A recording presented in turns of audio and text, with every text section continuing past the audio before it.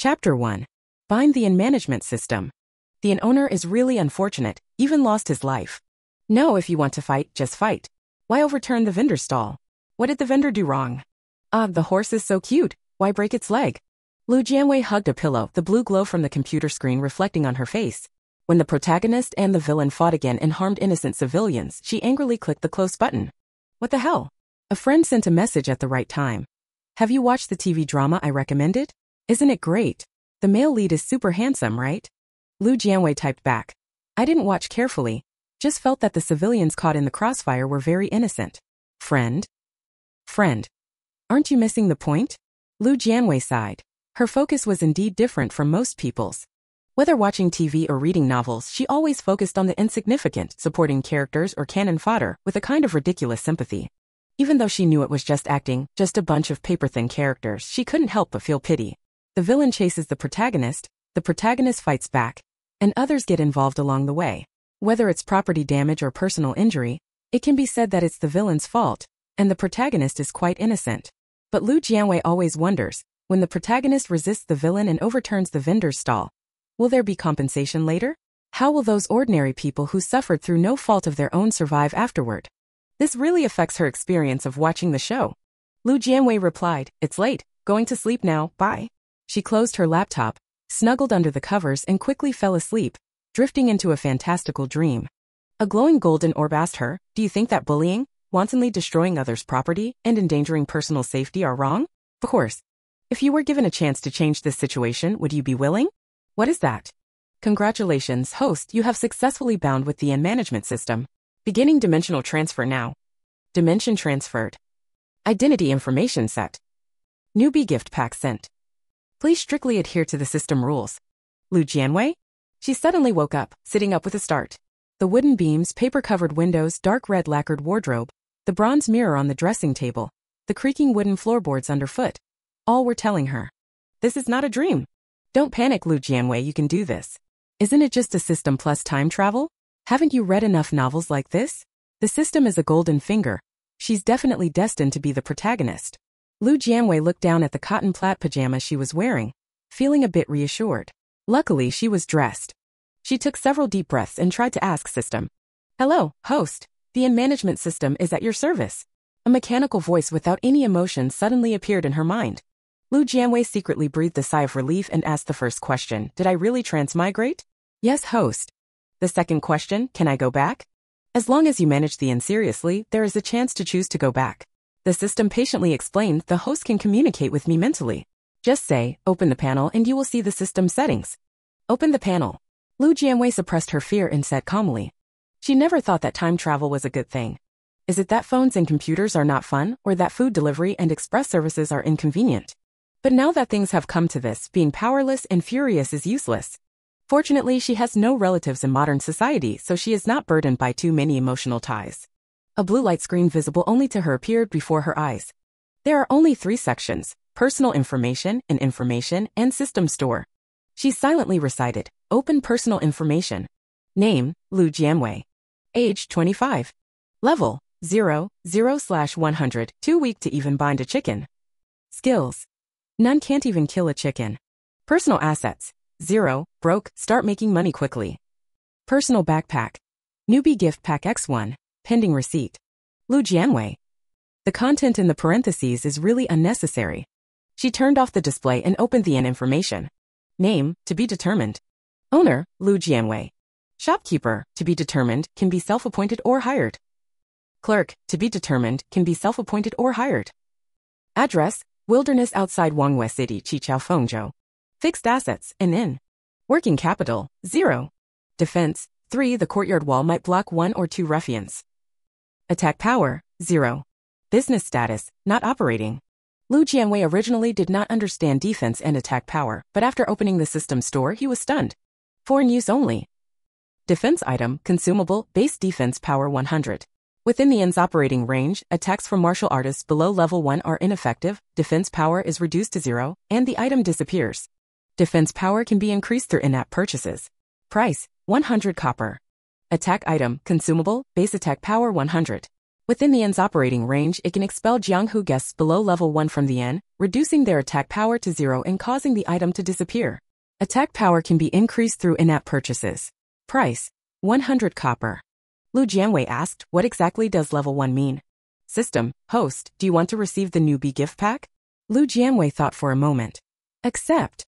The newbie gift pack was unlocked, and the system prompted, congratulations, host, you have received a new world survival manual, a set of native clothing, a batch of supplies already placed in the kitchen, and 100 copper coins.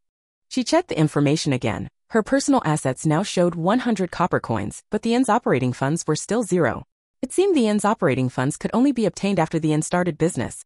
She opened the mall and saw the personal items section, which had everything from internal martial arts manuals, martial arts moves, weapons to medicines. Of course, all were things she couldn't afford. Scrolling to the very bottom, her eyes suddenly lit up. Special items. All special items are gray, temporarily locked, and cannot be purchased. What excites Lu Jianwei is that these are all modern-day products: food, drinks, daily necessities, and entertainment. Everything is available. The last item gives her hope: a time travel device. It can travel to a specified time and space. Price: never mind, she can't afford it. She glanced at the system time. It was 3 in the morning. The room was lit by candlelight, and outside the inn it was pitch black. She didn't dare open the window, but to survive here, she couldn't back down. Stay calm, Lu Jianwei, the system binding you isn't here to send you to your death. She slightly calmed her panic and asked, is there a map? The system's voice had a metallic, icy quality. There is a map navigation icon in the bottom right corner of the panel. Lu Jianwei looked toward the bottom right corner and indeed saw a navigation icon. Open the map. The map was displayed in a 3-dimensional form, with a golden sphere representing the location of the inn. Beyond that, within a radius of 10 miles, there were no other buildings. It's called wilderness, and it really is wilderness. How far is it from here to Wanghua City? 20 li. Lu Jianwei was speechless. She kept dragging it outward, then realized the map was stuck. More precisely, it had reached the edge. What's going on? Upgrade the map? Lu Jianwei was cautious. What are the requirements to upgrade the map? System: to expand by 1 mile, 1 copper coin is needed. As expected, it's a pay-to-win system. Lu Jianwei refused decisively. She only had 100 copper coins in her pocket, enough at most to buy a basic defense item. Survival is the priority. She clicked on the golden orb icon, and the entire inn appeared before her eyes, a 3-story building within a square courtyard wall. The first floor was divided into 3 areas: a hall for dining, a kitchen for cooking, and several small rooms for the staff to live in. The second floor consists of standard guest rooms, a total of 8. The third floor has more upscale guest rooms, equivalent to presidential suites, with 3 in total. She is currently staying in the suite in the middle of the 3rd floor. In the courtyard, besides the main inn building, there are houses set up on the east and west sides. On the east side, there are 3 tiled rooms, each with a large dormitory bed that can sleep 10 people. On the west side is the place where livestock are kept, commonly known as the stable, where the mounts of passing travelers can rest. Behind the main building is an open space with a well in the center. Lu Jianwei roughly understood the situation of the inn, and after a moment of thought, asked, if defensive tools have not been attacked and show no wear, do they not lose any defense power? Yes, the system replied. Lu Jianwei breathed a sigh of relief. In a way, this was also a permanent item. She felt somewhat reassured and took out the survival manual.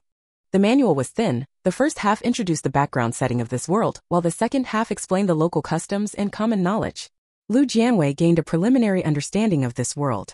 This is an ancient martial arts world, with combat levels ranging from level 1 to level 9. Beyond level 9, there are masters and possibly beyond masters, but the booklet does not specify. Of course, only if you can master martial arts. Most people are ordinary civilians living ordinary lives. The common knowledge also indicated the average prices in the Qi dynasty, making it convenient for her to run the inn. The inn information is incomplete. Would you like to add more? The system suddenly reminded. Lu Jianwei nodded. Add more. Please name the inn. Lu Jianwei thought casually and said, Bafang Inn. The inn has been named and the signboard has been created. The system continued. Please recruit a shopkeeper for the inn. Lu Jianwei sighed. I'll do it myself. Assistant. I'll do it myself after all. Where is she going to find people now? Besides, she doesn't have any money at all. Information has been updated. We hope the host will manage the inn seriously and strictly abide by the inn's rules. In rules, fighting is prohibited inside the inn. This rule is the highest principle of the inn and applies to everyone within the inn's operating area. Lu Jianwei raised an eyebrow. What if someone doesn't comply? System: for those who break the rules, the host must punish them. The specific punishment measures can be set by the host. Lu Jianwei became interested. What is the scope of the settings? What if it violates the laws of this dynasty? There are rules in the martial world, but they must be within a reasonable range. Understood. The setting of this world is that people in the martial arts community often do not abide by government laws due to their high martial skills. So when she deals with martial artists, she can also use the rules of the martial world. But it must be within reasonable and justifiable limits. For example, if a martial artist only damages tables and chairs, she cannot kill them. If a martial artist kills someone in the inn, she cannot just impose a fine. The corner of her mouth twitched slightly. Could it be that just because of a few complaints she made, she was bound by the system and stranded in a martial arts world? System, you bound me to travel through time when I was unconscious. That's an invalid contract in our world and violates our laws. I request to be unbound. The system played dead. Lu Jianwei was naturally angry, but anger was useless. The system playing dead meant it was also guilty. It might as well extort more money and things to save her life. Can't unbind it, there should at least be some compensation, right? The system finally responded. Okay, but with limitations. Lu Jianwei was blunt. Give me 500 taels of silver, 10 sets each of seasonal clothes, shoes, and socks, and a level 9 defense item. System. At most I'll give you 500 copper coins, for sets of clothes, shoes, and socks, and a level 2 defense item. Before she could refute, the system said, money and clothes have been placed in your personal backpack. Defensive tools have been generated, and within the inn's operating area, you are immune to level 2 and below attack power. No, the defense is too low, I could easily lose my life. If I'm dead, how can I talk about running an inn? The system was silent for a moment, then said, at most I can give you one more internal skill book, but nothing else. Internal skill? Lu Jianwei sighed. At my age, what martial arts can I still practice? The system said, when you crossed over, your body data was already modified for you. You now have excellent martial arts talent. Age is not an issue. But I still can't understand the cultivation method. The system was scared of her and directly threw her an internal cultivation manual without even a name, without a word of greeting, then vanished. Lu Jianwei took the book and opened to the first page. A sudden coolness touched the space between the eyebrows, like a fresh breeze from a mountain stream. The words in the book were deeply imprinted in the mind, and the obscure and difficult phrases transformed into vivid images, as if a sudden enlightenment had been poured in, bringing an unprecedented clarity. Chapter 2. Activate Business Mode. Lu Jianwei was so immersed in the mental technique that he couldn't pull himself away until the morning light leapt over the window frame and shone on the bronze mirror on the desk, reflecting a dazzling glare. Only then did she come to her senses. The system suddenly went online. Congratulations to the host for comprehending the mental technique. Personal information has been updated. Would you like to view it? View. Name, Lu Jianwei. Level, 0, 65 out of 100, probably can only catch an old hen. Personal assets, 600 copper, you are refreshingly poor. Personal backpack, a set of clothes gifted to beginners, one set of clothes for each season. System, put the clothes in the wardrobe. Lu Jianwei gave the order without any psychological burden. The system knew it was in the wrong and worked diligently without complaint. The clothes have been properly placed. It is now 7 in the morning. Should we open for business? Lu Jianwei glanced at the plaid pajamas and shook her head, saying no. She opened the wardrobe, and a fresh fragrance wafted to her nose. It was sandalwood. A wardrobe made of sandalwood is actually quite nice. 5 sets of clothes were neatly placed in the wardrobe, 2 sets of skirts folded together, and the other 3 sets were probably for other seasons. The newbie gift pack definitely contains clothes for the current season. She reached out to take off her pajamas, then suddenly thought of a question. You're not going to look at me, are you? The system will protect the host's privacy. Lu Jianwei finally changed her clothes.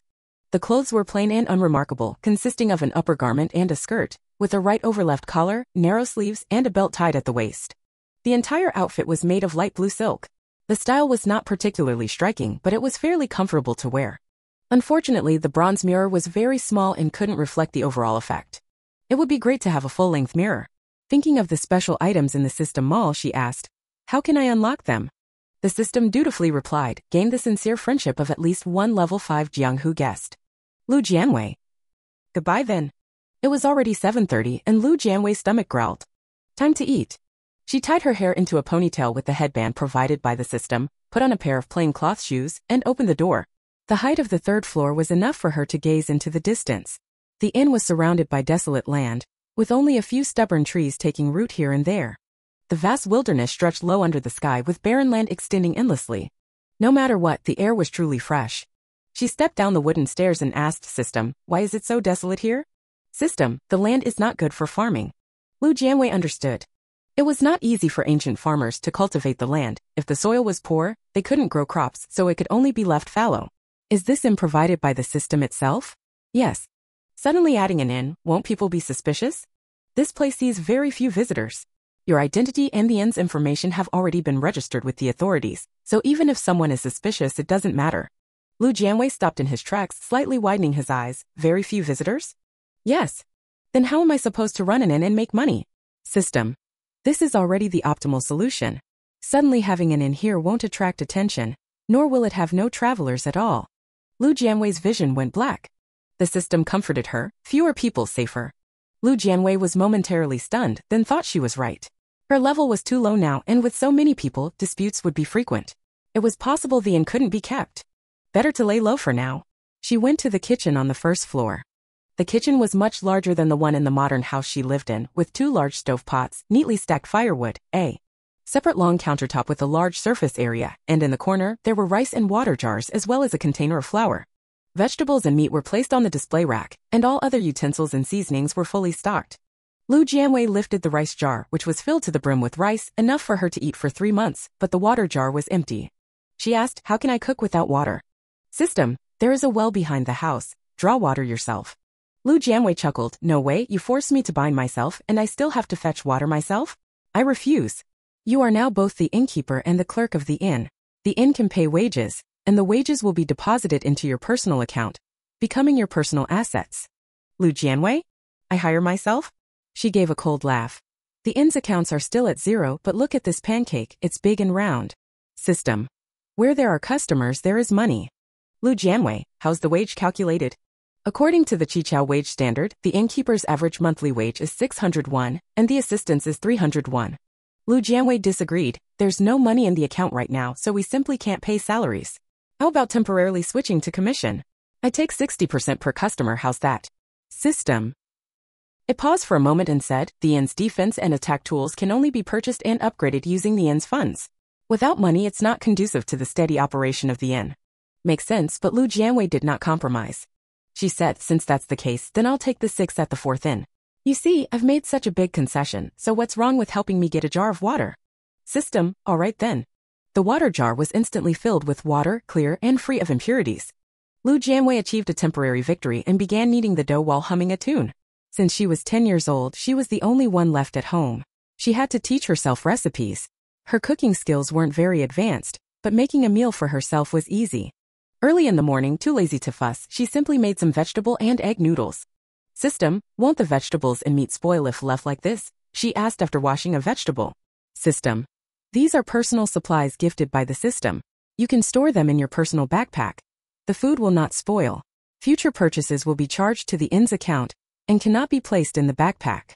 Lu Jianwei's eyes lit up.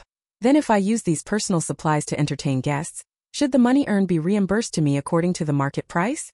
Labor costs are wages which have already been calculated. The inn currently has no money on hand and cannot buy supplies. There isn't a single village within 10 miles nor any purchasing channels. If guests really come, we can only use this batch of supplies to hold out for now. The system store doesn't sell these items. She can only buy from the local villagers. System. Also, Lu Jianwei said again, if I grow vegetables and grains myself, can I sell them to the inn? System. Silence means yes. Lu Jianwei turned over several thoughts in his mind. The system is stingy, but she is even stingier than the system. Host, the land within a 10-mile radius is unsuitable for planting, the system reminded her. Lu Jianwei smiled and said, so if I want to purchase supplies, I can only go to the nearest Jianwei city? Yes. We'll see, she said. She didn't want to personally transport supplies over 20 miles. She put the supplies into her personal backpack, made herself a bowl of noodles, ate it contentedly, washed the bowl, and then started strolling around the courtyard. A 3-dimensional map is no match for visiting in person. The main building is located on the central axis of the inn. From the main building to the courtyard gate, it is about 100 meters. Along this line there are bluestone slabs paved. At 50 meters along the bluestone slabs, 2 branches split east and west, leading to the guest rooms on the left and right and the stables. The rest is all dirt ground, but it is clean and level. The main building's front door has 6 panels, and outside the door is a corridor about 5 feet wide. The corridor leads down 3 stone steps connecting to the bluestone pavement. Facing the main door directly on the right side stands a wooden signboard on which a row of prominent large characters is carved. No fighting is allowed inside the inn. As soon as guests enter the courtyard gate, they can see this rule. Lu Jianwei felt that a wooden sign alone had no deterrent power. Those who wanted to fight wouldn't care about a wooden sign. Of course, it was too early to think about this now. The inn's defense level was only at level 2, and her level hadn't even reached level 1. If she encountered martial artists above level 2, no matter how many signs were posted, it would be useless. The urgent task was to improve her own strength. Internal skills need to be practiced, and so do the techniques. The techniques have to be bought from the shop, various kinds like blade techniques, sword techniques, whip techniques, spear techniques, and so on, all of which she couldn't afford. Ultimately, it all came down to making money. Lu Jianwei took a walk around and then returned to her room to continue practicing the mental method. The system took the opportunity to ask, would you like to enable business mode? What is the difference between business mode and non-business mode? In business mode, if there are guests outside the courtyard, the system will give a prompt. In non-business mode, even if guests outside the courtyard call out, the system will block it for the host. Lu Jianwei, that's quite convenient. She did want to do business, but she was afraid of running into ruthless wanderers who killed indiscriminately, making no money and risking her life. After a moment of thought, she asked, can you detect the level of guests outside the inn? If they are above level 2, I won't do business. System, I can, but it's unnecessary. Those above level 2 can break through defenses and move indirectly. Lu Jianwei frowned. Didn't this mean that as long as her level and the inn's defense level didn't improve, she would always be at risk? As expected, risk and opportunity coexist. She came up with another idea. If a guest breaks the inn's rules, I can fine them, right? Yes. Does the guest have to hand the money to me personally, or can the system collect it directly? The system can collect it directly. So can we directly use fines to upgrade defense capabilities then? The system stalled.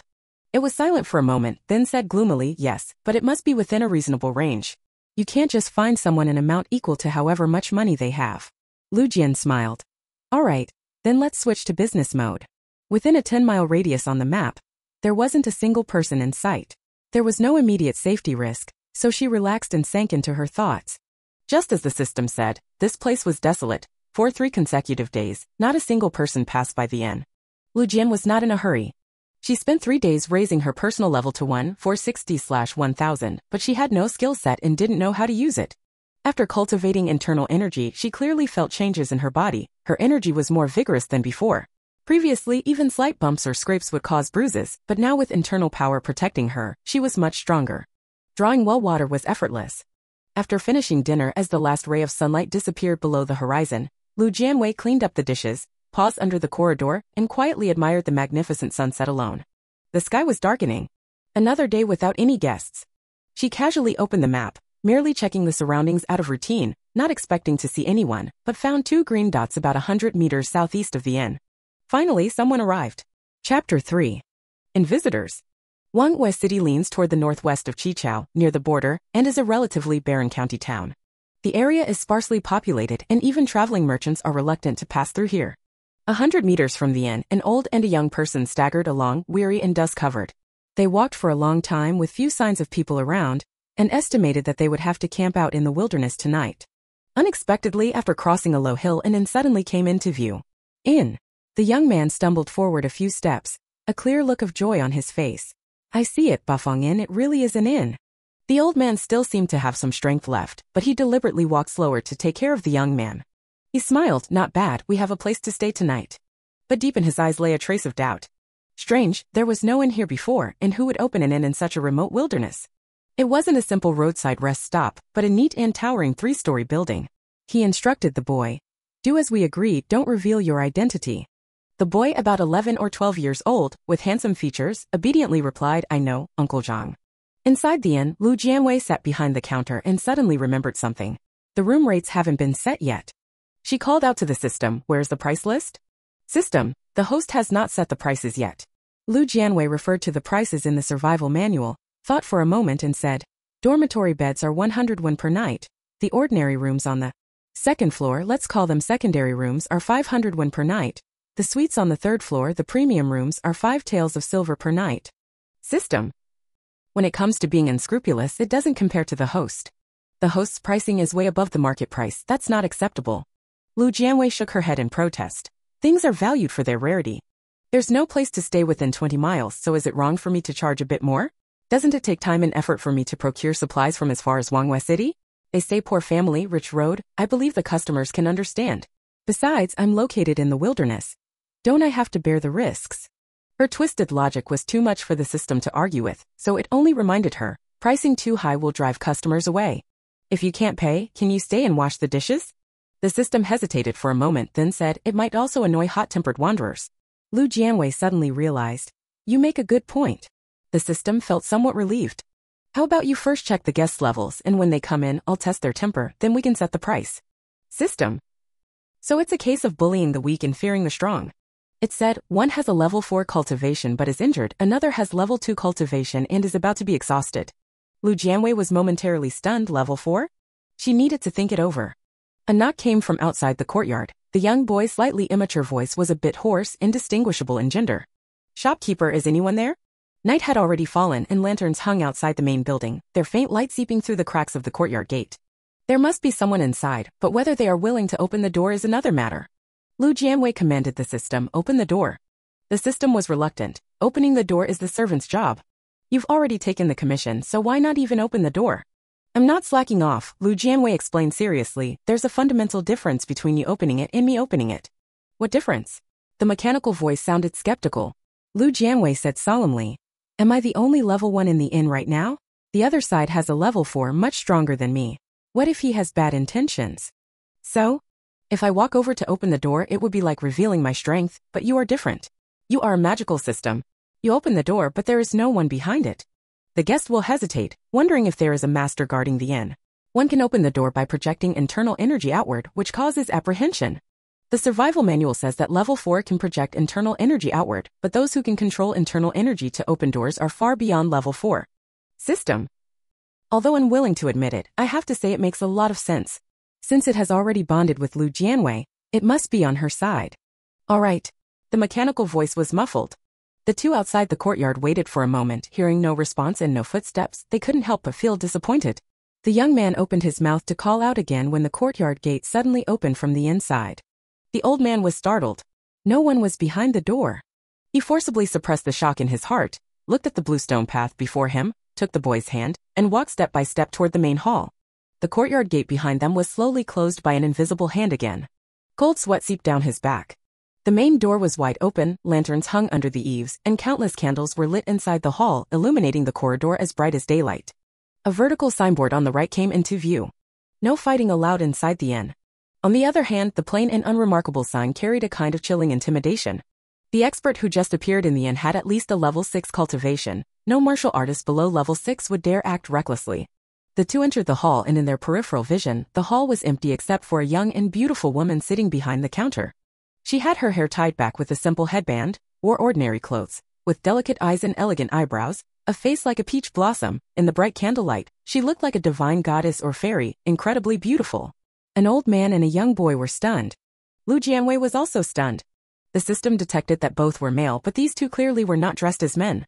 The old man wore women's clothing, with a woman's hairstyle, his neck covered by a slightly high collar. The child was dressed as a young girl, only 11 or 12 years old, with no obvious male features, having delicate and refined looks which did not seem out of place. No wonder just now outside the courtyard only the young man spoke up to ask. Lu Jianwei's thoughts shifted, but he didn't expose it. She smiled, her tone soft and gentle like the misty rain of Jiangnan. Are you two planning to stay at the inn? The young man slightly lowered his guard, parted his chapped lips, and asked, Sister, how much is it to stay for one night? They didn't have much money left on them. Lu Jianwei noticed his embarrassment but still smiled and said, a night in the dormitory costs 100 won per person, the secondary room 500 won, and the main room 5 taels of silver. The young man's eyes widened. It's not like he had never stayed at an inn before. I didn't expect that after finally finding an inn, it turned out to be a shady place. This sister looks quite decent, yet she's so money-minded. Truly, you can't judge a book by its cover. Aren't you afraid of angering a 4th-level martial artist? The system asked. Lu Jianwei, they are disguised and dressed up, surely hiding from someone, and dare not make a big fuss. System. The level 4 martial artist indeed did not get angry, but pointed to the vertical sign beside the corridor outside the door, his voice hoarse like an old woman's. What does the sign outside say? Lu Jian smiled, the literal meaning. What happens if someone disobeys? Nature will be punished. The old man mustered his courage and asked, May I ask if your esteemed establishment has any masters or seniors present? Lu Jianwei neither nodded nor shook his head, but simply smiled and asked, Will the guests be staying at the inn? The old man dared not ask further, fearing he might offend the senior and bring about trouble. He made up his mind and said, To be honest with you, miss, our hometown has suffered a disaster. I am taking my granddaughter to Jianwei City to seek refuge with relatives. We have almost used up all our travel money, leaving only 300 won. Could you please make an exception and let us stay for one night? Once we find our relatives in Jianwei City tomorrow, we will definitely pay the room fee. My surname is Liu, and I am the innkeeper, Liu Jianwei said with a puzzled look. 300 won is enough for you to stay in the dormitory. You are the first guests to check in, so the deposit can be waived. Innkeeper Liu, my granddaughter is grown up, and it's not appropriate for her to share a room with strangers, the old man said with a troubled expression. Liu Jianwei smiled and said, no problem, the dormitory is currently empty, and it will be just the two of you. The old man said happily, that's great, we'll stay in the dormitory. Thank you, Manager Liu. As soon as he finished speaking, the young boy's stomach grumbled a few times, making his cheeks flush with embarrassment as he lowered his head. Liu Jianwei gently reminded, the inn also provides food, but meals are charged separately. I wonder what kind of food is available and how much it costs. The old man, feeling sorry for the boy, couldn't help but ask. Liu Jianwei did not feel the slightest bit ashamed. The inn just opened, and for now we only offer vegetable and egg noodle soup, 21 a bowl. The two of them. Isn't this really a rip-off shop? The young boy looked up, eyes full of hope at Liu Jianwei. Shopkeeper sister, can you make it a bit cheaper? Liu Jianwei's heart wasn't completely dark. He pretended to think for a moment then said, at most, I can add an egg for you. The light in the young man's eyes dimmed. They only had 300 won in their pockets. Spending 200 won for a night on a communal bed, if they ate 2 more bowls of noodles, they would be left with only 61. The old man sighed quietly and said, then I'll trouble shopkeeper Liu for 2 bowls of noodles. Anyway, they were almost at Jianwei City, so saving 41 was meaningless. Liu Jianwei agreed and asked, do you have a travel permit? She needed to register the guest's identity information. The old man wore a worried expression. Our family is busy fleeing from disaster. We don't have such a thing. My surname is Zhang, my husband's family name is Zhu, and this is my granddaughter Zhuyu, the Yu from Moon. Liu Jianwei immediately wrote down the words Zhang family and Zhuyu in the book. Wanderers in the martial world can fly over eaves and walls, often coming and going without a trace. How could the mere city gate guard stop them? There are plenty who don't follow government rules. She saw no need to dig deeper. 241 in total, she said, putting down the pen. The old man took out 3 qian of broken silver from the bundle. In the Qichao era, 1 qian of silver was equivalent to 100 copper coins, and 1 liang of silver was equivalent to 1 guan of money, which is 1,000 won. Since carrying a large number of copper coins was inconvenient, broken silver could be used as a substitute. Using broken silver for transactions required weighing, but the old man did not see a silver scale on the counter. Liu Jianwei took the silver coins, pretending to shake them, but actually letting the system scan them, then pulled out 6 strings of copper coins from the drawer, each string containing 10 coins. The dormitory rooms aren't locked, no need for keys. There are 3 rooms to the left when you go out. You can stay in any one you like. The meal will be ready later. Zhu suddenly asked, is there hot water for bathing? Liu Jianwei was silent for a second, then shamelessly said, there are no other workers in the shop, and I'm not very strong. If you want to bathe, I'll boil a pot of hot water later. As for cold water, there's a well at the back. You'll have to fetch it yourselves. The two of them. I've never seen an inn like this. When under someone else's roof, one has to lower their head. Besides, shopkeeper Liu looks pretty and delicate, definitely not someone who can carry water. Ziyu, proud of being a man, replied, I can carry the water myself. Liu Jian smiled even more brightly. All right, then I'll add an egg for each of you. Thank you, shopkeeper Liu. The old man said, then led the young boy out to the dormitory. Liu Jianwei turned and went to the kitchen, skillfully kneading the dough while also keeping track of the accounts in his mind. Tonight's room fee is 200 won, I get 40%, which is 80 won. The 2 bowls of noodles are my personal supplies and were made by me, so the 41 from them belongs entirely to me. Did I get that right? The system didn't want to be unreasonable, but seeing her so stingy, it said grumpily, bowls, chopsticks, stoves, and firewood are public property of the inn. You have to pay a rental fee. Liu Jianwei. It doesn't have to be calculated so precisely, does it? Humph. All right. I earn more so I can exchange skills faster. If I'm stronger, I can better ensure the inn's operation, right? Besides, when you buy things in the shop, the money is still spent on you. She softened her tone, and what she said made sense. The system master has a large amount. Let's let it go this time. Liu Jian smiled and squinted, silently reciting personal information. Personal assets, 720 copper. Aren't you really ashamed? Looking again at the system store, the cheapest skill called Transverse Wave Palm costs 1,000 copper. She endured and endured but still couldn't hold back. System. Can the content inside the parentheses be hidden? System. No. Host. Chapter 4. Is the inn still looking for staff? Zhang Bo walked into the dormitory room with Zhuyu. The room is quite spacious and clean. Zhuyu breathed a sigh of relief. Usually those who stay in the inn's dormitory beds are hard-working commoners and laborers. 10 or more people crammed together, and over time, the dormitory becomes the dirtiest and messiest room in the inn. He looked at the wide bed that could sleep 10 people and didn't feel it was a loss. At least I can get a good night's sleep tonight. Tomorrow morning we'll head into town, Jianwei said. First we'll gather information, then make plans. Jiu nodded. I'll follow your lead. He paused, then asked curiously, is there really a master guarding this inn? Jianwei's expression slightly stiffened. I can't sense the other person's aura, so I can't be sure. Can't sense it, Ziyu said in surprise. Then it might really be a senior expert. Those who have studied martial arts can sense the aura of martial artists, unless a high-level martial artist deliberately conceals it. If the one who opened the door earlier was truly a level 6 expert, then with Jianwei's level 4 cultivation, it is normal that he couldn't sense anything if the other party intentionally concealed their aura. Zhu asked again. Then can you tell if the shopkeeper's sister is a martial artist?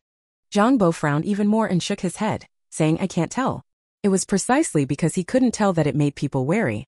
Lu the shopkeeper was so young, if her internal skill cultivation had already surpassed his, what kind of prodigy would she be? If she wasn't a martial artist, then what kind of confidence did the real owner of the inn have to let a weak woman be the shopkeeper out in the wilderness? No matter what, this inn was not something they could provoke. After a moment, a gentle voice sounded outside the door. Both of you, the noodles have been taken to the hall and the water has been heated. I'll go rest now, make yourselves comfortable. As the words fell, footsteps of departure followed. Both. Jiu couldn't help but sigh. I've never seen an inn that does business like this. Lu Jianwei checked the map. There were no green dots within a 10-mile radius. It was unlikely there would be any more guests tonight, so she simply returned to the 3rd floor. Little guest, can that Zhang family see through my level? She asked intently. System. Little guest. Aren't you called the inn management system? I can't keep calling you system every day, it feels so distant. Whatever. The system didn't care what it was called. The cultivation method you practice is quite special. Others can't tell how advanced you are. Lu Jianwei raised an eyebrow upon hearing this. So that's how much you like me. System? Just casually tossing in a heart method, that's how powerful it is. The system said coldly, it's just suitable for your constitution. Didn't you also modify my constitution? The system continued to argue, you are the host. We share glory and loss together. Lu Jianwei sighed lightly, truly a stubborn mule, but he didn't expose it and asked, no matter how high the cultivation, you still can't tell? Even a grandmaster? The system patiently explained, a 6th level martial warrior is already considered a top expert in the martial world.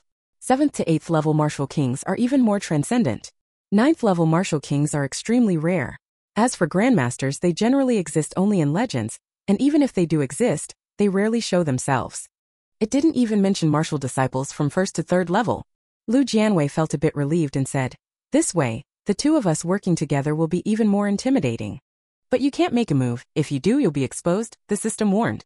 As soon as she uses her internal strength, others can see through it at a glance. Lu Jianwei nodded in agreement. That's right, so we need some assistance. How about attack tools? The system really wanted to laugh. There isn't enough money in the account. There will be eventually. Lu Jianwei opened the inn information. The inn's current liquid funds are 120 copper, only enough to barely purchase a level 1 basic attack item. Little guest, how much does it cost to upgrade an item? System, upgrading from level 1 to 2 requires 1,000 copper, from level 2 to 3 requires 10,000 copper, and so on. Lu Jianwei did the math. With a tenfold increase each level, reaching level 9 would require 10 billion copper coins, which converts to 10 million taels of silver. Moreover, the items must be upgraded level by level, requiring even more money. Truly a gold-devouring beast. Relying on others is not as good as relying on oneself. Improving one's own strength is the true way. External forces are, after all, external. She resignedly climbed into bed, sat cross-legged with her back straight, and began practicing her meditation technique. The night passed quietly. In the morning, Lu Jianwei opened her eyes, glanced at the progress bar, level 1, 824/1000, and thought that with a bit more effort, she could break through to level 2. Until she reached level 9, her life would always be in danger. Still too slow. System. If other martial artists heard this woman's complaint, they would probably all spit blood. After Lu Jianwei finished washing up and went downstairs, he happened to run into the grandfather and grandson carrying their bundles bidding farewell. She asked, not eating breakfast before leaving? Ziyu quickly shook her head, no. They couldn't afford the inn's meals. Lu Jian smiled and waved, then goodbye for now, hope to see you again next time. Ziyu, no, there won't be a next time. After the two left, the inn returned to its quiet state. Lu Jianwei resumed her monotonous life of training, eating and training. After a day, she finally became a level 2 warrior. But she still had no income and couldn't afford any skills. But even if she couldn't afford it, she still took great pleasure in browsing them all. The system sneered, "You don't have money to buy anything, so what's the point of looking? Isn't it called being prepared?" Lu Jianwei carefully examined the details of each item. If I suddenly strike it rich tomorrow and can afford to buy them, but waste time because I don't know what to buy, wouldn't that be a huge loss? System, everything exists in dreams. Lu Jianwei suddenly frowned and said aggrievedly, "Little guest, how can you say that about me? I'm also thinking about the inn, aren't I?"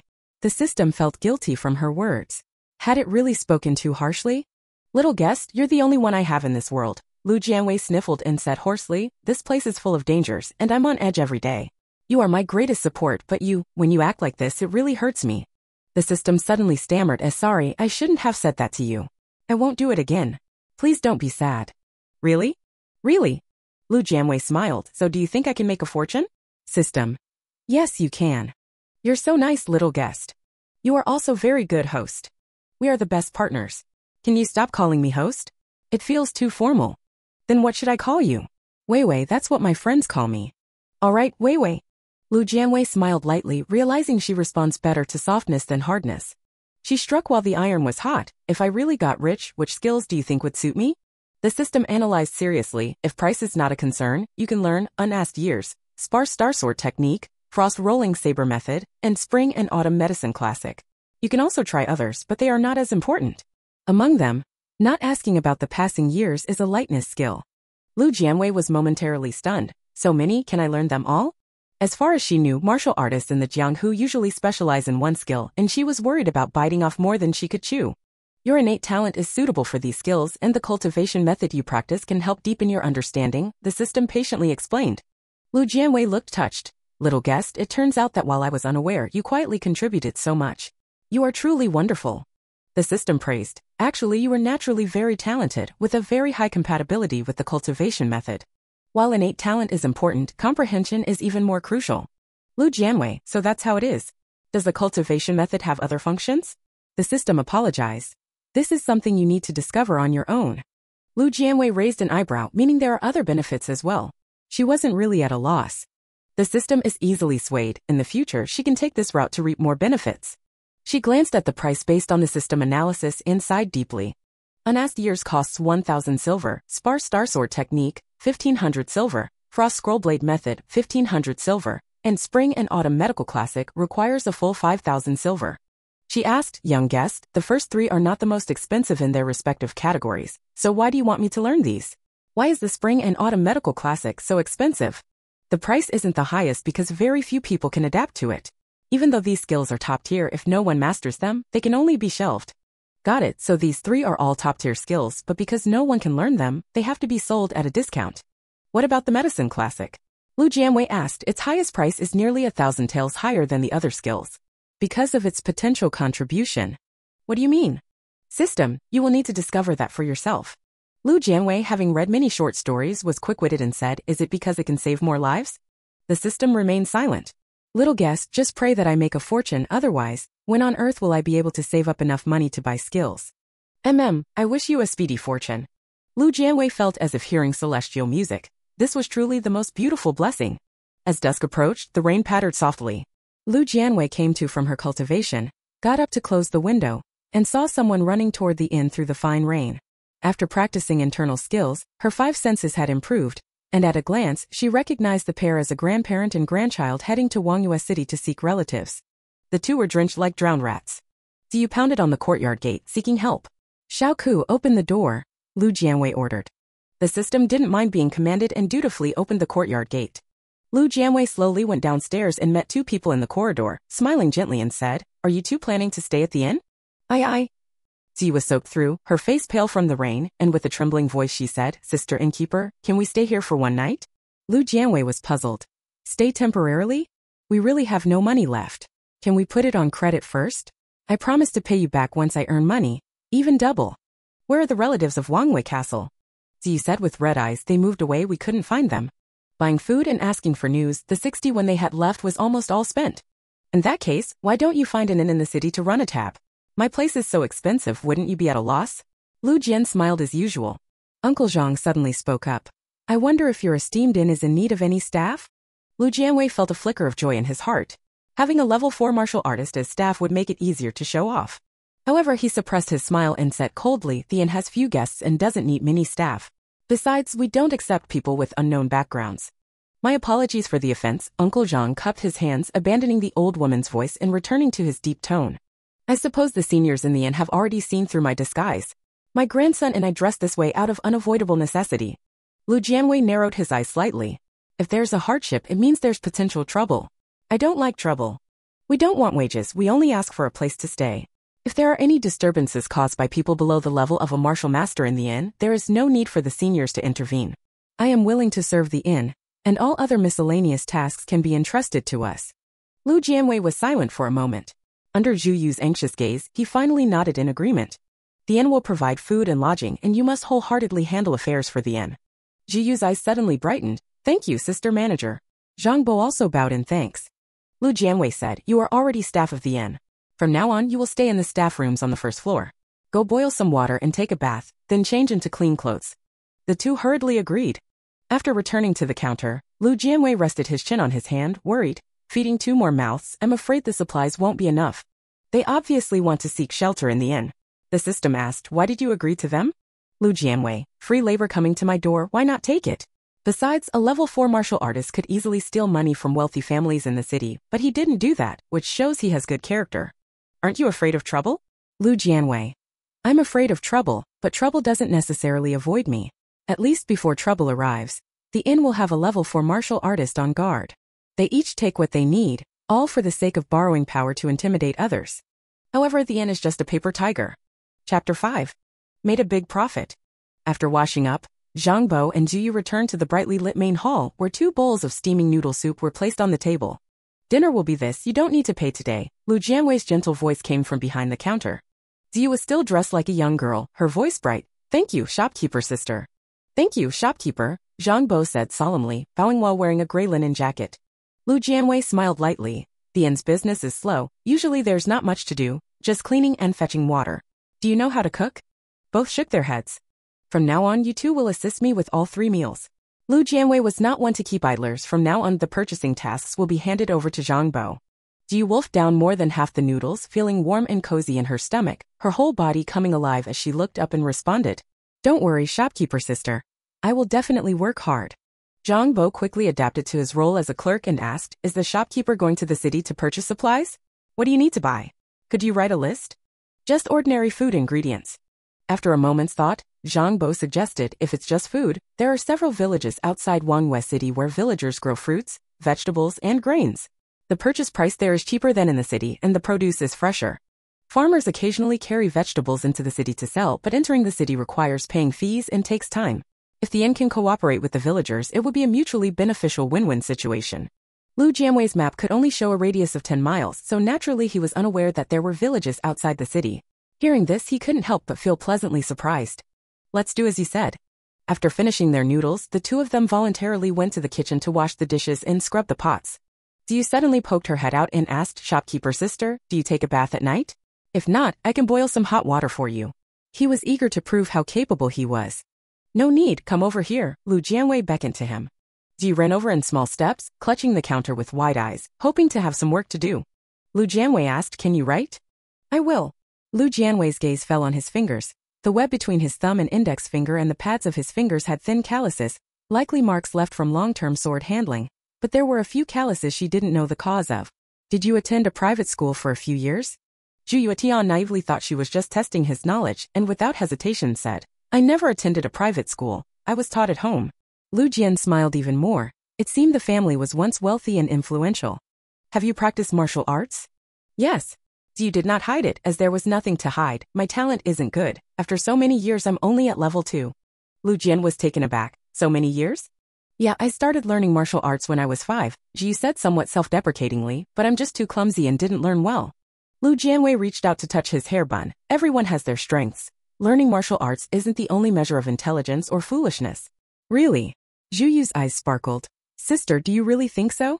Lu Jianwei nodded sincerely, of course. I have things I like to do, but... Ayu, Uncle Zhang came out of the kitchen, it's getting late, don't disturb the shopkeeper's peace. The light in Zhu Yu's eyes went out, she said, oh, and was about to leave. Where are you going? Lu Jian smiled, I told you to stay in the servant's room, and you still want to sleep in the dormitory? Zhuyu scratched her head with a chuckle. I forgot. The sound of rain grew denser. Amid the vast curtain of rain, the inn in the wilderness stood like a solitary island outside Jianwei City, its candlelight resembling a lighthouse, emitting a comforting glow in the pitch-black night. Jianwei was about to go upstairs when the system suddenly prompted, "Someone is coming." The map showed 32 green dots in the southeast direction.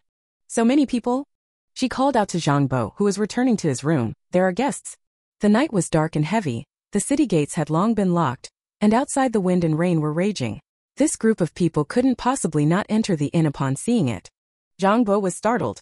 He is at least a level 4 martial master, yet he didn't hear a single sound. The wind and rain outside masked the footsteps, so it was understandable that he didn't notice, but how did shopkeeper Lu hear them? Could it be that her internal power is truly higher than his? "How many are there?" he asked cautiously. Jianwei's expression remained unchanged. "About 30 people." Just as he finished speaking, Zhang Bo caught the sound of footsteps, about 30 zhang from the inn. Judging by their pace, when Manager Lu heard the noise earlier, they were still about 60 zhang away. The 8 directions and truly harbored hidden talents. His expression slightly tightened as he said, "Manager, 30 people might be a caravan. If they want to eat, I wonder if the inn has enough food supplies." Jianwei put most of the supplies into his personal backpack. There weren't many in the kitchen. Zhang Bo had just seen clearly in the kitchen, which is why he asked. "No need to worry. There are still some in the storeroom." She discussed with the system, "Can you help me put the supplies into the warehouse?" The inn had a warehouse located underground. The system responded. Zhang Bo no longer asked. He also had no time to ask further. The guests who had come from afar had already knocked on the courtyard gate. "I'll go open the door," Zhu volunteered. "No need, it's raining outside. Be careful not to get wet." Jianwei stopped him and asked the system in her heart, "Xiaoka, are there any experts?" System, 1 level 4 martial artist, 23 below level 4, the rest are ordinary people. Jianwei felt relieved. "Open the door." The system works tirelessly, like a pair of invisible hands, breaking through the rain outside and pulling open the tightly closed courtyard gate. This time, Zhang Bo stood inside the inn and saw it with his own eyes, leaving no room for doubt. He was deeply ashamed. Such a trivial matter, yet it required the senior's intervention. Jianwei smiled but said nothing. The merchant caravan outside the courtyard was in a sorry state. Seeing the courtyard gate open, they didn't even check if anyone was behind it and rushed straight into the inn. Several cargo wagons left deep wool tracks in the courtyard. The cargo boxes on the wagons were wrapped in tung oilcloth and hadn't been soaked by the rain. The caravan members wore straw raincoats that only covered their upper bodies, while their lower halves were soaked through with muddy water. Their waterlogged shoes creaked with every step. Sticky and annoying. The group threw down their carriages and horses and ran into the main hall one after another. They were all tall and burly men, filling the originally spacious inn to capacity. "I didn't expect there to be an inn outside Jianwei City." Someone stepped forward and faced Zhang Bo, treating him as the innkeeper. "Innkeeper, we'd like to rent a few rooms." Zhang Bo looked toward Jianwei behind the counter. Seeing her nod, he then spoke. "The dormitory beds are 100 won per person per night, the secondary rooms are 500 won per night, and the premium rooms are 5 taels of silver per night." Whoosh-ee. The caravan members murmured among themselves. This was way too expensive. The leader frowned slightly. "Shopkeeper, isn't this a bit too expensive? I am the manager of Jindao Trading Company. My surname is Zhao. It's not easy for anyone traveling away from home. Could you possibly make an exception?" He was in his 30s, tall and thin, with a small mustache on his upper lip, sharp eyes, and an impressive aura, but he showed no sign of being a martial artist. "So you are Manager Zhao from Jindao Trading Company. My apologies for the oversight." Zhang Bo cupped his hands respectfully. "I would like to accommodate you all, but the room rates are set by the owner and I dare not make decisions on that. I kindly ask Manager Zhao to show some leniency to this old man." "Manager Zhao. Is the name of Jindao Trading Company no longer effective? It's getting late. If you want to stay, stay. If not, please leave the inn," Jianwei said lazily. Jindao Trading Company sounds wealthy and powerful, but their behavior outside is surprisingly petty. "That's too much bullying," a voice thundered angrily like a clap of thunder, making people's ears tingle. The tall and burly man drew his knife.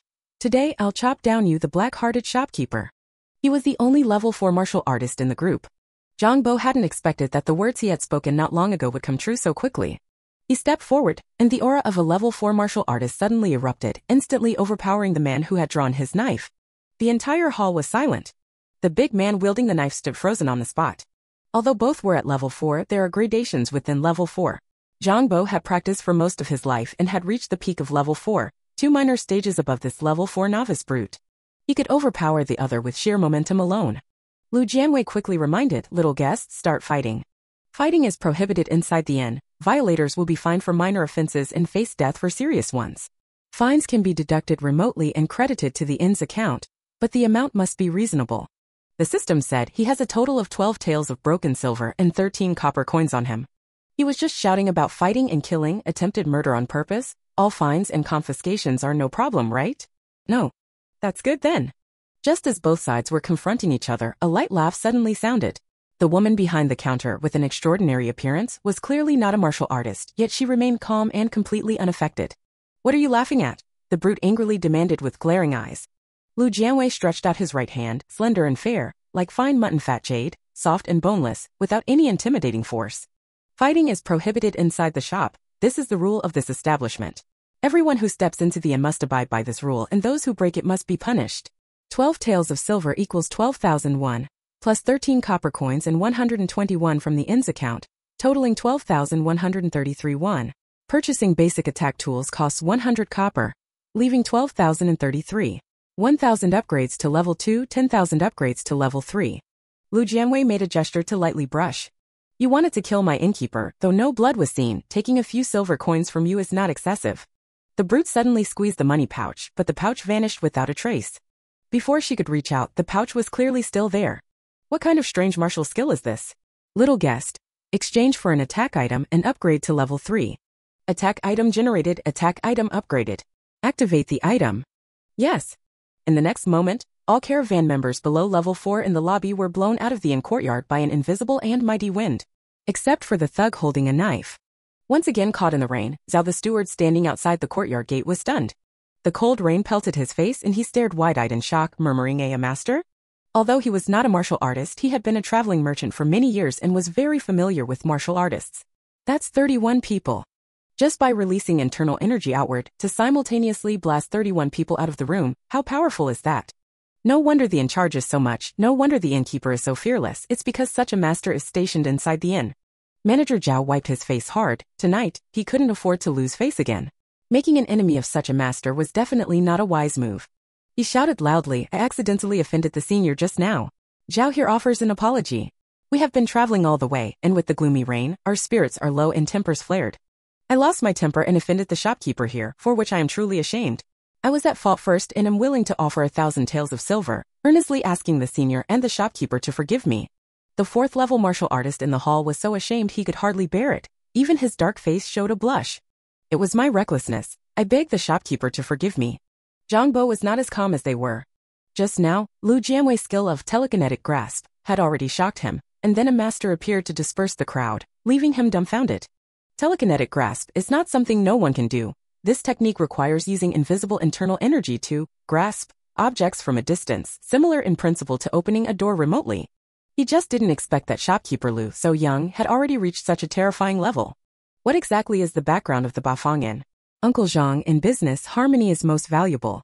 Since Manager Zhao sincerely apologizes, let them in, but the room charge will be 10 times higher. As for this martial artist, I'm sorry, but our establishment refuses to serve him.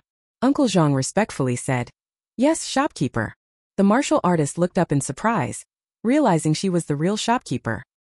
He was decisive and turned to run into the rain, leaving the inn. Manager Zhao let everyone inside, and now no one dared to argue anymore. Even if the room fee was 10 times the original amount, they accepted it. Lu Jianwei arranged for Juyu to register while he sat and collected the money. Manager Zhao booked 3 dormitory rooms, stayed in a secondary room himself, and paid a total of 1,035 taels, including 1,000 taels as compensation. Since silver coins were inconvenient, they had to use silver notes. Fortunately, they were traveling merchants who often conducted large transactions and carried some silver notes with them. Lu Jianwei generously waived their deposit. Everything was arranged, and she leisurely went up to the 3rd floor. As soon as the door closed, her true nature was revealed. Open the personal information. Chapter 6. Getting on track. Name Lu Jianwei. Level 2214/10,000. Running for your life is the only option. Personal assets. 414 silver, 720 copper. Can't even afford a decent skill. Check the information again. Name, Bafang Yin. Staff, 2 people, Zhang Bo Juyu. Working capital, 622 silver, 653 copper. Defense, 1,003. Attack, 9,888. The attack was originally 10,000, but it decreased after one use. If it falls below 10,000, it cannot target Jiang who guessed above level 3 and must be replenished promptly. Lu Jianwei looked at the money in the account and couldn't help but smile broadly, really hoping that more fat sheep would come to deliver money. Little guessed, upgrade both the defensive and offensive tools to level 4. Upgrading the defensive tool to level 4 requires 110,000 copper, and upgrading the offensive tool to level 4 requires 100,000 copper, totaling 210,000 copper. Deduct now? Lu Jianwei sighed. Do upgrades have to be done one level at a time? Deduct 10,000 first, then 100,000. Can't the 10,000 be skipped? That's really good at squeezing every penny. System, no. Alright, deduct it then. Lu Jianwei failed to bargain and had no choice but to accept. It's just like leveling up in a game. Each level requires a fixed amount of experience points. Even if you level up twice in a row, the experience points for each level must still be deducted. After deducting 210,000, the end's account still had 412 silver and 653 copper left. The poor family finally saw some improvement. She needed to make friends with Jindao Trading Company. By the way, the system suddenly said shyly, since the inn has already hired staff and you don't have to take on the staff's duties, do we not need to split the profits? You are the manager and the monthly salary will be paid from the inn's accounts. Lu Jianwei said sadly, little guessed, do we really need to be so clear about the division? The system explained. Now that the inn is on the right track, no one would give employees such a large share. But on the inn's information, everyone is me. That's correct, but this is a strict system rule. The system's tone was firm to prevent the host from abusing authority and spending recklessly, which would cause the inn's accounts to run dry and make continued operation impossible. Lu Jianwei thought about it and realized it wasn't without reason. This is inherently an inn management system. If private and public accounts are not separated, the innkeeper might spend all their assets on purchasing skills to enhance their strength, resulting in the inn running out of money and being unable to operate normally. But the system cannot do without a shop. Relying solely on defensive and offensive items to protect the inn is not a sustainable solution. The innkeeper must also possess a certain level of strength. Lu Jianwei cannot hide inside the inn forever. She accepted the system's rules. I agree, but I have to ask a question. Go ahead. The 1,000 taels for the apology is for me, right? Or should it be deducted from the inn's account? System, experts are just props. Alright then.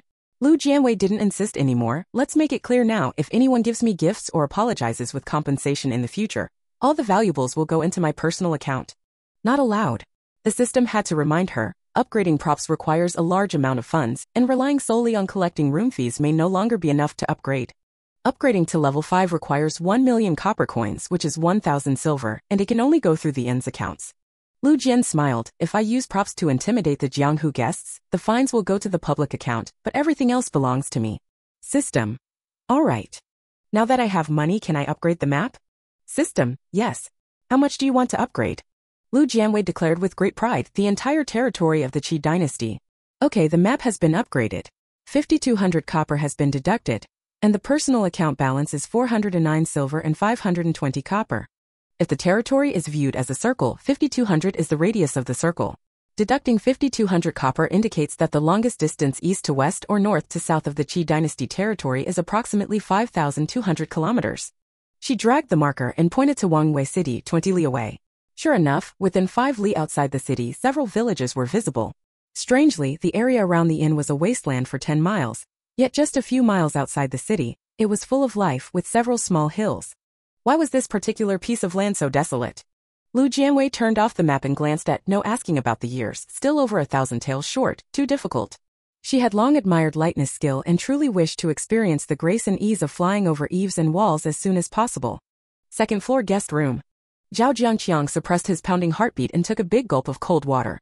He was fortunate to have met the martial artist friend beside the young master, who was already at level 6, known as the top swordsman in the martial world with a formidable reputation, but his internal energy and intimidation seemed far less than that of the mysterious expert who just made a move.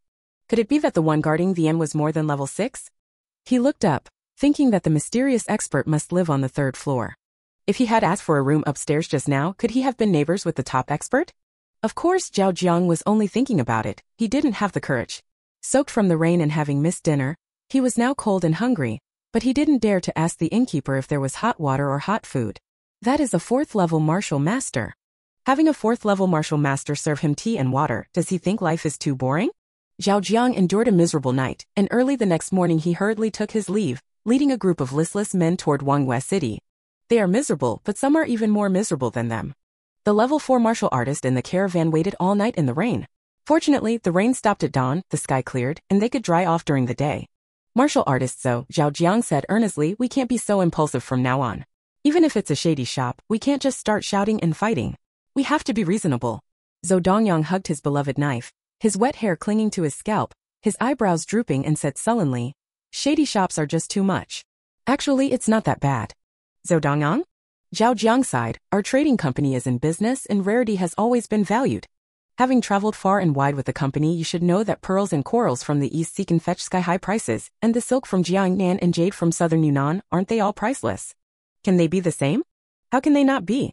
Zhao Jiang said, think about it, we've traveled such a long way, and within dozens of miles there's only this one inn. For weary travelers, isn't that especially precious? Yes. Think again, isn't there at least a level 6 martial artist stationed in the inn? Aren't the guests of the inn protected? We've been wandering the martial world for years, what? Haven't we seen? There are so many ruthless martial artists killing innocents, but since we stay at the inn we don't have to worry about safety. That's something money can't buy. Zhou Dongyang pondered for a moment, you're right. Zhao Jiang, seeing that he finally understood, breathed a sigh of relief and said with emotion, I don't even know what kind of power is behind the Bafang Inn. Every staff member is a level 4 martial artist, and the female innkeeper is even more extraordinary. They are very strong. Zhou Dongyang said with a serious expression. The cultivation level of a 4th level martial master is enough to travel the martial world. He originally thought he had a good talent, but the female shopkeeper he saw last night, younger than him, yet able to use internal energy to retrieve objects, was truly astonishing. This matter must be reported to the master, Zhao Jiang said. If our brother caravan passes through here in the future, we must never offend such a high-level expert. Bafang Inn. Lu Jianwei changed into a snow-blue Ruchuan and leisurely went downstairs. In the main hall, Zhu Yu was diligently scrubbing the floor, pouting her butt. Last night, the caravan's feet were covered in mud and water, and they all brought it inside, making the inn dirty and messy. Shopkeeper sister, you're awake. So you straightened up, her voice bright. Zhangbo and I have boiled hot water. If you want to wash up, I'll fetch it for you. Lu Jianwei waved his hand. No need, I'll do it myself. Have you eaten breakfast? No, I'll wait for you. Ziyu said with a red face, feeling ashamed. Neither Zhangbo nor I know how to cook. Lu Jianwei smiled. If you don't know how, you can learn. Can boys cook too? Ziyu asked in confusion. Why not? Lu Jianwei asked with a smile and narrowed eyes. Aren't the chefs in those restaurants men? Ziyu was momentarily stunned. It seemed quite reasonable. Then I want to learn from my sister. Lu Jianwei said with satisfaction. I'll call you after I finish washing up. Good. Ziyu quickly finished mopping the floor just as Lu Jianwei finished tidying up and called him to the kitchen. To welcome you and Zhangbo joining the inn, we won't be having vegetable noodles today. Zhu Yu's eyes lit up. Then what are we eating? Zhejiang noodles with minced meat inside. Thank you, sister. The boy loved meat and was used to eating mostly dry rations while traveling. He hadn't had any greasy food for a long time. Lu Jian smiled and said, once you learn, you can make it yourself. She patiently taught him how to mix, knead, and roll the dough. Zhu Yu wasn't good at martial arts, but he wasn't clumsy in cooking. His hands were skillful. Lu Jian only needed to teach him once, and he could perfectly replicate the steps. He was truly a rare talent. She praised him generously. See, you have such a talent for cooking, which shows you're not dumb at all. On the contrary, you grasp things quickly and can apply what you learn in different ways. You're really amazing. Ji was praised so much that she felt elated and worked even harder with her hands. Soon 3 bowls of fragrant zhejiang noodles were placed on the table. Lu Jianwei praised Zhu Yu a few more times in front of Uncle Zhang. Zhu Yu blushed and lowered her head, eating heartily. Uncle Zhang chuckled and said, it's naturally good to take on more tasks, but martial arts must not be neglected. Zhu Yu. He suddenly remembered something and asked, shopkeeper sister, don't the expert seniors eat? Lu Jianwei's expression remained unchanged. There are no expert seniors in the shop. Zhu Yu was full of doubt. How could that be? But he did not press the matter further. Lu Jianwei thought to himself, little guest, you see, no one believes me when I tell the truth. The system regretted that it couldn't roll its eyes. After breakfast, naturally 2 people cleaned up the dishes. Lu Jianwei strolled around the courtyard, looking at the spacious front yard inside. Little guest, if we put rocking chairs here, set up a tea table and bask in the sun, how pleasant that would be. You can buy it, the system said. Lu Jianwei now had money on hand, so buying a rocking chair was indeed no trouble. She simply called Zhang Bo over and instructed, we need a donkey cart to transport the ingredients. Go to the city and buy one, and while you're at the carpenter's shop, order a rocking chair for me. Just as Zhang Bo was about to agree, Ji suddenly came over excitedly and said, sister, you want a rocking chair? I can make one. Buying from the carpenter will definitely be expensive. You can make one. Lu Jianwei raised an eyebrow. All right, Then let's have you give it a try. No wonder the child has strange calluses on his hands. Uncle Zhang hurriedly said, shopkeeper, don't listen to him. Kids love to play, how could they do any woodworking? Besides, the shop doesn't have any wood or tools. Zhu Yu still wanted to argue, but seeing Uncle Zhang's look, she had to swallow her words silently. Lu Jian smiled, since there's nothing else to do, I quite want to play too. How about this? Uncle Zhang, you go to the city to buy some wooden tools and bring them back by donkey cart. Besides the rocking chair, I want to make some other items as well. Her tone was gentle, but her words left no room for doubt. Zhang Bo accepted the order, swallowed back the admonition he wanted to give Zhu Yu, and turned his gaze to the boy's excited and expectant face. Fine, let him be happy this once. Chapter 7. Buy skills, practice lightness kung fu. Zhang Bo left the inn carrying the shopping funds. Zhu Yu was not idle either. After cleaning the entire inn, he came to the front yard to practice martial arts seriously. He had learned swordsmanship since elementary school, but without a sword in hand, he could only take a piece of firewood from the kitchen and practice each move and form. Lu Jianwei moved a stool and sat on the corridor on the third floor, basking in the sun while cultivating her mental techniques. After grasping the essence of the mental techniques, she encountered no bottlenecks in her practice. She only needed to guide the internal energy to circulate continuously within her body to increase the progress bar. Practice makes perfect. She can now multitask effortlessly. Inner energy circulates within her body as her gaze casually falls on the young man practicing swordsmanship in the courtyard, and she suddenly raises an eyebrow. Little guest, I didn't see that wrong, did I? System, what? Lu Jianwei, you came from a well-off family and should have learned decent swordsmanship, yet I, who have never studied swordsmanship at all, spotted flaws in his sword moves. Oh. Is this related to the mental technique? Lu Jianwei smiled gently, you are really kind to me. The system stubbornly replied, it's because you have a natural talent for swordsmanship. His internal energy is very low, and he only learned the basics of sword moves, so it's normal for you to spot weaknesses. Is that so? Lu Jianwei said, open the system store. A blue light screen appeared before her eyes. She slowly scrolled down the product list and asked, if I learn other skills first, can I still learn the ones you recommend later? No conflict. There are also many all-rounders in the martial world who want to learn every kind of martial art. Skills are merely a medium to channel internal energy. They allow the internal energy to be expressed in different forms.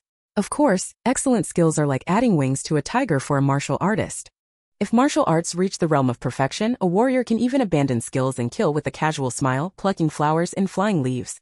It is just that in the initial learning stage, skills are still quite important. Whether relying on weapons like swordsmanship and saber techniques, or on the body itself like palm and fist techniques, they all play a crucial role in combat. The ability newly discovered by Lu Jianwei is especially extraordinary at this stage. If she continues to grow, she will easily see through the opponent's vital points and defeat them with a single strike in battle. Little guest, do you think I should exchange for a few low-price skills first to experience the elegance and freedom of a master? System, not saving money to buy the ultimate lightness skill anymore? Look, this horizontal wave palm is only 1,000 copper, returning heart sword technique is only 2,000 copper, goose passing without a trace is 2,000 copper, I can still afford them. It's possible but unnecessary. The system reminded her. You can still pretend to be an expert without using internal power. Once you use martial techniques, your disguise will fail. Lu Jianwei sighed, alright then. By the way, can you tell which is more advanced between the returning heart sword technique and the sword moves practiced by IU? The system store only offers extraordinary items. The system said proudly, I naturally won't provide the host with martial techniques below the average level of this world. Lu Jianwei smiled, thank you. You're welcome. Little guest, I tend to be a bit of a know-it-all. I noticed a weakness in a U sword technique, and if I don't point it out, it just nags at me. Can I teach him? Of course. Lu Jianwei remained expressionless, but I practiced the mind method produced by the system. Can I use the mind method you produced to teach others martial arts? Of course. Then if I learn martial arts in the future, can I also teach others? The system hesitated for a few seconds and asked, aren't you afraid that others will learn to surpass you? Aren't afraid at all. What's there to fear? If all martial artists were possessive and selfish, this martial arts world wouldn't exist, Lu Jianwei said with righteous conviction. The various major sects in the Jianghu all exist to teach their inner methods and martial skills, don't they? Hearing this, the system felt ashamed and said, I was biased against you earlier. It had thought that someone as stingy as Lu Jianwei wouldn't possess such a broad mind. Lu Jianwei smiled faintly, it's no trouble, I just hid too well. Exchange for transverse wave palm, returning heart sword technique, and also add trace-free goose. System, ha. I also need to buy a weapon. She rummaged through the weapon section, opening each detail to compare. After a moment, she made up her mind and bought the cheapest sword, priced at 5 taels of silver. System, what exactly are you trying to do? Lu Jianwei retorted. Don't you think the inn needs to develop comprehensively and on multiple levels? So? After all, I'm just one person. When the inn gets more guests in the future, I won't be able to handle everything alone. It would be better to train several enforcers to help share the burden. The system was extremely surprised. You mean? Exactly. You actually dare to spend money on them? Lu Jianwei said solemnly, this is based on the concept of the inn's comprehensive development. Aren't you afraid of exposing your weak internal strength? Little guest, using moves doesn't necessarily have to be accompanied by internal strength, right? Indeed. Lu Jianwei saw that the system was successfully outsmarted by her and smiled warmly. In the future, to improve the overall combat strength of the inn and ensure its safety, I might continue to exchange for some martial art skills. You better not be stingy. I won't. No matter how stingy it is, can it be stingier than its host? Lu Jianwei's eyes curved into a smile. That's good. She stood up and approached the railing, looking down at the boy in the courtyard who was sweating profusely. She took a sword out of her personal backpack. The scabbard was plain and unremarkable. Are you? The boy stopped his sword moves and turned around to look up at the third floor. The woman stood by the railing, bathed in sunlight, like a beauty from a painting, her features radiant. Shopkeeper sister, is there something you want me to do? Lu Jianwei held a long sword, swung his arm, and threw it. Catch it. The sword fell from the third floor and Jiyu instinctively caught it. When it landed in his hand, he felt a heavy weight on his wrist, which made him show a look of surprise.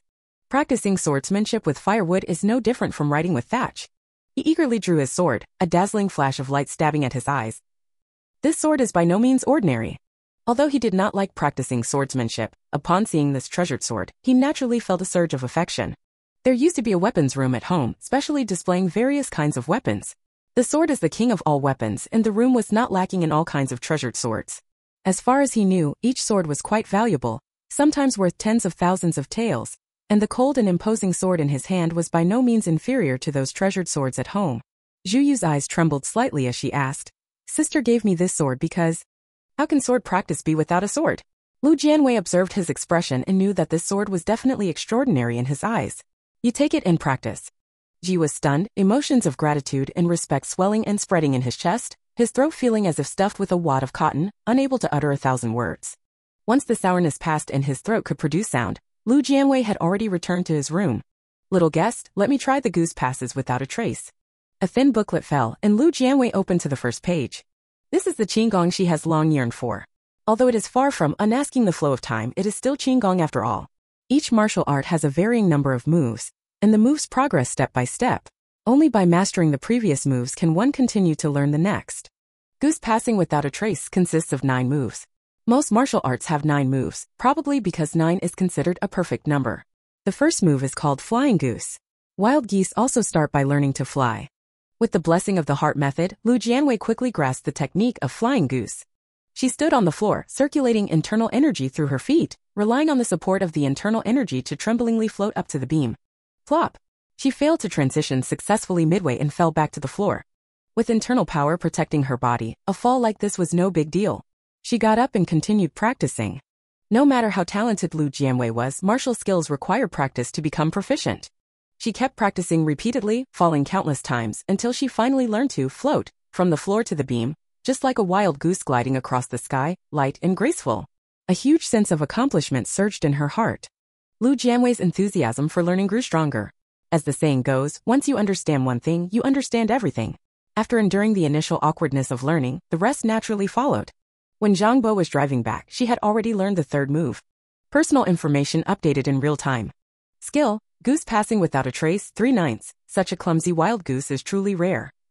Lu Jianwei. She ignored the content in the parentheses and walked downstairs with a heart full of joy. Zhang Bo stopped the car outside the gate and heard the sound of a long sword being swung inside the courtyard, feeling puzzled. Is someone practicing swordsmanship? He pushed open the door. Zhu Yu saw him and hurriedly ran over, her face full of excitement as she said, Shopkeeper sister lent me a precious sword. He raised the sword in his hand as if presenting a treasure.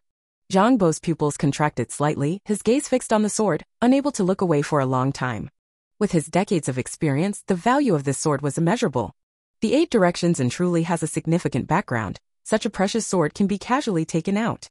His respect grew even deeper in his heart. Uncle Zhang raised his head and said earnestly, from now on, dedicate yourself wholeheartedly to serving the inn. Do you naturally had no objection, then leaned forward to look at the goods on the donkey cart and asked, Uncle Zhang, how did you manage to transport so many things out? The unruly wanderers in the martial world act recklessly, and the authorities cannot just stand by. The specific measure is to enforce stricter control over entering and leaving the city. Not only must entry into the city be inspected, but exit must also be checked. If wanderers steal a large amount of treasure within the city, they can only choose to transport it out. Lightness skills are not invincible. Beyond a certain weight, wanderers cannot use them to carry goods out. To transport goods out of the city, one must present a travel permit and purchase records. This also helps prevent wanderers from engaging in petty theft and thievery.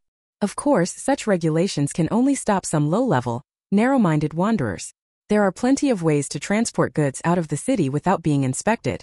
Jianwei said, I'll use the excuse of having business to do and hire a villager to transport the goods out of the city, then meet up outside the city.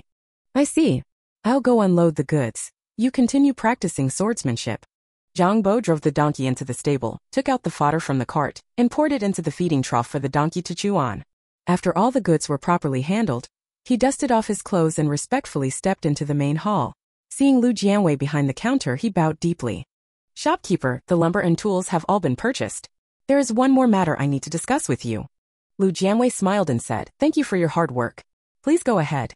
The villagers outside the city are willing to sell food supplies to the inn on a long-term basis, and they are also willing to provide lumber. I wonder if you would be interested? There is a fee to enter the city. Compared to entering the city, the villagers would rather travel an extra 10 or so miles to sell to the inn. The inn has no guests, and they can't finish buying so many ingredients. Earlier, Jianwei mentioned this matter. Lu Jianwei thought it was just a one-time transaction and didn't take it seriously, so he agreed.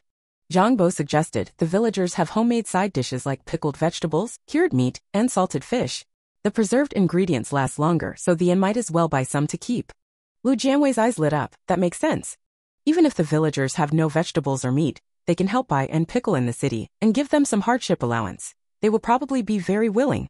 Other miscellaneous tasks can also be handled by the villagers running errands, so Jianwei doesn't have to go to the city in person to shop. Now Jianwei is the inn's strongest asset. If possible, he should avoid leaving. All right. Lu Jianwei agreed. You handle signing the contract with the villagers. Yes. Jianwei accepted the order and withdrew. Lu Jianwei called him back, casually asking, What martial skill are you good at? The old man is ashamed. I only know some rough palm techniques. Lu Jian smiled and said, Don't belittle yourself. She really guessed correctly. There were no thick calluses on Jianwei's palm from weapons, so it was estimated that he practiced fist or palm techniques. Her purchase of the horizontal wave palm also turned out to be a good bet. Chapter 8. New guests again. Since the caravan from Jindao Trading Company left, the inn had seen no visitors for half a month. With no guests at the inn, the three of them had nothing to do and could only practice martial arts day and night. A villager came by once in the meantime. The person who signed the contract with Jianwei was a young man from Linwei village named Niu Chang. He had an ordinary appearance and was cheerful and generous. He had no idea that there was a new inn here. When he previously discussed business with Jianwei, he was still skeptical. But when he stood in front of the inn's door, his mouth was wide open enough to fit a fist inside. Compared to Bafang Inn, the most luxurious restaurant in the city was just a little brother. He entered with a sense of awe and left with the joy of having found a treasure. The purchase price of the inn is actually not lower than that in the city. This is undoubtedly good news for the villagers. A distance of just over 10 miles is nothing. They agreed that every half-month, Niu Chang would transport the ingredients provided by the villagers to the inn. If the inn needed him to buy anything on their behalf, he would charge a certain errand fee to help purchase items in the city. After Niu Chang left, Lu Jianwei asked, Delivering once every half-month, can the inn consume that much? Jianwei smiled and said, Does the innkeeper still remember the Golden Knife Trading Company? Of course I remember.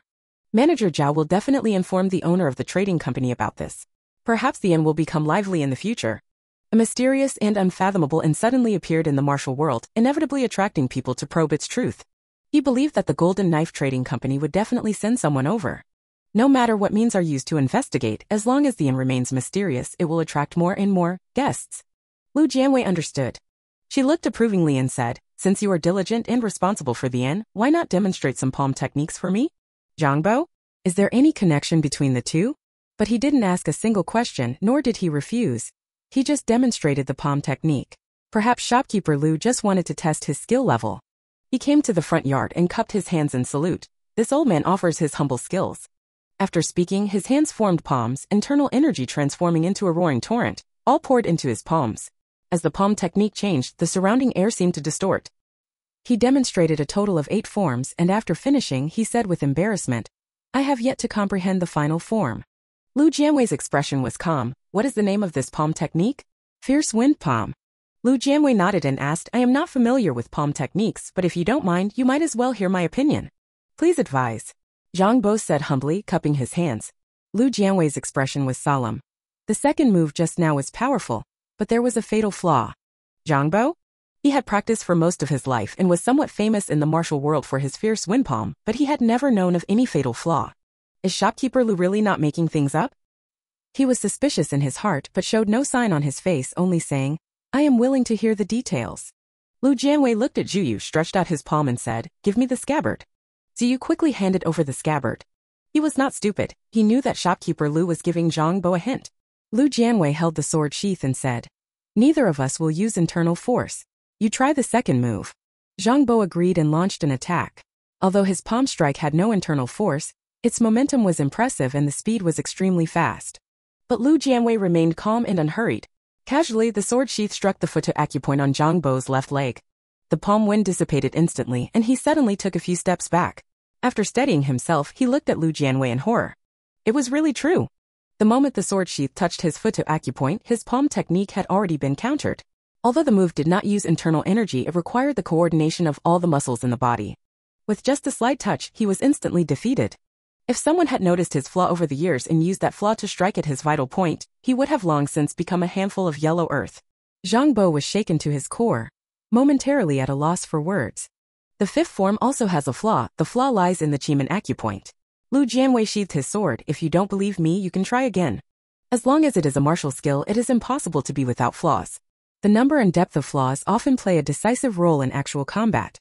Zhang Bo's palm technique was quite powerful, but it had many flaws. Fortunately, they were well hidden. Ordinary wanderers couldn't see them, and experts who could see them didn't bother to point them out. Thank you for your guidance, shopkeeper. Zhang Bo came back to his senses full of gratitude. Lu Jian smiled. You are an inn clerk, such small matters need not be taken to heart. Just ask if this employee benefit is attractive or not. Zhang Bo thought to himself, this is no small matter.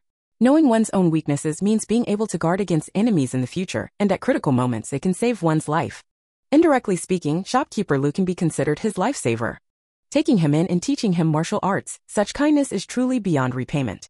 Zhu Yu was also happy for Zhang Bo gathering his courage. He asked, Sister shopkeeper, could you help me by pointing out if there are any flaws in my swordsmanship? Ayu, Zhang Bo called out to remind her. Shopkeeper Lu's willingness to offer guidance was kind-hearted. They could not take it for granted. No matter, Lu Jianwei said gently, that day when you were practicing swordsmanship in the courtyard, I already noticed a few flaws. Ziyu exclaimed with delight, Please sister, do not hesitate to teach me. I will teach you once the rocking chair is ready. Lu Jianwei did not immediately agree. Her requirement for the assistant was, they must create enough value for the inn. Only then could they receive benefits. Upon hearing this, Ziyu ran without hesitation to the backyard to continue his craft work. Being able to do what she loved and receive guidance from a master, such a wonderful thing truly exists in this world. Lu Jianwei returned to the third floor to continue practicing her mental techniques. Her progress bar for the mental technique was just a bit short of breaking through 10,000 to reach level 3. Goose passing without a trace had already reached the fourth form, but since she could only fly back and forth in the room every day, she gradually lost interest. You're not planning to teach transverse wave palm to Zhang Bo? The system couldn't understand what Lu Jianwei intended to do. Lu Jianwei was surprised. When did I say I was going to teach him this? System. Didn't you ask him what martial art he was practicing before? So? Wasn't the palm technique prepared for him? Lu Jianwei shook her head. Am I such a cheap shopkeeper? I've already done them the favor of pointing out their martial skills and now you want me to actively teach him new palm techniques? I paid for those. Then why did you buy the palm techniques? Lu Jianwei pondered. It's not that I can't teach, but when to teach and how to teach still need careful consideration. She could be an affable shopkeeper, but she couldn't be a pushover. The system was very curious. What exactly do you want to do? Nothing much, just waiting for an opportunity. The idle days passed quickly, and after a few more days, Lu Jianwei finally reached level 3. She looked at the 5 zeros behind the level and suddenly felt mentally exhausted. The higher the level, the harder it was to improve cultivation. It takes 100,000 to go from level 3 to 4, and 1,000,000 to go from level 4 to 5. I have no idea when I'll ever reach that point. Little guest, is there any way to speed up cultivation? Others cultivate by the year, and you're a genius yet still not satisfied? Are there no genius warriors at all? There is, but they have been cultivating since childhood. The most talented martial artists in the Jianghu started training at 3 years old. And after 10 years of practice, they only reach level 5. Count how many days you have been cultivating yourself and what level are you at now? Lu Jianwei, alright then. She was being greedy. Fortunately, as her mental techniques became more proficient, she could cultivate her internal energy around the clock, 24 hours without rest, and even when sleeping, her internal energy could operate freely. Each operation hones and enhances the internal power. She looked over the wilderness and sighed softly. Where is the next big client? System, everything is in the dream. Wangyue City. Niu Chang caught a few bamboo rats in the mountains and brought them to the city to sell to the Violators restaurant. This is the largest restaurant in Wangyue City. The shopkeeper's surname is Zhou, and the owner's surname is Shui, who is the richest man in Wangyue City. Shopkeeper Zhou is a friendly person and is familiar with Niu Chang. Taking the bamboo rats from his basket, he smiled and said, bamboo rat meat is tender and fresh. You can bring more next time. Niu Chang hesitated and said, the autumn harvest is coming in a few days. I might not have time. It's nothing, I'll deliver it after the autumn harvest, Manager Zhou said without insisting. But you've been coming to the city less these days. Is there something going on at home?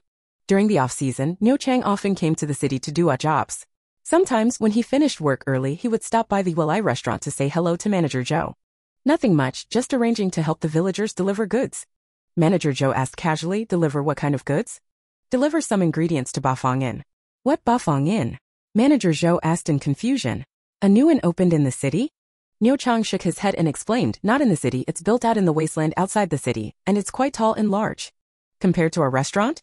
Manager Zhou's competitive spirit was ignited. Niu Chang honestly said, it's much bigger than Yulai restaurant. Manager Zhou. He paused and asked, how long has it been open? More than a month, I think. How come I haven't heard about it at all?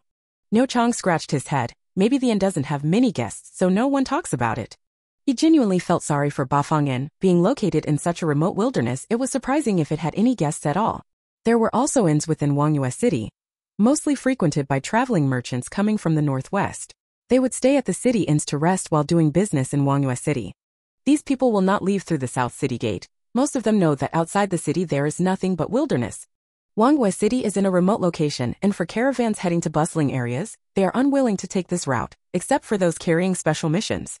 Shopkeeper Zhou naturally knew the inside story inside. I wonder who owns that inn, not even bothering to do some investigation beforehand. What use is it to build an inn taller and bigger? This matter didn't leave a deep impression on him, but when he went to the Shui residence to report the restaurant's business to the master, he mentioned it briefly, treating it as a joke. Coincidentally, the young master overheard and immediately became interested, asking, is there really an inn opened outside the south gate, bigger and taller than our restaurant? The shopkeeper didn't dare to guarantee, it's just hearsay. I haven't seen it with my own eyes. Just the right time with nothing to do, I'll go take a look. The young master Shui, at 16 or 17, was at the age of being playful. He was tired of staying in the city, and as soon as he heard some news from outside the city, he ignored his father's objections, took his servant, and rode his horse out of the south gate in a hurry. Isn't that young master Shui? Why is he rushing out of the city like that? Who knows? Maybe he heard something interesting. What's so interesting outside the south gate? It's all wasteland. If anything, he should go outside the west city gate. Who cares? Young master Shui galloped swiftly, covering 20 miles in an instant. In the vast wilderness, an inn suddenly came into view, tall and majestic, solemn and orderly, with roof tiles gleaming like glazed porcelain. Excited, young master Shui dismounted, too eager to wait for the servant, and personally knocked on the courtyard door. Chapter 9. Truly a warrior. Wei, someone is coming. The little guest spoke up to alert her, and Lu Jianwei broke off from deep cultivation, opening her eyes. The deeper her mind settled, the faster her internal strength increased. On the map, 2 green dots were rapidly approaching from the direction of Wangyue City, both likely riding horses. These days, those who can afford to ride horses are not short of money, and those who can afford to ride 2 horses are even wealthier. Finally, another big client, she stretched lazily. The little guest poured cold water. Maybe they're just passing through the inn. Lu Jianwei smiled with curved eyes. I have a feeling. After a moment, 2 green dots stopped outside the inn courtyard. Lu Jianwei heard the knocking and, without asking the system, already sensed that the visitor was not a martial artist. Ziyu was practicing swordsmanship in the yard and immediately ran to open the door. 2 boys about 16 or 17 years old stood at the door, each holding a horse. He was still dressed like a young girl, quite intimidating. Are the guests planning to stay at the inn? Young Master Shui was momentarily stunned, not expecting a little girl to open the door. Then, seeing the sword in his hand, he no longer cared whether she was a girl or not, and asked sharply, are you a warrior? Jiu became alert, her face stern as she said, if you don't stay at the inn, I'll close the door. No. Young Master Shui quickly slipped into the courtyard. I'll stay at the inn. Oh. Ziyu sheathed her sword and stepped forward to lead the horse, trying to pull it into the stable, but the horse was unruly and wouldn't move no matter how hard she tried. Agie, go tie up the horse, young Master Shui instructed. The stable boy immediately led the horse to the stable. Zhu sighed in relief and spoke more kindly to young Master Shui, saying, Please follow me. All 6 doors of the main building were wide open, and on the right side of the door stood a wooden sign that read, No fighting allowed inside the inn. Young Master Shui looked curious and asked, What happens if there is a fight? I'm not sure, the shopkeeper will come out. Ziyu stepped into the hall and, seeing Lu Jianwei already sitting behind the counter, smiled brightly and said, Shopkeeper sister, a guest has arrived. Previously, when the wood was bought, besides making rocking chairs, a price list and menu were also made and placed side by side on the counter. Young Master Shui didn't notice the 2 wooden signs and could only curiously glance at Lu Jianwei. The shopkeeper of this wilderness inn was actually a young and beautiful woman. Young Master Shui has a good upbringing and does not dare to be reckless. He quickly lowered his eyelids, his face slightly flushed as he said, I am Shui Guanha from Wanghua City. I apologize for my presumptuous visit and for disturbing you. A guest is a guest as soon as they arrive. Are you staying at the inn? Lu Jianwei calmly sized him up. Dressed in silk, with gold thread embroidery on the collar, a jade pendant hanging at his waist, and leather boots on his feet, there was nothing cheap about his attire. He was a young master from a wealthy and noble family. After a moment of shyness, Shui Guanhao regained his usual courage and stared at the sword in Zhu Yu's hand. Shopkeeper, is this your sister? Is there a problem? Lu Jianwei didn't answer directly. Shui Guanhao looked hopeful. Is she a martial artist? Lu Jianwei raised his eyebrows slightly, somewhat understanding his intentions. In this world, those who can learn martial arts are ultimately few. Most people, like Shui Guanhao, have no opportunity to come into contact with martial arts. Ordinary people naturally also yearn for the jianghu. Ziyuzai showed caution, so what if it is? So what if it isn't? If you're staying at the inn, then stay at the inn. Why are you asking about these things? Shui Guanhao forced a laugh twice and stammered, I. He hesitated for a long time, still not daring to speak his mind. Lu Jianwei was patient, but Ziyu was eager to practice martial arts and had no time to dawdle with him. She asked, Are you staying at the inn or not? I'll stay, he shouted. Let's settle in first and talk later. Ziyu pointed to the price list. Which room do you want? How many rooms? Shui Guanhao then noticed the price list, widened his eyes, and blurted out, Isn't this too expensive? He was indeed a wealthy young master who was not short of money to spend, but he was not completely out of touch with the real world. He had some experience with the family business and knew the usual prices charged by inns. Could this be a shady establishment? They were martial artists and he was just an ordinary civilian. He definitely couldn't win and might even be skinned and have his tendons pulled out, made into human meat buns. This is how it's always written in the Jianghu stories. Shui Guanhao took a step back. The servant Egui was also frightened. Master and servant were surprisingly in sync in their thinking. Young master, the Lord told us not to play for too long. If we don't return for such a long time, the Lord will definitely send people to look for us. The guards are all skilled fighters, and we always get caught and brought back. Shui Guanhao suddenly snapped awake, subtly praising him with a glance, and said, Better hurry home, or Dad will punish us with family discipline again. Ziyu. Lu Jian smiled warmly, quietly watching them act. Sorry to bother the shop, goodbye. Shui Guanhao forced himself to stay calm and instructed the servant. Egui, bring the horse out, let's go home. All right. Egui turned around and tentatively took a step forward. No one stopped him. He took another step and still no one called out to him. The two of them felt greatly relieved, hurriedly ran out of the hall, headed straight to the stable on the right, led out 2 horses and rode off swiftly. Little guest.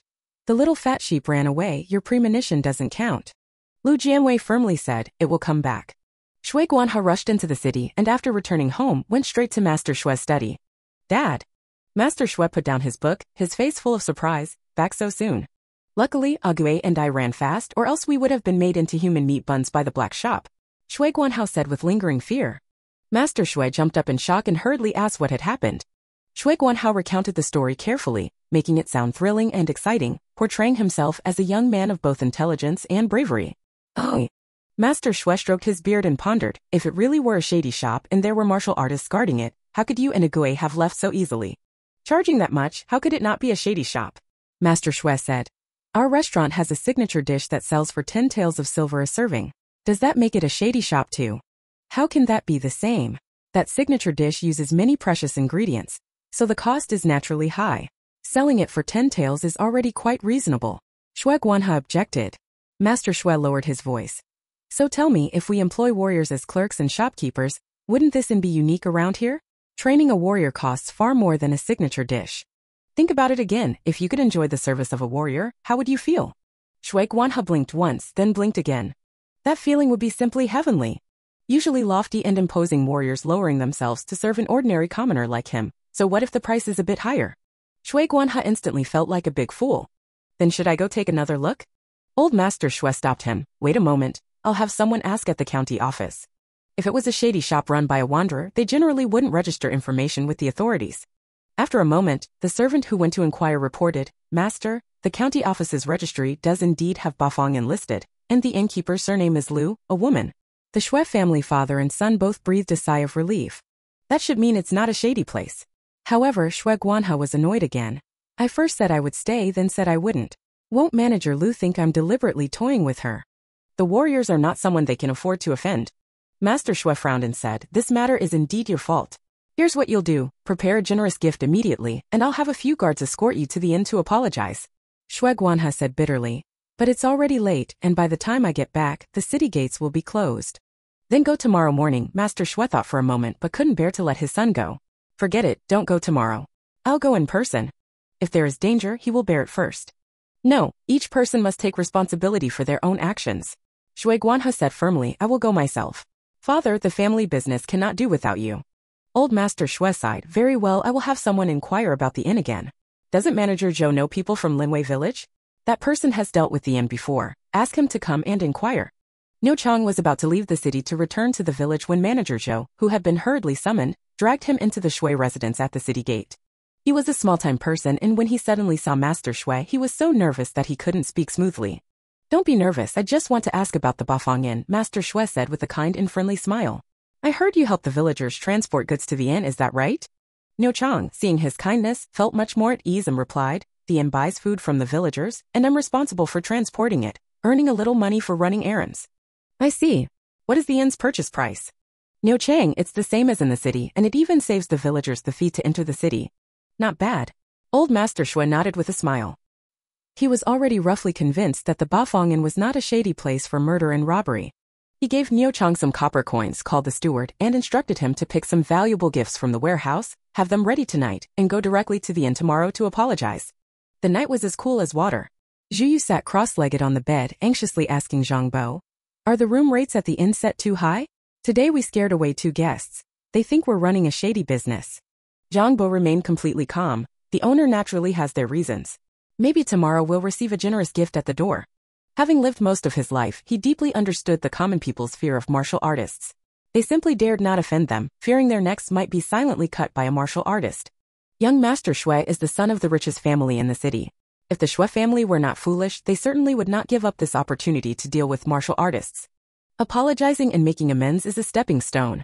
If they can use this matter to build good relations with martial artists, it would also be a benefit for the Shui family. A generous gift. You didn't understand. Who is going to send the gift? Uncle Zhang chuckled. I can't say for sure either. Either young Master Shui himself or old Master Shui would come on his behalf. The next morning at dawn, a carriage swayed and rolled out of the South City Gate, heading towards the wilderness. After finishing breakfast, Lu Jianwei instructed Jiu to move the finished rocking chair to the front yard, placing a tea table to the right of the chair. She leaned back in the rocking chair, leisurely sipping tea. Zhang Bo practiced palm techniques to the left front, while Jiu studied swordsmanship to the right front. She observed for a moment, then suddenly said, your sword moves are too loose. Jiu understood immediately and quickly turned around with a look of delight. Please, sister shopkeeper, kindly teach me. Lu Jianwei propped her chin on her hand. Her smiling eyes filled with the warm light of the morning. Her voice gentle, carrying the unique softness of Jiangnan.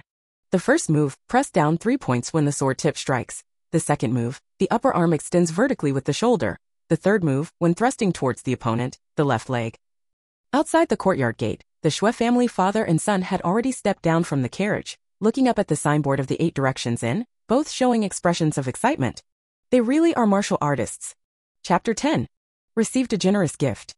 The Shui father and son entered the front courtyard. The two stood before Lu Jianwei respectfully bowing. Master Shui personally presented a wooden box sincerely and earnestly.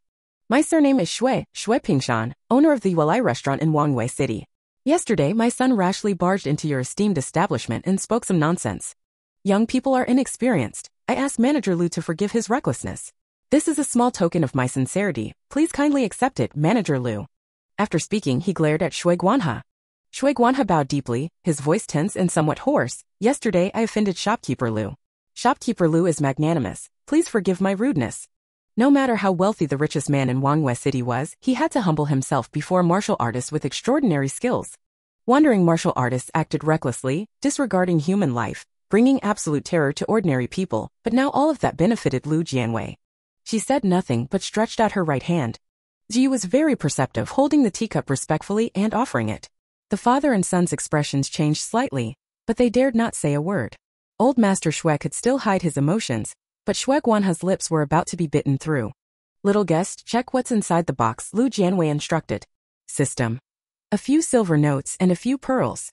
Though it seems few, a single pearl can actually sell for a high price. What a pity, gifts from others don't count as in business income and can't be added to the ends account, so I won't be polite then. The system was too lazy to bother with her. Lu Jianwei took a small sip of tea, put down the cup, and looked up at the father and son from the Shui family, saying it's a trivial matter, no need to take it to heart. However, young people should still be mindful of their conduct when out and about. Others may not have my good temper. Indeed, Manager Lu is humble and gracious. I Shui, thank you here. Shui Pingshan secretly breathed a sigh of relief, then said, I am not talented, but I run a restaurant in the city. The guests are kind and enjoy the signature dish, drunken immortal holding jade. Yesterday my son offended you, so I personally would like to host a banquet to apologize. I wonder if Manager Lu would be willing to spare some time to attend? Lu Jianwei smiled slightly. I don't like going out. She was quite eager to try the drunken immortal holding jade. But since she was only at level 3 cultivation and the martial world was very dangerous, she decided to keep lying low at the inn and pretending to be impressive. Whether in TV dramas or novels, whenever the protagonist goes out, trouble is bound to follow. She didn't know if she was the protagonist, but being bound to the system meant she was destined not to take the usual path. She feared trouble the most. Upon hearing this, Shui Pingshan immediately said, if you don't mind, may I borrow your precious place to personally cook and make amends? He is able to run the Yuelai restaurant in Jianwei City, and even other cities in the northern region, relying on the secret cooking recipes of the Shui family. He himself is also quite skilled in culinary arts. However, since becoming the owner, he has not personally cooked for a long time. Lu Jianwei admired his flexibility and adaptability, a slight smile appearing on his face. Boss Shui said so, if I don't try your cooking, wouldn't that be a pity? Haha, thank you, Manager Lu, for giving me this opportunity. Shui Pingshan cupped his hands. I will now instruct my servants to fetch the ingredients from the city. Please kindly wait a moment, Manager Lu. No problem, Lu Jianwei said, the weather is very nice today. Boss Shui and young Master Shui, why not sit down and enjoy some tea together? You go get 2 chairs. Ziyu responded with a word. Shui Pingshan secretly signaled Shui Guanhe, who immediately understood and hurriedly said, I'll go move it. Ziyu, let's do it together. After the chair was moved out, the Shui father and son sat at the lower end, watching Zhang Bo and Jiyu practice martial arts together with Lu Jianwei. Zhu Yu's swordsmanship was indeed quite raw, while Zhang Bo's palm strikes were mature and smooth, swinging with fierce momentum and a unique rhythm that instantly captivated Shui Guanhe's mind. Shui Guanhe used to prefer swords and blades, but after watching Jiyu practice swordsmanship, he realized that sword practice was not as graceful and elegant as he had imagined. Instead, palm techniques were more powerful and profound. He kept staring at Zhang Bo without stopping. Shui Pingshan sighed inwardly. This kid had always wanted to apprentice and learn skills, but unfortunately no one was willing to take him in. Even if he offered a lot of money, those martial artists were unwilling to teach the true martial arts. For the sake of his son not being bullied in the future and for the Shui family to have someone to rely on, today he was willing to risk his old face and plead with shopkeeper Lu. Before long, the servant spurred the horse to quickly deliver the ingredients. Shui Pingshan personally went to the kitchen, and Shui Guanhe ran to assist him. Before the dishes were even served, the aroma already made people's mouths water. Lu Jianwei had been here for almost 2 months. Although she could cook a bit, she found it troublesome and mostly ate noodles for all 3 meals, which she was long tired of. At the sudden scent of the food, her craving immediately surged. Ziyu could no longer continue practicing swordsmanship. No wonder the Shui family became the richest in Jianwei City. Their culinary skills alone could attract countless food lovers, and they had branches not only in Jianwei City but also in other towns in the northern region. It was no exaggeration to say they made a fortune daily. Before long, the Shui father and son brought dishes to the table. Manager Lu, Shui humbly offers this humble dish, Shui Pingshan said modestly. Please try it and see if it suits your taste. He picked up the serving chopsticks and actually wanted to personally serve food to Lu Jianwei. Lu Jianwei quickly stopped him. No need, I'll do it myself. She was just pretending to be impressive to intimidate the other person, not really to have others do everything for her. You all sit down. She sat at the head of the table with Zhang Bo and Juyu positioned at the lower left, while the father and son from the Shui family took the last seats directly, showing no sign of reluctance on their faces. Lu Jianwei. She once again deeply felt the cautiousness ordinary people showed when facing martial artists. Shopkeeper Lu, this is the signature dish of our little shop, Shui Pingshan said, pointing to the dish in the center, quietly explaining to her, the main ingredient is carefully raised pigeon, supplemented with several mild and nourishing herbs. Inside the pigeon's belly is cabbage, which has a sweet and refreshing taste that helps cut through greasiness. Lu Jianwei asked curiously, what does drunken immortal mean? Everyone wants to fly to the heavens and become an immortal. Birds are the closest to immortals and pigeons are messengers. Maybe one day they can carry people's prayers to the ears of the immortals, so I use immortal to represent that. Lu Jianwei picked up a piece of leg meat with her chopsticks and brought it to her nose. Sure enough, the meat had a faint aroma of wine, like a sweet fruit wine, emitting an intoxicating fragrance. So this is the drunken part? She said, placing the meat in her mouth and sincerely praising, no wonder it's the signature dish, the taste is exceptional. Shui Pingshan smiled broadly. Such little tricks can't escape shopkeeper Lu's sharp eyes. I'm glad you like it. Lu Jianwei. Enough, if you keep flattering me like this I'll start to float away. It's my honor to taste Boss Shui's craftsmanship, she said leisurely. If you ever need anything in the future, Boss Shui can come to the inn to find me. Shui Pingshan was deeply shaken. He apologized profusely and even cooked personally, all just for this one sentence? To be honest with shopkeeper Lu, I do want to ask you for a favor. He poured a glass of wine for Lu Jianwei, a rare treasure he usually wouldn't dare to take out. Lu Jianwei didn't drink but he didn't stop him either. Go ahead and tell me. Shui Pingshan glanced at his excited son and said, my son has wanted to learn martial arts since he was young, but our Shui family has no connections, so he never had the chance to learn real martial arts. I don't expect him to bring glory to the family through martial arts. I only hope he can protect his own life in the future. How old is young Master Shui? Shui Guanha answered honestly 16. At this age, learning martial arts is probably not easy. The bones are almost fully formed and starting over now will definitely require even more effort, and success is not guaranteed. Shui Guanha's face turned bright red. I never thought about mastering peerless martial arts. I just want to be like the wanderers in the Jianghu, able to leap across eaves and uphold justice. The most important thing is not to be easily killed by others. But in front of Lu Jianwei and the others he didn't dare say that martial artists kill innocents recklessly. Lu Jianwei asked, which sect or martial arts family do you want to join? Shui Guanha glanced at Zhang Bo and stammered, can I apprentice under you, senior? Zhang Bo? Not going to apprentice under the shopkeeper, but coming to him? He shook his head and said, I don't take apprentices. After speaking, he observed Lu Jianwei's expression. Seeing that she was not displeased, he relaxed. Shui Guanha was rejected again. Feeling extremely lost. Shopkeeper Lu, Shui Pingshan hurriedly said, if my son can apprentice and learn the craft, there will surely be a tuition fee. As long as shopkeeper Lu does not mind, whenever there is a need in the future, I, Shui, will not hesitate to help. Lu Jianwei pretended to ponder, and the Shui father and son did not dare to disturb her. She asked the system in her heart, Xiaoke, can you detect Xiao Shui's innate talent? A detection fee is required. Why does a system like you love money so much? The system also needs energy to keep running. Is that so? Love to test or not? How much is the testing fee? Depends on which package you choose. Oh. Lu Jianwei noticed that the system's stinginess had upgraded again. Could it be that seeing her receive so many gifts made it unbalanced, and it was trying to seize every opportunity to fleece her? Since the system is still fairly useful, she was willing to give a little profit and asked, what packages do you have? Just measuring the root bone, 100 copper. Measuring the root bone plus recommending a mental technique, 1000 copper. Measuring the root bone plus recommending a mental technique plus recommending a martial skill, 5000 copper. Lu Jianwei, did you start your business by being unscrupulous? System, same to you. Lu Jianwei considered for a moment and said, test the innate talent, recommend a cultivation method. System. Innate talent, 75%, above average, recommended cultivation method, floating return heart sutra. 1000 copper has been deducted from the host's personal account. Lu Jianwei's heart was bleeding, but who told the Shui family to offer so much? She raised her eyes and asked casually, your esteemed family's financial strength is deep. If you really pursue martial arts with a handful of money, there won't be no one willing to accept. Shui Guanha hung his head in shame, his fists clenched tightly under the table. To be honest, Guanha did apprentice under a master, but Shui Pingshan's side, a lot of money was spent, yet he didn't learn a single move. The master who taught him said he was a blockhead with no talent for martial arts. Fearing Lu Jianwei's disdain, he added, as long as he can learn at least one move, it's enough. It's not about how well he learns. Even the clumsiest person should be able to pick up something, right? Even if he really couldn't learn, there would still be a bond between master and disciple. Because of this connection, if his son ever got into trouble, he wouldn't be without support. Lu Jianwei smiled lightly. Aren't you afraid that I might take the money and do nothing? Shopkeeper Lu is open-minded. If he can do it, he can. If he can't, he can't. You opening the inn here is a blessing for the people of Linwei village and also for Wangwei city, Shui Pingshan flattered without hesitation. Lu Jianwei pondered for a moment, then suddenly asked Shui Guanha, can you cook? Yes, I can. Lu Jianwei nodded. I do not take disciples. But the father and son of the Shui family widened their eyes, breathing rapidly. If young Master Shui does not mind, he can stay at the inn, and I will personally teach him martial arts. How far he can progress depends entirely on himself. Shui Guanhao was so excited that his face turned bright red.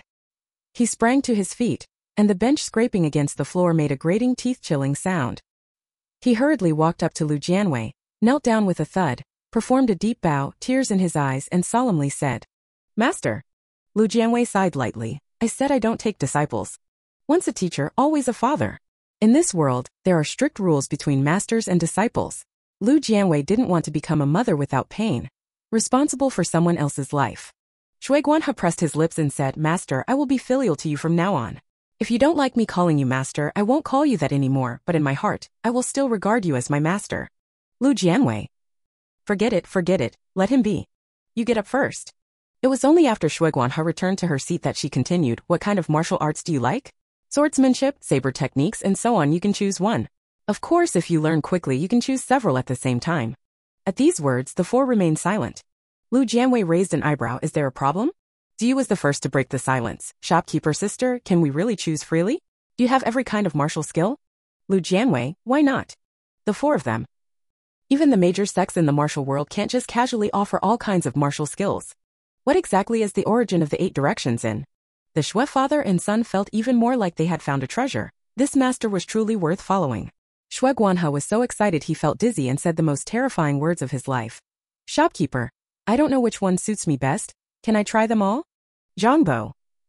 Ziyu. Buying vegetables at the market? You still have to pick carefully. No matter how many martial skills there are, you can't mess around like this. Shopkeeper Lu definitely wouldn't agree. But Lu Jianwei said, of course it's possible. However, at the moment I only have swordsmanship, saber techniques, and palm techniques on hand. The other martial skills will take some more effort. Shui Pingshan immediately said, if there is anything you need, just say the word. If I can do it, I definitely will. Collecting different martial arts techniques will naturally be a bit troublesome, she said tactfully. Shui Pingshan understood. If Guanhe can stay at the inn to learn martial arts from you, I would be deeply grateful. Tomorrow I will certainly present a token of appreciation, and I hope shopkeeper Lu will not refuse. Lu Jianwei smiled and said, Boss Shui, you are too polite. After speaking, the guests and hosts were all in high spirits. After the meal, Shui Pingshan left by carriage, leaving Shui Guanhe behind. The young boy was very perceptive and eagerly helped clear the dishes. Little Shui. Lu Jianwei went up to the 3rd floor briefly, then came down quickly holding 2 books, calling him over. One is a manual on mental techniques, suitable for your constitution. You should study it diligently. The other is on palm techniques. Try practicing it first. If there's anything you don't understand, you can ask Uncle Zhang. He is an expert in palm techniques. Upon hearing this, Zhang Bowen couldn't help but feel an irresistible itch of curiosity. He wondered how it compared to his own fierce wind palm. Thank you, shopkeeper. Shui Guanhe beamed with joy, clutching the booklet as he was about to return to his room to study. After a few steps, he came back and asked, Shopkeeper, where do I stay? Lu Jianwei was heading upstairs, not even turning his head. The guy's room on the 1st floor. You arrange it for him. She had to hurry upstairs to check the generous gift sent by the Shui family. Chapter 11. The expert has arrived. There are 3 silver notes in the wooden box, each worth 1,000 taels, totaling 3,000 taels. 8 pearls, each of excellent quality. At market value, each is worth at least 300 taels. Including the balance in his personal account, Lu Jianwei now has more than 5,800 taels of silver. She opened the system store.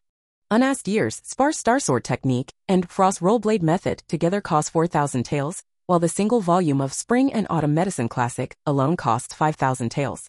She thought for a moment and still chose to buy the first 3 books first.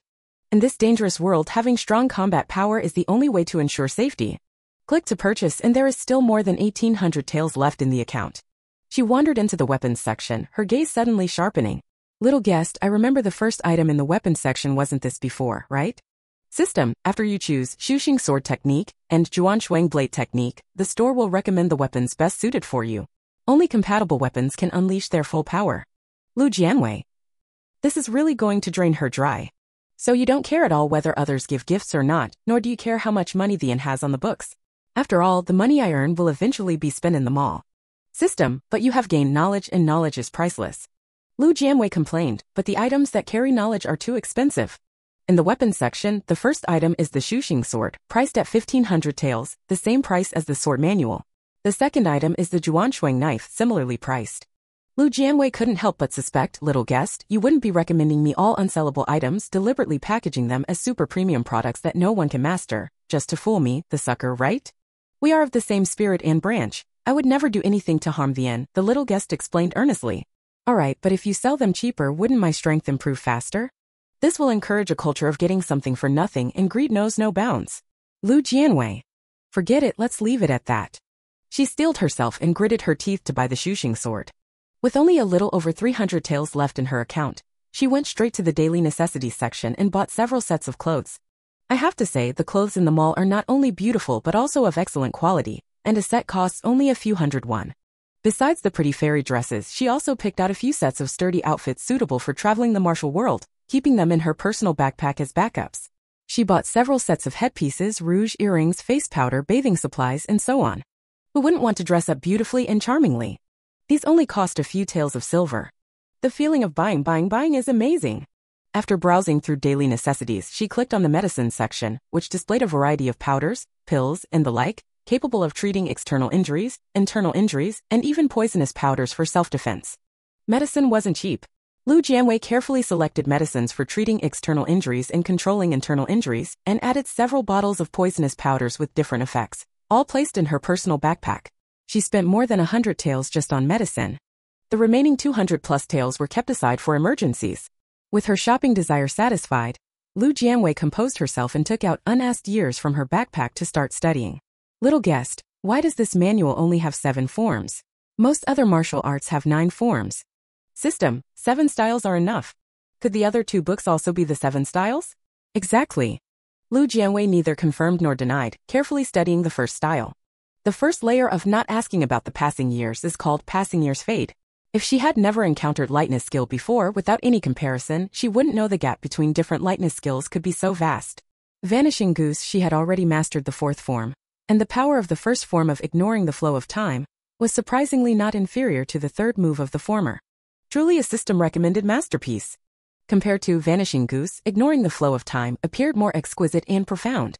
Lu Jianwei vaguely felt that if she could fully master this light skill, in future escapes in the martial world, she would rank 2nd, and no one would dare to take 1st place. 1st floor staff room. Ziyu helped Shui Guanhe tidy up the room, then explained the inn's rules to him before turning to leave. Wait! Shui Guanhe called after him, what exactly does no fighting mean? Zhuyu. Literally, it means that anyone who steps into the inn is not allowed to fight or brawl. Shui Guanhe asked curiously, why? I don't know either, Ziyu shook her head. But I guess maybe the shopkeeper's sister doesn't like fighting and killing. Look at how beautifully she dresses. She definitely doesn't want those bloody and dirty things to stain her skirt. That makes sense, Shui Guanhe said happily. Then I can rest assured. At least inside the inn, personal safety could be guaranteed. After Jiyu left, Shui Guanhe eagerly opened the floating return Heart Sutra. This is an internal martial arts manual. He previously spent a large sum of money and sought out many people, but none were able to obtain an internal martial arts manual. Yet the shopkeeper is so generous. Shui Guanhe's eyes were slightly red, his heart filled with gratitude. He carefully caressed the pages and began to comprehend the first level of the manual. He had expected to encounter obstacles, but surprisingly it went quite smoothly. It must be that the innkeeper saw his potential and specially chose a cultivation method suitable for him. From now on, he would definitely honor and respect the innkeeper well. Early the next morning, Shui Pingshan returned to the inn, presenting the formal ceremony of apprenticeship and the customary silver offering. The apprenticeship ceremony included 8 precious items, porcelain, pearls, jade pieces, silk, all of considerable value, and the customary fee amounted to as much as 3,000 taels. This 3,000 taels is a year's worth of tribute. If you need anything else, just notify the city. Shui Pingshan cupped his fists and said, from now on, my son will be in your care, shopkeeper Lu. Lu Jianwei accepted the gift. Boss Shui, you are too kind. Shopkeeper Lu, may I speak a few private words with my son? Please go ahead. Shui family father and son ran outside the inn. Dad, what do you want to say? Shui Pingshan stared at him for a long time. After not seeing him for a night, his son's spirit and energy had changed greatly compared to before. Guanhe, did shopkeeper Lu say when he would teach you kung fu? Shui Guanhe was full of excitement. The shopkeeper taught me yesterday. She gave me a set of mental techniques and a palm technique to practice first. Really? Shui Pingshan could hardly believe it. She really taught you the mental techniques? As everyone knows, mental techniques are the foundation of martial arts. Without them, one cannot cultivate internal strength, and no matter how exquisite the martial skills are, they will become useless. Yes. Shui Guanhe leaned close to his ear. Dad, I practiced all night last night and feel like I'm about to reach the threshold. Soon, I should be able to cultivate internal breath. So fast. I think the shopkeeper specially selected a cultivation method suitable for my constitution, which is why I progressed so quickly. Shui Pingshan was overjoyed. Guanhe, our Shui family has hit the jackpot this time. Shopkeeper Lu is truly the kindest and most generous martial artist I've ever met. You must dedicate yourself fully from now on. Dad, don't worry, I will. The father and son chatted a few more words and Shui Pingshan left contentedly. In the following days, the inn returned to its usual tranquility. With one more person, the staff's division of labor became clearer. Zhang Bo was responsible for purchasing and handling miscellaneous tasks at the inn. Jiu took care of cleaning, and Shui Guanhe took on the important task of preparing 3 meals a day. Brother Shui, what are we having for breakfast this morning? Ziyu asked as she carried a bucket of water and poured it into the water tank. Shui Guanhe said excitedly, lean pork porridge, scallion pancakes with some pickled vegetables on the side. How about that? Sounds great, sounds great. They had scallion pancakes a few days ago, and Jiu still couldn't stop thinking about them. He noticed Shui Guanhe's unusual behavior and couldn't help but ask with a smile. Did you cultivate your internal energy last night? Mentioning this, Shui Guanhe's face lit up with joy. He curled his lips and nodded. That's right, I've already comprehended the first level of the heart method and officially become a martial apprentice. As long as I keep practicing, one day, I will become a great hero. How's your palm technique coming along? Shui Guanhe gave an awkward smile, still contemplating it, but I feel that palm techniques might not suit me very well. Zhu Yu. Sometimes he really envied Brother Shui, who actually had so many options. If palm techniques don't fit, then switch to another martial skill. 3rd floor room. Lu Jianwei sat in front of the mirror doing her makeup, not forgetting to bargain with the system. Little guest, can't the medicinal herbs be a bit cheaper? System, no. Lu Jianwei sighed, if this keeps up, I'll soon become broke again. Last time, the Shui family sent a gift for apprenticeship and the tuition fee, which together were all converted into personal property, amounting to about 10,000 taels of silver. Lu Jianwei did not hesitate and spent 5,000 taels to buy the Spring and Autumn Medical Classic, then another 1,500 taels to purchase the Frost Blade. After buying them, she still had more than 3,000 taels left and thought she would be wealthy for a long time. She never expected that this Spring and Autumn Medical Classic was actually a money-draining beast. Although it was called a medical classic, it actually included medicine, pharmacology, and poison techniques. If you want to learn medical skills, start by mastering the human meridians and acupoints. This requires purchasing a human body model, the kind that comes with exams and corrections, which is indeed very convenient. She accepted the price of 1,000 taels.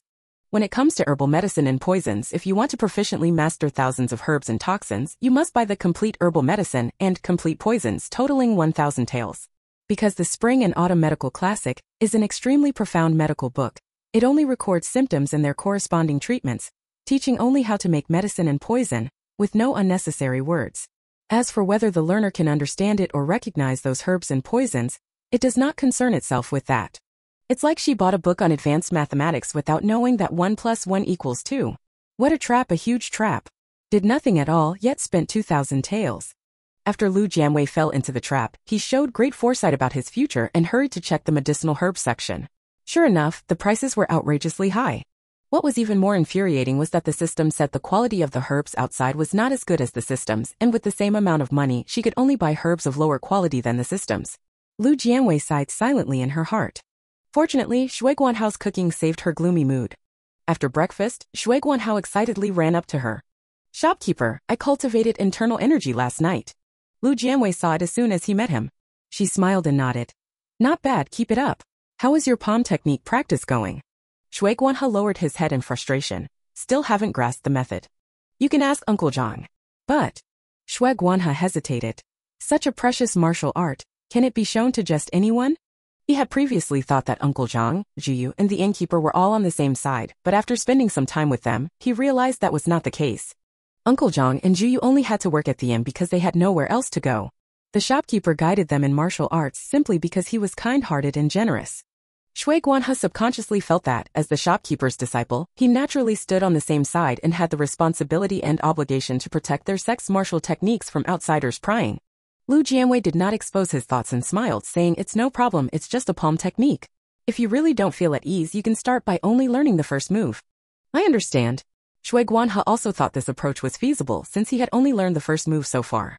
He copied the first move onto a piece of paper, then pocketed some silver coins and went to find Uncle Zhang. "Senior Zhang, may I respectfully ask you to teach me the palm technique?" He confidently handed over the paper along with a bag of silver coins. Uncle Zhang said nothing, ignored the silver, and quickly took the paper. Black characters on white paper, just a simple move, yet it instantly captivated him. Wonderful, wonderful, simply wonderful. He had always been curious about the palm technique that Lu Jianwei demonstrated, and now that he had witnessed it, he was so excited he could hardly contain himself. In an instant, he made up his mind and ran up to Lu Jianwei. "Shopkeeper, this palm technique is extremely exquisite. In my entire life, I have rarely seen anything like it. I wonder." "Wait." Lu Jianwei interrupted him, his gaze turning toward the courtyard gate. "Someone's coming." She heard the system prompt. There were 5 people in total, 3 at level 4, 1 at level 5. And one more, surprisingly already at level 6. Chapter 12. You are still not worth my effort. The group of 5 was scattered in 3 places, clearly separated from each other. Leading the way was a tall and sturdy figure, dressed casually, with messy hair flowing freely, holding a tang sword in hand. 20 steps behind him, 2 people walked side by side, seemingly unarmed. Further back were a man and a woman, each holding a long sword. "Senior brother Tao, they wouldn't all be heading to Jianwei City, would they?" Wei Lu asked in a low voice. Tao Yang frowned slightly. "I don't know. Do you think they might also be here because of that matter?" Wei Lu asked anxiously. "Their martial arts are all superior to ours, and when the time comes." "Young masters, what are you whispering about?" Suddenly someone ahead turned around, revealing a face painted with makeup, speaking in a flirtatious tone. Why not say it out loud and share the fun? His features were delicate, his figure graceful, dressed in a floral outfit embroidered with butterflies, like a butterfly dancing lightly in the air. The makeup was exquisite, yet he was a man speaking with a hoarse voice. Wei Lu felt uneasy, showed an apologetic expression, and cupped his fists. "Sorry to have accidentally disturbed you, senior. Please forgive me. I'm asking, what are you talking about?" The butterfly tilted its head and curled its lips at her. "I'm the kind of person who hates irrelevant answers the most." Tao Yang stepped forward and said sincerely, "Please forgive me, senior. My junior sister and I are just curious because this wilderness is rarely seen." "Yo, such care could it be?" He chuckled, then covered his mouth with a handkerchief, his eyes flickering between the two. "Could it be that you two are runaway lovebirds?" Tao Yang and Wei Lu's faces suddenly flushed bright red, each stepping back half a step because of the remark. "Tsk, such thin skin." The butterfly seemed to have spotted something amusing. "How about this, Missy will help you out." As he spoke, he was about to raise the silk handkerchief in his hand. Old Lu, the man in black beside him, called out, "Don't mess things up." "Dead rat, who calls me Old Lu?" Lu Hudy shot him an annoyed glance, and before turning around, her sticky gaze swept over the two of them, then she followed her companion's footsteps. Wei Lu and Tao Yang were still shaken. After the two had walked away, Tao Yang said anxiously, "They must be the famous Lu Hudy and Chao Haozi from the martial world." "You mean?" Wei Lu exclaimed, eyes wide with surprise, "That Lu Hudy who likes to call herself this young lady?" "Exactly." Tao Yang sighed lightly. "It said that he has an unpredictable temperament and acts on impulse. Hopefully we won't run into him again." Wei Lu nodded and changed the subject. "This Jianwei city is really remote and desolate, not a single tree in sight. I wonder how much longer it will take to get there. The water pouch is empty. It should be soon." Tao Yang's eyes suddenly lit up. "Junior sister, look, isn't there an inn over there? Why don't we go in and rest for a bit, maybe get some water to drink?" "That really is an inn." Wei Lu showed joy on her face but also hesitation. "It seems like they want to go in too." Tao Yang licked his cracked lips. "There are still at least 20 li to Jianwei City. Let's just go in and buy a pot of water." "All right." In the vast wilderness, a grand inn stood tall and imposing, leaving even the well-traveled Lu Hudy and Chao Haozi momentarily stunned. Having roamed the martial world for many years, they keenly sensed something strange about this inn. Could it be a shady establishment? Lu Hudy asked. Chao Haozi frowned and said, "So what if it is?" Lu Hudy chuckled, "Nothing much, it's just that this new outfit I made might get a bit stained with blood." He went in. Chao Haozi referred to the Lone Ranger. "Lu Hudy, his knife is extraordinary, it reminds me of someone." The two exchanged a glance and said in unison, "The swordsman Yan Feizong." Yan Feizong, a 6th-level martial master, possesses a knife technique that is superb and transcendent, known as the #1 swordsman in the martial world. I heard he was close to the Golden Knife Trading Company. Why is he here? Lu Hudy wondered. Chow Haozi, let's go in and take a look. Wait. Lu Hudy's expression changed slightly. After concentrating for a moment, she revealed a strange smile. My little darling has moved. Chow Haozi reacted. You mean the person is nearby? Ha! Lu Hudy raised the handkerchief, to be precise, right inside the inn. This was very interesting. Inside the inn, just as Lu Jianwei finished speaking, a strong aura approached from afar and stopped outside the inn's courtyard. It was that level 6 martial master. Zhang Bo felt the pressure. Cold sweat breaking out on his forehead. Jianghu travelers usually do not release their pressure casually. Once released, it signifies a challenge. Level 6. This is level 6. He involuntarily looked at Lu Jianwei, who showed no change in expression and no sign of being suppressed. Calmed down a bit in her heart. But Lu Jianwei was not as relaxed as he had imagined. She practiced the nameless heart method so others could not see through her cultivation, and she could also be immune to this kind of pressure, but facing the direct provocation of a level 6 martial artist, she was uncertain. As for Juyu and Shuiguanha, the two were already speechless. Little guest, open the door. Lu Jianwei had no intention of avoiding it. By the way, scan how much money he is carrying. The system used invisible force to open the courtyard door. Only 5 qian of small silver coins. Lu Jianwei. If it really came to a fight, she would even find finding troublesome. What could 5 qian of silver do? Yan Feitsong outside the courtyard was slightly stunned. The news from the merchant guild was correct. There really were martial artists above level 6 in the inn. He had not sensed the slightest trace of the other party's presence. Yan Feitsong's fighting spirit surged as he stepped directly into the inn and loudly declared, I am Yan Feitsong, here to seek your guidance. Yan Feitsong! Zhang Bo exclaimed in surprise. Lu Jianwei had never heard of this name, but he also knew that a level 6 martial artist could be considered a top expert in the martial world, and it was impossible for such a person not to have a name.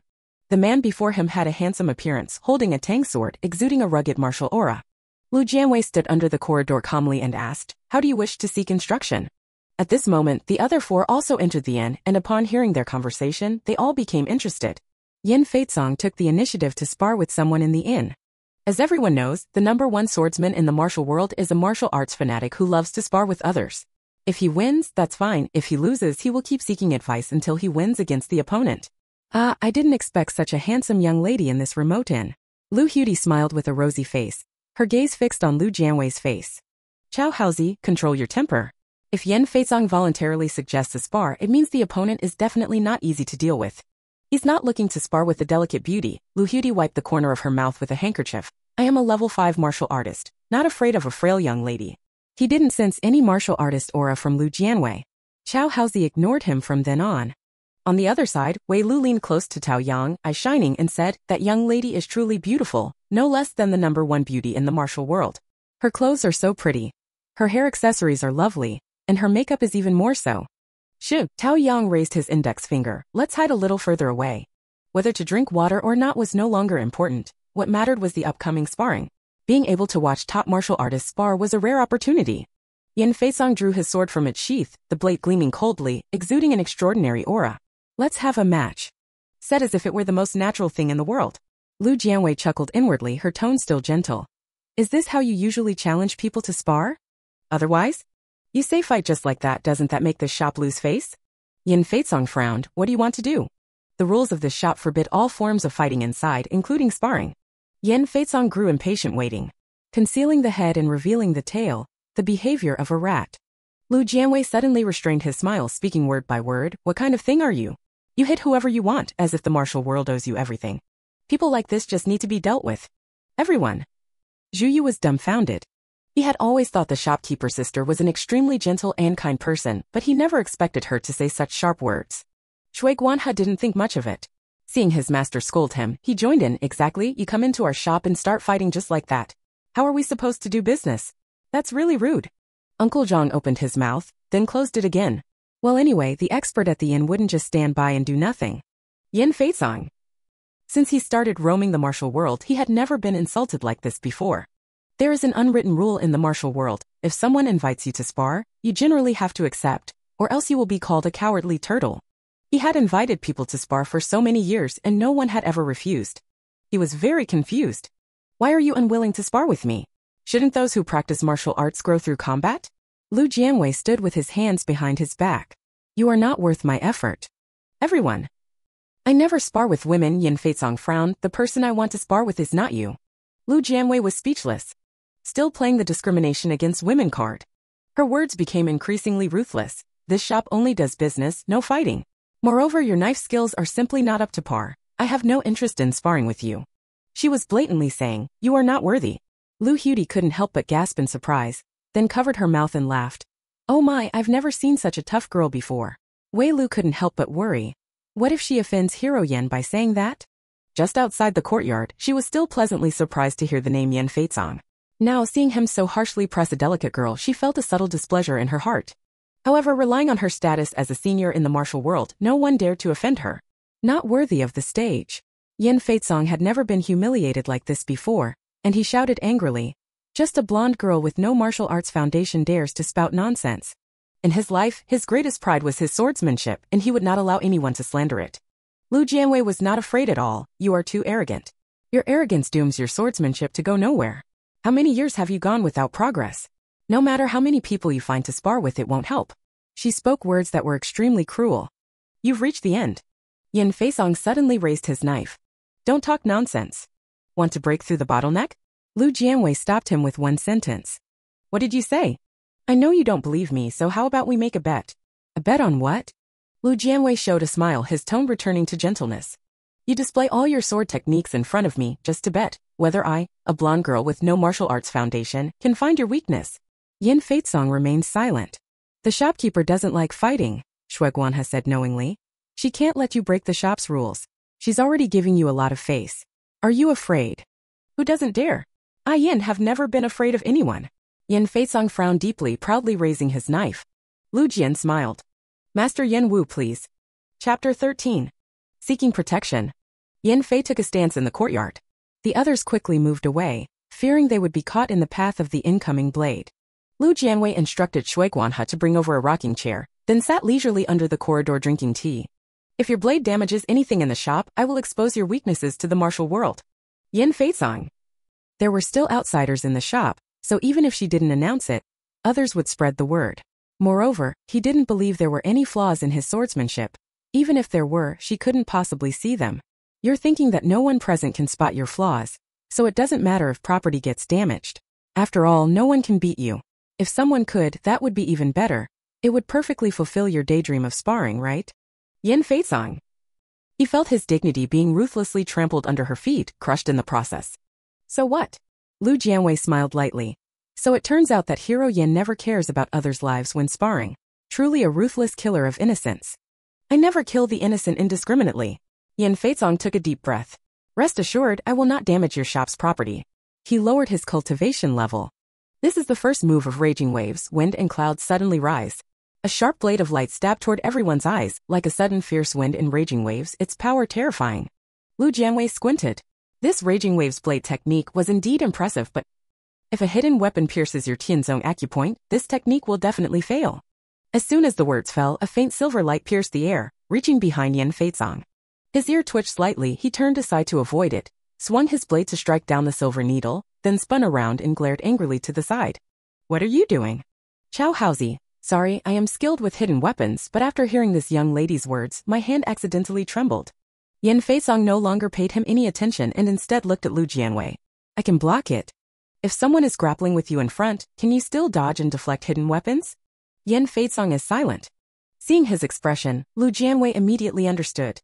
This person has been lucky to have never been ambushed or attacked since he was young, or perhaps he has connections and backing, so no one dares to provoke him. Sure enough, he deserved a lesson. Still want to continue?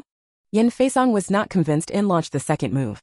Hiding deep doesn't mean you can't be seen. Which friend wants to try his Xianshu acupoint? Lu Jianwei teased leisurely. LV Hudi chuckled, and the handkerchief in her hand turned into a thin thread, striking toward Yen Feizong. Crisis surfaced in Yen Feizong's mind as he flailed about, narrowly avoiding the handkerchief's attack. Miss, you really are a clever one, Lu Hudi said, retracting the handkerchief and winking at Lu Jianwei.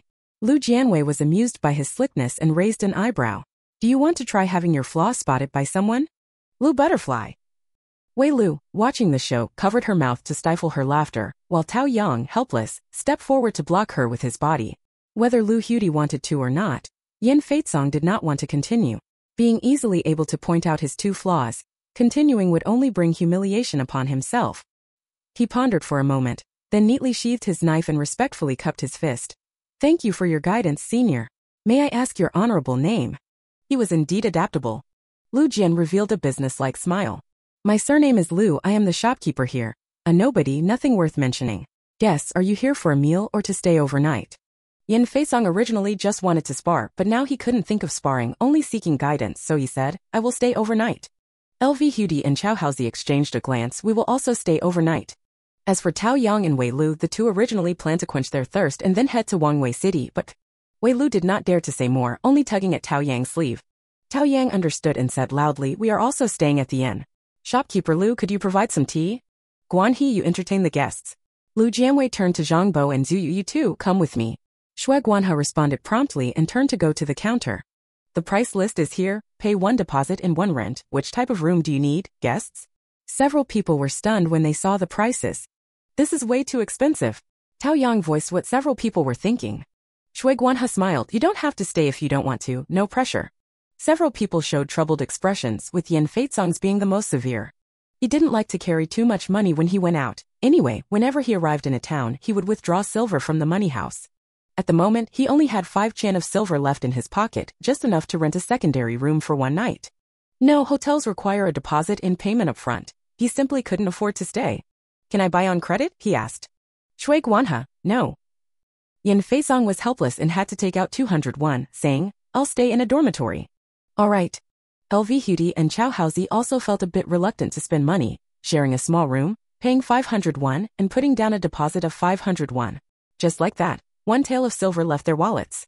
Tao Yang and Wei Lu, being male and female respectively, each needed a separate room. 2 taels were paid up front. There were 8 rooms on the 2nd floor in total.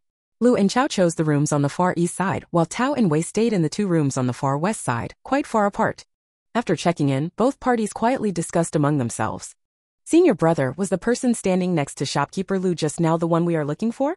Previously, the clues pointed to Jianwei City, which I thought was very likely, but he disguised himself as a girl, so I didn't recognize him at first. So what should we do? Shopkeeper Lu is obviously not simple.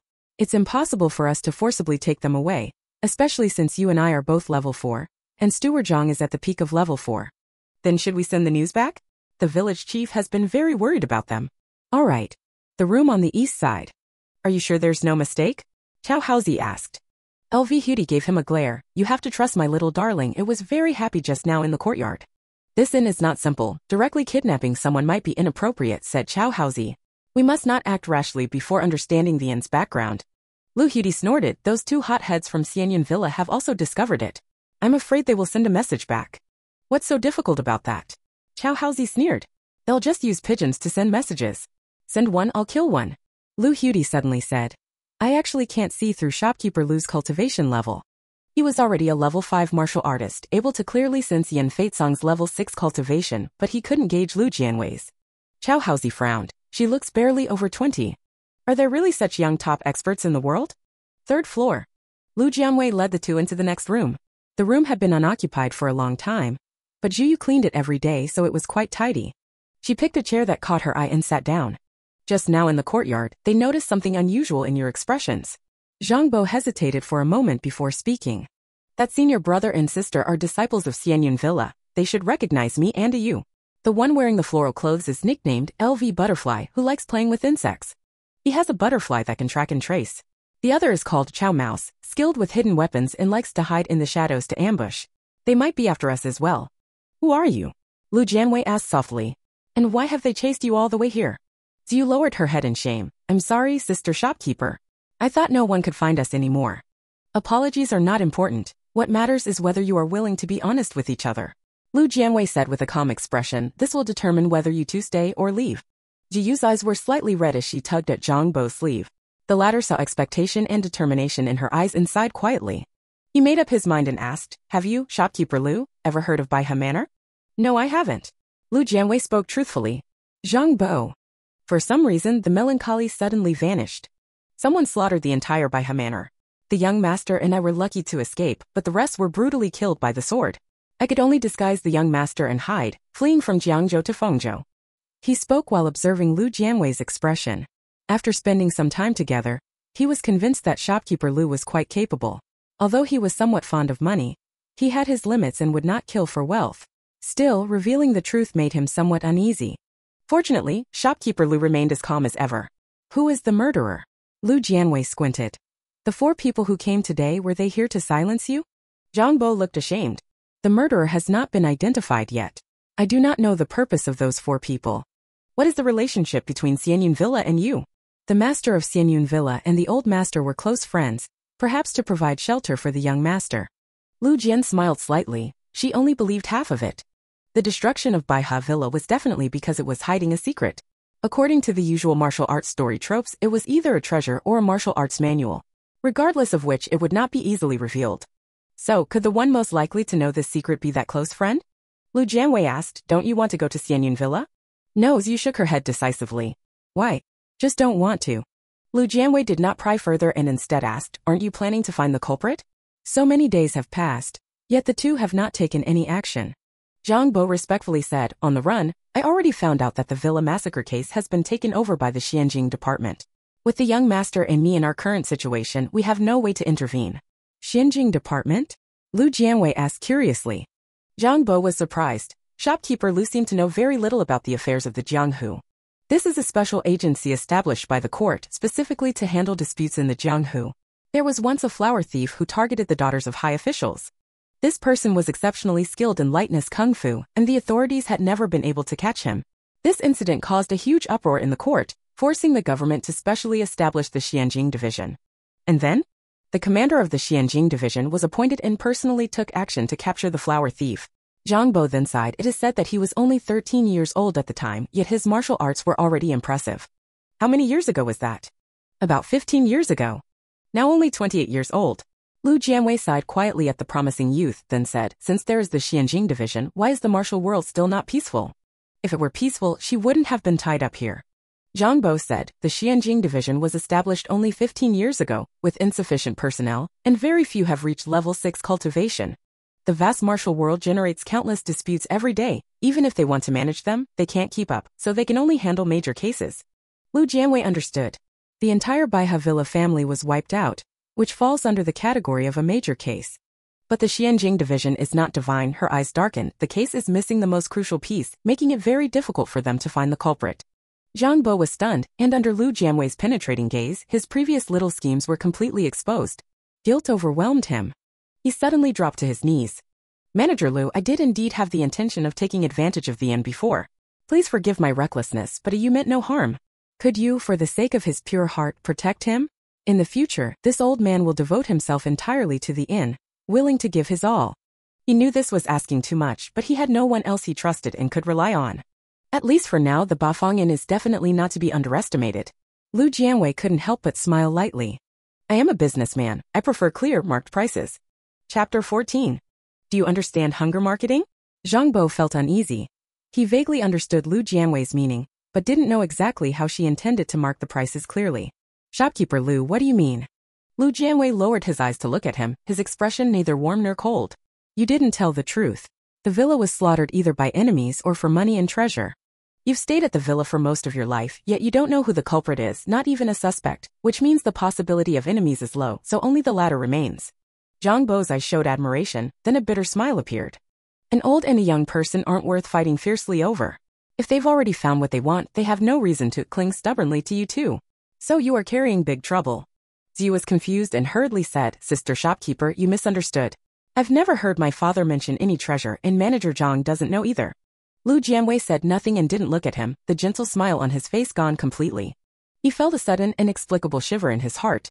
Fleeing from Jiangzhou to Fengzhou, he endured countless hardships and witnessed overwhelming malice along the way, until he reached the Bafang Inn. Although the inn charged high prices, the innkeeper's sister was beautiful and kind-hearted. Not only did she take them in, but she also generously taught them martial arts. He wished he could work at the inn for his entire life. He was deeply grateful. But the gentle and graceful woman before him suddenly tore off her kind exterior, revealing a cold severity inside, leaving him bewildered and at a loss. Uncle Zhang. He called softly as if trying to draw warmth from the other. Zhang understood his confusion and unease, sighed deeply, and said, Shopkeeper Lu, the young master of the estate truly does not understand the reasons behind it. Even I only know part of it, not the whole. Then tell me the part you know. I only vaguely heard that the leader was looking for some kind of mechanism map, but I'm not sure exactly what it was. The Manor Lord never mentioned it. Lu Jianwei raised his eyes. Are they after you because they couldn't find it, or to eliminate all traces? Not sure. Zhang Bo shook his head. Why not go directly to the Xianjing department for protection? Uncle Zhang said, in the world of martial arts grudges, if you directly go to the Xianjing division, it is considered a lowly move. Lu Jianwei couldn't understand. Since the Xianjing division specializes in handling such major cases, why would that be considered a lowly move? Shopkeeper Lu, you are unaware? Uncle Zhang saw her confusion and explained, the martial world and the imperial court have always kept to their own affairs. No matter what happens, martial artists handle things themselves. When the Xianjing division was first established, everyone thought it was just to catch flower thieves and didn't take it seriously. But later, the court used the Xianjing division to constantly interfere in martial world matters, causing much dissatisfaction. Therefore, there is an unwritten rule in the martial world. Once you seek the protection of the Xianjing division, you can no longer walk the martial path. The martial alliance will expel the White Crane Manor, and even if the real culprit is found, the martial world will not offer any help. Lu Jianwei frowned. Isn't it better to find the murderer and have the Xianjing division arrest them?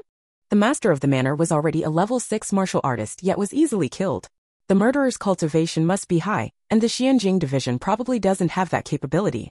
Didn't they say that the so-called commander was very powerful at 13? He hasn't taken action personally for a long time. I heard he went mad from overexertion and doesn't have long to live. How can the rest compete with the forces in the martial world? Lu Jianwei was silent for a moment and asked, are you seeking the In's protection? If Manager Lu doesn't mind, this old man's life will belong to the inn from now on. Lu Jianwei teased. I still don't know the young master's real name. Zhu Yu's face flushed slightly and she whispered, I'm no longer the young master. My real name is Yushu, taking one character each from Taiwan Special. Zhu is my mother's surname. Zhang Bo has already decided to dedicate himself to the inn. What are your plans, young master Yu? Lu Jianwei asked with a smile. Yushu did not hesitate. I will follow you. I will dedicate myself to you from now on. He was self-aware. With his current strength, he couldn't even protect himself, let alone rebuild the manor and avenge the innocent people who died tragically throughout the manor. Lu Jianwei reminded him, if you choose to stay at the inn, there will no longer be young master Yu, only clerk Yu. You will no longer enjoy delicacies and fine clothes. Instead, you will have to serve the guests as a clerk. I am willing. Yushu knelt without hesitation and said, Manager Lu, please accept me and Zhang Bo. I will obey, serve the guests well, and practice martial arts diligently. If you need any tools, I will also make them for you. Lu Jianwei said, since you have made this vow, you cannot go back on it. If you betray. If I betray, I will become a cripple. Zhang Bo swore. Yushu looked solemn. If I betray Sister Shopkeeper, not only will I become a cripple, but I will also never be able to work as a carpenter. Lu Jianwei couldn't help but smile. You like carpentry that much? Yes. Yushu's eyes were full of anticipation. Sister Shopkeeper, can I do it in my spare time from now on? Lu Jianwei naturally would not disagree with such a small favor that benefited the inn. There's one more question. You two went to Wangyue City and then returned. Why? The young master's uncle used to be the commander guarding Wangyue City. We originally planned to seek refuge with him, but unexpectedly, he was recently transferred to the border, and we have no news of him. Lu Jianwei did not ask further and changed the subject. You came to see me earlier. What is it about? She was referring to before Yan Feizong and the other four arrived. Zhang Bo said bashfully, young Master Shui asked me about palm techniques. When I saw the techniques you taught him were truly profound, I shamelessly came to ask if you could. After what just happened, all the courage born of impulse was extinguished, making it difficult to continue speaking. Lu Jianwei understood his meaning. She already had this idea. Firstly, to use more advanced martial arts to attract Zhang Bo to work for the inn, and secondly, to improve the inn's combat level. Currently, Zhang Bo is the inn's strongest fighter. If he can learn more refined palm techniques, the inn will no longer be at a disadvantage when facing martial artists below level 5. When they previously encountered the Jin Dao Trading Company's caravan, Lu Jianwei did not let Zhang Bo fight the armed swordsman because she couldn't be sure Zhang Bo could win easily. After all, knives and swords have an advantage in close combat. But she couldn't give it away for free, nor could she offer it proactively. Zhang Bo's proactive request happened to align perfectly with her thoughts. Lu Jianwei did not make things difficult for him, only asking, do you think Shui Guanhe has the talent to learn palm techniques? Do you want to hear the truth? Zhang Bo asked cautiously. Nature. I believe that young Master Shui has no affinity with palm techniques. All right, Lu Jianwei said without hesitation, since you love the horizontal wave palm, I will give this palm technique to you. I hope you will dedicate yourself to the inn in the future. Zhang Bo was extremely delighted, his eyes shining like stars in the night, and he said excitedly, thank you, shopkeeper, for your guidance. I will devote myself wholeheartedly to the inn. Yushu was happy for him as well and quickly declared, shopkeeper sister, I will practice martial arts diligently from now on and serve the inn for my whole life. I don't like fighting and killing, but there are always some careless people disturbing the peace. Lu Jianwei said something ambiguous. Zhang immediately understood. Shopkeeper, if we could hire a highly skilled martial artist as a helper, it should prevent troublemakers from causing disturbances. Shopkeeper sister, isn't there a senior expert stationed at the inn? Yushu couldn't help but speak up. There are only the three of us in the shop, where would there be any senior expert? Lu Jianwei raised an eyebrow. Where did you hear that from? Yushu's mind was a bit confused. But, shopkeeper, Yan Feizong is the #1 swordsman in the martial world, and his combat skills go without saying. Zhang Bo cut him off. He was defeated by you today, and given his temperament, he definitely won't give up easily. Lu Jianwei smiled but said nothing. No wonder he used to be a steward, he really knows how to read people. Yan Feizong only has two interests, one is sparring and the other is swordsmanship.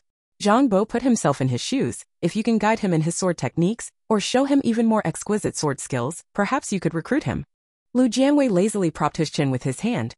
Not difficult. Zhang Bo respectfully stood up. Rest assured, I will definitely handle this matter properly. I believe no martial artist can resist such temptation, especially Yan Feizong. Just by subtly hinting at the benefits of staying at the inn, he would definitely volunteer willingly. The two left the room. As they went downstairs, Yushu whispered, "Did I say something wrong just now?"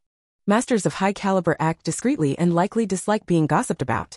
Moreover, experts of that level pursue higher realms. Secluding themselves for cultivation is common, Zhang Bo said earnestly. Yushu suddenly realized, that's right. The two reached the second floor, just as Shui Guanhe was carrying a tray, going to serve tea to his senior brothers and sisters. Uncle Zhang, you, Shui Guanhe said with a joyful expression, I didn't know what I should learn before, but today I've finally decided. What? Yushu asked curiously. I just saw Hero Yin wield the knife, and it felt like a fire suddenly ignited in my heart. Shui Guanhe's eyes shone brightly. I want to learn the knife. Yushu said seriously, I also think learning the knife suits you well. Really? Shui Guanhe asked excitedly, how did you figure that out?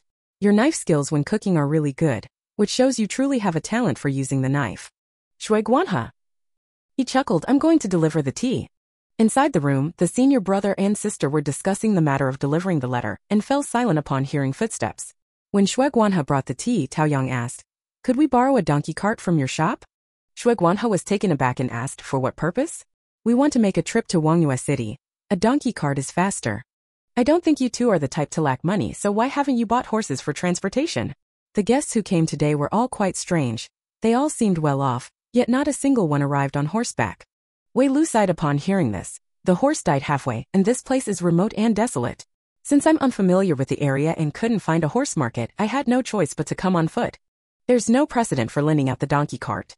I need to ask the shopkeeper. Please wait a moment, sir, Shui Guanhe said politely. The two naturally understood. Wei Lu asked again, shop assistant, I want to ask you something. Excuse me, sir. Are the clothes and jewelry that your shopkeeper Lu wears all bought in Wangyue City?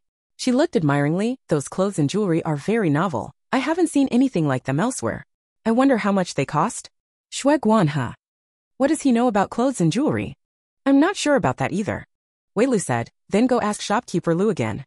Shui Guanhe responded and went out, first going up to the third floor, knocking on Lu Jianwei's room door. Seeing no response, he returned to the hall on the first floor.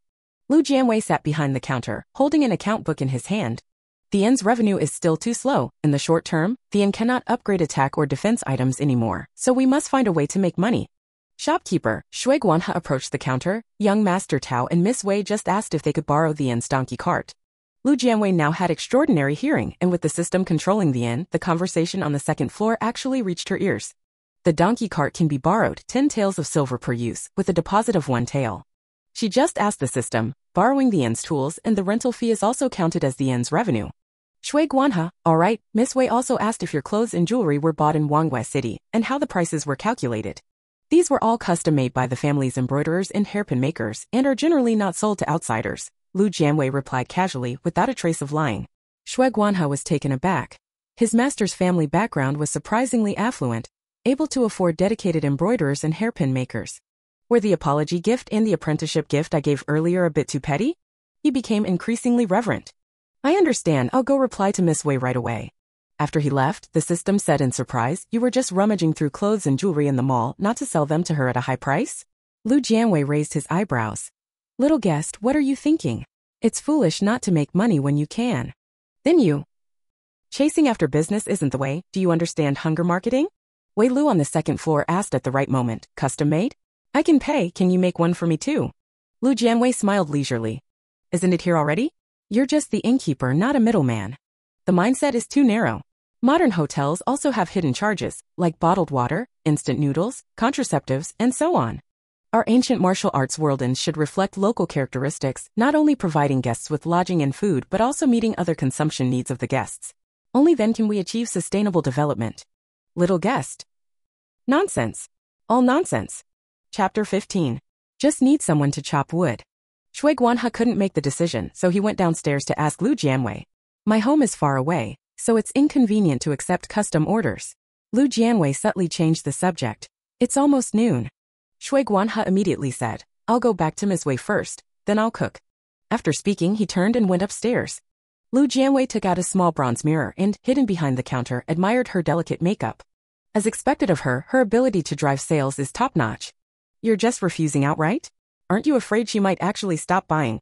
Xiaoku was puzzled. Lu Jianwei was confident. No way. Why? She doesn't seem to have a desire to shop, so she won't give up easily. Are you contradicting yourself? I don't understand what you're saying. You're not a carbon-based life form, so it's normal that you don't understand. Lu Jianwei put away the bronze mirror and leaned back in his chair. She wasn't moved, yet she showed obsession. It's very inconsistent. Xiaoku was a bit stunned, it really couldn't figure it out. Lu Jianwei ignored it and called over Yushu. Go ask the guests in the shop if they need lunch. Yushu promptly took the order and first ran to the dormitory, knocking on the door. What is it? Yan Feitsong was inside the room pondering his knife techniques. The more he thought about it, the more tangled and frustrated he became. The knife techniques he was proud of were actually found to have so many flaws by an unknown innkeeper. He couldn't help but doubt himself, was he really that bad? Hero Yan, would you like to have lunch? Yushu asked from outside the door. Yan Feitsong rubbed his stomach. He was indeed a bit hungry. He had brought some rations with him, but since he was staying at the inn, there was no need to deprive himself when he could have a hot meal. Yes, I want it. There is a price list on the wall. You can choose the dishes you like, and we will bring them to you once they are ready. After saying this, Yushu's expression became slightly subtle. He very foresightly took a few steps back. A bowl of vegetable noodles can be sold for 21. The exclamation suddenly pierced through the door, exploding like thunder in the ears. Yushu silently rubbed his ears. As expected, Yan Feitsong continued to glare angrily at the wall. A wooden board was nailed to the wall with several lines of characters written on it in brush calligraphy. The handwriting was neat and elegant, quite pleasing to the eye. It was exactly this price, and he felt like slashing it down with a knife. A bowl of plain white rice cost 10 won, a plate of ordinary stir-fried cabbage 21, not to mention other dishes seasoned with oil, salt, and spices. He often traveled the Jianghu, and even if he didn't care about money, he knew clearly that this price was much higher than elsewhere. So dark, too dark. Yan Feitsong is a martial arts fanatic with a chivalrous heart. When wandering the Jianghu, he often eliminates villains and evildoers, earning the title of a great hero. The targets of his villain-eliminating efforts include but are not limited to shady establishments like this black shop. He immediately opened the door, looking furious, and shouted loudly, in this desolate wilderness, your inn is the only one. It's one thing for the room rates to be expensive, but why is the food so costly as well? Could it be that the inn is actually a den of robbers and bandits? Yushu was momentarily at a loss for words, but fortunately Zhang Bo arrived just in time to take over the conversation for him. Hero Yan, you might not know, although the food at this small shop is expensive, there is a reason for the high price. Why don't you go ahead and tell me what kind of nonsense reason is that? Yan Feitsong pressed his thumb against the sword hilt, as if Zhang Bo had said a single wrong word, he would draw his blade and chop down this shady shop. Zhang Bo was not afraid at all. He dusted off his sleeves and said leisurely, just now in the room, Master Yan Wu, were you able to find a way to patch up the flaw? A fierce power flashed in Yan Feitsong's eyes. Don't try to beat around the bush. The noise in the courtyard caught the attention of the tenants on the second floor. Wei Lu was rejected and still felt somewhat unwilling. She wanted to go downstairs to plead with Lu Jianwei to sell her the beautiful clothes and jewelry. Just then, she overheard what Yan Feitsong said and cleverly made a good deal for the inn. Senior Yan, the inn isn't forcing anyone to buy. If you think it's expensive, you don't have to buy it. Besides, Manager Lu pointed out a flaw in your knife skills. You lost the bet with her, so you can't just keep shouting and causing trouble. Junior sister. Tao Yang called out to remind her. Yan Feitsong was not someone to be trifled with. Wei Lu was not arrogant. She had heard of Yan Feitsong's deeds. This person was upright in character, and aside from liking to spar with others, there was nothing to criticize. He wouldn't hold a grudge against her over such a trivial matter. Moreover, their Xianyun villa was not fragile. Provoked by her, Yin Feitsong said loudly, "Ah Yin, accept defeat in this bet. Manager Lu, just give your orders and I dare not refuse. But to be fair, your shop's prices are too high, and I Yin cannot agree to that. It's indeed a bit expensive." Chow Haozi stood by the second-floor railing and agreed. Lu Hudi covered her mouth and laughed. "Within a radius of over 10 miles, this is the only place like this. It's normal for it to be a bit pricey. You men are so petty, bullying a girl is no big deal." Chow Haozi. "Which side are you really on?" "Shopkeeper Lu, I ask you to give an explanation." Yin Feitsong stood in the courtyard, relentless. Lu Jianwei sat behind the counter and sighed quietly, then suddenly asked the system, "How much can his knife sell for in the mall?" Xiaoku was about to answer but suddenly realized, "You need to pay the appraisal fee first. Hey, don't even think about getting a single penny of wool from it." Lu Jianwei. The system is becoming increasingly clever. She didn't ask again, walked out from the counter and stood under the eaves at the entrance of the hall. Tiny golden rays silently scattered, illuminating her temple hair. The jade hairpin she wore at a slant was lustrous and clear, emitting a stunning glow. A smile played at the corners of her lips, her gaze gentle yet penetrating. "General Yan Wu, if you really cared about the price, you would have complained when booking the room. The fact that you're making a fuss now means you want something. Why not just say it out loud?" Yin Feisong was immediately at a loss for words. His skin was tan like ancient bronze, showing no blush, but his embarrassment was obvious. He truly didn't care about the price. The shopkeeper Lu pointing out the flaws in his swordsmanship was worth far more than the so-called room and meal fees. He just, "Shopkeeper Lu, I don't have enough money on me and your shop doesn't allow credit, so I'll stay on as a clerk to pay off my debt." Lu Jianwei? The others. The surprise came so suddenly that even Lu Jianwei was a bit stunned. "Little guest, I originally wanted to use my treasured sword or sword skills to make him stay, but I didn't expect him to come knocking just because of a small flaw, asking for a job. I feel like I've lost out a bit." Little guest didn't understand. Isn't that good? The inn really needs a high-level martial artist as a bodyguard. His combat power is quite good, and he has a formidable reputation in the martial world. Ordinary people wouldn't dare to provoke him. But if that's the case, I feel embarrassed to do business with him. Lu Jianwei felt a bit regretful. The treasured sword and sword skills could have sold for quite a lot. Now he frankly says he has no money, how can she still sell? Little guest. Really taking advantage and still pretending to be innocent. Lu Jianwei tried to salvage the situation a bit. "You've already paid today's rent, you don't owe any money, no need to offset the debt." Yin Feitsong had made up his mind. "I want to continue living at the inn. From now on, I'll work to pay for my room and meals." He had a keen intuition that the Bafong Inn would be a benefactor on his path of martial arts. As Manager Lu said, his bottleneck had lasted a long time, and this place was very likely the Feng Shui treasure land where he could break through the barrier.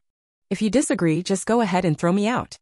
Lu Jianwei was speechless. She had never seen anyone forcibly collect a debt like this. "Little guest, remember this. Some people may look broad-eyed and thick-browed, but they actually have a lot of tricks up their sleeves." "What do you mean?" "If I disagree, he can achieve his goal of sparring with me. If I agree, he can stay at the inn and will always find opportunities to spar." The little guest suddenly understood. Deceitful. You really can't judge a book by its cover. It was a bit worried again, so should we still keep him at the inn? "Don't worry, he has a straightforward gaze, not a treacherous person." Lu Jianwei's intuition about people was very accurate. At most, he has a few tricks up his sleeve. Having tricks is better than having none. Being able to study up to level 6 is by no means a sign of stupidity. That's good then. Good is good, but we still need to temper his temper. Lu Jianwei looked at Yin Feitsong and restrained his smile. The inn just happens to be short of someone to chop firewood. If you insist on staying, you will be responsible for all the firewood in the shop from now on. Okay. Yin Feitsong did not hesitate. "Where's the firewood?" "I'll go right now." Lu Jianwei's expression was calm, no rush. "Besides chopping firewood, there is an important task for you." "Please speak, Manager Lu." "Fighting is prohibited inside the inn. You are already a staff member of the inn, and from now on, you must take maintaining order in the inn as your responsibility. Understand?" "I'm not quite sure." Yin Feitsong's eyes showed confusion. "What do you mean by an order?" Lu Jianwei took him as a counterexample directly. "You came here today shouting about sparring, that's disturbing the inn's order and interfering with my business, got it?" Yin Feitsong, "Got it. Not allowed inside the inn, but it's fine outside the inn." "Got it, so why aren't you chopping wood yet?" "Oh." He turned and walked a few steps, then came back. "Where's the wood?" Shui Guanhe quickly snapped back to attention. "I'll take you there." A dignified level 6 martial master chopping firewood in an inn, who would believe it if told? The innkeeper is simply amazing. On the second floor, Lu and Chow exchanged a glance, their expressions growing more serious. Wei Lu, however, furrowed her delicate brow slightly. In that case, wouldn't many deadbeats follow suit? As long as they say they have no money and stay at the inn as workers to pay off their debts, They can live there indefinitely. Zhang Bo and Yushu felt their spines stiffen, sensing they had been subtly targeted. You think everyone is like Senior Yen? Tao Yang shook his head and said, if it were you or me, we'd probably have been kicked out of the inn long ago. Wei Lu. Alright, the world is truly complicated and hard to explain. Chapter 16. Who doesn't like a sucker? The midday sun unleashed its passion without restraint. The patch of sky above the courtyard wall was as blue and clear as if washed. Lu Jianwei sent Yin Feizong away, then turned and stepped into the hall, the delicate hem of her skirt brushing along the corridor. The thread shimmered with tiny flashes of light. Shopkeeper Lu. Wei Lu hurriedly called out to her. Miss Wei, what is it? Facing a potential customer, Lu Jianwei always responded with a smile. Wei Lu appraised her dress, eyes filled with admiration. I just asked Clerk Shui, and your outfit was specially made by the family's embroiderers and hairpin makers. It's truly exquisite. I wonder if Shopkeeper Lu would be willing to recommend them. I can wait, and the price is negotiable. But? Shopkeeper Lu, the price really isn't an issue. Lu Jianwei smiled. It's not about the price, it's just that if they want to customize, they need to see the person and know their preferences. Being too far away is really inconvenient. I see. Wei Lu pondered for a few moments, then shamelessly said, it's okay if not customized. I see that Shopkeeper Lu's clothes and jewelry are very nice. I wonder if she would be willing to part with 1 or 2 sets for me. Everyone. How persistent this girl was. Wei Lu also knew this was inappropriate. Her face slightly flushed, but she still insisted. Shopkeeper Lu, if we don't close this deal today, I definitely won't be able to sleep all night. I've been to so many towns, but I've never seen such beautiful clothes and jewelry. I really don't want to miss out. She opened her moist apricot-shaped eyes and pleaded pitifully. Lu Jianwei suddenly smiled and took her wrist. Miss Wei, you are so straightforward and lovely. Don't just ask for 1 or 2 sets, as long as you like them, how about I give them all to you? Really? Wei Lu was overjoyed upon hearing this and quickly waved her hand. You don't have to give me all of them, just 1 or 2 sets will do. Shopkeeper Lu, thank you so much. Lu Jianwei generously said. In this remote wilderness, it's rare to meet someone with the same interests, especially a beautiful and straightforward heroine like you. I'm more than happy. You go wait for me in the room. Good. Wei Lu excitedly went upstairs, leaving Tao Yang alone in the hall where everyone stared at each other wide-eyed. Who would have thought the inn also did business in clothes and jewelry? I really don't understand the minds of young ladies. Lu Jianwei pretended to go to the 3rd floor to get clothes and jewelry, but in fact, she picked 5 sets of clothes and jewelry each from the system mall, spending 50 taels of silver, most of which went to the jewelry. She wore relatively affordable pieces herself, but the ones she took out for business were all high quality. However, compared to the prices of Chichao's jewelry, it was no longer considered expensive. The system didn't shortchange her in this regard. Thinking of Wei Lu often being out and about, she picked 2 sets of ruchuan, 3 sets of fitted outfits, and the jewelry leaned toward simple and elegant styles. She held the clothes and jewelry and entered Wei Lu's room.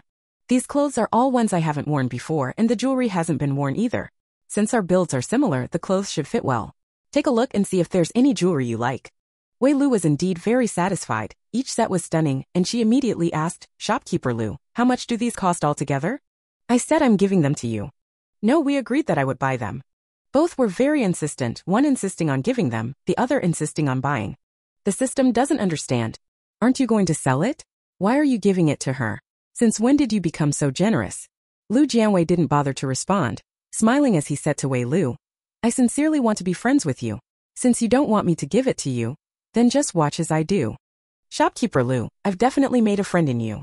Wei Lu immediately took out 2 silver notes, slipped them into Lu Jianwei's hand, and said with a beaming smile, even close brothers need clear accounts. I can't just take advantage of you right away. 100 taels each, 200 taels in total. Lu Jianwei netted a clean profit of 150 taels. System. I don't understand, really don't understand. Lu Jianwei accepted the silver note, then gently and kindly said, I heard you and young Master Tao want to borrow a donkey cart. In my opinion, since it's just a trip to Wanghua City, there's no need to pay rent. I trust you. Shopkeeper Lu, you're too polite. Borrowing a car and paying for it is only natural. Lu Jianwei smiled faintly. Little guessed, if this girl didn't have other intentions, I would really like her. Little guessed. Oh. As long as it's a sucker, you like it. Shui Guanhe finished preparing the meal and Lu Jianwei invited Wei Lu to dine together.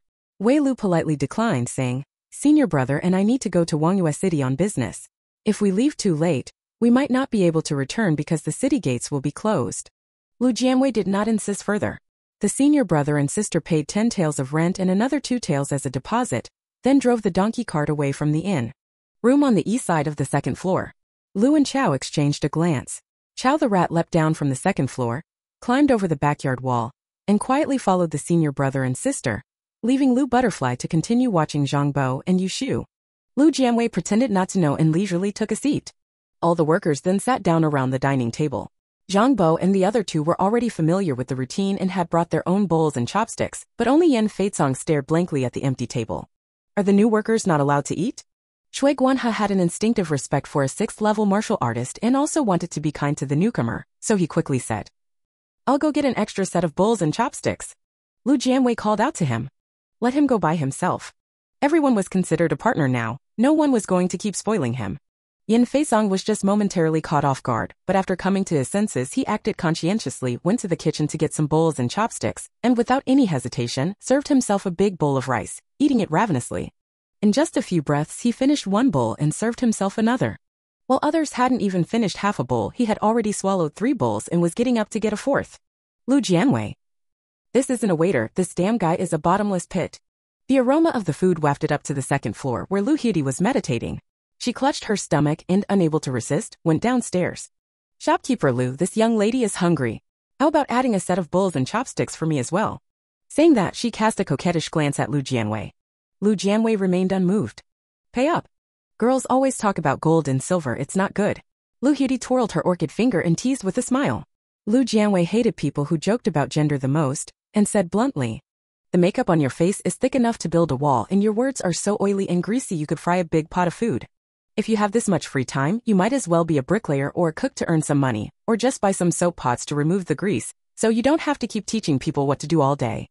Lu Hudi. The others. Even Yan Feizong lifted his head from the bowl, looking at her with an incredulous expression. They knew that Shopkeeper Lu loved money and they knew Shopkeeper Lu was good at arguing, but they were still shocked when she refuted others' words. To be honest, when Shopkeeper Lu wasn't scolding, she was gentle and soft-spoken, never raising her voice. They were always deceived by her delicate and elegant appearance. Whenever harsh words are spoken, it always feels like something has shattered. What's even stranger is that they find it extremely satisfying to listen to. Lu Hudi's pale face suddenly turned dark blue and black, her features twisted for a moment, then quickly composed herself, snorted coldly, and swept her sleeves as she left.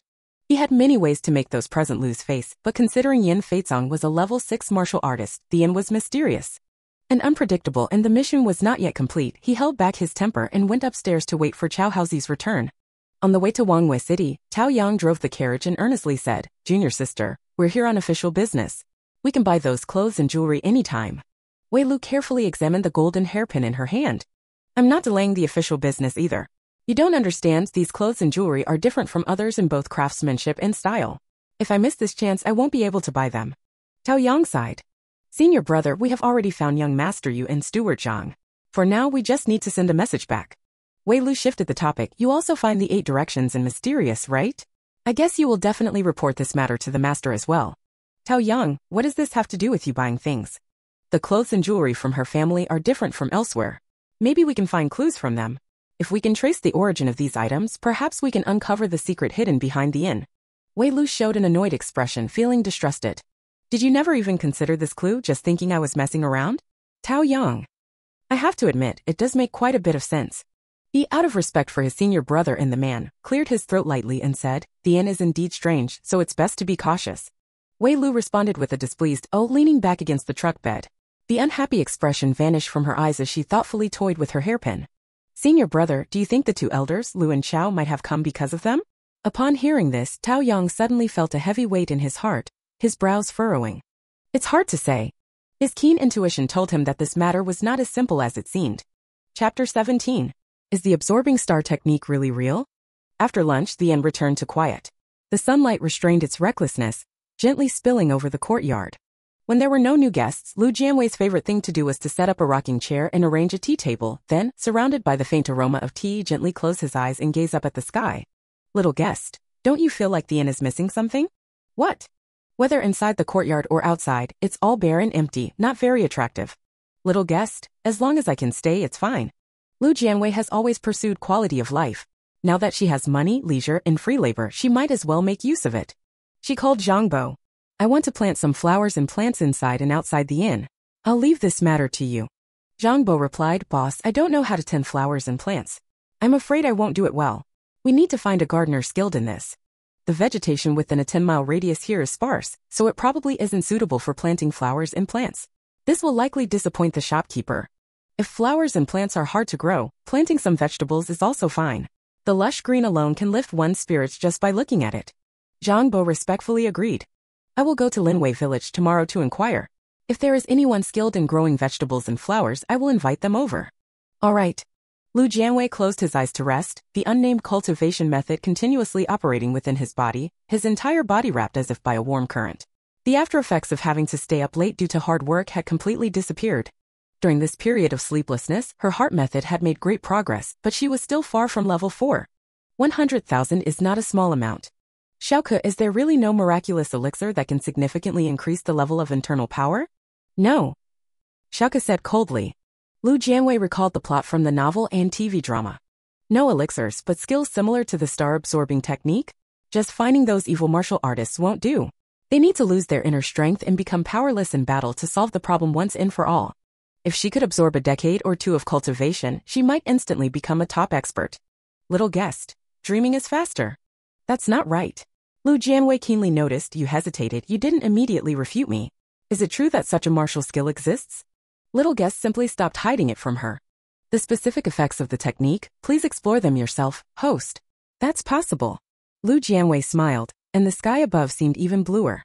This action is not orthodox. The host should proceed with caution, the little guest responsibly warned. A slight mistake could lead to backlash.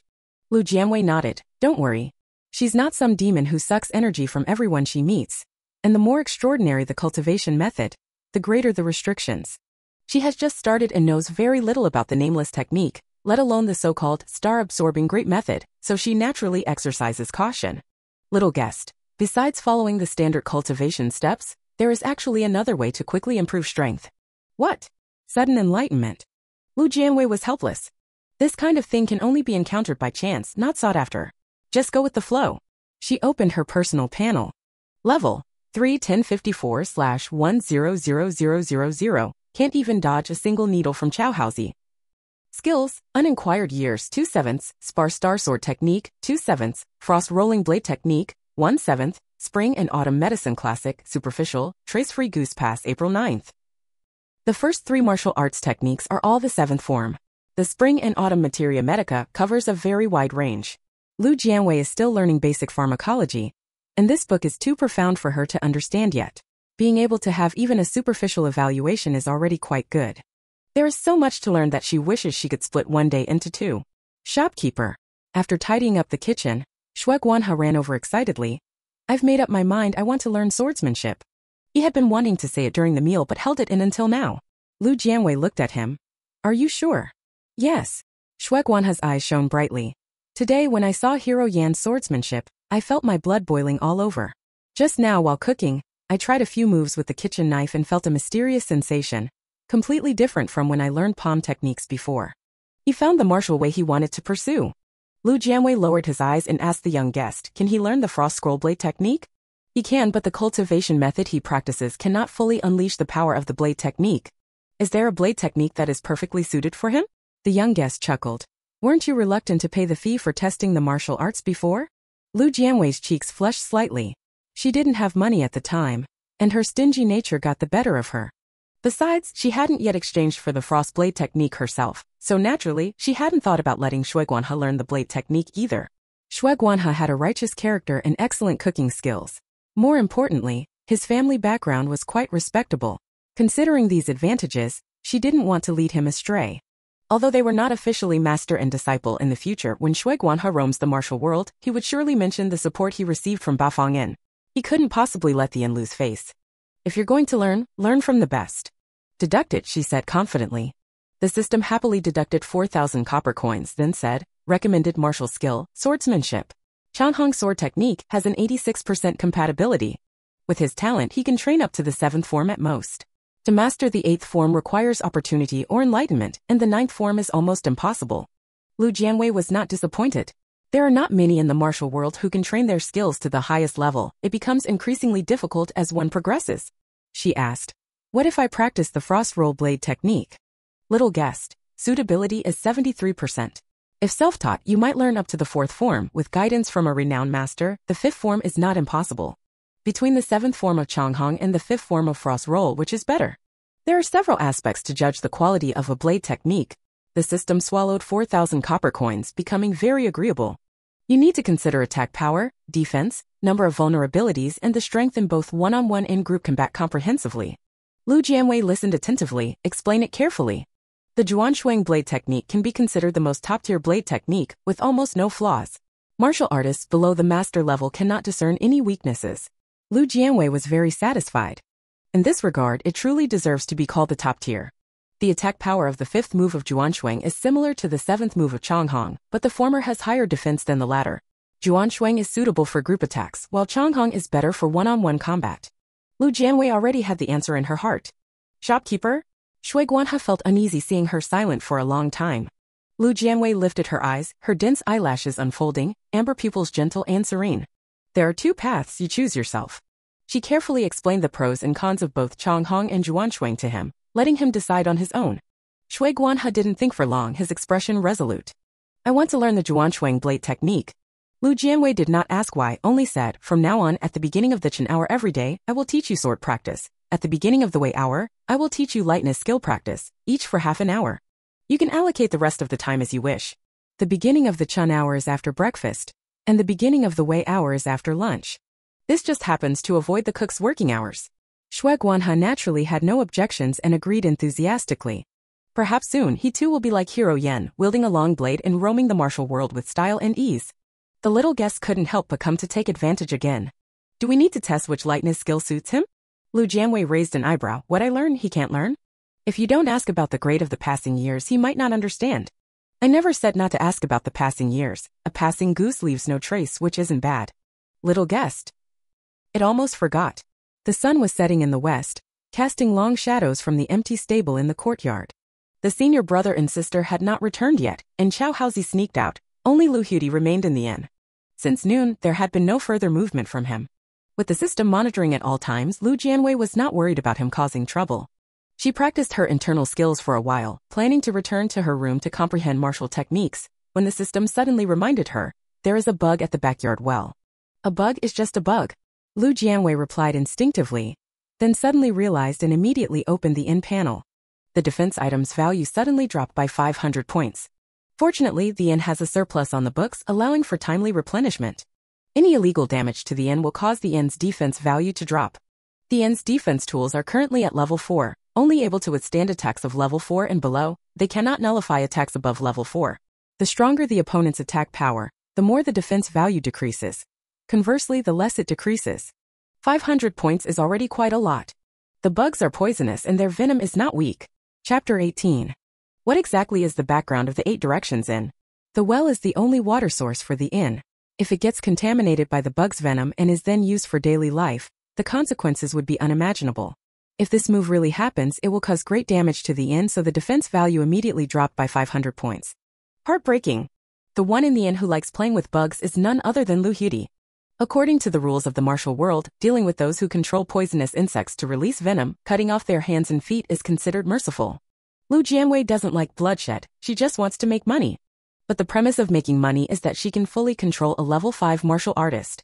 LV Hudi has profound inner strength and many poisonous insects on his hands that are hard to defend against. If it's just a battle of inner strength, the only one in the inn who can suppress him is Yen Feizong. What if he attacks with the poisonous insects? The insect's venom had already mixed into the well water, and Lu Jianwei had no time to ponder. Yen Feizong. She made a quick decision, her voice deep and resonant in her dantian. Yen Feizong was just contemplating the flaws in his sword technique, when he was startled by the voice and instinctively pushed the door open. Here! Seize him! Before anyone could react, a figure in floral clothing jumped down from the 2nd floor, attempting to escape over the backyard wall. Yen Feizong heard the sound and located the position, drawing his long knife. A flash of a bright knife blade came rushing in, the level 6 martial artist's knife technique like an unbreakable iron cage, trapping Lu Butterfly beneath the courtyard wall. The latter had to stop in her tracks and turn to look at Lu Jianwei, who was pacing over, a smile on her rosy face. Shopkeeper Lu, what is this about? Yen Feizong held his long knife across his neck, also looking at Lu Jianwei with suspicion. His earlier strike was purely a reflex. He had no idea what Lu Jianwei's move meant. Zhang Bozhen and the others came over upon hearing the sound. Lu Jianwei instructed, there's a bug at the well mouth, kill it. Everyone couldn't help but look over. A black beetle was perched at the well mouth, its antennae in front of its head probing back and forth, its wings on its back slightly fluttering, as if ready to take off. It's trying to escape.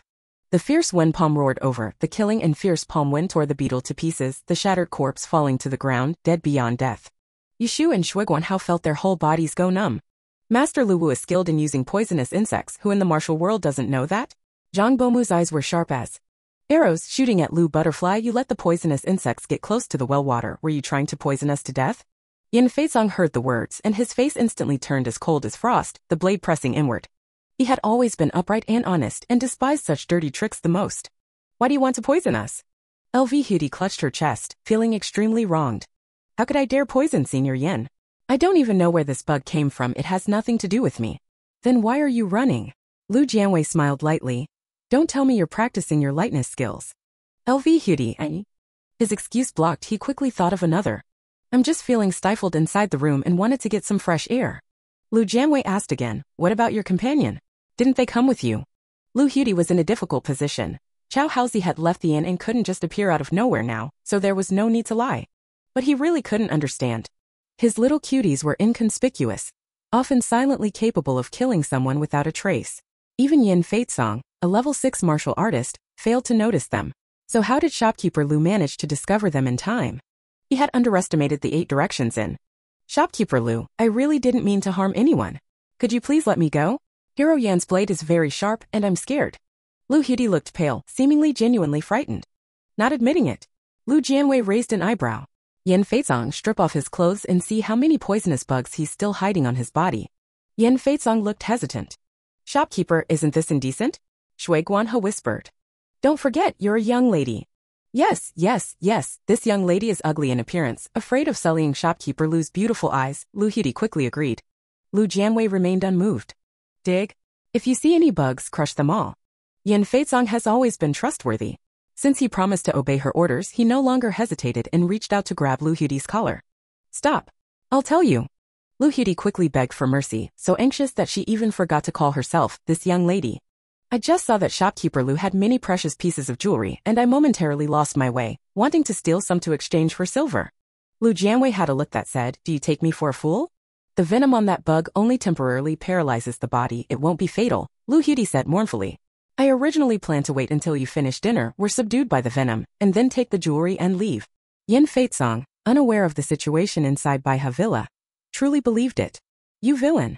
The blade struck harshly against his chest.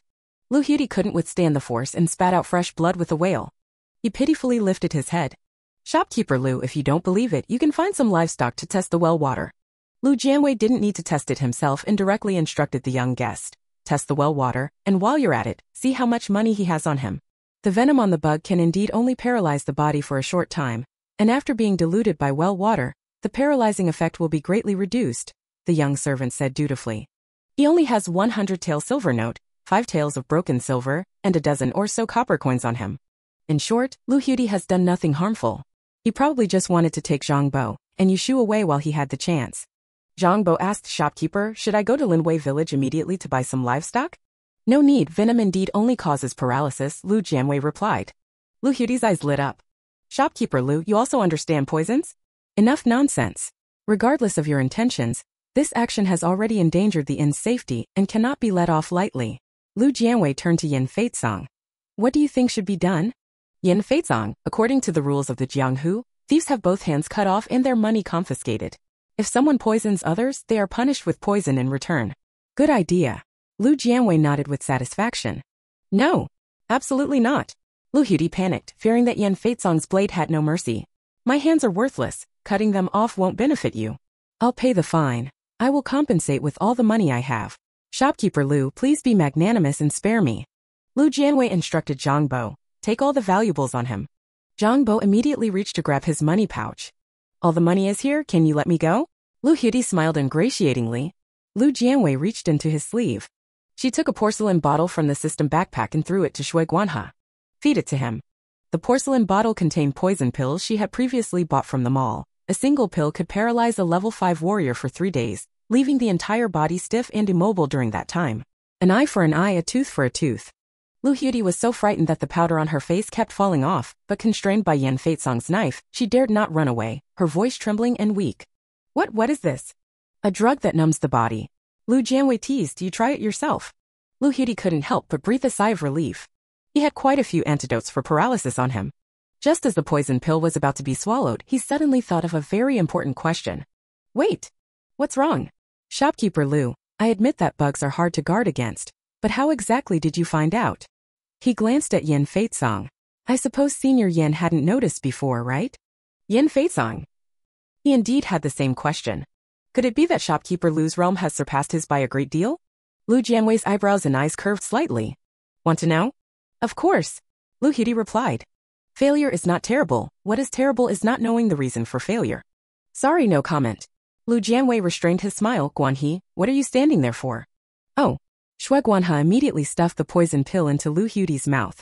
In just a moment, Lu Huti's whole body stiffened, and with a thud, he fell to the ground, a bump forming on his head. The pain made his eyes tremble, but he couldn't even make a sound. Shopkeeper, what about the well water?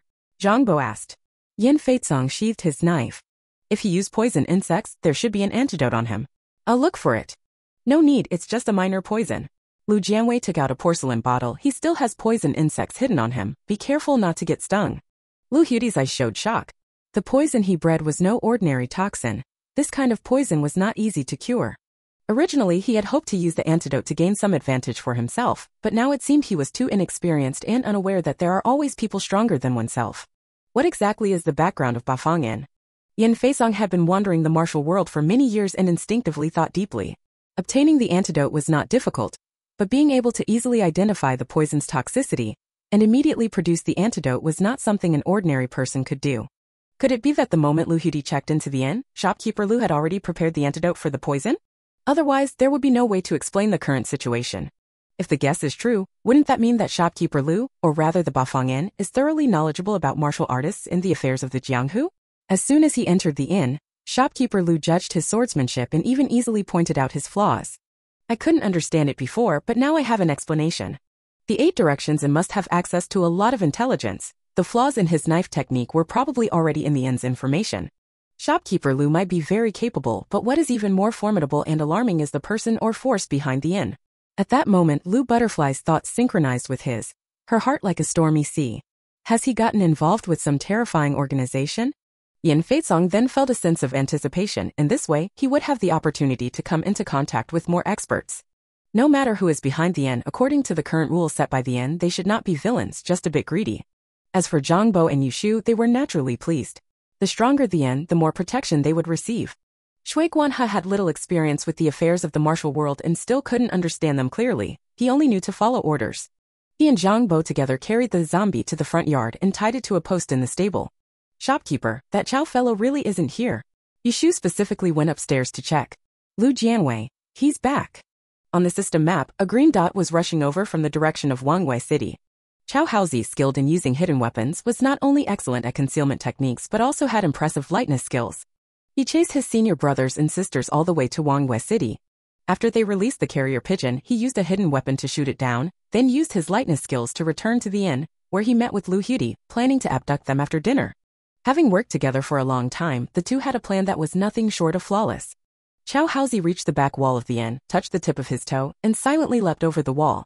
He was full of anticipation when he saw Yan Feitsong standing behind the wall holding a knife. His foot slipped, and he fell to the ground with a thud. Chapter 19. Who exactly is she? No matter how formidable Chow Haozi's hidden weapons were, they could not match a level 6 martial artist like Yan Feitsong. Knowing his plan was exposed, he simply raised both hands in surrender and smiled awkwardly. May I ask what instructions Hero Yan has? Yan Feisong was annoyed that they were delaying his training, feeling displeased, and his tone was stiff and cold. Go to the front yard. Chow Haozi's mung bean-sized eyes flicked around, obediently walking ahead of him, bypassing the main building of the inn, and coming into view was Lu Huti, who was merged with the stable's pillar. Under the eaves and steps, the elegant-featured female shopkeeper leaned against a rocking chair, leisurely drinking tea. The other staff and guards stood on either side. What's going on? He asked, feigning surprise. Shopkeeper Lu, did old Lu offend you? I'll apologize to you on his behalf. He is indeed a bit slick, but he means no harm. Lu Jianwei looked up and smiled at him. You take this and show it to him. Hey! Yushu took a simple wooden box and walked over to Chow Haozi, opening it in front of him. The box contained the corpse of a black beetle, shattered into pieces, a gruesome sight. Chow Haozi. It seems there's no way to avoid responsibility for this. However, judging from shopkeeper Lu's attitude, there is still room for negotiation in this matter. He no longer hesitated and said sincerely, it turns out that old Lu's pet accidentally ran out and disturbed shopkeeper Lu. It is only right to apologize to shopkeeper Lu. If shopkeeper Lu needs anything, just say the word. Lu Butterfly's poisonous insects have always been infallible, but today they failed, not because of his carelessness, but because they underestimated the strength of the inn. The mysterious inn in the desolate wilderness is indeed unfathomable. Lu Jianwei also did not beat around the bush and set down his teacup. To ransom the person, 2,000 taels of silver. Chow Haozi's face turned bitter. Shopkeeper Lu, how can I come up with so much money? Even if I sell myself, I won't break even. Yin Feizong. Lu Jianwei didn't bother arguing with him. Yin Feizong drew his knife from its sheath, the cold blade flashing as it struck the stable's pillar. Lu Hudi faced the menacing blade head-on, terrified as her makeup smeared wildly, but she was completely immobilized, with nowhere to dodge. Stop! Chow Haozi shouted in terror. Yin Feizong raised his thick eyebrows, smoothly halted the blade's momentum, and the long knife clanged cleanly back into its sheath, extremely neat and swift. This move shocked everyone so much their jaws dropped to the ground. The strength of a level 6 swordsman. They truly experienced it firsthand. Such effortless control of the blade. Truly worthy of being the #1 swordsman in the martial world. Shui Guanhe's blood boiled all over his body. If one day he could also be so free and unrestrained, then he would have no regrets in this life. Everyone cast him a look of reverence and awe. Yin Feizong was already used to it. He originally didn't care about others' opinions, but he couldn't help sneaking a glance at Lu Jianwei. The latter's expression remained unchanged, as if watching an ordinary acrobatic show, his face calm and unruffled. Yin Feizong felt a slight sense of loss in her heart. So she really didn't think highly of his swordsmanship. Do you want people or money? Lu Jianwei lazily propped his chin. Master Chow, make a choice. Chow Haozi was helpless and had no choice but to say, we don't have that much on us. Please allow me to make a trip to Jianwei City to get some silver notes from the bank. Okay. Lu Jianwei curled the corners of her lips. Chow Haozi felt that her smile was like a dagger hidden in silk, his heart trembled, and he quickly used lightness skill to run to Jianwei City. So straightforward. Lu Jianwei frowned, did I say too little? Everyone. After Chow Haozi left, Lu Jianwei returned to her room. The others each performed their duties, leaving Lu Hudi alone, lonely, accompanied only by the stable. In no time, Tao Yang and Wei Lu returned driving a donkey cart. Seeing Lu Hudi in such a miserable state, they were stunned on the spot. This is... Wei Lu spoke, but Tao Yang tugged at his sleeve. Junior sister, tie up the donkey, let's go back to the room and rest. Oh, all right. The two deliberately pretended not to see, fearing to hurt senior brother Lu's pride. Lu Butterfly. This time it was truly a huge embarrassment. Wei Lu and the other person went to the counter to retrieve the deposit, quietly asking Yushu who was refunding the deposit. Senior Lu, what's going on? Yushu had no intention of covering for him. He wanted to steal the shopkeeper's jewelry and even poison the well water. Fortunately, the shopkeeper discovered it in time, preventing losses to the inn. This is the punishment for him. Senior brother and sister. The two returned to the room, exchanged a few glances, and Wei Lu spoke first. Have they already made a move? It should be. Tao Yang frowned tightly. This inn is really not simple. We need to act carefully. Lu Hudi is a well-known senior in the martial world. If someone like her lost control, then it's even more impossible for them to secretly tamper with things. What's there to fear? Anyway, we're just here to gather information. The letter has already been delivered, so it won't concern us later. That's true. Senior brother, I've been traveling all day and I'm a bit tired. I'll go back to my room to rest first. All right. Tao Yang called out to her again. We'll stay at the inn these few days waiting for news, no need to keep rushing around. That's great. Back in the room, Wei Lu called for Yushu.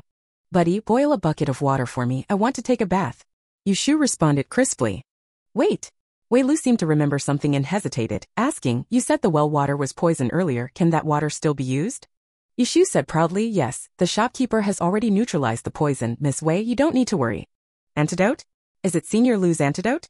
No, it was the shopkeeper who personally administered it. Oh, that's good then. Chow Haozi had mastered lightness skill to the extreme and finally took out 2,000 taels of silver notes before the city gate was locked, rushing back to the inn as night fell. Manager Lu, here are the silver notes. Please have a look. Lu Jianwei accepted the silver notes, his expression gentle. Very good. The ransom has been paid. I wonder if they will release old Lu? Please go ahead. Chow Haozi made a move toward the stable but then turned back. It's getting late.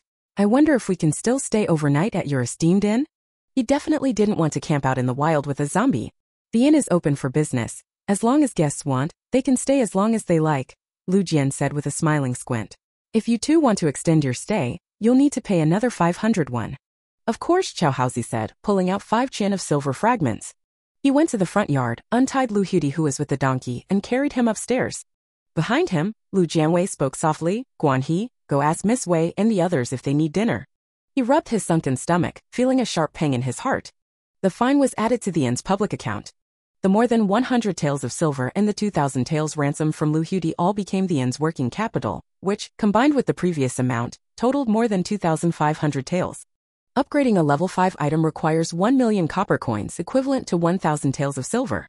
More than 2,500 taels are enough to upgrade both attack and defense items to level 5.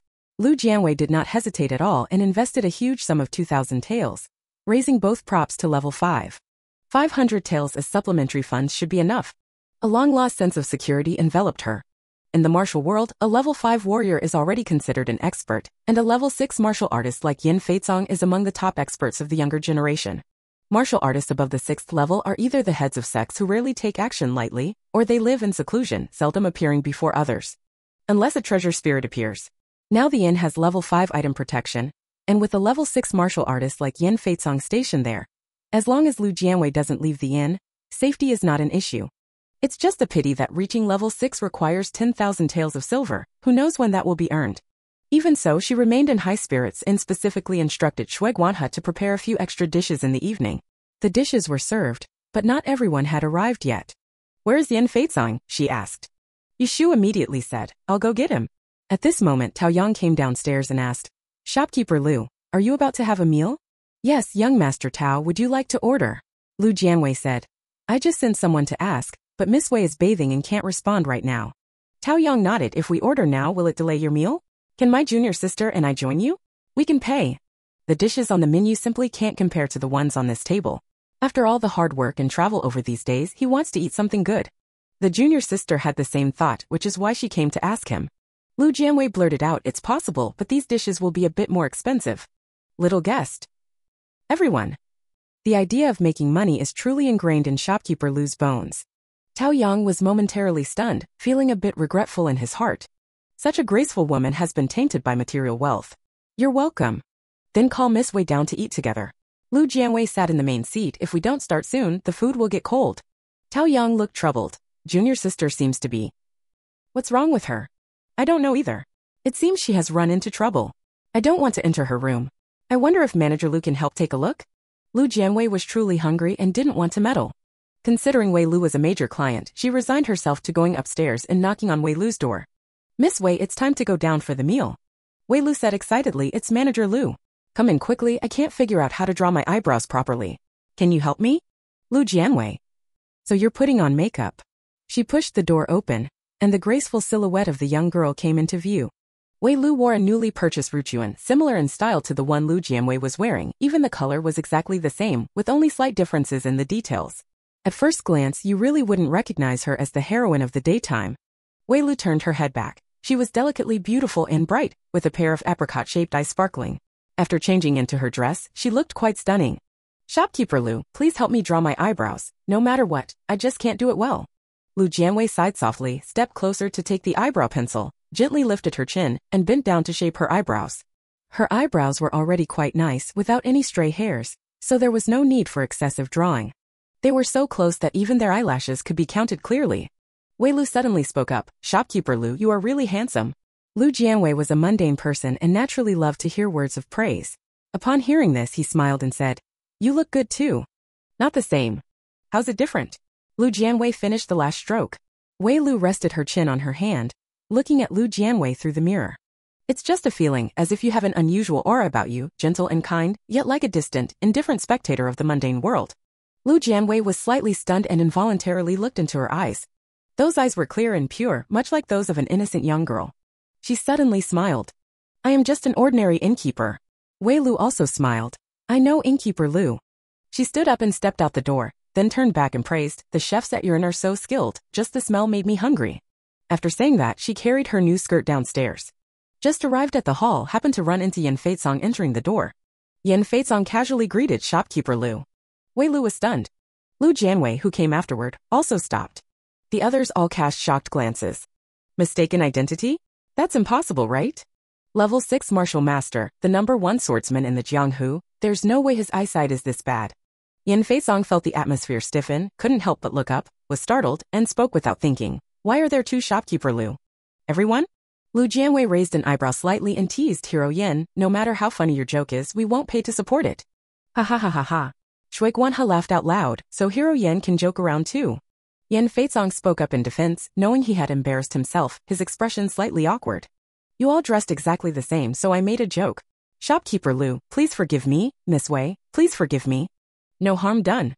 Beauties do have things in common. What does that indicate? Lu Jianwei said with a smile and squinting eyes. It indicates that both Miss Wei and I are good-looking. Yes, yes, shopkeeper sister is beautiful and Miss Wei is beautiful too, Yushu praised in agreement. He was young, so it was most appropriate for him to say this. If anyone else said it, it would seem somewhat frivolous. The topic passed just like that, and everyone enjoyed the meal. In the room on the east side of the second floor, Chow Haozi took out the last antidote from Lu Hudi's body and said with difficulty, if this one doesn't work either, your poison really can't be cured. Lu Hudi lay stiffly on the bed, tears of sorrow falling. He prided himself as the #1 insect master in the martial world. What kind of poisonous insect hadn't he seen? What kind of poison hadn't he cured? Who would have thought that the inn in this desolate wilderness would turn against him?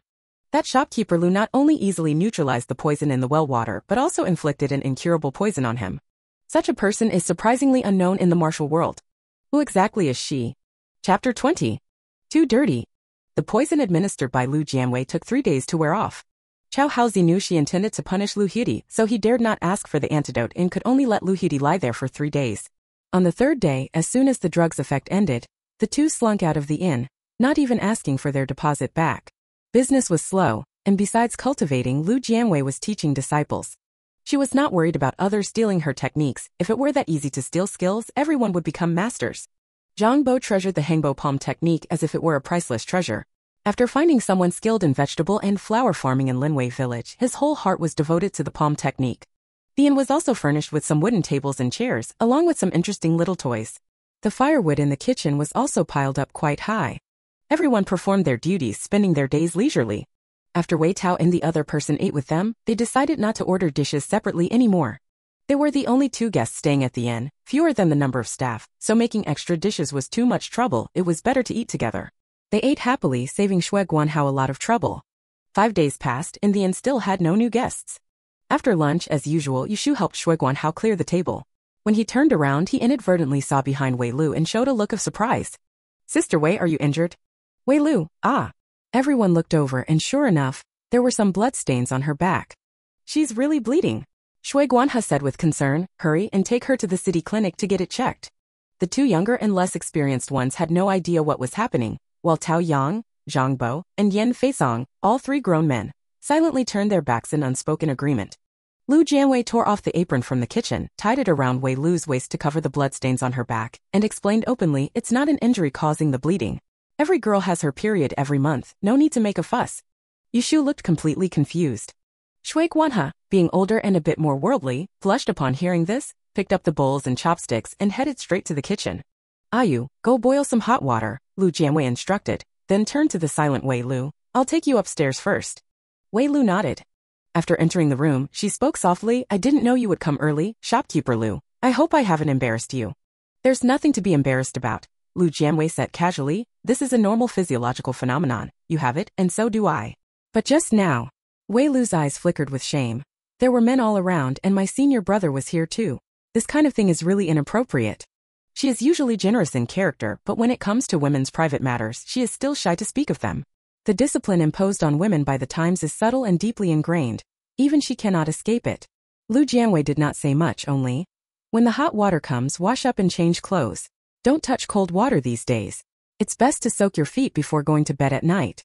Don't catch a chill and avoid raw, cold, and spicy foods. Her tone was calm, but Wei Lu could taste the genuine concern behind it. Thank you, shopkeeper Lu.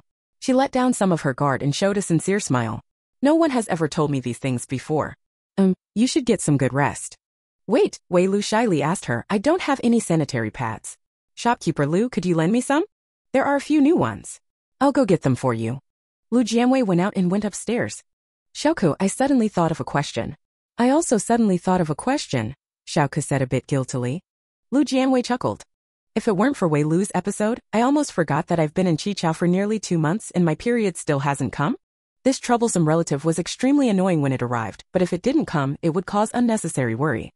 Xiaoku explained, periods can change due to environmental factors. You just arrived in Chichao and your body hasn't adapted yet. It will be fine after some time. Alright, I'll trust you this once. Lu Jianwei went into her room and picked out dozens of refreshing and breathable ones from the mall in one go. She definitely didn't have a menstrual pad, but fortunately, the system mall had products for sale, and the items were far more comfortable and clean than those from Chichao. As far as she knew, most women in Chichao use menstrual pads that were nothing more than a few strips of cloth sewn together, stuffed with bits of cloth and wood ash.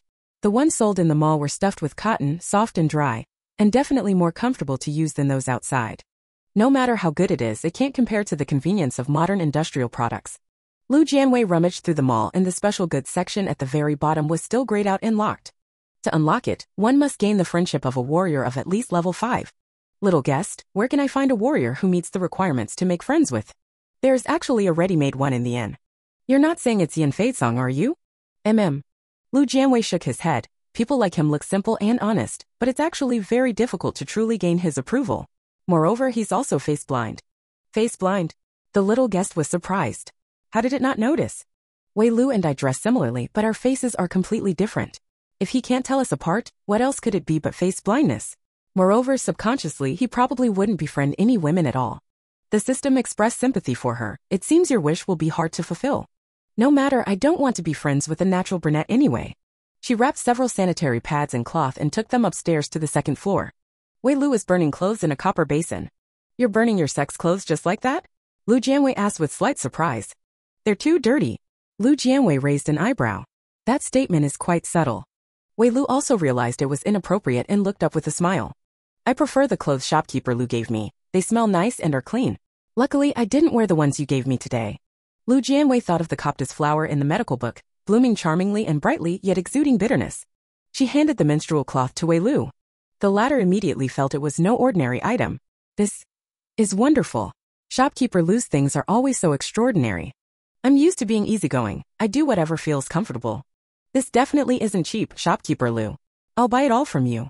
Before Lu Jianwei could respond, Wei Lu cut him off. You've already helped me a lot. If you don't accept, I would feel bad. Alright then.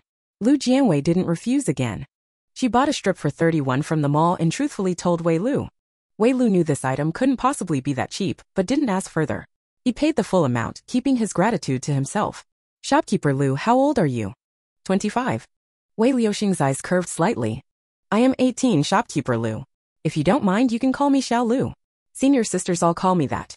May I call you sister? Up to you. Lu Jianwei gave a slight nod and returned to the third floor to practice cultivation methods. Yushu carried the hot water upstairs, called out through the door, then quickly scampered back to the kitchen. Shui Guanhe was washing the dishes. Brother Shui, Yushu frowned, girls are really pitiful, bleeding every month.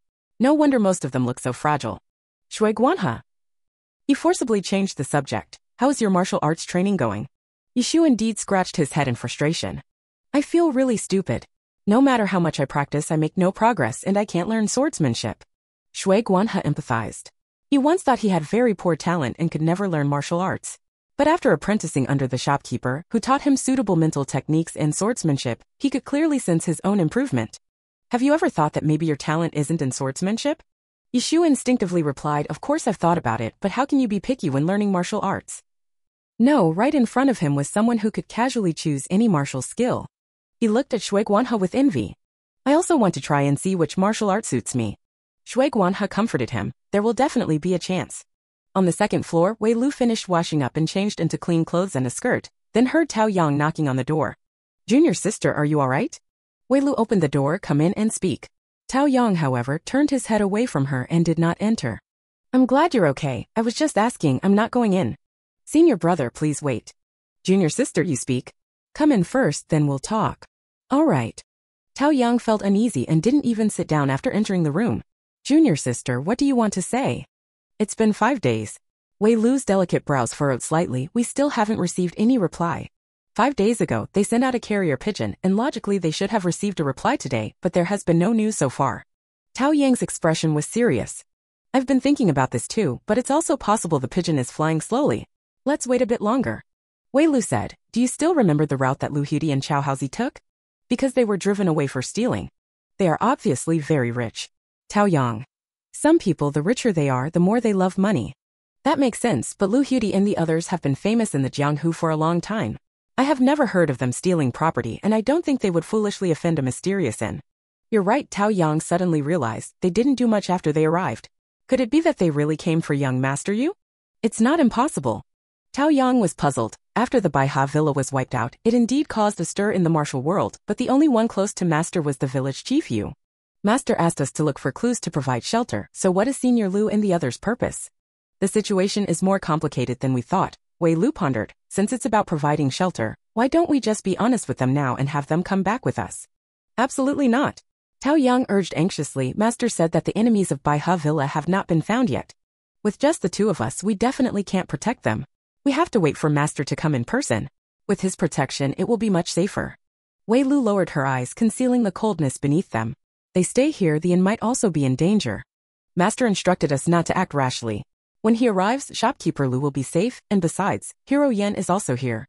Do you really think so? Listen to Master, it definitely won't be wrong. Wei Lu pondered for a moment, then picked up the teacup and took a sip, tacitly agreeing. By the way, Tao Yang asked casually, did you notice those clothes and jewelry? Wei Lu replied decisively, no. 3 more days passed, and the carrier pigeon still had not arrived. Tao Yang finally could no longer hold back. Junior sister, I will go to Wanghua City again tomorrow. He hurriedly left the room, and as he brushed past the railing, his peripheral vision glanced outside the inn. Night had fallen low. The outside was pitch dark and silent, with only 2 lanterns outside the inn illuminating a small area. 3 people came briskly, gradually approaching the inn's courtyard gate. Chapter 21. Each one is strong and healthy. When the courtyard gate was knocked, Lu Jianwei was about to rest. She didn't ask the system, sensing the visitor's aura herself. 1 at level 4, 2 at level 3. No need for her to appear in person. Shui Guanhe ran excitedly to open the door, and by the faint lantern light, he made out the 3 people's clothing, all wearing similar tight-fitting outfits, except one wore blue robe and the other 2 wore gray robes.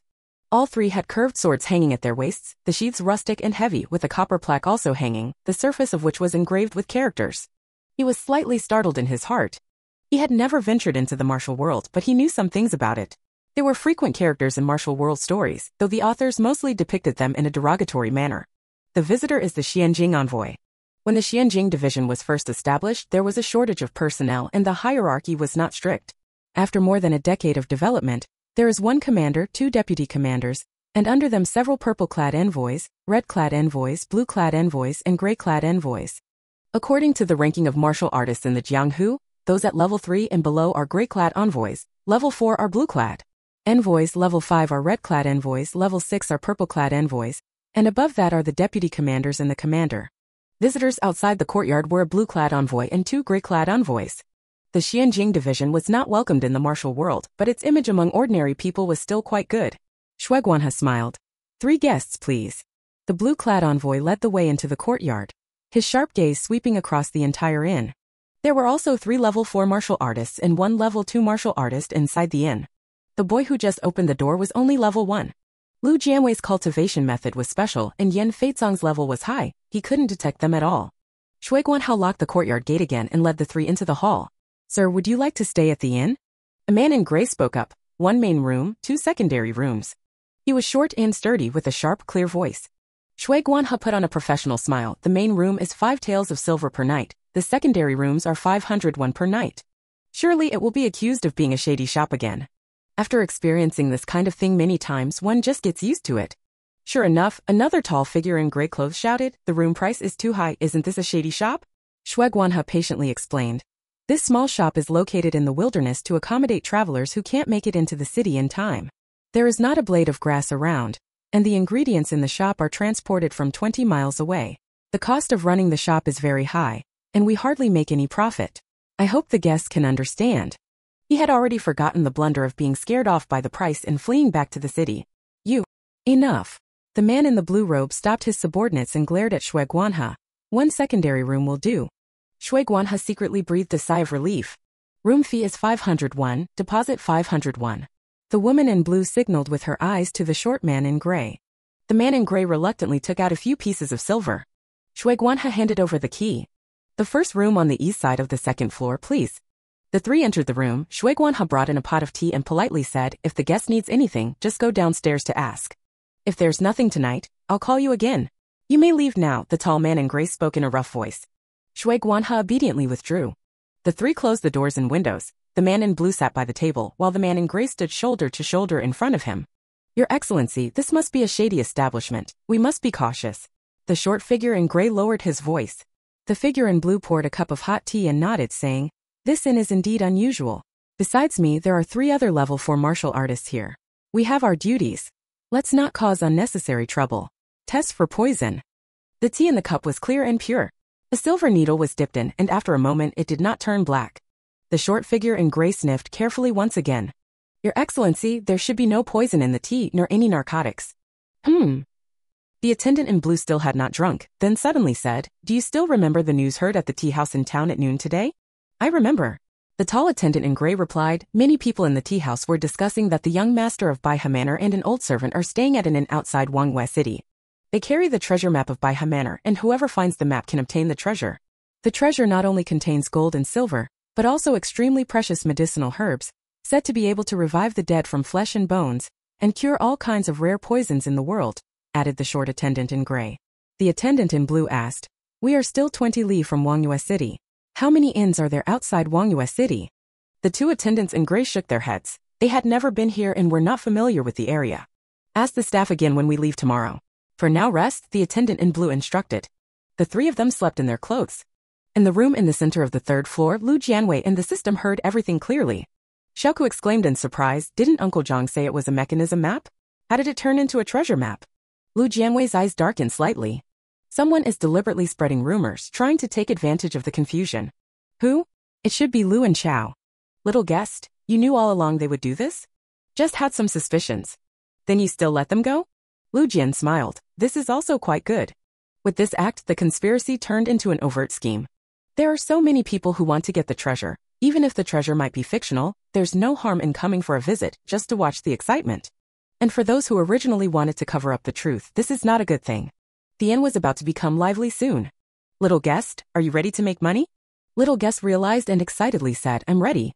Early the next morning, the 3 from the Xianjing department set off, still being hosted by Shui Guanhe. The man in gray casually asked, is this place near Jianwei City? Shui Guanhe nodded, yes, about 20 li away. We came here last night and only saw your inn. Are there no other places to rest? Outside the South City, this is the only one. So you mean outside the North City and outside the East City as well? Shui Guanhe waved his hand. Not really, our side is remote and desolate, very few people come here. Who would open an inn outside the city? The short man in gray pointed at the counter. Isn't this exactly what you have? Shui Guanhe smiled but said nothing. The 3 of them didn't ask any more questions and turned to leave the inn. Commander, if there is only this one inn, perhaps those 2 are hiding here, said the tall gray-clad envoy. The blue-clad envoy said, there are experts in the inn, we must proceed cautiously. First, go to Jianwei City to send a message. Yes. The short gray-clad envoy said, originally, our superiors wanted us to go to Liangzhou to find Zhu and use his connections to locate Yushu and the old servant. Who would have thought they were hiding in the inn, saving us the trip to Liangzhou? Zhu Ziqian was recently transferred to Liangzhou, and few people knew about the imperial order. It's normal that they couldn't find out. The man in blue instructed, you and I will first go to Jianwei City to deliver the letter, then return to the inn to wait for news. Bafang Zhang Bo already knew that 3 Xianjing agents had come last night. And after breakfast he sought out Lu Jianwei. Shopkeeper, the Xianjing department should have already discovered the identity of the manor lady. They came to find us through her cousin. Lu Jianwei was somewhat puzzled. Is it difficult to investigate the relationship between Lady Zhu and her cousin? The shopkeeper is unaware, Zhang Bo explained. The lady was born into a family of military generals, and the clan's younger generation all serve the court. The court and the martial world have always been distinctly separate. The case of the flower thief 15 years ago further intensified the conflict between the court and the martial world. The Zhu family dislikes wanderers and naturally does not want to marry their daughter to the White Crane Manor. But Lady Zhu was deeply in love with the master of Yu Manor, so she severed ties with her family, and the Zhu family publicly claimed that Lady Zhu died young from illness? Zhang Bo was shocked. How could the shopkeeper know that? Lu Jianwei thought to himself, isn't this just a cliched love story between sworn enemies? It's easy to guess. Sworn enemies might be too strong a word, but it's close enough. There will soon be a large number of guests at the inn. Zhang Bo's heart skipped a beat. You mean?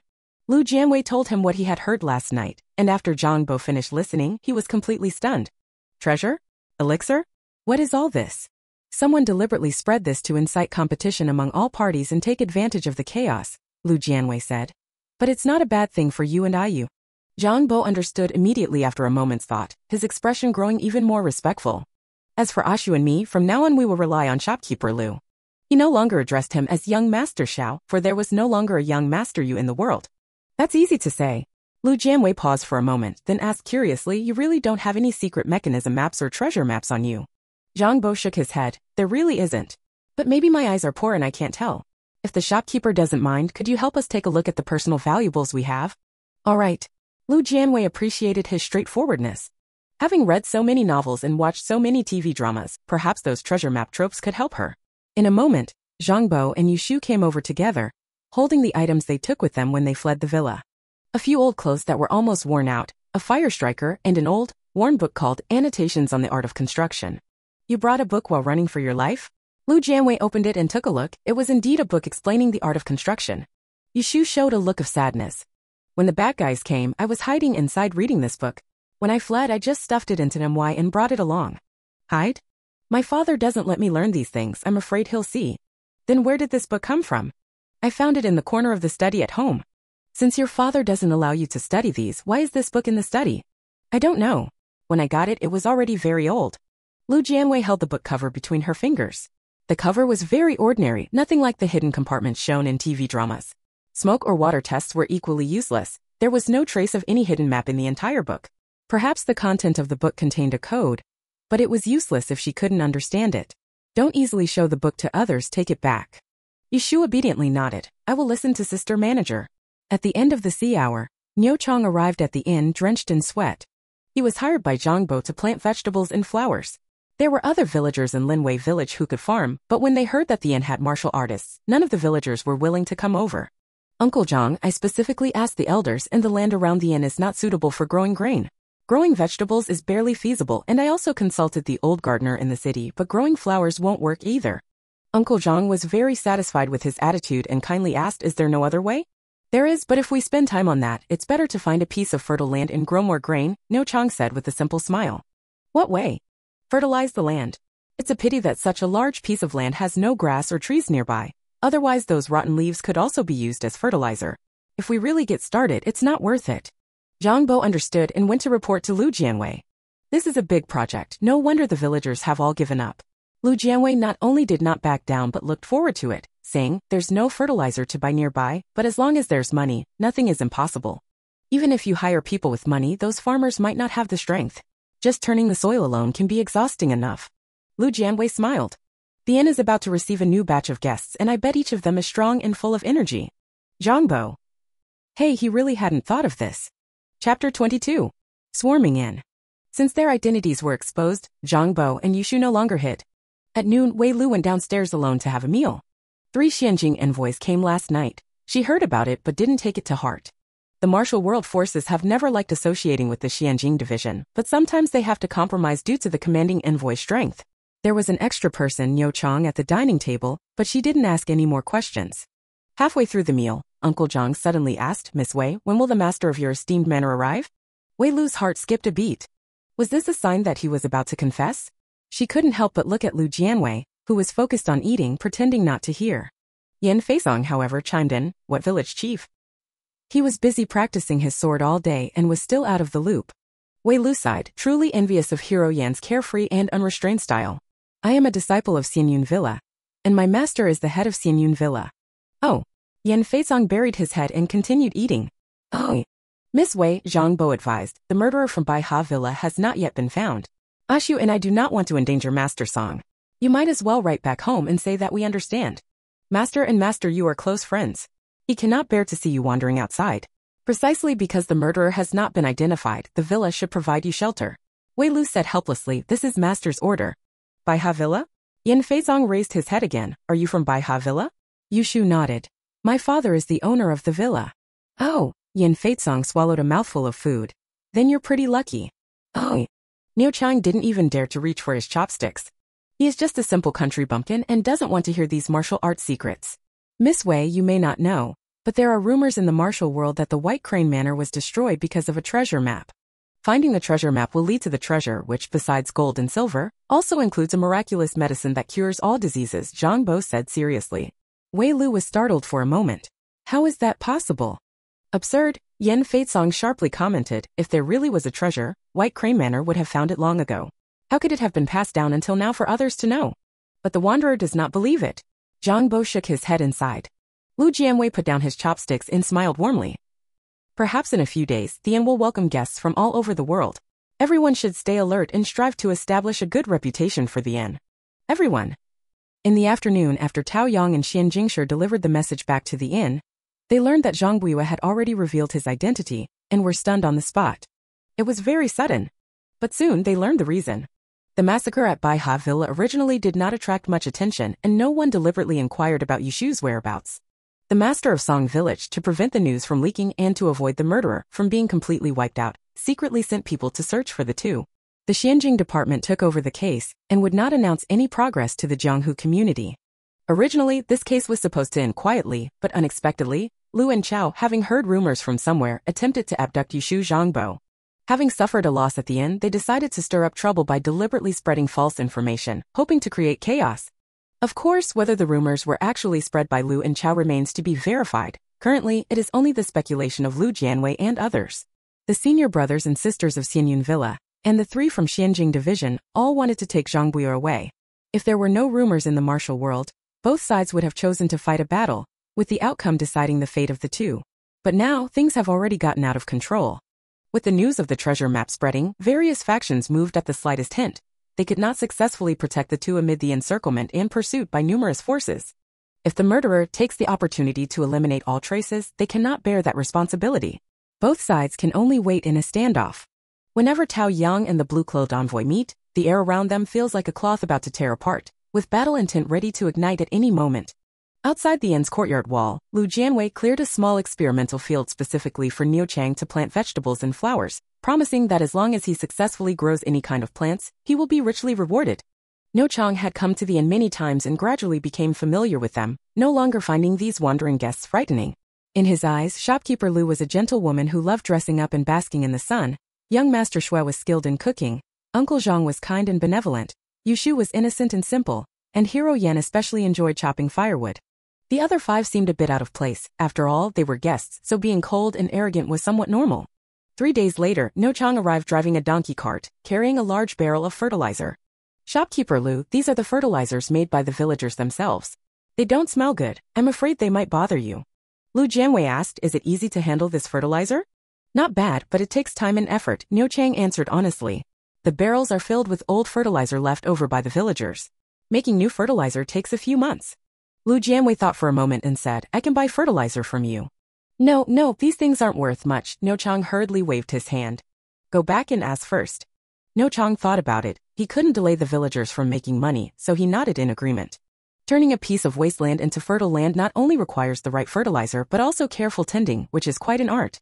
Just as the autumn harvest ended, the villagers had nothing to do in their spare time. To earn some extra money, they all came up with ideas under the leadership of Niu Chang. Some experienced old farmers offered many effective suggestions, and Lu Jianwei rewarded them all. That day, Niu Chang finished his farming and said goodbye to Lu Jianwei and the others. Lu Jianwei instructed, you don't need to come here for a while. The inn is crowded, so be careful not to get accidentally hurt. Niu Chang knew it was serious and hurriedly agreed, feeling somewhat touched in his heart because Lu Jianwei had specially reminded him. Shopkeeper Lu was different from other wanderers in the martial world. As the sky darkened, Lu Jianwei stood on the 3rd floor, leaning on the railing and gazing into the distance. Wei Lu walked up slowly. Sister Lu, why do you always think about farming? The shop isn't short of grain, why bother with this? Outside the inn it's bare and lifeless. If opening the window could reveal endless green or a vast expanse of vibrant colors, wouldn't that be beautiful? You're right. Wei Lu pondered carefully and felt that such a scene must be beautiful. If it could really happen, I would definitely come to stay long term. Sister Lu, please don't mind me. Lu Jianwei's eyebrows curved slightly and she said gently, I'd be more than happy. Sister Lu, Wei Lu suddenly grabbed her wrist tightly. If everyone wants the treasure map, what will you do? What about Zhangbo and the others? Lu Jianwei turned her head slightly to look at her, concern showing in the clear apricot eyes of the young girl. It doesn't matter, she said. Don't forget, Hero Yin is here. With a top expert guarding the courtyard, who could expect to gain any advantage? Wei Lu said, no matter how mighty an elephant is, it cannot defeat a massive swarm of ants. Although there are many experts in the martial world, none dare to challenge the imperial army. Everyone understands the principle that many ants can kill an elephant. Yan Feizong is the only one, and he is not truly loyal to the ant, so there is no need for him to risk his life for it.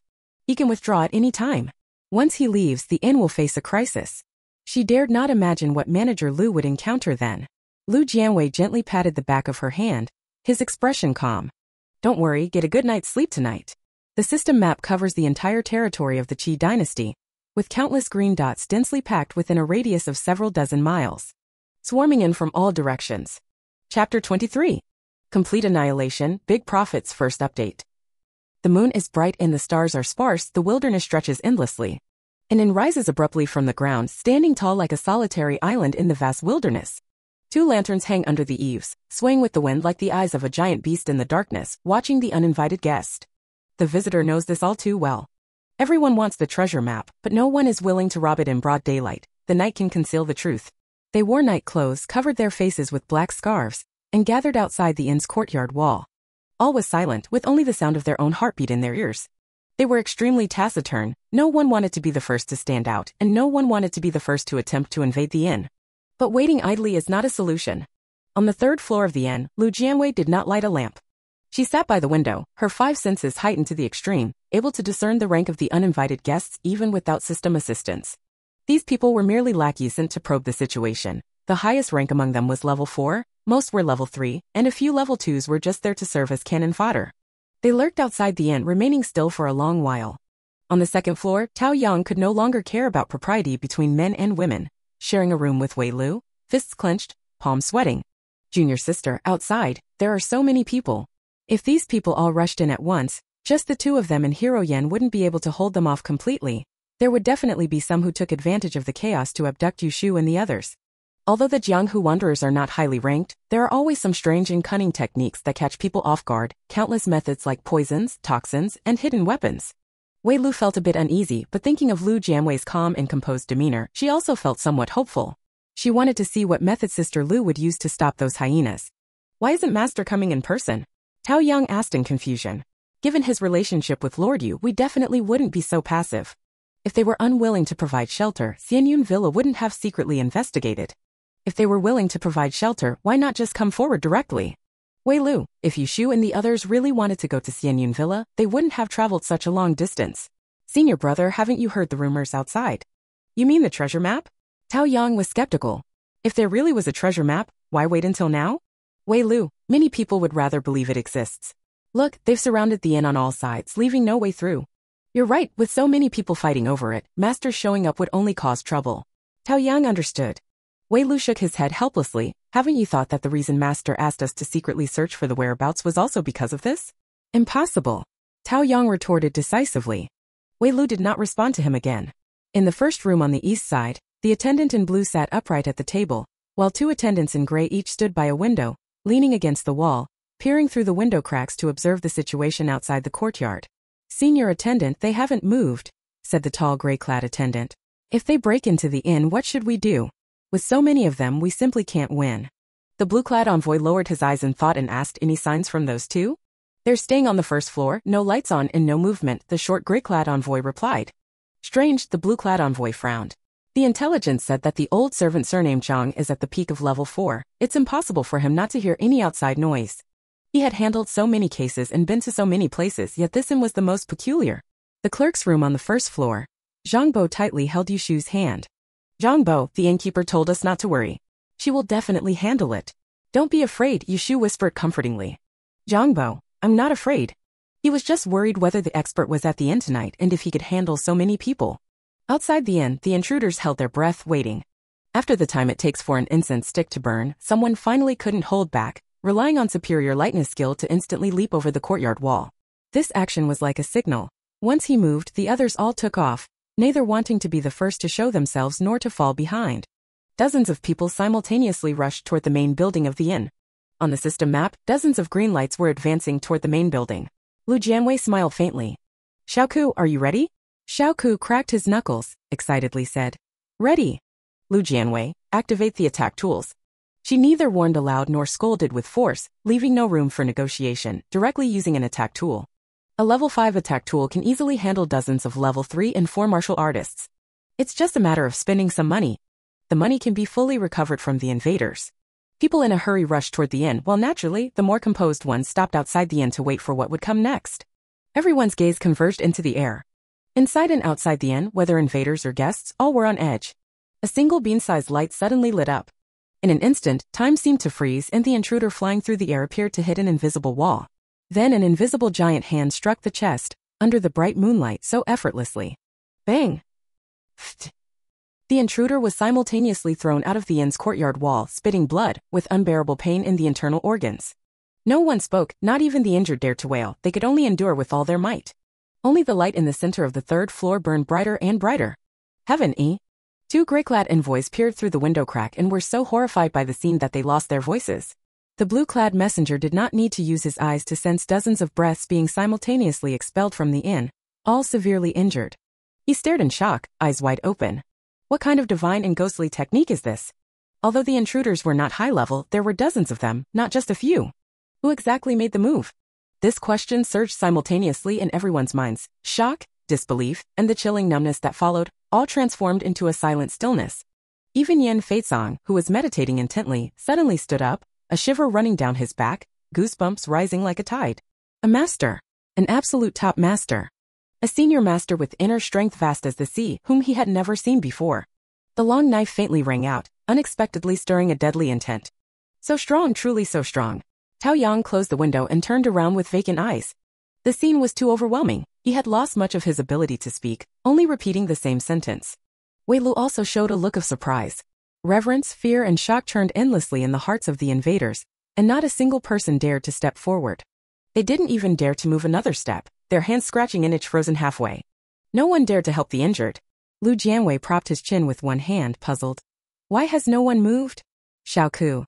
I don't know, maybe they're not ready yet, let's wait a bit longer. Then let's wait a bit longer.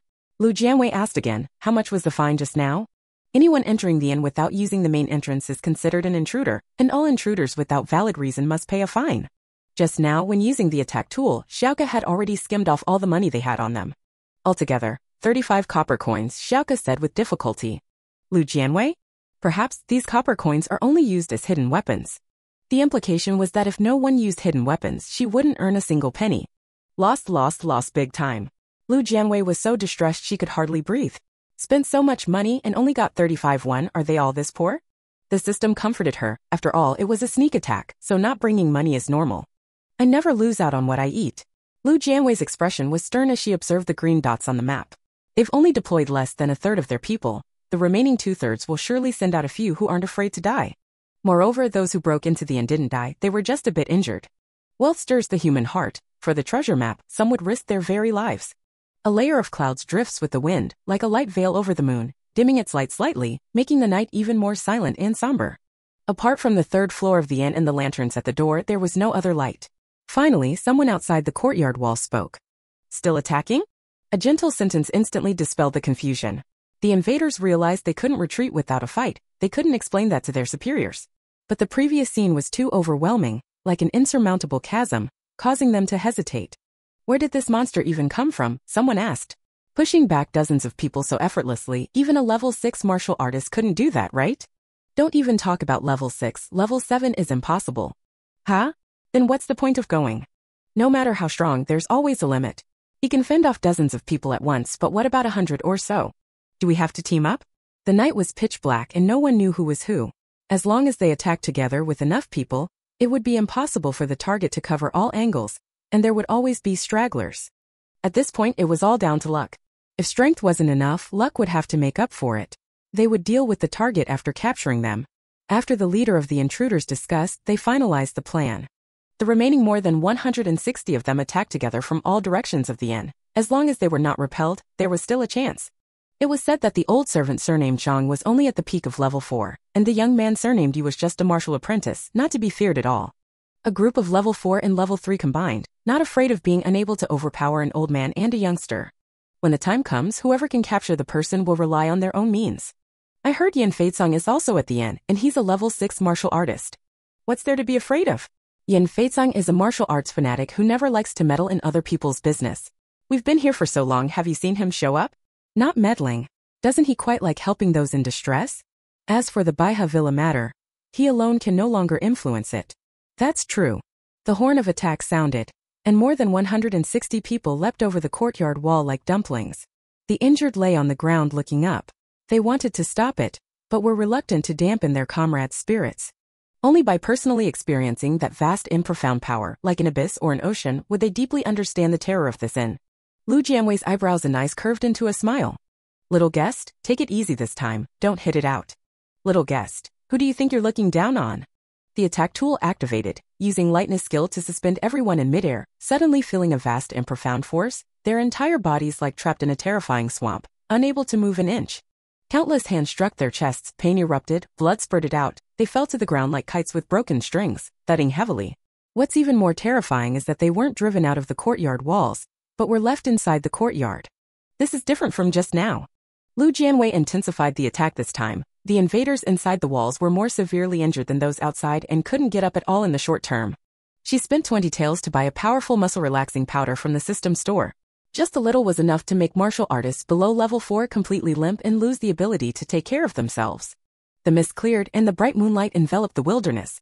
No one spoke, no one howled in pain, there was only the caw of a crow coming from the treetops in the distance. Inside and outside the walls, all fighting spirit was completely lost. Those outside the walls only saw 160 people, under the power of an invisible hand, like crippled birds with broken wings, falling simultaneously within the courtyard walls. Separated by a thick wall, they could not see the figures of their companions. More than 100 people were all locked inside the inn. What should be done? Some bold and quick-witted ones desperately supported their injured bodies and ran toward Jianwei City. Wei, someone has escaped, the system prompted. Lu Jianwei raised an eyebrow, better if they run. She now held so many hostages. Just one head could be exchanged for a good amount of silver. It wasn't the fear of someone going to deliver the message, but the fear that no one would. The lights in the main building of the inn suddenly brightened. Zhang Bo, Yushu, Shui Guanhe, and Yan Feisong all came out from the servants' quarters and lit the candelabras in the hall. Shui Guanhe was of low rank and had no one beside him to explain.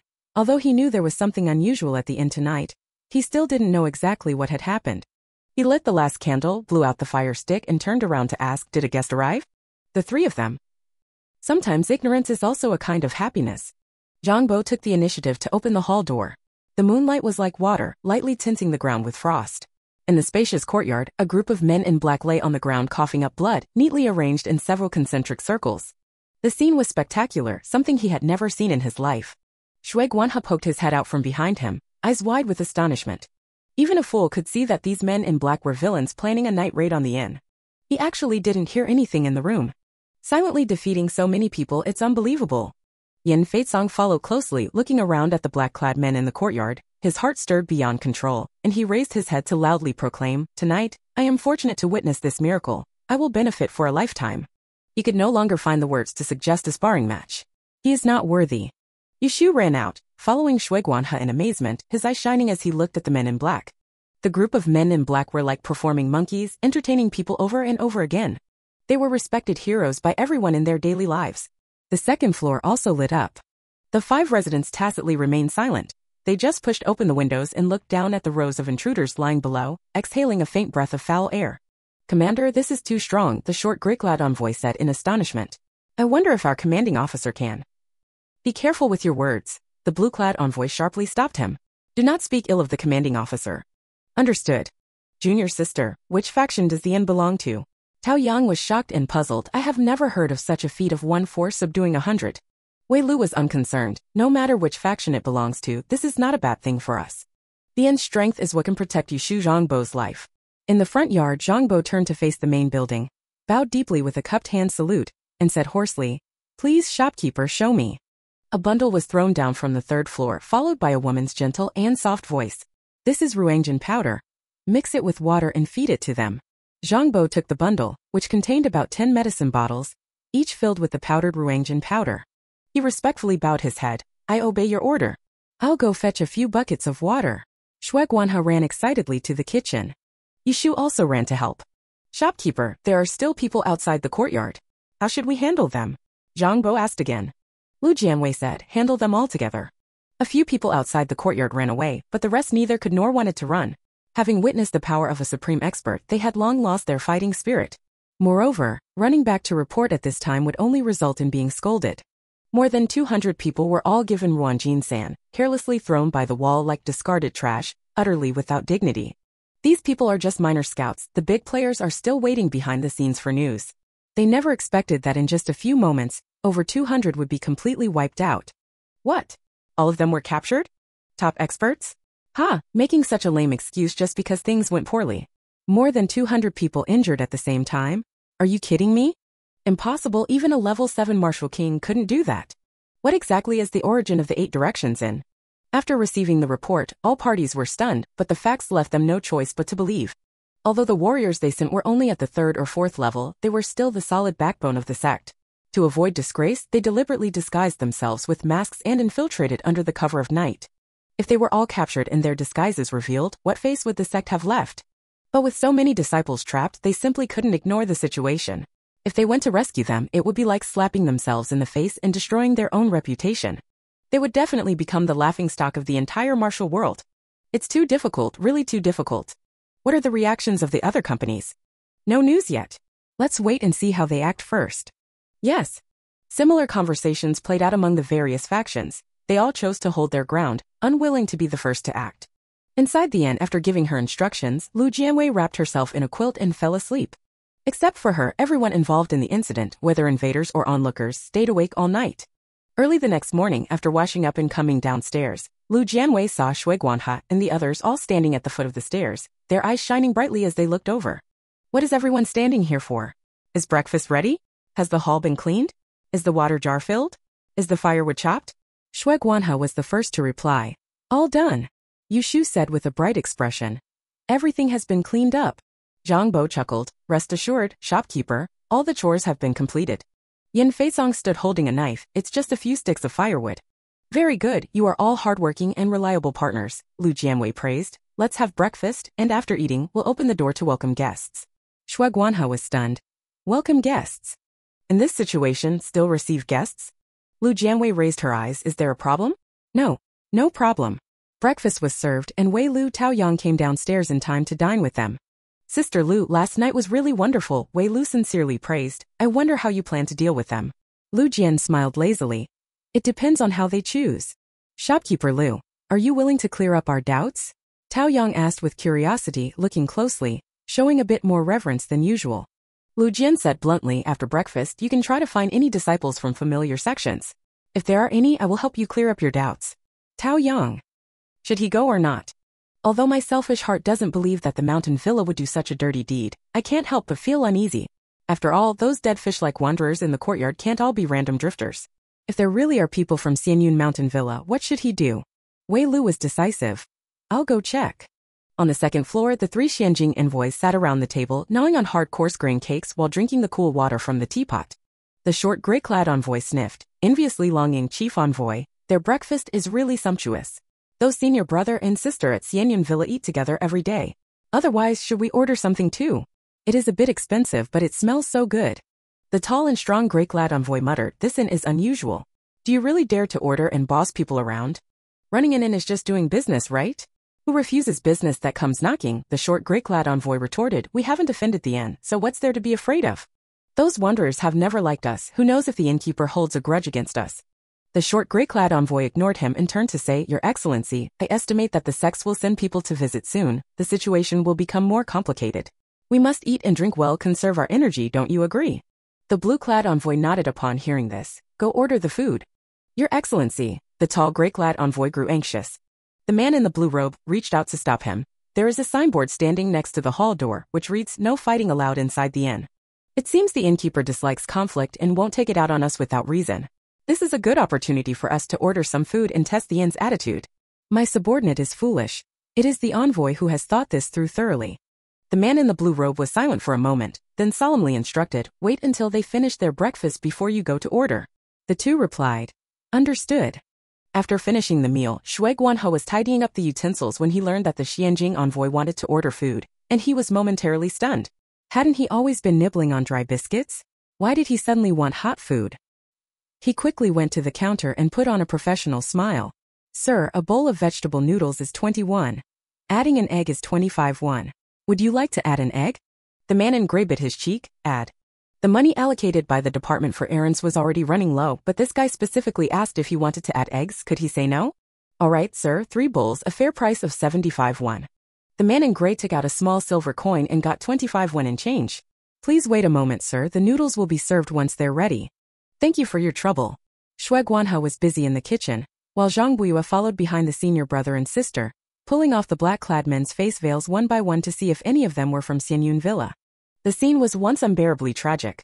Xianyun Villa had connections with other sects in the martial world, and the senior brother and sister had also interacted with disciples from various major sects. As the face towel was removed, both parties stared at each other wide-eyed. The other party was so ashamed and angry they felt like dying, while the senior brother and sister repeatedly said sorry. Tao Yang suddenly grabbed Wei Lu's sleeve, turned around, and whispered, "Junior sister, this isn't the way to handle it. Offending everyone at once, how will they get by in the future?" Wei Lu sighed helplessly. Should I just shout out loud and have someone from Xianyun Villa step forward? Tao Yang gave a bitter smile. There's no other way. Maybe the villa didn't send anyone. Before the two could come up with a plan, Zhang Bo suggested, why not use the pretext of rescue and have them voluntarily identify themselves? Could it be any more embarrassing than it is right now? And they all had their faces covered. Who could tell who they were just from a few grunts? Wei, Lu, Tao, and Yang agreed. Tao Yang stepped forward and said, "We are here to rescue people. If there are any disciples from my Xianyun Villa, please speak up. After verifying your identity, we will take you away." Several men in black among the crowd exchanged glances. They really wanted to leave here and recognize Tao, Yang, Wei, and Lu, but was the rescue actually an order from above? No one responded. Tao Yang sighed in relief. I knew no one would. Zhang Bo suddenly said, "You have committed such petty acts. This shop will not let you off easily. You experienced it firsthand last night. Even if the person who ordered you comes in person to demand someone, you cannot resist the shop's methods, so do not harbor any illusions of luck." This remark indeed awakened everyone. The strength of that expert last night was like a towering mountain. Even if someone from above came personally, they wouldn't gain any advantage. Embarrassment is only a matter of sooner or later. It does not exist as a matter of presence or absence. Woo-woo. A few people were mumbling. Wei Lu stepped forward and pulled down the veil, revealing a familiar fellow disciple, his eyes suddenly turning cold. Seeing this, Tao Yang could no longer defend the sect. If it weren't for the master's orders, they wouldn't have appeared here. If they truly only wanted to provide shelter, why act sneakily like cowards? Zhang Bo and Yushu saw this and completely lost trust in Xianyun Villa. Fortunately, they had not sought help from Xianyun Villa initially for fear of causing trouble. "I'll go find Sister Lu," Wei Lu said, then turned and entered the main building. Lu Jianwei was sitting behind the counter, looking at the account book. The inn's ledger is really nothing interesting. Since opening, the number of guests received can be counted on one hand. The revenue alone is nowhere near enough to sustain the inn. Looking at it this way, fines bring in money faster. It's just a pity that the people who showed up last night didn't have any money on them. Fortunately, delayed fines are not impossible either. Sister Lu, senior brother, and I have found our fellow disciples. Sorry. Wei Lu lowered her eyelashes, hiding the coldness in her eyes. She felt very ashamed for the greed and hypocrisy of the manner, and for her own identity. Lu Jianwei smiled gently. It's not like you ordered it. What's there to apologize for? Tao Yang followed closely and upon entering said, "Shopkeeper Lu, may I ask what it will take for you to release them?" She just said that terms can be negotiated. Xianyun Villa has already lost face and cannot continue to lose face here. Lu Jianwei closed the account book. Today she changed into a new outfit, with a maple red base and a white outer jacket, harmonizing with the autumn day, elegant and dignified. She lifted her chin slightly, the coral-colored beads dangling from her golden hairpin swaying gently, adding a touch of lively brightness. If you want to redeem someone, it's 1,000 taels per person. As long as the fines can't be paid off, they will be punished to the death. Tao Yang. Wei Lu thought for a moment and said, 1,000 taels is not a small amount. We can't come up with it for now. Sister Lu, if there is no money to redeem them, how would you deal with them? Xianyun Villa was not without money, but 1,000 taels was indeed too much to pay for one person. She did not think the villa was willing to spend that amount. Lu Jianwei said, if you don't have money, then stay and work as a laborer for the shop for life. She was exactly in need of people. 1,000 taels was indeed a lot, but it did not cross the bottom line of these sections. There were definitely not many willing and able to pay this amount, but even so, she could still make a big profit. As for those without money, they should go farming. Tao Yang couldn't come up with the money and could only send a message out, hoping the mountain villa would respond in time. The other men in black were also waiting for their sect to come to their rescue. However, a day passed and nothing happened. The inn had no new guests, and the invaders did not wait for the sect. Lu Jianwei and his men were eating and drinking heartily, the aroma wafting outside. They hadn't eaten all day, and being tempted by the food, Their injured chests ached unbearably, truly agonizing. What was even more infuriating was that a young servant deliberately carried a bowl around the courtyard, eating the fragrant braised pork in front of them, not forgetting to mock them. Look at you all, each born from a prestigious and righteous family, yet committing acts that bring shame to the entire world. It truly dishonors the chivalrous way of the martial world. How tragic. How lamentable. You even call yourselves great heroes and young heroes, but now that I see you, you are nothing but sneaky and cowardly types. TSK, with people like you in the martial arts world, it's bound to perish. You came for the treasure map, didn't you? You ignore the massacre at Baiha Manor, but as soon as you hear about the treasure map, you swarm here like a hive.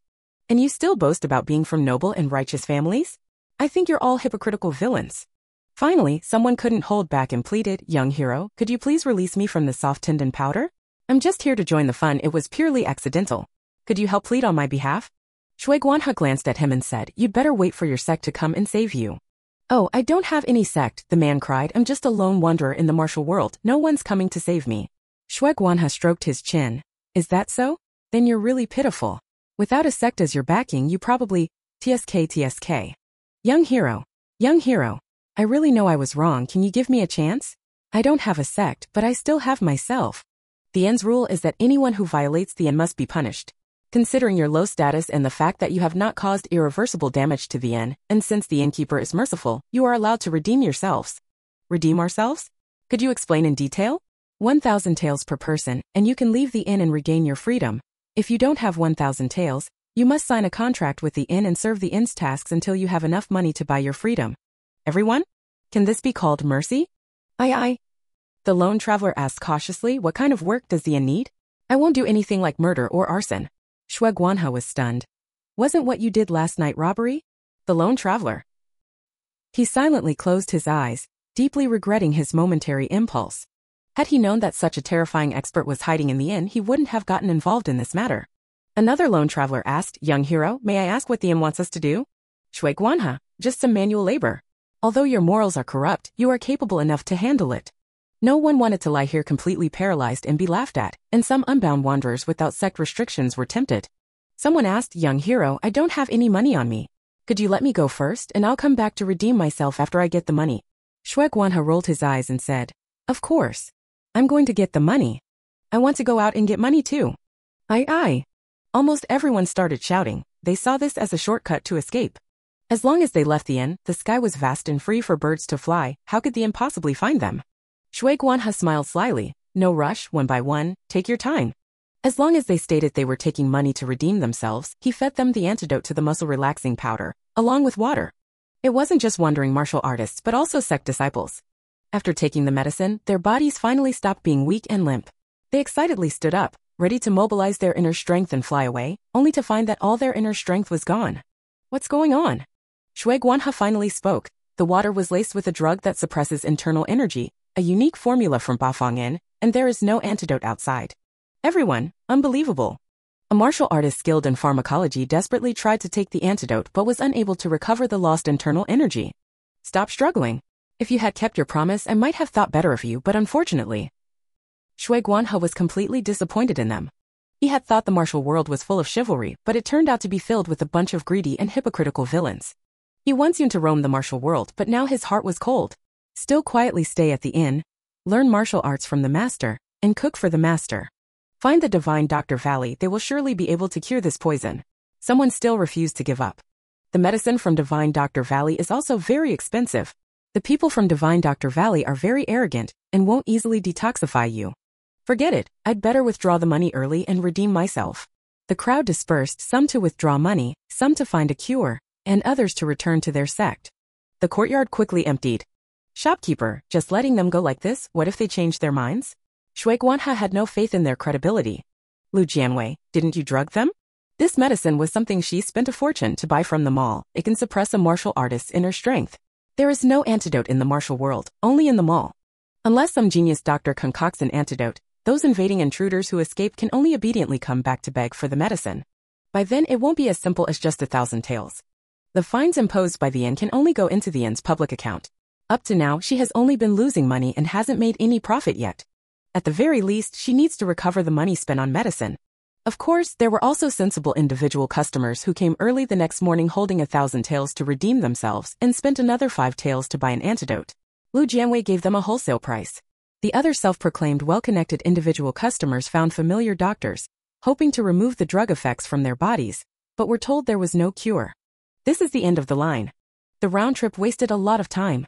By the time they obediently returned to the inn holding 1,000 taels of silver, the price of the antidote had already soared to 100 taels per pill. Disciples from sects with backing after returning to their respective homes had their sects offer a large sum to the doctors of the Divine Physician Valley for treatment. Upon learning there was no cure, they were all shocked. With unparalleled martial prowess and a bizarre poison, what kind of force exactly is this 8 directions in? Face cannot be lost, but disciples must also be saved. All parties are caught in a dilemma, tangled in indecision, as 5 days quickly pass by. Mid-level sects were the first to lose patience. Unlike the major sects who cared more about face, and richer than the minor sects, they decided to spend money to avert disaster, redeem their disciples by the antidote, and flee back to their main base in embarrassment, no longer involving themselves in the matter. The minor sects dared not offend the 8 directions in, but lacked the funds, so they had no choice but to painfully sign contracts, leaving their pitiful disciples to do hard labor for the inn. Xianyun Villa, Black Wind Fort, Qianli Tower. They are indeed quite formidable. There are no secrets in the martial world. Lu Jianwei did not recognize the person who boldly entered the inn, but someone else did. Dressed in black and with a face covering, it is certainly hard to identify someone in black clothing, but during the day, most can recognize each other by their eyebrows, eyes, and voice. Some people provide information to the inn in order to curry favor with it. 10 days have passed since the night of the invasion, and only 19 people actually spent 1,000 taels each to ransom others. The inn earned 19,000 taels, and Lu Jianwei made over 1,000 taels by selling medicine. More than 100 people chose to stay at the inn. Lu Jianwei didn't hold back with them. He assigned them an area to till and fertilize the land. Besides that, there are still 3 families who have not responded. Xianyun Villa was just a small group, only 8 people, while Haifeng Fort and Qianli Tower were the main forces in this raid, sending over 100 people in total. They really are a major sect with a large and powerful presence. These 2 factions have a reputation that is neither good nor bad and have always remained neutral. They originally thought this kidnapping operation would be a piece of cake, but unexpectedly they fell into a big trap and lost face. However, Shui Guanhe felt somewhat pleased after learning about it. Although these 2 are major sects in the martial world, they are not orthodox prestigious families. The truly great sects did not participate in this night raid. He rekindled hope in the martial arts world. They did not respond, so Lu Jianwei acted as if they did not exist. She still practiced martial arts daily, drank tea, taught disciples, studied pharmacology, and casually supervised the martial artists farming the land, living a rather carefree life. The inn currently has more than 19,000 taels on the books. Upgrading a prop from level 5 to 6 costs 10,000 taels, and if upgrading both attack and defense props simultaneously, it requires 20,000 taels. Previously, using attack props injured more than 200 people, causing the prop values to drop significantly, and more silver is needed to make up for it. In other words, she can only upgrade 1 prop now. Choosing between attack or defense is a difficult decision. Attack items are indeed useful, but Lu Jianwei herself doesn't like fighting and killing. She prefers that when problems arise, both parties can sit down and discuss them amicably. She hasn't really used defensive items much so far, except for the last time when the well water was poisoned, causing a loss of several hundred defense points, and nothing else since then. How about trying defensive items next time? Xiaoke, how effective is this defensive item? Xiaoke diligently explained, defensive tools passively block damage and do not require you to activate them. Within the inn's range, as long as the resources belong to the inn, they can be immune to unlawful damage within the level limit. Why is there no immunity against poison from bugs? Xiaoke, to be precise, immunity applies to living beings. Even if you and the inn staff drink the well water, you won't be poisoned. Of course, the poison's level cannot exceed the defense level. Guests outside the inn are not covered by passive protection. In that case, why does poisoning from the well water also reduce the defense value? Lu Jianwei asked. Little guest, it serves as a reminder. Lu Jianwei understood clearly that if the defense value did not drop, neither she nor the system could detect it in time. If someone in the inn attacks me, it will also be nullified, right? Exactly. Nullification means that as long as she upgrades her defense equipment to level 6, any martial artist at level 6 or below who attacks her will not cause her any harm, provided she has enough funds to promptly replenish the deducted defense value. Several people at Shueguan River enjoyed the same treatment. Little guest, upgrade the defense item. Lu Jianwei made the choice. She ran the inn and couldn't always keep people outside. She had to give them a chance to come in and discuss business. Thus, another 3 days passed peacefully. The afternoon sunlight was warm and gentle, making one feel lazy at heart. Internal energy circulated freely within the body, the progress bar slowly rising. Sister Lu. Wei Lu had changed into a set of sturdy clothes, her hair tied high, looking spirited and bright. Lu Jianwei opened her eyes slightly, responding vaguely, Sister Lu. Wei Lu half squatted on the ground, leaning on the armrest of the rocking chair, and said softly, "There has never been justice in the martial world. The strong never admit mistakes, they only use their power to oppress others." Lu Jianwei raised an eyebrow. "Are you trying to warn me that someone will come to cause trouble, or rather, to reclaim face? My master is a 6th-level martial artist skilled with the sword. Heifeng Fort specializes in heavy weapons, and the disciples there are all strong and rough. Qianli Tower is more mysterious, relying on intelligence to make money. Why are you telling me this?" Wei Lu looked at her intently and smiled. "I've stayed at the inn for so many days, and Sister Lu has always taken good care of me. She even helped me out of an awkward situation before. I've never had anyone care about me like this since I was young, reminding me about those things." Lu Jianwei was silent. She had just said it casually at the time without thinking much. This girl seems to be quite starved for love. What kind of life has she had growing up? She didn't know how to respond when the little guest suddenly exclaimed excitedly, "Wei, someone is coming." Lu Jianwei, "How many people? What level?" Little guest, 3 people, 1 level 5, 1 level 4, and the remaining, What's wrong? That's a bit strange. Wei Lu also sensed it, then immediately straightened up and stared at the courtyard gate. Someone's coming. Chapter 24. The Wealthy Big Client, second update. The inn's courtyard gate was open. Lu Jianwei sat back at the counter, the situation outside the door clearly visible. A horse and a carriage stopped outside the courtyard at the same time. The horse was extraordinarily spirited and handsome, and the rider was dressed in sleek black attire, tall and slender, with a very handsome face. He threw down the reins and swiftly dismounted. A delicate small knife hung at his waist, about an inch long, unsharpened, gilded, and dazzling to the eye. Shui Guanhe was about to step forward to greet him, but he had already strode into the courtyard and called out loudly, "Yan Feizong. Brother Yan, come out and see me quickly." As soon as the words fell, a burly figure appeared wielding a knife, his expression displeased, and his tone quite perfunctory. "Why have you come?" The implication was clear, "You disturbed my sword practice." The man laughed heartily. "Not only have I come, Brother Wen has come too." The carriage outside the courtyard was extremely luxurious, and even the horses pulling it were rare purebred Heku horses, sturdy in build, calm in temperament, possessing considerable endurance, and highly skilled at pulling heavy loads. Looking at the carriage compartment, it was tall, spacious, and more than enough to accommodate 4 or 5 people. The compartment was made of extremely precious rosewood, with the roof intricately carved and delicately elegant. The curtains were made of high-quality silk, embroidered with complex and beautiful patterns, with gold and silver threads shimmering under the sunlight. The young driver, dressed lightly, jumped down from the carriage with agility, walked to one side of the compartment, and reached out to press a mechanism. The carriage wall surprisingly split into 3 parts, with a narrow door in the middle sliding to the left, revealing the magnificent interior of the carriage. Yishu, who came specifically to watch, seemed like a frog at the bottom of a well.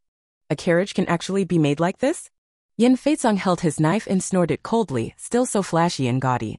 "Oh dear, Brother Yan, you speak too harshly." The man laughed heartily. "Brother Wen has difficulty getting off the carriage, so it has to be like this." The car door slid open, and the young man pulled out a smooth footboard from under the car.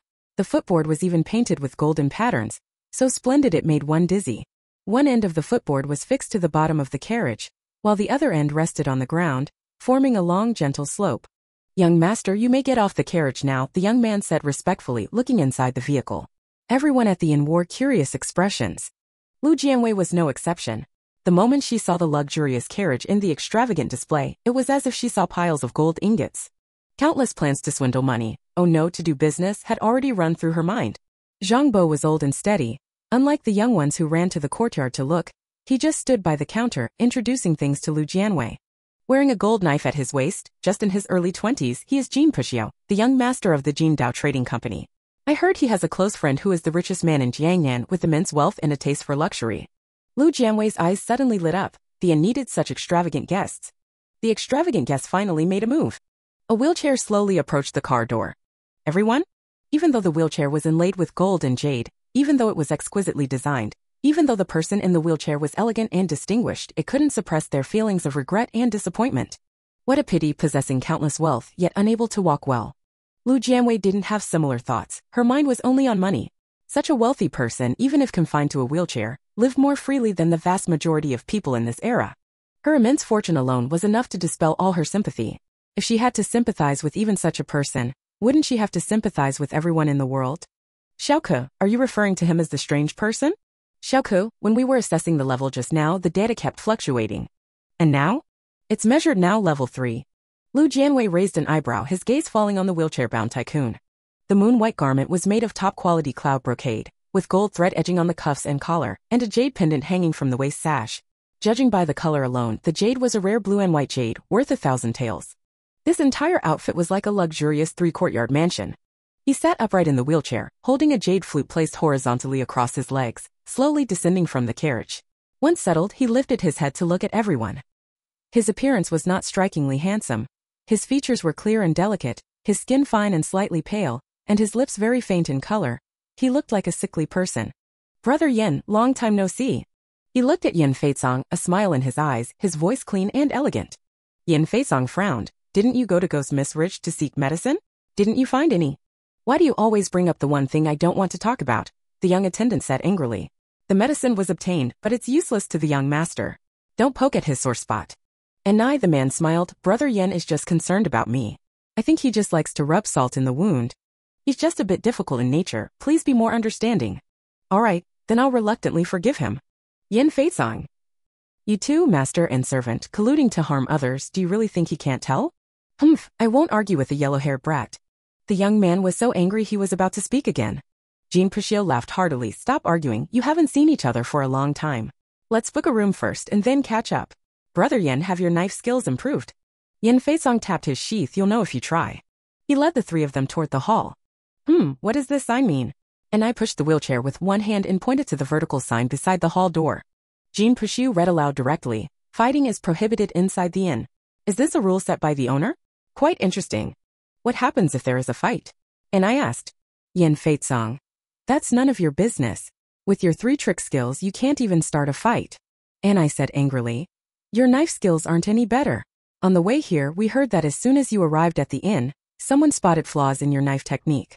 And you call yourself the #1 swordsman in the martial world? What a disgrace. Yen Feizong did not return because he had already reached the counter and saw shopkeeper Lu, who had pointed out his flaw.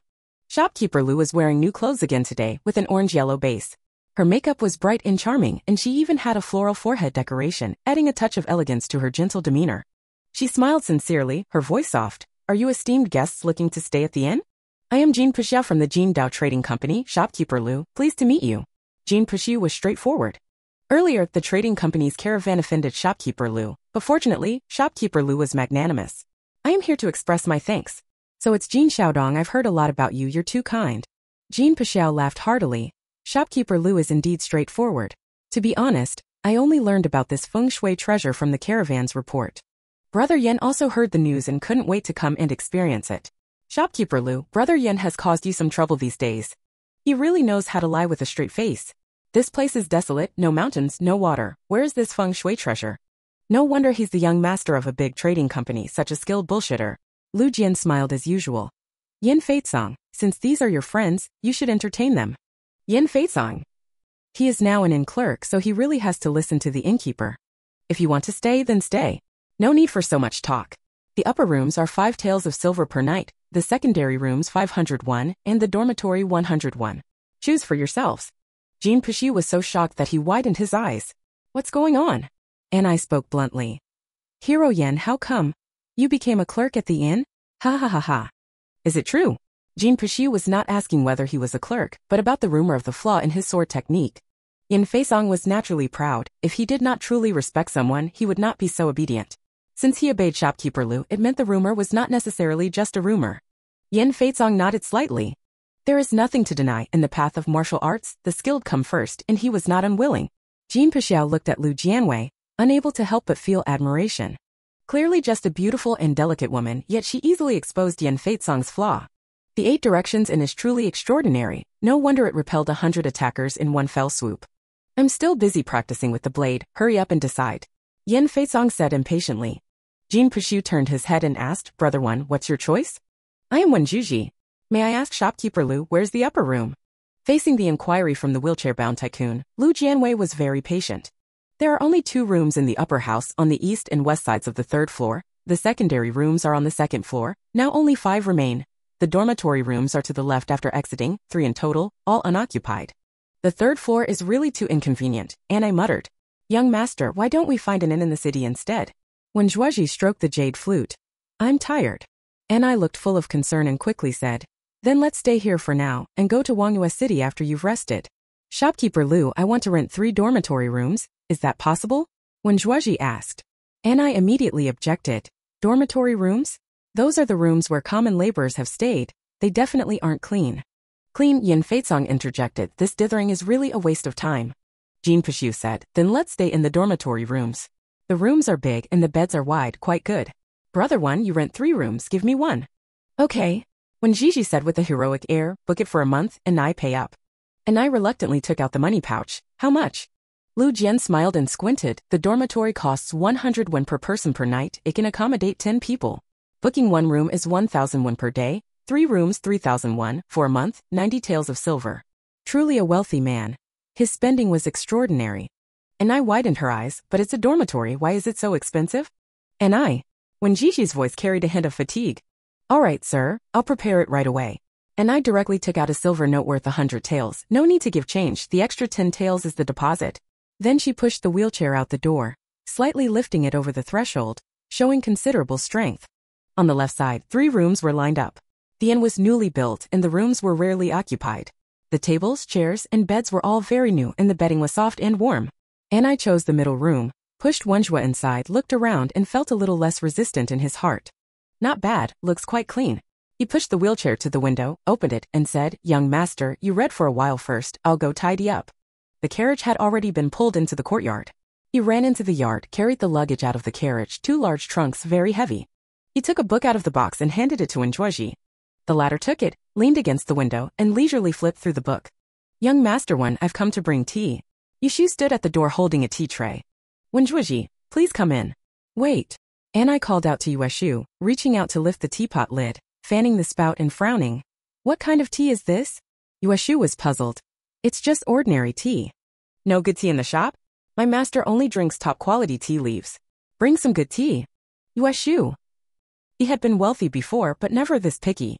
His peripheral vision fell on the table where a carved crane-patterned incense burner, a set of celadone teaware, and a black lacquer box with gold detailing were placed, all brought by themselves. They were so particular even when away from home. Yushu suddenly felt that he was too inexperienced. He subconsciously asked, why don't you bring some good tea yourselves? And I? What's going on with this inn? It's expensive enough, but the staff are also this rude. In a hurry to travel, I didn't think it through. A gentle voice came. Family worries unnecessarily, little brother, please forgive us. The faint displeasure in Yushu's heart suddenly vanished. Young master one, please wait a moment. I'll go ask the shopkeeper. He carried the tea back to the hall. Ayu, why did you bring the tea back? Shui Guanhe asked curiously. Young master one isn't used to this tea. That and I said it should be top quality tea leaves. I'll go ask the shopkeeper. As expected of a wealthy man, very particular, Shui Guanhe remarked, it's just that Anai has a bit of a bad temper. Yushu nodded firmly, indeed, but young master one is quite gentle, speaks softly, and isn't arrogant. That's good. The shopkeeper has gone back to his room, you should go upstairs and ask. 3rd floor.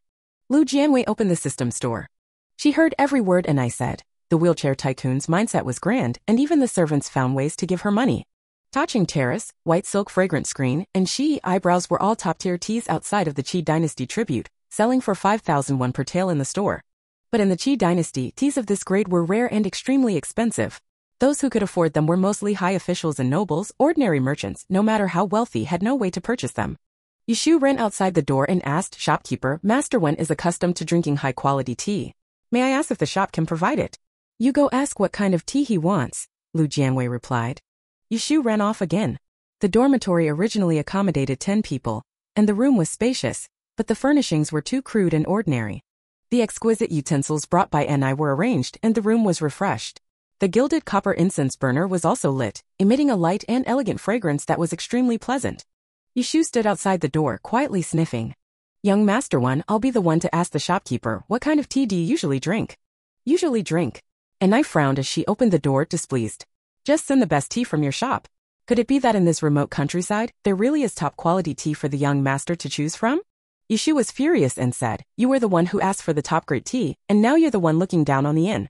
I've said everything for you. How do you know the shop can't provide it? The shopkeeper could casually pull out a treasured sword or martial arts skills. So what was tea compared to that? And I snorted lightly. Young master likes to drink bai chou xiangping. Do you know how much one tael costs? Do you know how rare this tea is? Yushu really did not know. Although he was born in Baihe Manor and his family was fairly wealthy, he could not compare to those top-tier tycoons, so his experience was limited. It's just a white silk fragrance screen, just you wait. He turned around and ran back. And I pulled at the door, watching his back as he entered the hall, then turned around and asked, "Young master, can this inn really provide top-quality tea?" When Zhuozhi made a humming sound, "You have to ask. If they can't provide it, that's normal. If they can, it's a pleasant surprise." "That's true." And I quickly tidied up her clothes. "Young master, this place is too remote and so far away. Thank you for your trouble." When Zhuozhi replied softly, "It's nothing. I hope this trip won't be in vain." And I kept rambling on until the door was knocked again. Yushu stood outside the door, holding a white porcelain jar, chin raised, and said, "The shopkeeper says, 1 jar of bai chou xiangping is 100 silver. Just this? I'm afraid it doesn't even weigh a pound. 100 silver, you're robbing me." And I didn't believe it. "This tea is rare, you're not trying to trick me with a fake, are you?" Yushu said angrily, "If you don't believe me, see for yourself." And "Why did you start arguing with the clerk?" Jin Puxiao came out from the next room.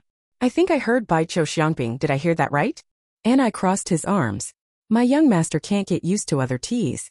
I thought this place was desolate, and that my master would have to endure some hardship for a while. Who would have thought this young clerk actually brought out a can of tea, claiming it was bai chou xiangping? Unreasonable. You were the one who first disliked the tea and wanted to buy premium tea leaves. I brought them, but you still suspected it was fake. You're going too far. Little brother, don't be anxious. Jin Puxiao acted as a peacemaker. No blame on Ni for doubting. Along the way, to make his young master comfortable, he made a lot of arrangements and was even cheated a few times. And Nai too, does shopkeeper Lu look like someone who sells fake goods? You should rein in your temper. After speaking, he shouted again towards the door.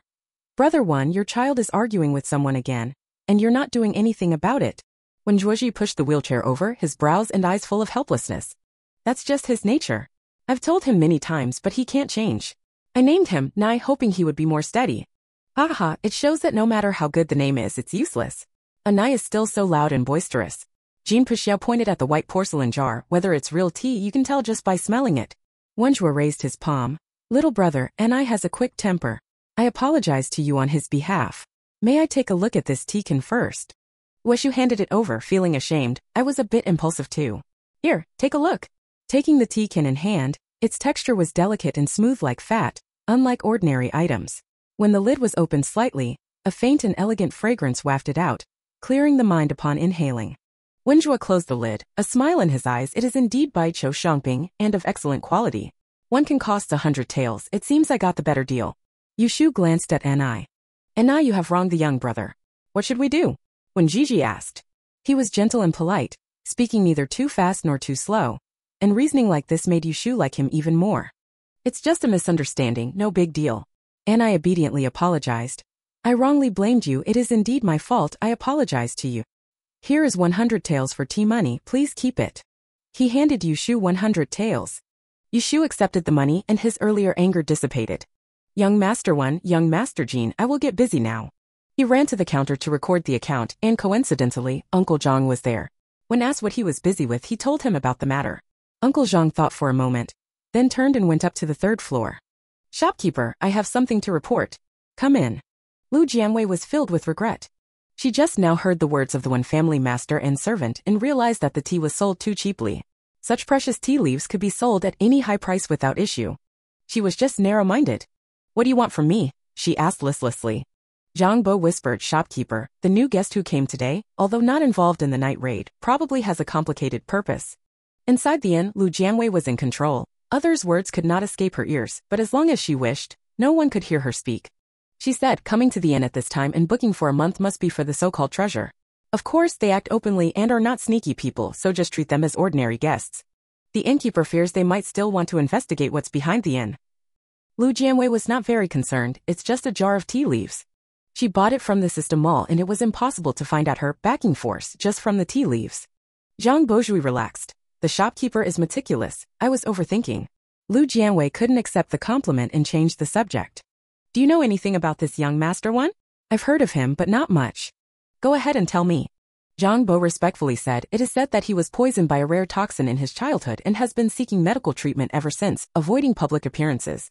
It wasn't until a few years ago when his father passed away that he inherited the vast family estate and had to travel outside. He is righteous and generous, though his poisoning has left him physically impaired. He has a wide circle of friends and is on brotherly terms with Jin Xiaodong and Hero Yan. How is his martial arts skill?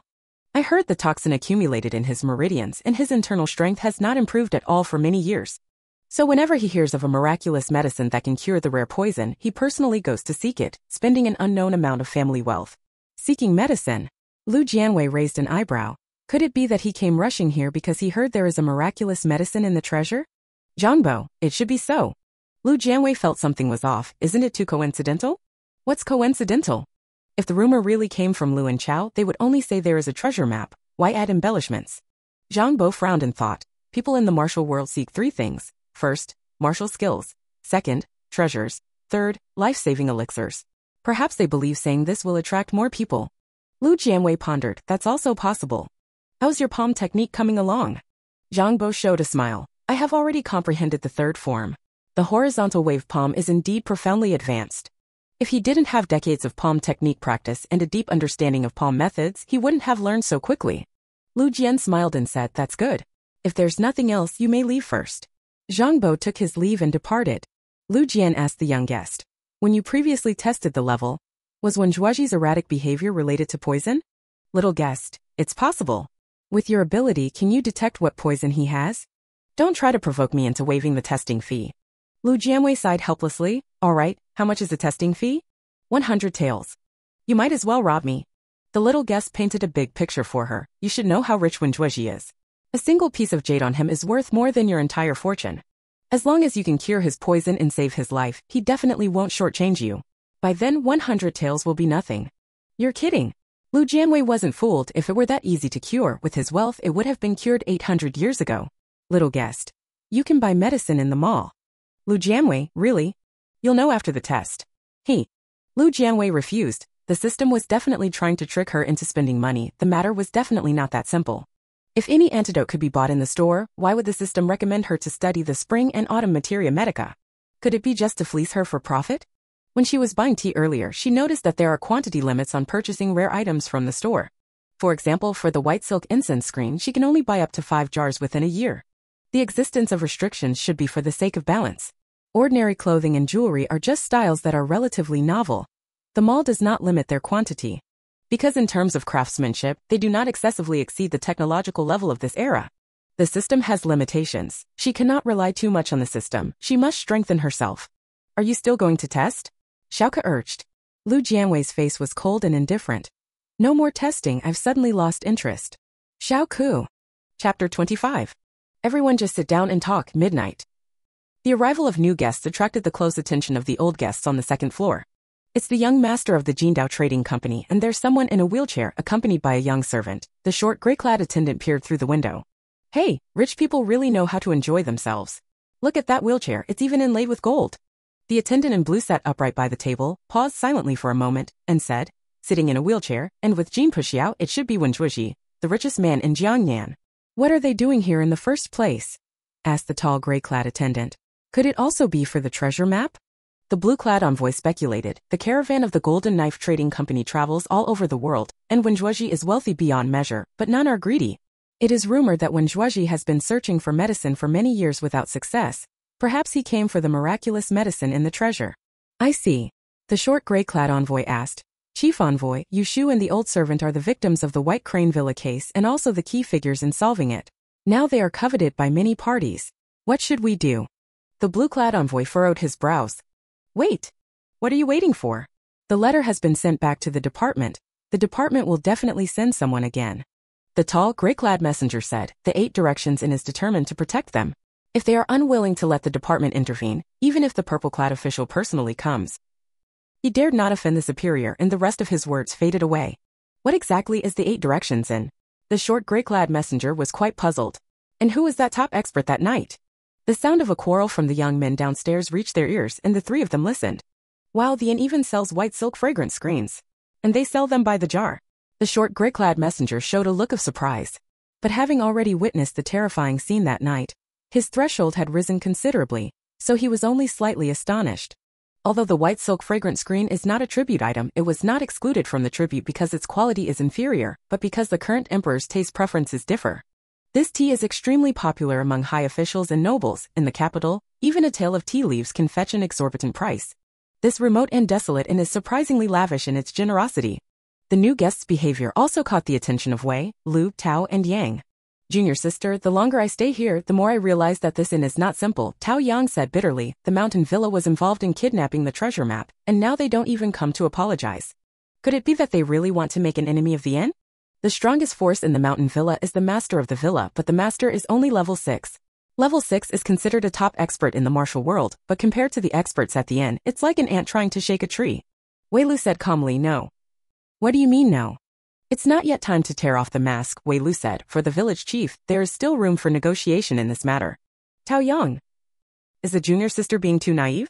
As noon approached, Shui Guanhe stopped training and went to the kitchen to prepare lunch. Suddenly someone walked in, frowned as they glanced over the countertop and asked, is this all you're having for lunch? Shui Guanhe didn't even look up. What?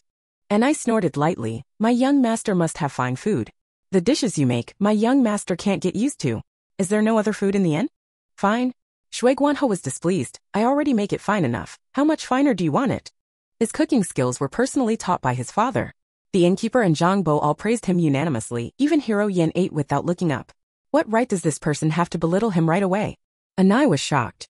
You call this meticulous? Have you gone dumb from cooking? Shui Guanhe frowned. You're the one who's dumb. Where are you from? Local? No wonder. What do you mean? Anai raised his chin. You probably have never been to the south, right? Your experience is limited to this tiny patch of land. Food like yours wouldn't even make it to the table in our southern province.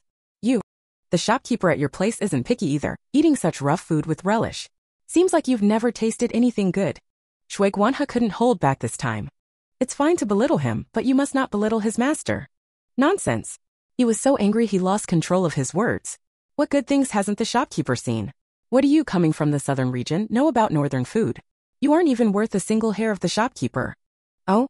What good things has shopkeeper Lu seen? The shopkeeper can show many profound martial arts.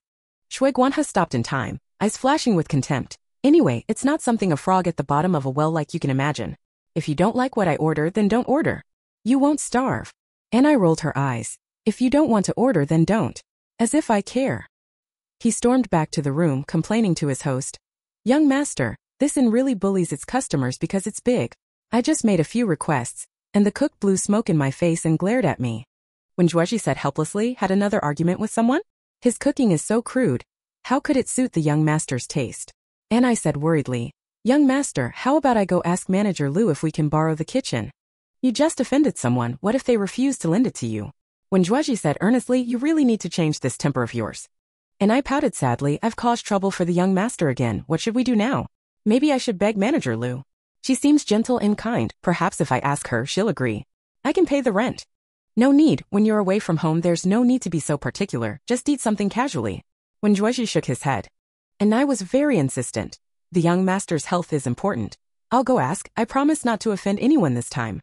Lu Jianwei came down from the 3rd floor and happened to run into Anai going upstairs, smiling and said, something you need? Yes. Anai nodded eagerly, his eyes big and round, and when he looked at someone seriously it was easy to soften their heart.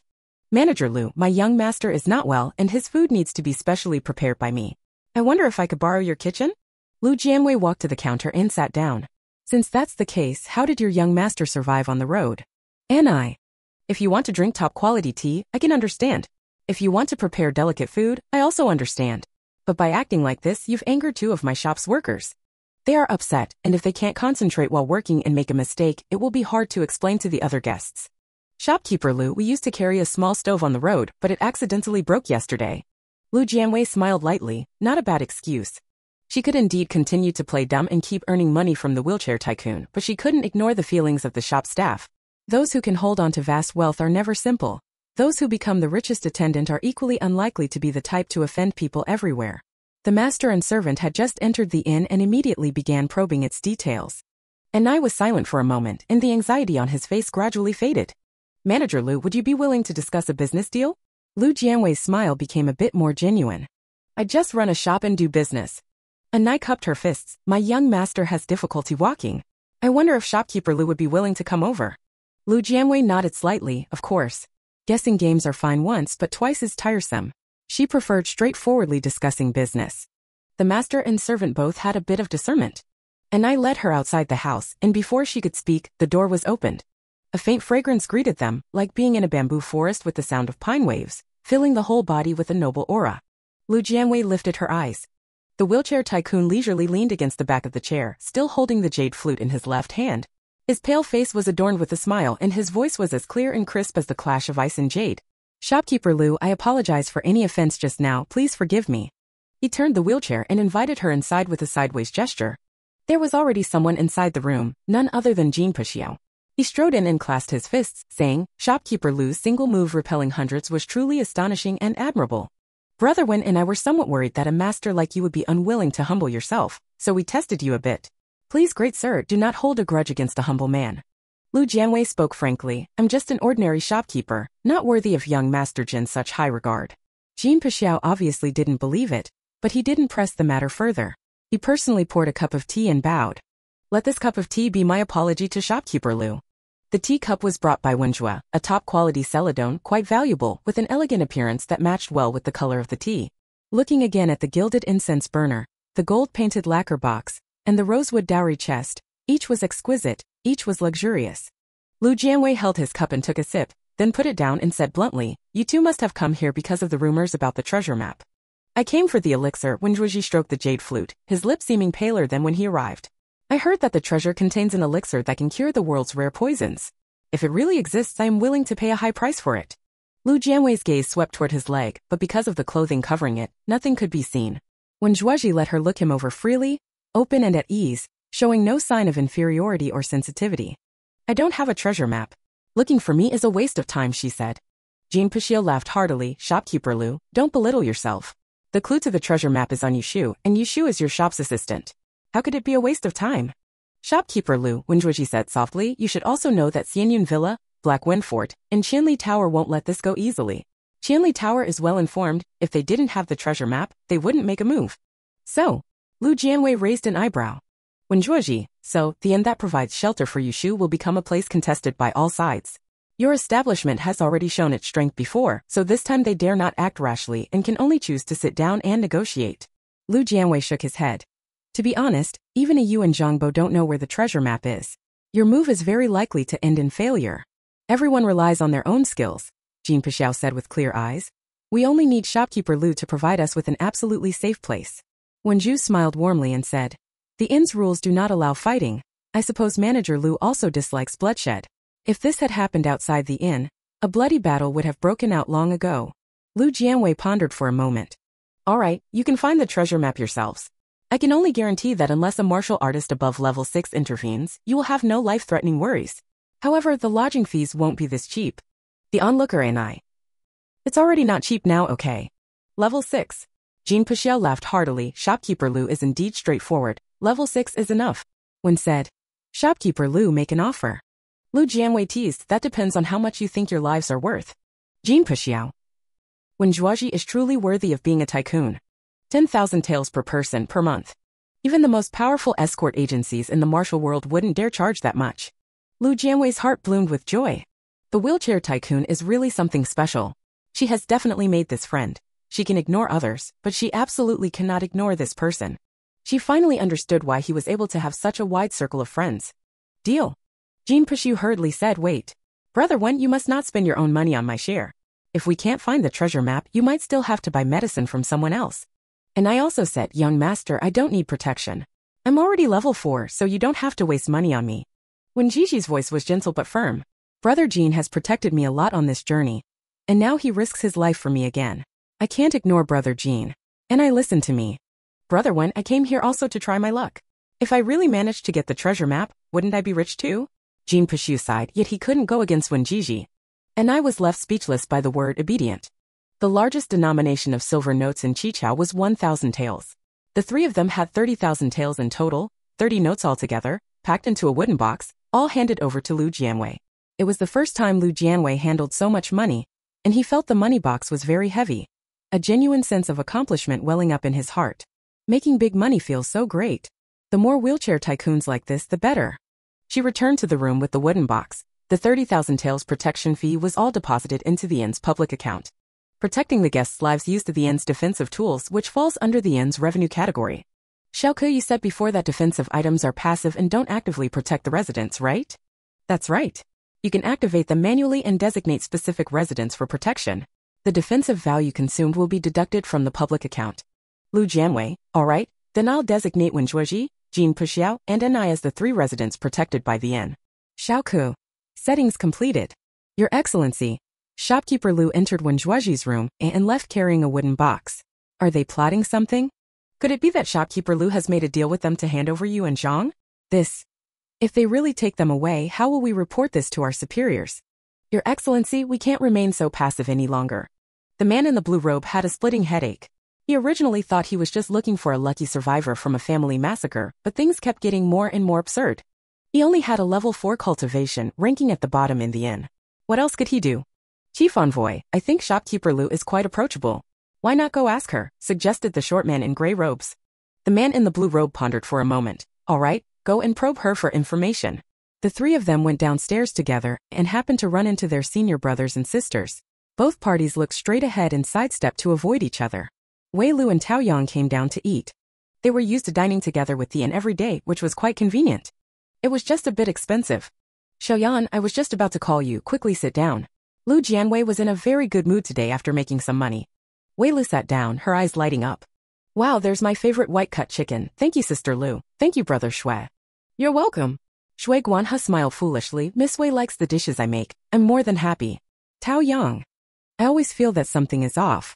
Why can the junior sister still chat and laugh with Shopkeeper Lu and the others? Xianyun Villa participated in the night raid. Shouldn't Shopkeeper Lu be taking his anger out on them? He has been too embarrassed to eat together these past few days. Everyone else is seated around the table, leaving only the 3 from the Xianjing division. Lu Jianwei asked, are the 3 of you here to order food? However, the inn has a new rule. Orders must be placed in advance. If you order now, you'll have to wait until the cook finishes eating. The 3 of them, we've never seen a place run like this. The man in the blue robe, feeling impulsive, said, Manager Lu, may the 3 of us dine together? Lu Jianwei, oh well. Her mouth was quicker than her brain. The price is a bit higher. No problem. The person in the blue robe lifted their cloak and sat directly beside Shui Guanhe. The dining table was a square 8 immortals table. Lu Jianwei sat at the main seat, with Zhang Bo and Yen Feitsong on his left, the senior brother and sister on his right, and Shui Guanhe and Yishu at the side seats. The 2 were young and not fully grown. There was still some space on the bench, just enough to squeeze in one more person. Everyone.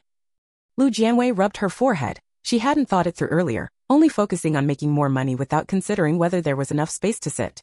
Now that things had come to this, she had no choice but to take the opportunity to lay her cards on the table. Guanhe, make a few more dishes. You go ask Jin Xiaodong and the others if they want to eat together. Yen Feitsong, bring over another table. The 3 each took their orders. 2 tables were pushed together to form a long table that could seat about 10 people. Shui Guanhe was quick and nimble.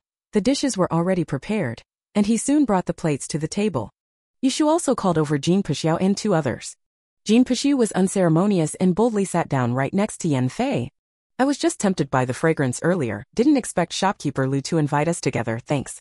You weren't saying that just now. And I pushed the wheelchair to the table. Shui Guanhe sensitively pricked up his ears. What did young Master Jin just say? I plan to use your kitchen to make some food. He said he wants to freeload off us. You can cook. Shui Guanhe was surprised. And I said proudly, is being able to cook such a big deal? My master really likes the food I make. Shui Guanhe snorted lightly. I don't believe it. Believe it or not. And I gave him a look. Young master, these dishes are all too strong in flavor. Let's go back. When Gigi, all right, and I, sit down. Yes. Everyone was already seated, waiting for Lu Jianwei to speak. Lu Jianwei picked up his chopsticks. The dish is getting cold, eat first. She moved and the others followed suit. When Zhuozhi picked up a leaf of the dish. Young master. And I showed a look of urgency. He is not being pretentious, it's just that the young master's body can only handle light food. Although this dish looks bland, the oil and salt are too strong for the young master. When Zhuozhi smiled and said, no problem. As the vegetable leaves entered the mouth, the taste buds suddenly exploded, and the long-missed savory flavors rushed in one after another. Very delicious, he said. Shui Guanhe looked proudly at Anai, but Anai didn't look at him. She only stared intently at Wenjuozhi's expression. Seeing that his face remained unchanged, she finally breathed a sigh of relief and ran out to bring back a cup of clear tea. Wenjuozhi didn't raise his chopsticks again. He just lowered his head and drank the tea. Everyone present was a child of the martial world, unconcerned with dining etiquette, each eating very quickly. In no time, the plates were all empty. Lu Jianwei stopped eating at 70% full, while Wei Lu, Tao Yang, Xin Jingxi, and Jin Puxiao all sat upright with serious expressions. Everyone knew well that eating was just incidental. The real business was the discussion. Shopkeeper Lu, do you have something to say? Jin Puxiao broke the silence. Lu Jianwei nodded and looked at the figure in the blue robe. Introduce yourself. The figure in the blue robe shuddered slightly, as if facing a superior, his face tightening considerably. I am Feng Yan, the blue robe envoy of the Xianjing division. I am the gray-clad envoy of the Mystic Mirror division, Wang Xiaoshan. I am the gray-clad envoy of the Mystic Mirror division, Zhang Dalu. Lu Jianwei. Are you here regarding the massacre at White Crane Manor? Yes. The envoy in blue clenched his fist under the table. Shopkeeper Lu, we are here on the orders of the Mystic Mirror division to investigate the surviving descendants of White Crane Manor. The Mystic Mirror division's sole purpose is to find the murderer, nothing more. Lu Jianwei asked again, do you want to take away Yushu and Zhangbo? We did think so before, but now even if we take them away we can't guarantee their survival, the man in the blue robe said with clear self-awareness.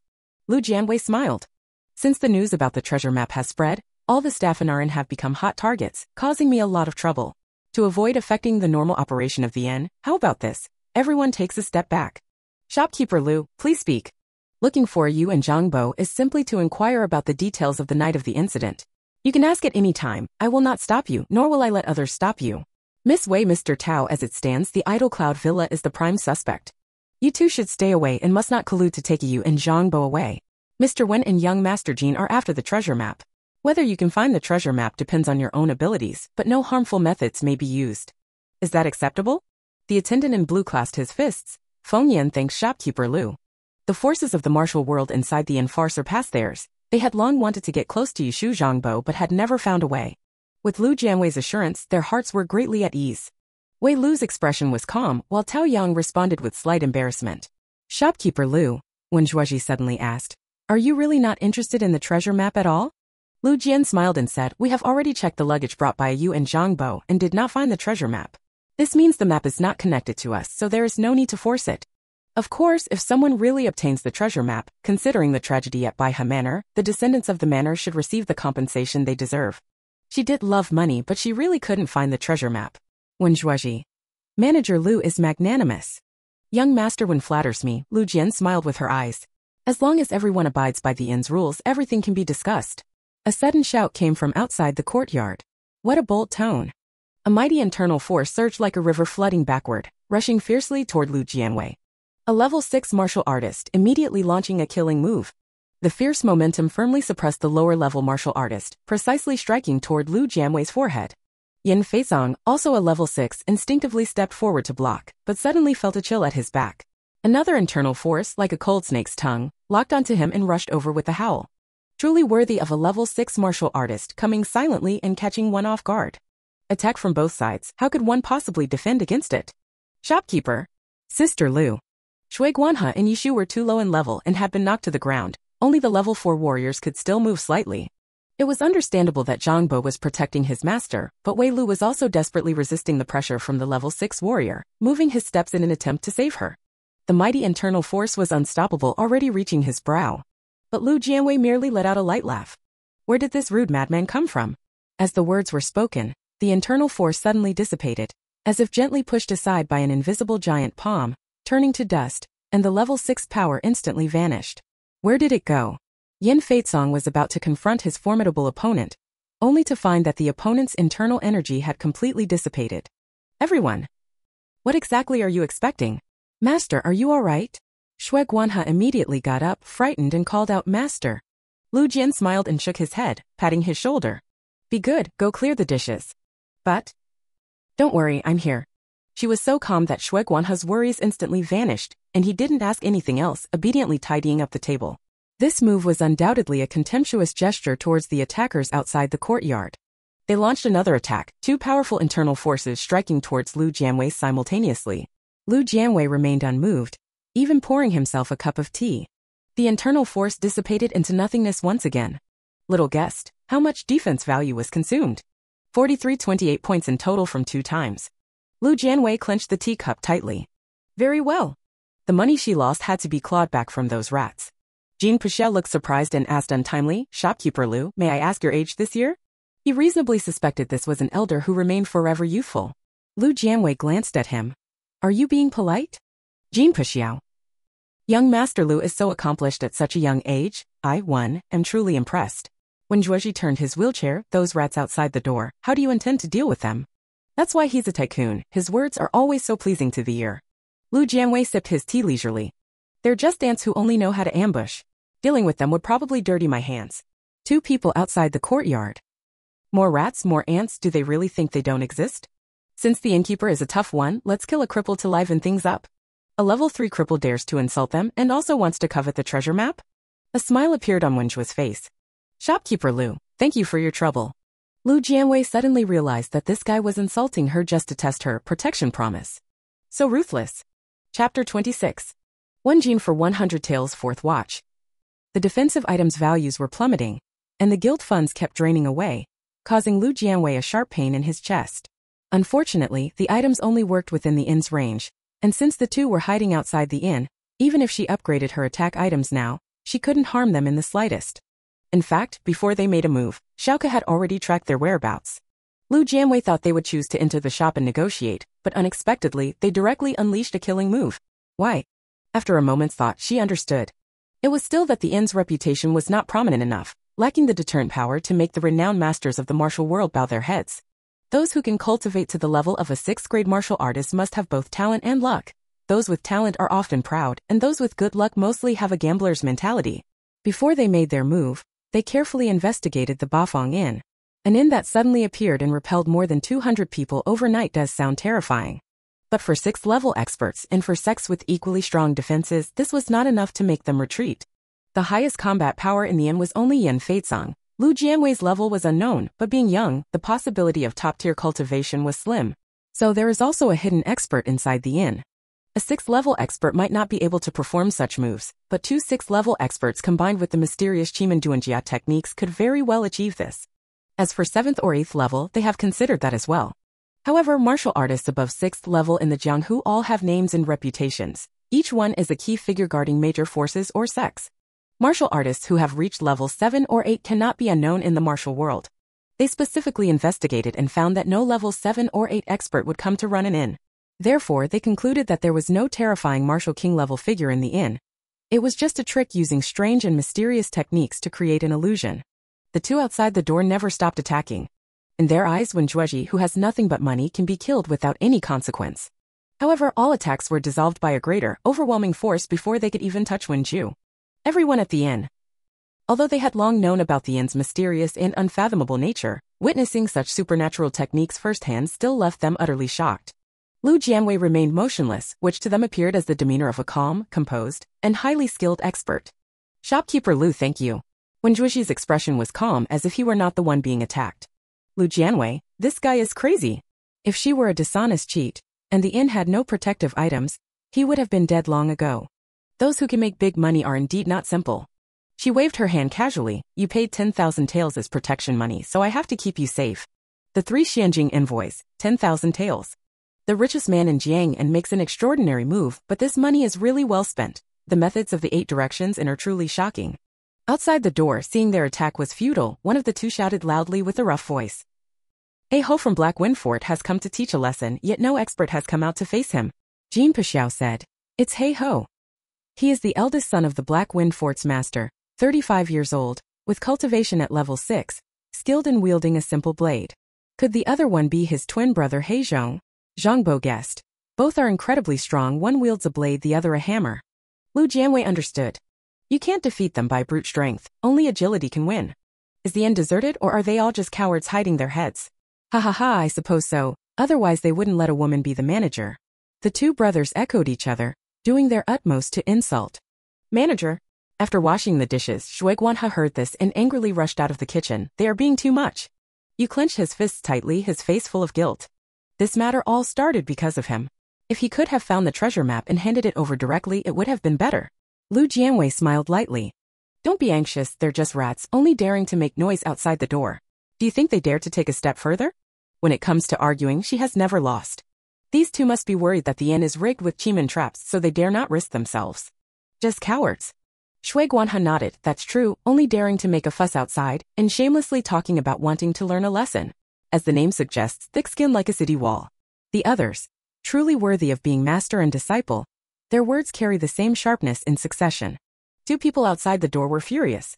The 8 directions might as well be called the pretending to be spirits and ghosts in. They only know how to put on a show and deceive other fools, but they can't fool me, Black Wind Fortress. Bro, why not set it all on fire and see how they still hide inside? Good idea. Lu Jianwei's smile suddenly vanished, a coldness rising in his eyes. Yin Feizong, don't you want to practice your sword? Yin Feizong was naturally a warlike person and could no longer hold back. At the sound of the words, his long sword was drawn and he leapt over the wall. He had rich combat experience. The tip of his sword tore through the sky, like the roar of dragons and tigers, howling as he struck toward the 2 brothers in the northwest corner. Facing 2 opponents alone, the momentum not only does not falter but actually gains an edge. The long blade split between the 2, its light clashing with the wooden blade, emitting a dull horn-like sound. The internal energy of the 6th-level martial artist rippled out, stirring up the surrounding yellow sand, which turned to nothing upon hitting the third move of the raging wave, soaring cloud slash. Yin Feizong's aura surged all around him, the ancient Tang sword slashing down from midair like a thunderbolt, its blade shining as brightly as the blazing sun, striking densely at the He brothers. He Ho raised his sword to block, his voice booming like a bell. Well done. Truly the #1 swordsman in the martial world. He Zhang gripped his hammer with both hands, laughing wildly as he charged toward Yin Feizong's back. Surrounded and attacked from both front and back, Yin Feizong's situation was grim. Jin Pixiao was anxious. I'll go help Brother Yin. Brother Jin, when Zhuozhi called out to him, you can't participate in a battle between 6th-level martial artists. Jin Pixiao was only 5th level. Even the residual inner strength of a 6th-level martial artist could seriously injure him. Although Brother Yin is strong, the 2 brothers from the He family should not be underestimated either. If he continues to fight 1 against 2, it will only lead to. When Zhuozhi said he has always been seeking a breakthrough and now is a good opportunity. Jin Pixiao suppressed his worry. Alright, then I'll wait a little longer. Shopkeeper Lu. Where's Shopkeeper Lu? Only then did everyone realize that Lu Jianwei was gone.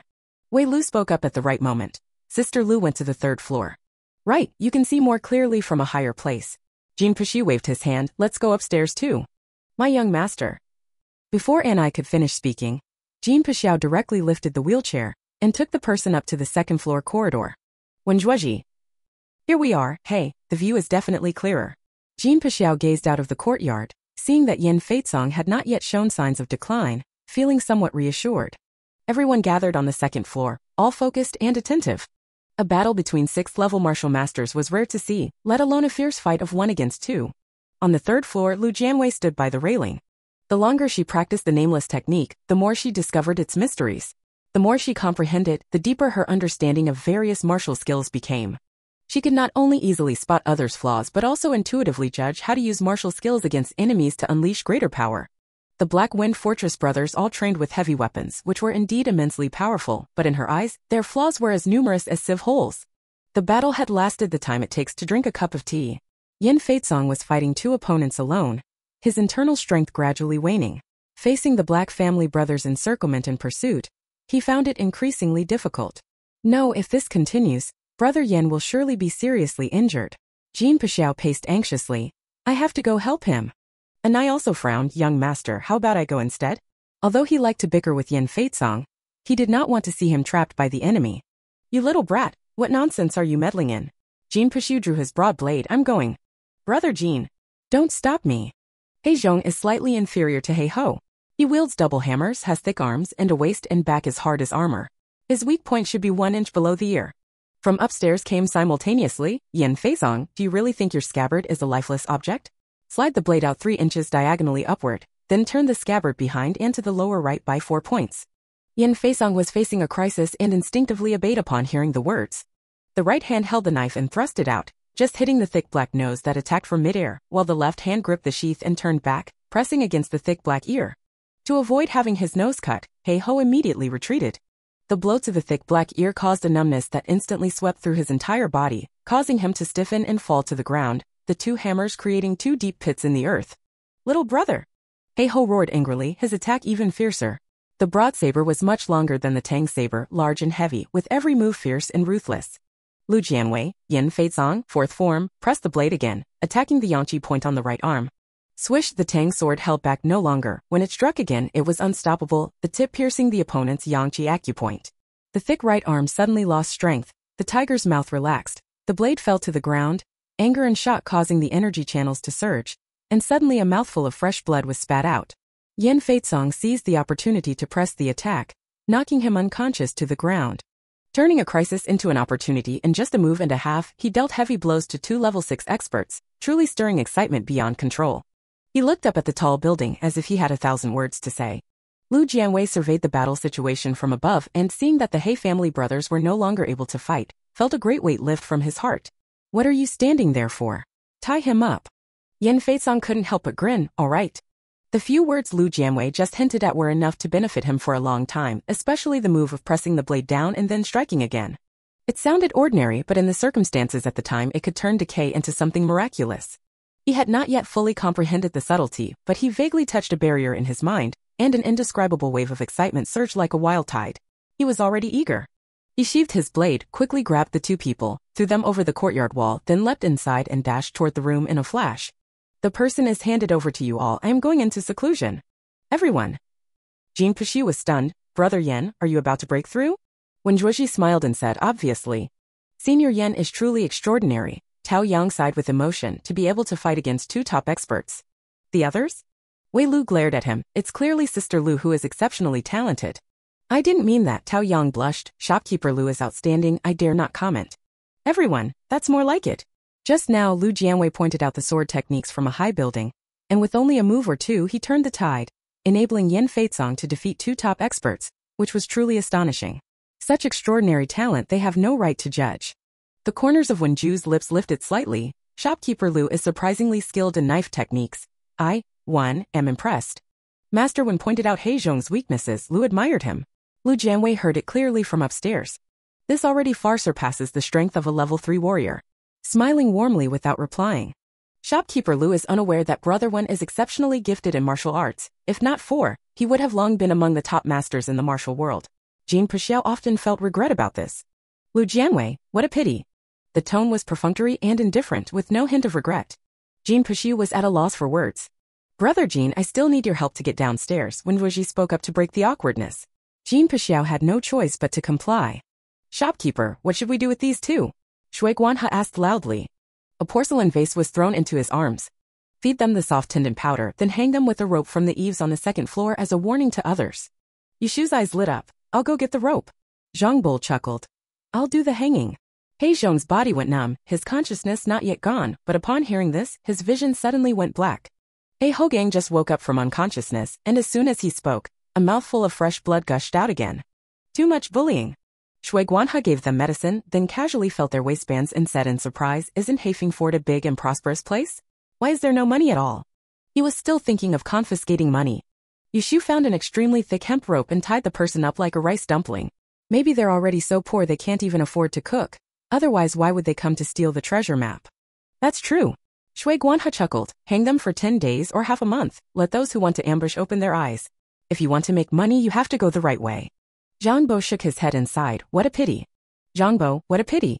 The previous shopkeeper set a ransom of 1,000 taels, but they were unwilling and insisted on kicking the iron board. Shui Guanhe immediately understood. They have more than just 1,000 taels. In the third floor room, Lu Jianwei couldn't stop smiling. Xiaoku, well done. The He family brothers were carrying more than 1,000 taels in total, all of which were quietly confiscated by Xiaoku. A great power is truly a great power, carrying so much money just to step outside.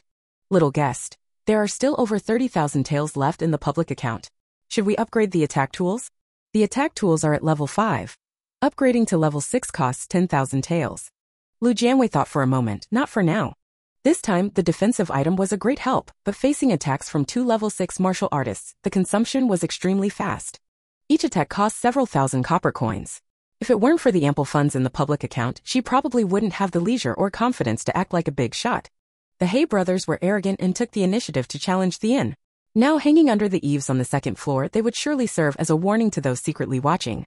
Those people probably wouldn't act rashly again and would have to choose another route, which is to enter the inn, pose as ordinary guests, and then take the opportunity to find the treasure map.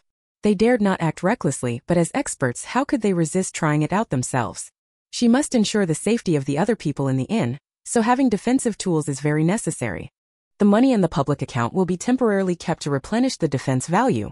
Little guest, designate Wei Lu to receive protection from the defensive tools. She hasn't paid. Lu Jianwei said boldly. Just do as you are told. The little guest was curious. How rare. She protected me before, so why not protect her once in return? Received, settings complete. The He family brothers hanging beneath the eaves were like a thunderclap, delivering a fierce blow to the forces watching in the shadows. 2 level 6 experts both failed? He Feng Fort was even more shaken. He Ho and He Zhang, the 2 brothers, each alone could intimidate the martial world, and together, few could match them. They actually fell in a small inn? If it were just that it would be fine, but the inn actually hung the person up high. Doesn't that slap Blackwind Fortress in the face?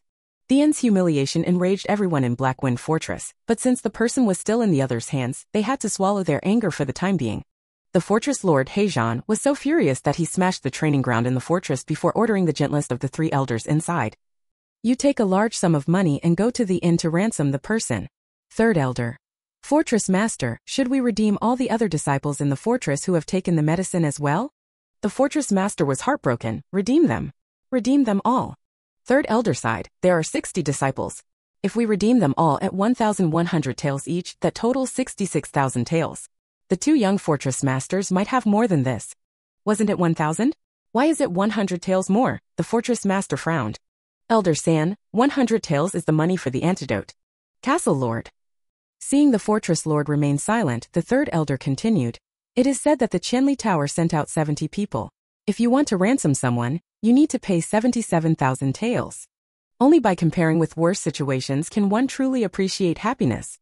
The fortress lord's dull pain subsided somewhat, and he waved his hand, saying you may go. The 8 directions and return to tranquility. The 3 Xianjing envoys saw that the 2 great masters could not break into the inn, and their worries instantly vanished. Seizing an opportunity, they found Yushu and Zhang Bo to inquire about the details of that night. Wang Xiaoshan, the gray-clad envoy, was responsible for recording. After the 2 recounted their escape from the mountain villa and entry into the inn, he couldn't help but deeply sigh. You 2 have survived great calamities. There will surely be blessings ahead. Both of them liked hearing this. Yushu was full of gratitude. Meeting shopkeeper Lu is my good fortune. Zhang Bo also said, shopkeeper Lu is kind and benevolent. Not only did he take us in, but he also protected us. If they fell into the hands of other forces, they would probably have been skinned several times over. Under heavy siege, shopkeeper Lu did not hesitate to offend a powerful sect like the Blackwind Fortress to protect them, such a favor they could never repay in their lifetime. Did you come to Wangwei City to seek refuge with Zhuji? Asked Feng Yan, the man in the blue robe. Zhang Bo nodded, yes. Why seek refuge? Lord Feng should know that Zhuji is the cousin of Ashu's mother. After the villa was destroyed, we were left with nowhere to turn and did not know who the culprit was, so we had no choice but to seek help from Ashu's uncle. Feng Yan nodded. This was just a routine inquiry. Why they sought refuge with Zhuji was not important. What mattered was whether they had discovered any clues. The culprit was masked and all used swords, but there are many sword users in the martial world, and these clues are already known to the authorities. Think carefully again about the details at the time of the incident, and if you recall anything, inform me promptly. Master Feng. Yushu suddenly spoke. The shopkeeper is willing to let you ask questions. I trust the shopkeeper. Feng Yan's heart skipped a beat, his breath momentarily caught. Do you have a new lead? I saw a person. He was holding a candlestick at the time and almost found my hiding place. The candlestick illuminated his face and he had a black mole on the white of his right eye. Feng Yan was overjoyed. This clue is extremely crucial. People with moles on the whites of their eyes are very rare. This is a very useful physical characteristic. He needed to send a message back to the headquarters immediately. But then he quickly thought, spies were everywhere outside the inn, and he feared the carrier pigeon wouldn't be able to fly out of Wangwei City at all. What should be done about this? After finishing the inquiry, Feng Yan left the servant's room with the 2 others. Passing through the hall, his peripheral vision caught sight outside the courtyard, and suddenly his heart skipped a beat. A wheelchair was parked in the courtyard. The man in the wheelchair had his back to him, his hair tied up with a white jade crown, strands falling down his back. He wore wide-sleeved robes, and beside him was a small red clay stove with a teapot steaming gently on top. It was clearly a scene of leisure and tranquility, yet it stirred deeply buried memories in his mind. That back view. Young master, look at those 2, carrying things separately, rough in appearance, and in a miserable state, truly so ugly it's unbearable to look at. And I faced the main building, pointing at the He brothers, not sparing any words of mockery. Those 2 ugly ones just bullied his young master. He was so angry he wanted to beat them to a pulp and then burn them to ashes. Seeing them so miserable now, they will surely become infamous after today, which is satisfying, but inevitably I had to exchange some words and scold them all. And I, lower your voice, don't disturb the other guests, Wenjuozhi gently advised. Feng Yan patted his head, wondering what he was thinking. Wenjuozhi only had a third-level cultivation and was still disabled. He stepped out of the hall and casually asked, "What is young Master Wen doing in the courtyard?" And I glanced at him, "Sunbathing, what's it to you?" "Oh." Feng Yan cupped his hands, "The sun is indeed nice." And I was too lazy to bother with him and continued to push forward. I think just hanging it upstairs isn't enough. For these kinds of sneaky rats, there should be signs hung up, one saying despicable, the other shameless, so everyone in the world knows that the people of Black Windfort are all despicable and shameless. This is a good idea. Lu Jianwei appeared by the railing on the third floor. And I, go find IU to make 2 signs, just like you said, write despicable and shameless on them. And I smiled brightly, all right. Wait, Lu Jianwei called out to him, let's weigh them first and sell by the pound. 1 pound, let's sell for 100 taels. No matter who comes to redeem them, we'll stick to this price. Make sure to write it clearly on the sign. And I's eyes suddenly lit up. Shopkeeper Lu, what a great talent. He ran to find Yushu, and upon hearing this, Yushu was equally in awe of Lu Jianwei. This act was an absolute disgrace to the brothers of the Black Windfort, even more unbearable than killing them. The two quickly made wooden plaques. Jean Pixiao, upon hearing this, enthusiastically joined in, volunteering to weigh the two and hang up the signs. The sign in front of Hey Ho read, despicable, stating a weight of 210 jin, with a price of 100 taels of silver per jin, welcoming buyers. Hey Zhong's sign read, shameless, weighing 200 jin, with the same details as above. The two brothers were so ashamed and furious they wished they could bang their heads against the eaves and meet the king of hell directly. The rest of the people at the inn all chuckled silently. Shopkeeper Lu is really petty. Now Black Windfort has completely lost both face and dignity. Whether they ransom the person or not, it's a lose-lose situation. Jean Pixiao sighed. Shopkeeper Lu is truly a clever man. Brother Wen, I feel like staying here for a long time. I have a premonition that this place will be very lively in the future. Can you really bear to leave the trading company? When Gigi asked with a smile. Jean Pixiao pondered for a moment. That is indeed hard to part with. How about I stay here a little longer after this matter is over, see some lively and novel things and send you news? That sounds good, but the housing prices are just too high. No matter. Gurgle gurgle. Anna covered her stomach and said embarrassedly, I didn't eat much at noon, I'm hungry. Young master, it's all Second Ugly's fault for delaying our meal. I'll borrow the kitchen now to make some snacks. Wenjuozhi, go ahead. After the incident with making the wooden sign earlier, the rift between Enai and Weshu eased a bit, and they no longer argued when they met. Weshu said, I asked the shopkeeper you can borrow the kitchen, but you have to pay rent. Your shopkeeper really loves money, and I shifted the topic, but the method of putting up a sign to sell meat is truly satisfying. Rent is rent then, how much? Yushu forced a smile. Brother Enai, your scolding is quite satisfying. The shopkeeper said, using the kitchen once costs 101. Ingredients are charged separately. Enai. What a rip-off. Chapter 27. Another deal, late night. When under the eaves one has no choice but to bow. Enai dares to argue with Yushu and Shui Guanha, but does not dare to reason forcefully with Lu Jianwei in the same manner. He resignedly paid the money. What are you going to do? Yushu asked curiously. Enai quickly handled the ingredients with skillful and smooth movements.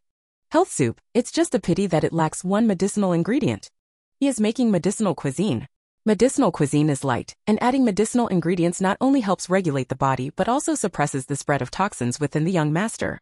Yushu hates those who forcibly seize treasure maps, but he does not dislike people like Jean Pixiao and Wenjuozhi who have clear prices. Master Jean is cheerful and generous, while young Master Wen is elegant and easygoing. Both are very easy to get along with. Young Master Wen has difficulty walking and is also suffering from a strange poison. Deep down, he feels some regret and sympathy. Will missing one herb have any impact? It's not a big problem, but since the young master is harmed by toxins day and night and doesn't rest well at night, I want to add a calming herb so he can have a good sleep. I feel terrible when I can't sleep well. Yushu recalled the pain of often waking up in the middle of the night during their escape and said, why don't you ask the shopkeeper? Maybe she has some herbs. Even if she doesn't, when the shop goes to Jianwei City to restock, you can buy some then. Anai said excitedly, really? But I'm a bit afraid of shopkeeper Lu.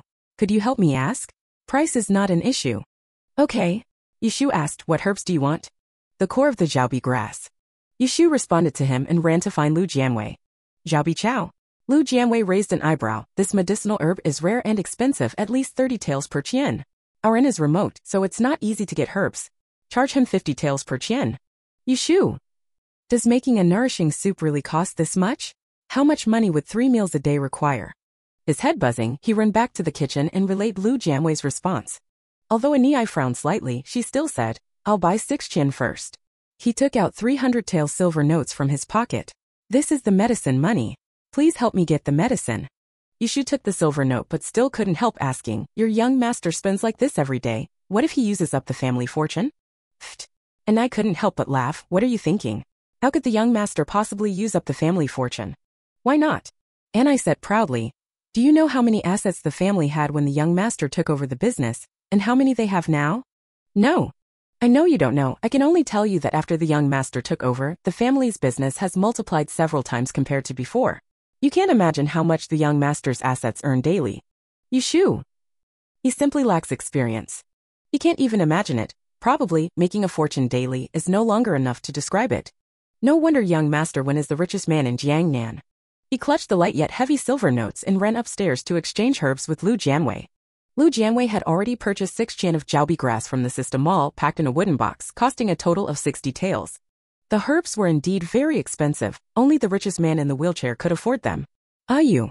Lu Jianwei called out to the young man carrying the box as he walked away. Yushu turned around, his eyes bright and clear. "What does the shopkeeper want?" "You are close to Master Wen's young servant. Are you thinking of making a move on his wheelchair?" Yushu's cheeks flushed bright red. "I just thought his wheelchair was exquisitely made and wanted to take a closer look." He has always loved handicrafts, and that wheelchair clearly looked like it was made by a master with an extremely clever design. As soon as Wenjuoji got off the carriage, he became somewhat interested. Otherwise, knowing that Wenjuoji and the others were also after the treasure map, he wouldn't have personally gone to serve the tea. "No problem. If you want to understand the wheelchair's construction, just ask openly. I believe young Master Wen wouldn't mind," Lu Jianwei said gently with a smile. "Really?" Yushu widened his eyes. "It won't be offensive?" Lu Jianwei said firmly he is not such a petty person. In her view, Wenjuoji was not sensitive about his crippled body, nor did he care about how others saw him. He dared to stake his life on a verbal protection agreement, so he was definitely not a mentally fragile person. Yushu nodded. "I understand. Thank you, shopkeeper. Also, there is no such thing as a free lunch in this world." "Ah." Yushu didn't quite understand. Lu Jianwei said, "You need to think clearly about whether you just want to study wheelchairs or use that to find your own path forward." "I understand." Lu Jianwei patted his head. "Go." Yushuruwa seemed thoughtful, holding the jiaobi grass as he sent it into the kitchen, where a light fragrance filled the air. 6 Qian of jiaobi grass for you." And I took it, opened the box lid, and sure enough, it was jiaobi grass, and of excellent quality. She couldn't help but exclaim in surprise, "Shopkeeper Lu is truly resourceful. He has everything." The white silk incense screen and the screen grass are both rare items, yet she took them out with ease. Very strange.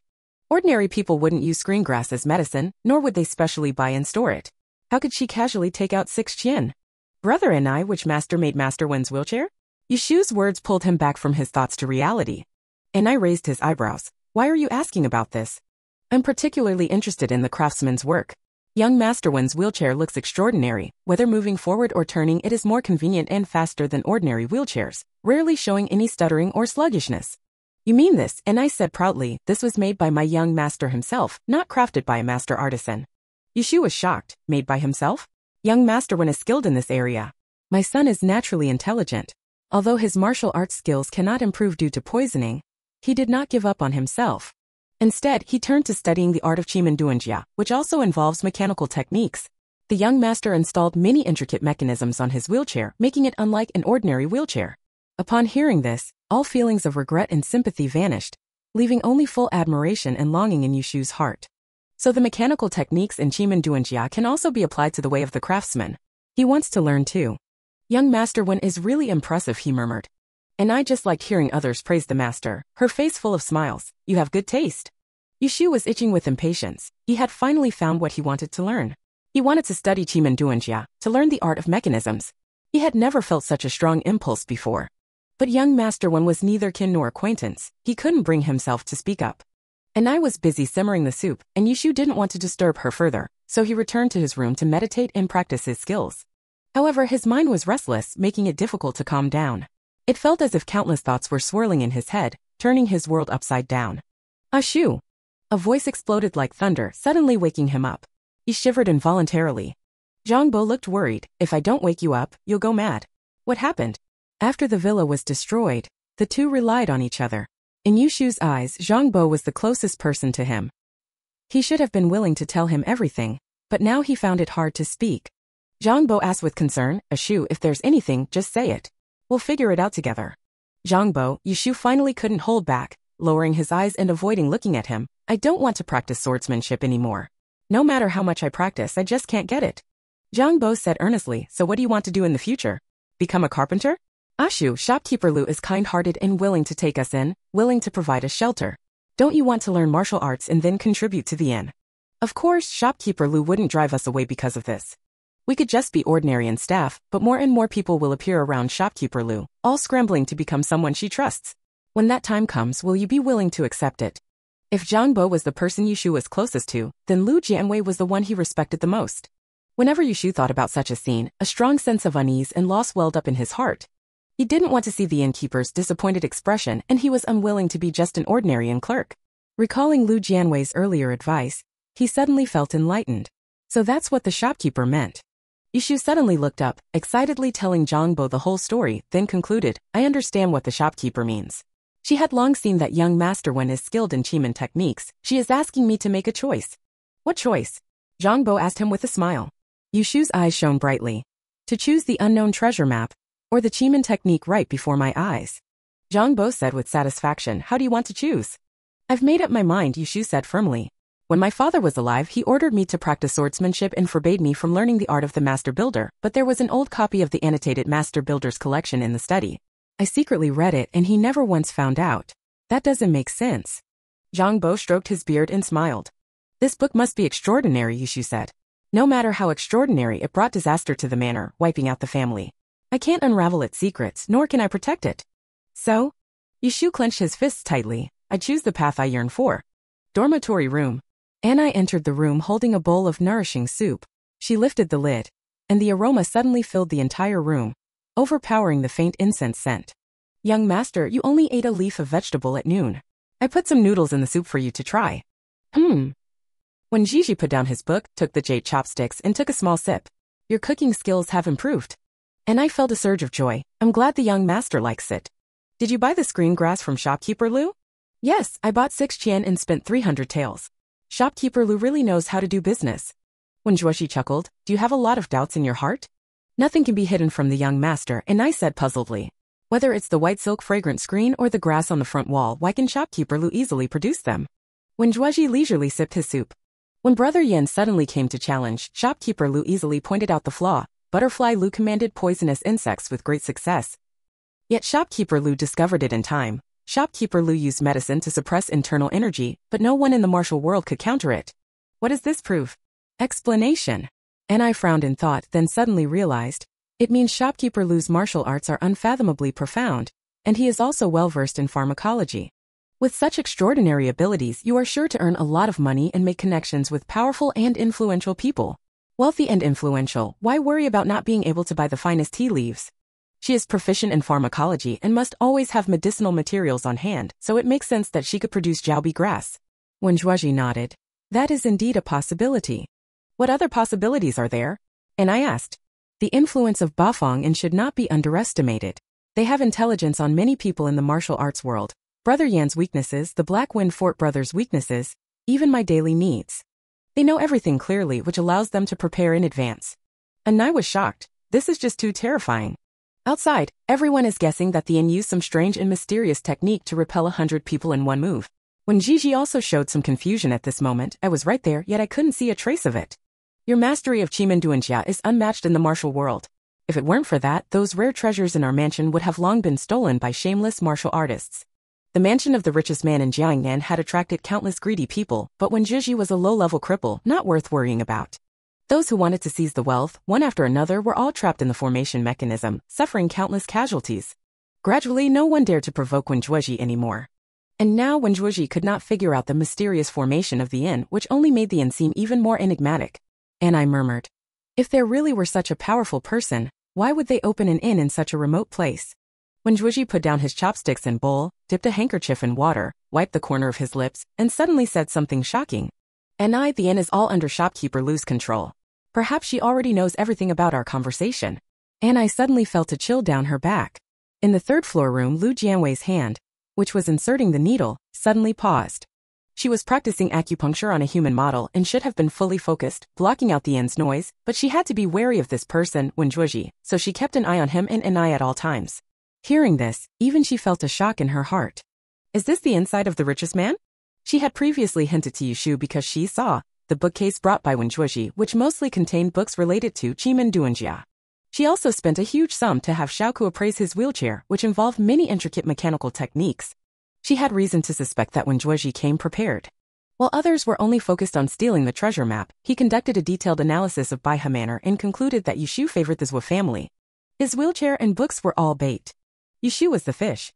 Lu Jianwei did not dislike this approach, at least when Gigi had boundaries and sincerity, unlike those who steal openly or secretly. But she did not expect the other party to be so perceptive. Xiaoku, what level is he exactly? Xiaoku said, the system's assessment is accurate. Level 3 is his current level. Lu Jianwei seemed thoughtful. Test his body for poison for me. The inspection fee is 100 taels. Lu Jianwei did not hesitate. Deduct. After deducting 100 taels, the little guest examined for a while, then slowly said, there is not just one poison in his body but 5.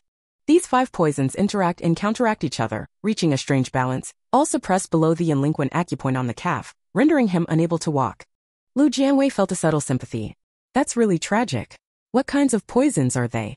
The 5 poisons are all rare and deadly toxins, inherently difficult to cure. After years of mixing, they mutated into a new poison, but what it's called I don't know either. Lu Jianwei. They don't even know what the poison is, let alone the antidote. So he can only wait to die?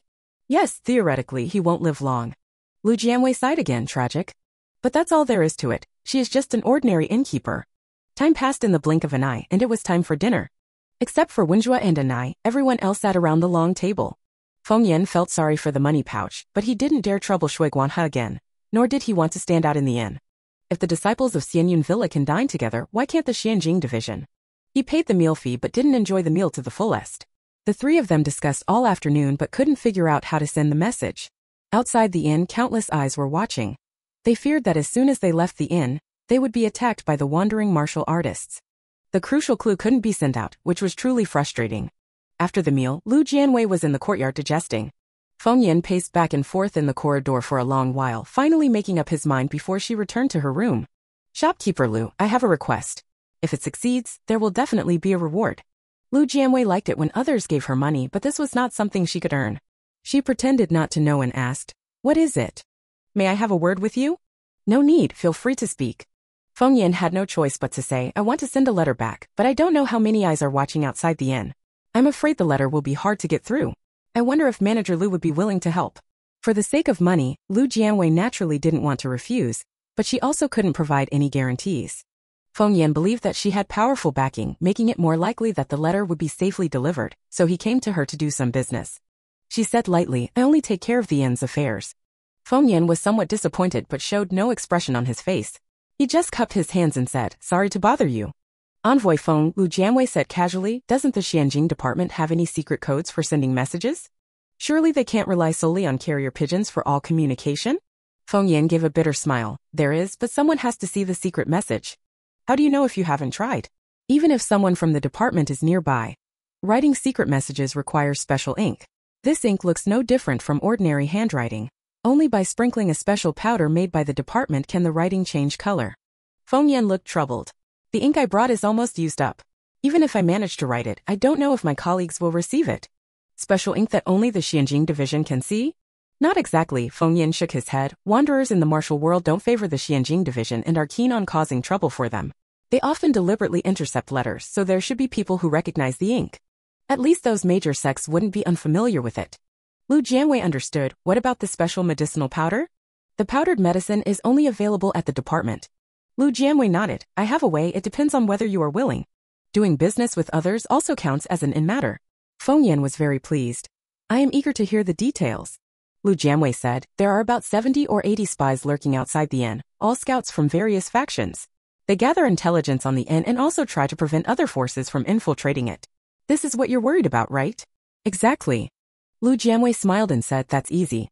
You write 500 identical secret codes and scatter them around.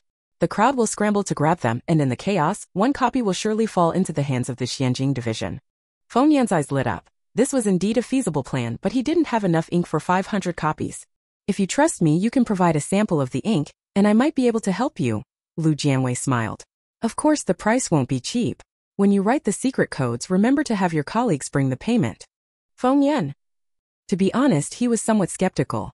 The ink was specially made by the Department of Mysteries. Those sects could only recognize it but could not decipher its intricacies.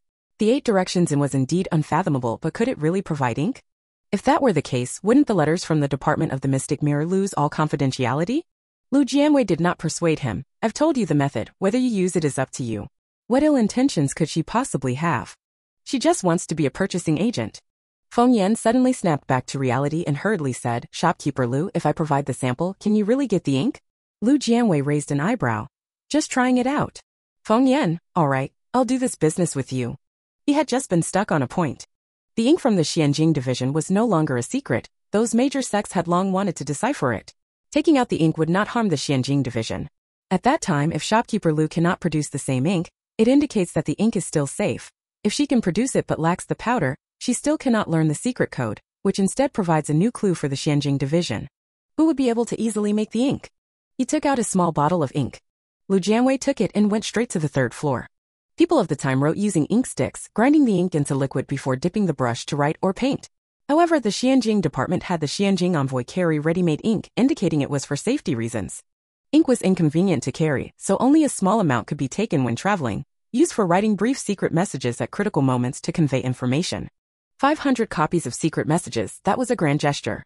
The system mall sometimes sells commonly used ink sticks, no matter how precious they are, but this special ink has not been recorded, so a sample must be obtained for scanning. Little guest, what exactly is this ink? It's just ordinary ink mixed with a special plant juice. When written on paper, it looks no different from regular ink, but it changes color when combined with another substance. Lu Jianwei asked curiously, is it difficult to decipher? I'm not sure about that, Shouke asked. Why do you want to help him? Lu Jianwei. Naturally, it's to make money, and I also want to see the truth come to light. Among these forces, only the Xianjing division focuses on uncovering the truth behind cases. If you can make money and lend a hand at the same time, why not? Shouke, aren't you afraid of making enemies? Lu Jian smiled and said, if I were afraid of offending people, would I hang 2 people on the eaves? Just say it, can the mall sell it or not? See for yourself. Lu Jian rummaged through the merchandise list and found confidential ink, 1 bottle, 10 taels. Robbing people. The little guest hummed. Same to you. Special grass juice is rare and costly. Lu Jianwei, I've always been curious, what exactly are you, and how are the goods in the mall made? Don't be sad, the little guest sighed. It's normal for low-dimensional beings to not understand the high-dimensional world. Lu Jianwei nodded. I'm not sad, I just can't understand why the high-dimensional world lacks management talent and insists on having me, a low-dimensional being, run the inn? Little guest. You bound me to travel through time without even a greeting. I haven't settled this account with you yet, and now you're blatantly seizing my property. Is there no law in your higher dimensional world? Lu Jianwei shrugged. So, make it cheaper. She still needs to save money to buy the time travel device to go home. The little guest said with difficulty, 8 taels, no less. I also need energy to sustain myself, otherwise I won't have the energy to help you travel back. Alright, Lu Jianwei didn't press further. 8 taels it is, let's both get rich. The pitch-black night enveloped the inn. Lu Jianwei prepared special ink, regular ink, and paper and pens, intending to send them to Feng Yan so they could work overnight. A level 6 martial artist is approaching, the little guest warned. Lu Jianwei opened the map. 2 green dots had already reached outside the courtyard. Chapter 28. A bit fond of you, 6th update. The night was pitch black, the wilderness silent. The bell's chime was crisp and pleasant, passing through the courtyard gate and echoing inside and outside the inn. The room, which had already been darkened, was suddenly lit up. Qianli Lu Lanling has come to pay a visit, the woman's soft and enchanting voice sounded. Shopkeeper Lu, you wouldn't want to turn me away at the door, would you? I would be heartbroken. Lu Jianwei. This hat is buttoned too tightly. Little guest, open the door. The young servant opened the courtyard gate dutifully and without complaint. In the silent night, the courtyard gate was pulled open by an invisible hand, the lantern under the eaves emitting a faint glow, illuminating the visitor's profile. Her appearance was charming and delicate, her eyes shifting gracefully, lips as red as blooming begonia, and skin as white as snow. She wore a chest-high blouse, the vermilion thin gauze draping her graceful figure, revealing large patches of snow-white skin. Bells on her wrists jingled continuously with her movements. Her feet stepped on exquisite rattan shoes, the surface woven with colorful rattan grass, and her ankles were also adorned with bells. Beneath the light gauze skirt, her slender, fair calves appeared faintly. Lu Jianwei stood on the 3rd floor, a hint of admiration in his eyes. Who doesn't like a bold and fiery beauty? In such a remote inn, there are actually such experts. Shopkeeper Lu, you have deceived me so cruelly.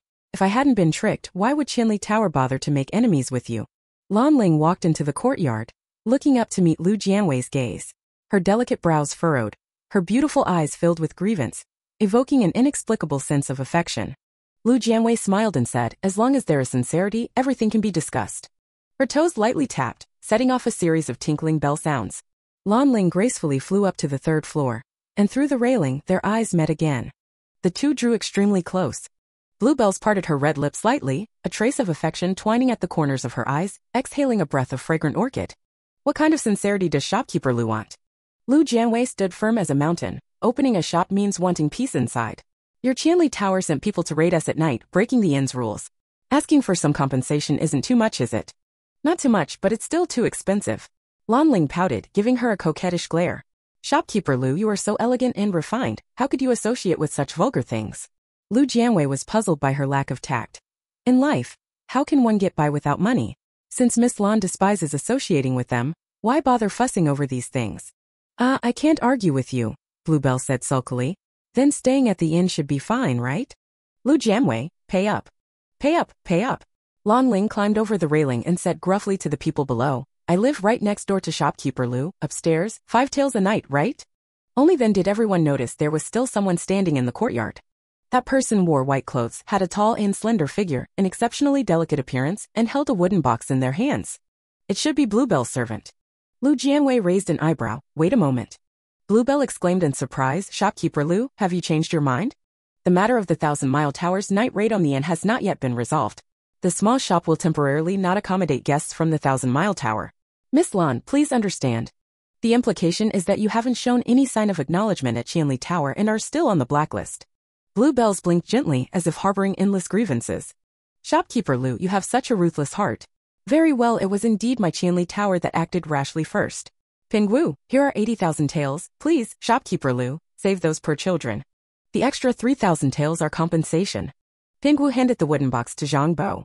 After counting the silver notes, Zhang Buqing nodded towards Lu Jianwei. Guan He, you go to the warehouse and get 70 doses of the antidote.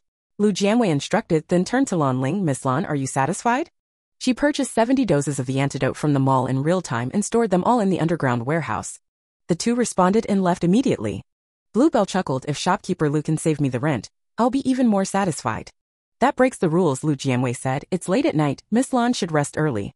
She turned around and went back to her room. The door was tightly closed. Bluebell stared at it for a while before turning around and stepping into the upper room on the east side. The two rooms are separated by just a single wall. Shui Guanhe and Yushu took out the antidote and handed it all to Pingwu. Pingwu walked to the courtyard gate, placed the package outside, and someone immediately took it. He turned around and walked toward the hall. Young master, are you staying at the inn too? Shui Guanhe asked. Pingwu nodded, his voice clear and melodious. Lanner and I share a room. This is 5 taels for the rent. Shui Guanhe had a face full of eating melon expression, almost forgetting about the deposit. It was still Yushu who reminded, the deposit is 5 taels. Pingwu hesitated for a moment, then took out 5 taels and turned to go upstairs. Looks pretty good. Yushu muttered, then opened the ledger to record the accounts. Shui Guanhe, who are you talking about? Both of them. Shui Guanhe thought for a moment and said, the shopkeeper is still better looking. Pingwu Gongzi is not as handsome as Hero Yan or young Master Jin. About the same. Yushu shook his head and said, Hero Yan and young Master Jin are tall and handsome, while Pingwu Gongzi is delicate and elegant, quite different. Shui Guanhe, when it comes to elegance, young Master Wen is definitely superior. That's true, Yushu wholeheartedly agreed. When I first met young Master Wen, I just thought he looked good, and then I was drawn to his carriage and wheelchair. But the longer I spent with him, the more I found him exceptionally handsome. It's really strange. Shui Guanhe nodded, that's called being easy on the eyes. Some people just grow more appealing the more you look at them. The shopkeeper is both good-looking and easy on the eyes. That's right. Lu Jianwei blocked the two people's flattery and began to meditate and practice. Lan Ling's arrival disrupted her plans, but it also happened to remind her. It would be more appropriate to hand over the special ink to Feng Yan tomorrow. Since the request was made less than an hour ago, taking it out now would make the inn seem too extraordinary. Waiting overnight is just right. Tomorrow, Feng Yan and the others will work for a day, and then under the cover of night, they will spread out 500 sheets of paper. She simply didn't believe that the people from Xianjing Division couldn't snatch it. If that were true, the Xianjing Division would be useless and there would be no need to continue investigating the case. The speed of the nameless cultivation method's operation was getting faster and faster, yet the long progress bar moved forward at a snail's pace. It required 100,000 experience points to go from level 3 to level 4. But she had only reached 3,000, making the upgrade seem far off. Only at a higher level could she have the ability to protect herself and earn more money to buy time-traveling items. A long string of zeros follows the time travel item, and every time I see it, it makes me feel depressed. I still don't know when I'll be able to gather enough money. Maybe becoming a top expert is easier than buying the time travel item. Footsteps came from outside the door. Pingwu passed by the door and walked toward the room on the east side. Lu Jianwei could clearly hear the sounds of the door opening and closing next door. The price for the upstairs room was still set cheaply. She was used to having only one person on the third floor. And now with two more people, she felt somewhat uneasy, as if her territory had been invaded. I'm tired, Lan Ling's lazy voice came into her ears, carrying a hint of delicate charm. Pingwu, I'll give you a shoulder massage. There was no sound when massaging the shoulders, and Lu Jianwei relaxed. She could mute the sound, but the blue bell represented Qianli Tower, so she needed to stay alert and be ready to respond promptly. Ah! A seductive voice startled her. Don't mess around, there are still people in the inn. Pingwu chuckled lightly. What's there to be afraid of? Don't like it. Hehe, I like it. Lu Jianwei got goosebumps all over. Unexpectedly, the seemingly clean and fresh young man was actually a quiet flirt. You can't judge a book by its cover. Next came some indescribable sounds, and Lu Jianwei unconsciously raised an eyebrow. So eager, huh? Even if you're not bound by convention, there's no need to be so reckless, right? She listened with interest, treating it like tuning into a certain kind of broadcast, and took the opportunity to learn a bit.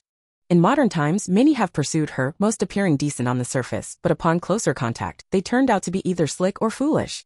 Continuing to date them would only test her patience. Therefore, she is still single to this day. She has watched plenty of action movies but has zero real combat experience. The two-person radio drama contributed by Qianli Tower was an unexpected bonus. In the quiet of the night, one should listen to something special. She was enjoying it thoroughly while the others in the inn were suffering unbearably. The inn was made of wood, with poor sound insulation, and since Lan Ling and the other person made no effort to keep quiet, the noise spread throughout the entire inn. Unlike Lu Jianwei, who could block it out at any time, the others had no choice but to cover their ears. But Lan Ling was of a high level, and her voice even contained internal energy, making it extremely penetrating. Just covering their ears was completely useless. Inside the companion's room, Zhang Bo firmly covered Yushu's ears, even using his internal energy. But his internal energy was only level 4, while Lan Ling was a level 6 expert. Shui Guanhe, young and impetuous, almost had a nosebleed upon hearing it, but fortunately, he quickly circulated the floating return heart classic to stop the bleeding. The 5 people on the second floor were closer and heard it even more clearly. Tao Yang's face was flushed, his mind restless, and he nearly went into a frenzy while practicing. Wei Lu, a young maiden, was already so embarrassed that she tightly wrapped herself in a quilt. Feng Yan and the other two stared at each other wide-eyed. They had seen a lot from investigating cases and were less affected, but they also had no heart to cultivate. In the dormitory guest room, Jean Pushu was about to mutter a curse under his breath when suddenly a wave of tranquility washed over his ears, as if he had been baptized. He came to his senses and laughed aloud, thanks to Brother Wen's formation. You're welcome. And I muttered, the young master was already not resting well, and that demon girl was ringing bells and shouting it was really noisy. Haha, she is the third-ranked expert under the master of Qianli Tower. You'd better be careful not to let her hear you, Jean Puxiao teased. When Zhuaji reminded, Brother Yan is in seclusion. I wonder if he will be affected. Generally speaking, martial artists choose a quiet place for seclusion to avoid being disturbed and accidentally falling into demonic cultivation. After Yan Feitsong defeated the He family brothers, he couldn't find a place for a while and had to go into seclusion at the inn. He believed the inn would protect him completely. Who could have expected that Lan Ling would act in such a way, leaving no excuse or face to stop her? That's true. Jean Pushu hurriedly said, I'll go take a look. He rushed out of the room, one foot stepping onto the stairs. Lu Jianwei's voice came from the room, distant and ethereal, making one lose all worldly desires upon hearing it. If one can always remain serene, all under heaven will return. Clear the heart, and the spirit will naturally be pure. The 6 desires will not arise, and the 3 poisons will be eliminated. Observe emptiness as emptiness, emptiness without anything to be empty of. Everyone. Lan Ling and the other person. Lu Jianwei had originally been focused on listening at the corner, but when Zhuaji mentioned Yan Feitsong, he suddenly remembered the strongest guard of the inn. He then decided to abandon the allure of pleasures and recited a Taoist meditation chant. Actually, after listening for a moment, she realized that the 2 voices sounded somewhat fake, or rather, a mix of real and fake. No matter how uninhibited Lan Ling and Pingwu were, they would never do that kind of thing in front of everyone at the inn. They were acting. Since it was acting, Lu Jianwei recited the calming spell without any burden, not worrying about causing irreversible harm to the other party. The two of them indeed quieted down. Lan Ling sighed softly. Shopkeeper Lu is really a spoilsport. Lu Jianwei smiled and said, there are also younger assistants in the shop, please bear with us. You have too many rules in this inn, Lan Ling complained in a delicate voice. It doesn't seem like a proper business at all. It's late at night, get some rest early. Lu Jianwei did not respond to her words and continued to meditate and cultivate. In the dormitory room, Jean Pixiao laughed heartily. Shopkeeper Lu is truly a wonderful person. And I also laughed. Shopkeeper Lu really knows what he's doing. Anyone who hears the calming spell would wilt. At such a young age, don't talk about dirty things. I'm not young, I'm already 17. Jean Pixiao teased, not young? Could it be that you've taken a fancy to some young lady? Not at all. And I was both shy and angry, retorting, I'm young but you're not. How come I haven't seen you marry a wife? Jean Pixiao. The topic ends here. The inn returned to silence, the lights in the rooms gradually went out, and no one remembered the He brothers hanging under the eaves in the wind. The two brothers had taken the soft tendon powder, their bodies weak and hanging high up. If they weren't strong and protected by internal energy, they would have passed out long ago. In fact, they would have preferred to pass out. They had already lost all faith and were truly unwilling to continue facing their bleak lives. Early the next morning, Lu Jianwei gathered everyone to dine together, and Lan Ling twisted her slender waist, laughing coquettishly as she came downstairs. Shopkeeper Lu, why didn't you call me to eat? She wore delicate makeup, the ends of her eyebrows slightly curved, resembling a fairy from a storybook. Pingwu followed behind her, his eyelashes lowered, his expression calm, as if the reckless words from last night were not spoken by him. Yushu recalled how he praised him for his elegance last night, and his cheeks flushed red. He really wanted to bury his face in the bowl. Judging people by their appearance is a mistake. The sound of bells drew near, followed by a scent of fragrant powder, rich and sweet, like petals about to wither, exuding their final charm.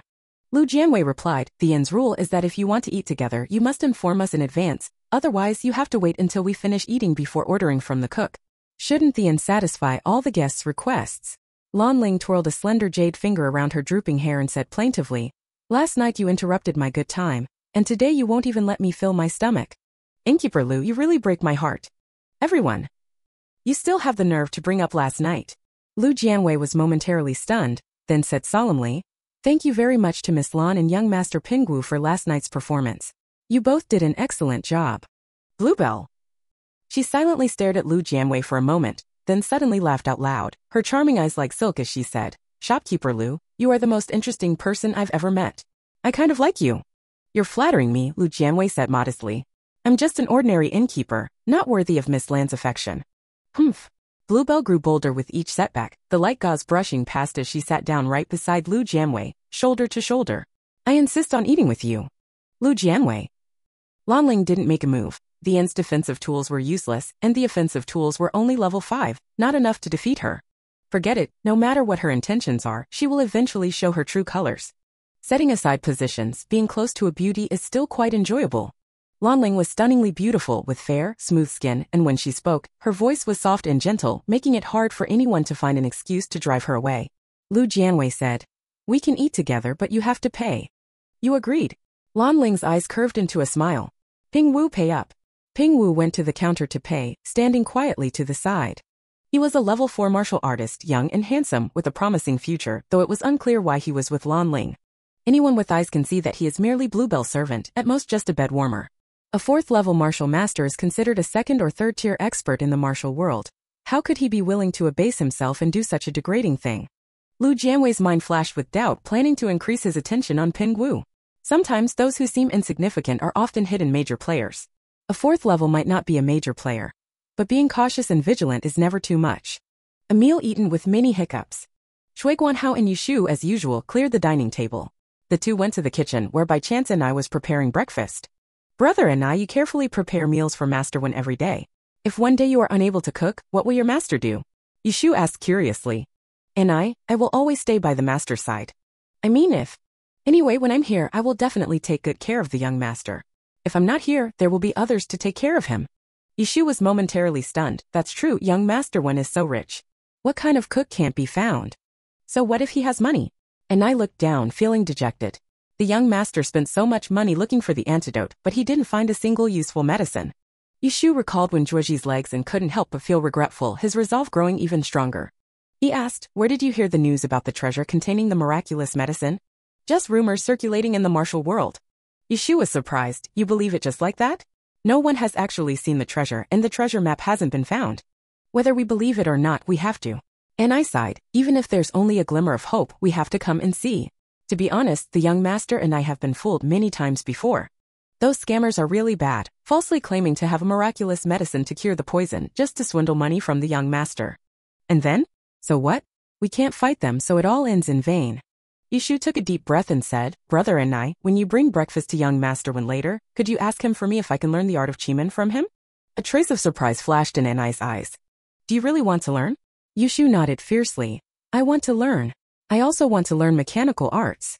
Young master, your health is not good. Teaching these will consume a lot of energy. I can't let you suffer losses for nothing, Anai said seriously. I know.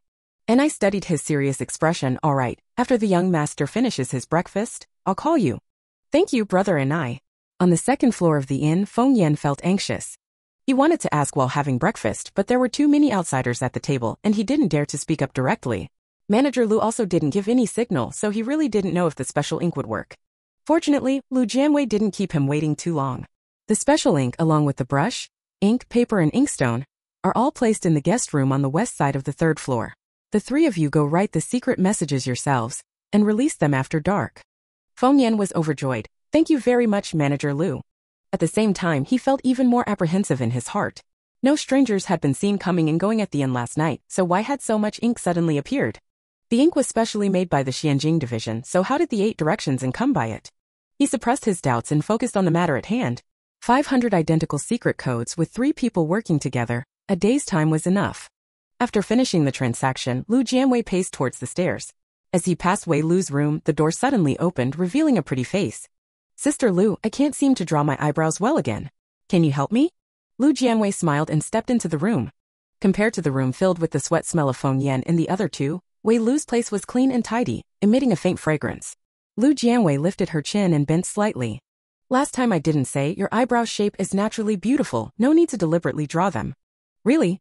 Wei Lu curved her lips. I've never had anyone tell me that before. Don't you have fellow disciples? Everyone has different temperaments and important things to do. Some are busy practicing martial arts, while others are busy running errands, so we can't get along. Lu Jianwei just brushed the corner of her eyebrow and then let go of her, speaking gently. Are you going out on an errand this time? Yes, Master asked senior brother Tao and me to find someone. Have you found them? Why haven't you returned yet? Wei Lu suddenly lowered his eyes without speaking, but tightly grasped Lu Jianwei's sleeve without letting go. Footsteps came from outside the room. It was the sound of Feng Yan and the other two returning to their room with items. A dispute broke out downstairs. In the kitchen, Shui Guanha and Anai were arguing fiercely over whether salty soup or sweet soup tasted better. On the third floor, Lan Ling and Ping Wu kept flirting and teasing each other without stopping, as if there was nothing else to do. Lu Jianwei did not urge her, her gaze calm and tolerant. She was like a gentle and kind elder, and also like a composed and steady strong person, able to give people the care of a spring breeze and a profound sense of security. Wei Lu raised her head and mustered up courage. Sister Lu, do you believe me? Lu Jianwei, why don't you believe it? If I said... Her tongue tangled, her throat hoarse. If I said, Xianyan Villa is a den of thieves, would you believe it? She tilted her head back, her apricot-shaped eyes full of expectation, yet also showing some anxiety and unease. Lu Jianwei repeated the same words. Why don't you believe it? Do you really believe what I said? A tear slipped from the corner of Wei Lu's eye. Do you really believe it? Her hand clutching her sleeve was trembling. Lu Jianwei's tone remained gentle. I don't know anyone from Xianyan Villa, nor have I ever met the owner of Xianyan Villa, but I have spent some time with you, so I choose to believe you. This is human nature. She didn't say any other flattering words. Wei Lu felt at ease because of this. Not only a den of thieves, but also, she shed tears again, the light in her eyes trembling with moisture. It's too filthy there. What's filthy? Wei Lu grabbed her sleeve as if clinging to a piece of driftwood, a strong hatred bursting from the depths of her eyes. He raised me and my fellow disciples just to satisfy his bestial desires. Not only him, but others as well, though they changed their appearances so I couldn't recognize them. Lu Jianwei was deeply shaken. A surge of anger roaring in her chest. If what Wei Lu said was true, then Xianyan Villa was utterly unforgivable. She suppressed her emotions and asked in as calm a tone as possible, Xiao Lu, have you ever seen anyone in the villa with a mole on the white of their right eye? This feature is quite distinctive. Once you've met, it will definitely leave an impression. Wei Lu was puzzled but still answered, we've met, so what? Lu Jianwei sneered coldly in his heart, just as expected. Xianyun Villa was never anything good. They wiped out entire families and harmed innocent young girls. They truly deserve to go to hell. Her expression grew even gentler. Who is he? Wei Lu. He's the old servant who specifically cleans the master's study. He rarely appears in front of others. How would Sister Lu know him? I? She was about to answer when suddenly a clear and resonant voice came from outside the courtyard.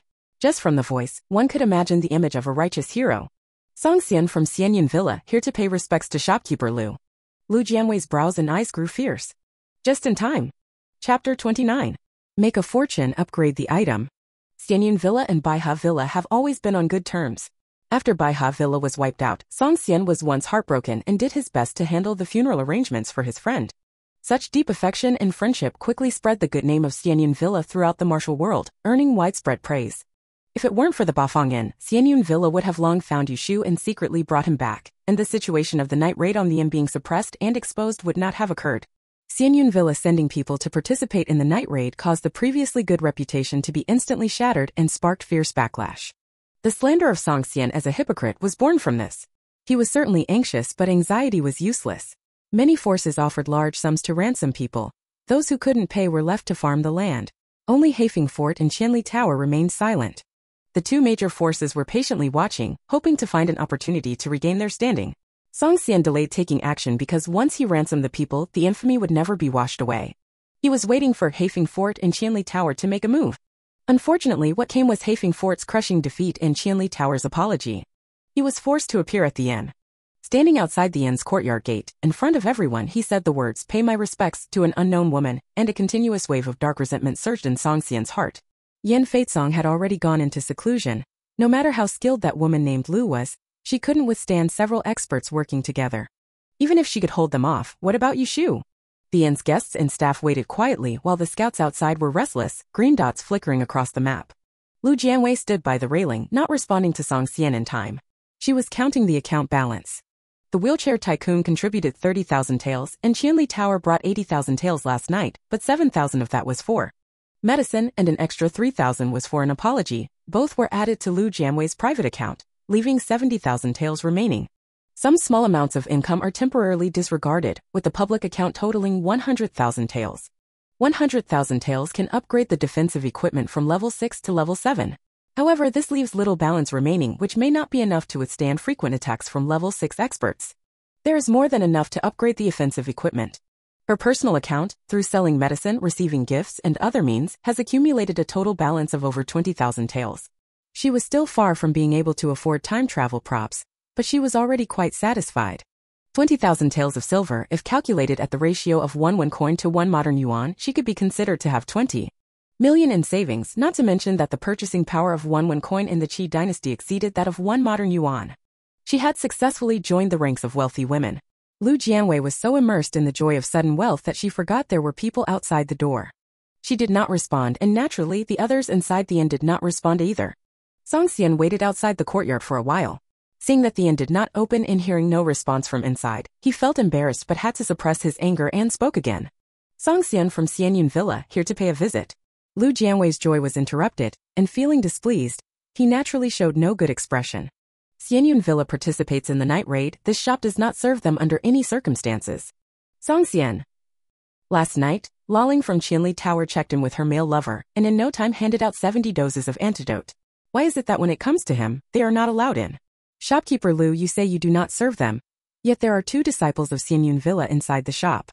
I really can't understand. Laling stepped out of the room, laughing coquettishly as she leaned against the railing, her sheer veil fluttering in the wind. Lu Jianwei replied, they checked in before the night raid. As long as they paid, our inn has no reason to drive them away. If the 2 of them are secretly working with Old Man Song to steal the treasure map, what should we do? Lan Ling twirled her hair with her finger, her voice soft and sticky. I also want the treasure map. Everyone knew this well. After the night raid, who came to the inn if not for the treasure map? But most people cared about their reputation and wouldn't say it out loud. Who would be as bold as Lan Ling to announce it to the world so openly? Song Xian? Who is the old man talking about? Lu Jianwei smiled lightly. I said, if you want the treasure map, it's all up to your own ability, but please follow the inn's rules. If someone doesn't follow the rules, they can only be asked to leave. What rules? Lan Ling pretended to be completely unaware. Lu Jianwei, the notice board outside the hall clearly states that fighting is not allowed inside the inn. What do you mean by fighting? Any form of aggressive behavior, including sparring. Lan Ling's beautiful eyes flickered. What is the standard for aggressive behavior? Has anyone been physically harmed? Lu Jianwei stared into her eyes. Both physically and mentally it counts as an attack. Don't try to play word games with her. Lan Ling covered her mouth to stifle a laugh, the wrist bell chiming pleasantly. I'll be good, I won't break the inn's rules, Master Lu, please don't be so harsh. The two exchanged questions and answers, completely ignoring the visitors outside the courtyard. Song Xian took a deep breath, his chest feeling like it was about to burst, his deep voice becoming hoarse with anger. Shopkeeper Lu, why haven't you opened the door yet? Lu Jianwei raised her delicate eyebrows slightly. Do you not understand human speech? Exactly, Lan Ling chimed in. Coming to pay a visit but showing no sincerity at all, why should shopkeeper Lu open the door? I brought a very generous gift last night. Song Xian. He brought money, so if they aren't let in, how can he give it? Shopkeeper Lu, a few unruly people in the village offended you. I have already punished them. If you are magnanimous and can forgive their faults, could you let them go and allow them to return to the right path? Lu Jianwei's expression turned slightly cold. The righteous path?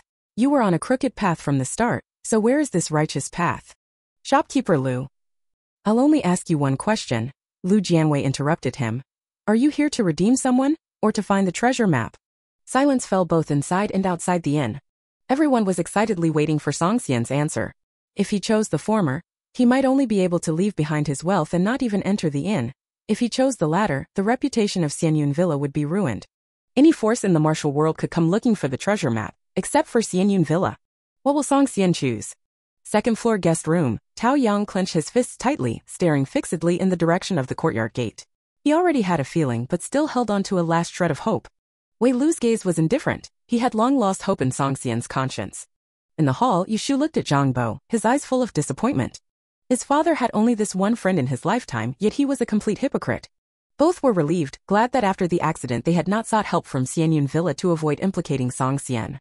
After a moment of silence outside the courtyard, Song Xian's low sigh was heard. Little Shu, dear nephew, Steward Zhang, since brother Yu passed away, I have been searching for you, hoping to provide you shelter and find the murderer to avenge brother Yu. The two disciples from the villa checking into the inn early is proof of my earnest search for you. Everyone, is this the start of playing the emotional card? Yushu opened his mouth to speak but was stopped by Zhang Bo. Song Xian continued.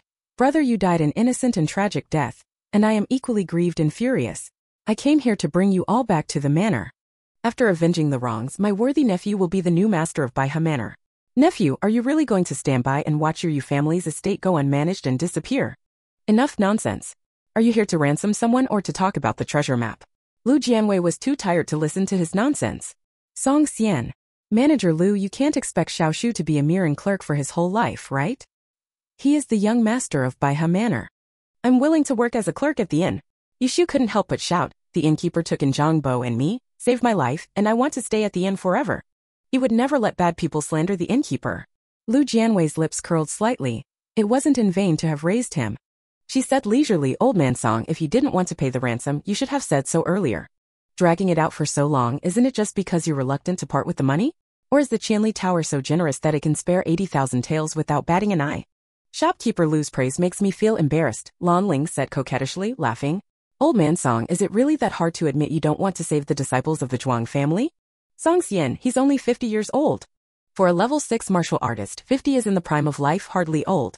Are you going to redeem the person or not? Dragging it out like this is so annoying, Jean Pushu sneered. I don't even know how your previous good reputation got around. The disciples of Xianyun Manor are really pitiful. Everyone. Tao Yang pricked the palm of his hand with his fingernail. At the mountain villa, the master was the sky for everyone. They admired him, revered him, and even regarded him as a father. But today, in front of so many people, his master looked like a ridiculous clown, completely shattering the grand image he held in his heart. He had once been blinded by floating clouds, but the events before his eyes seemed like a hand parting the mist, instantly clearing everything up. Song Mao. Chai Kun from Heifeng Fort, here to pay respects to shopkeeper Lu.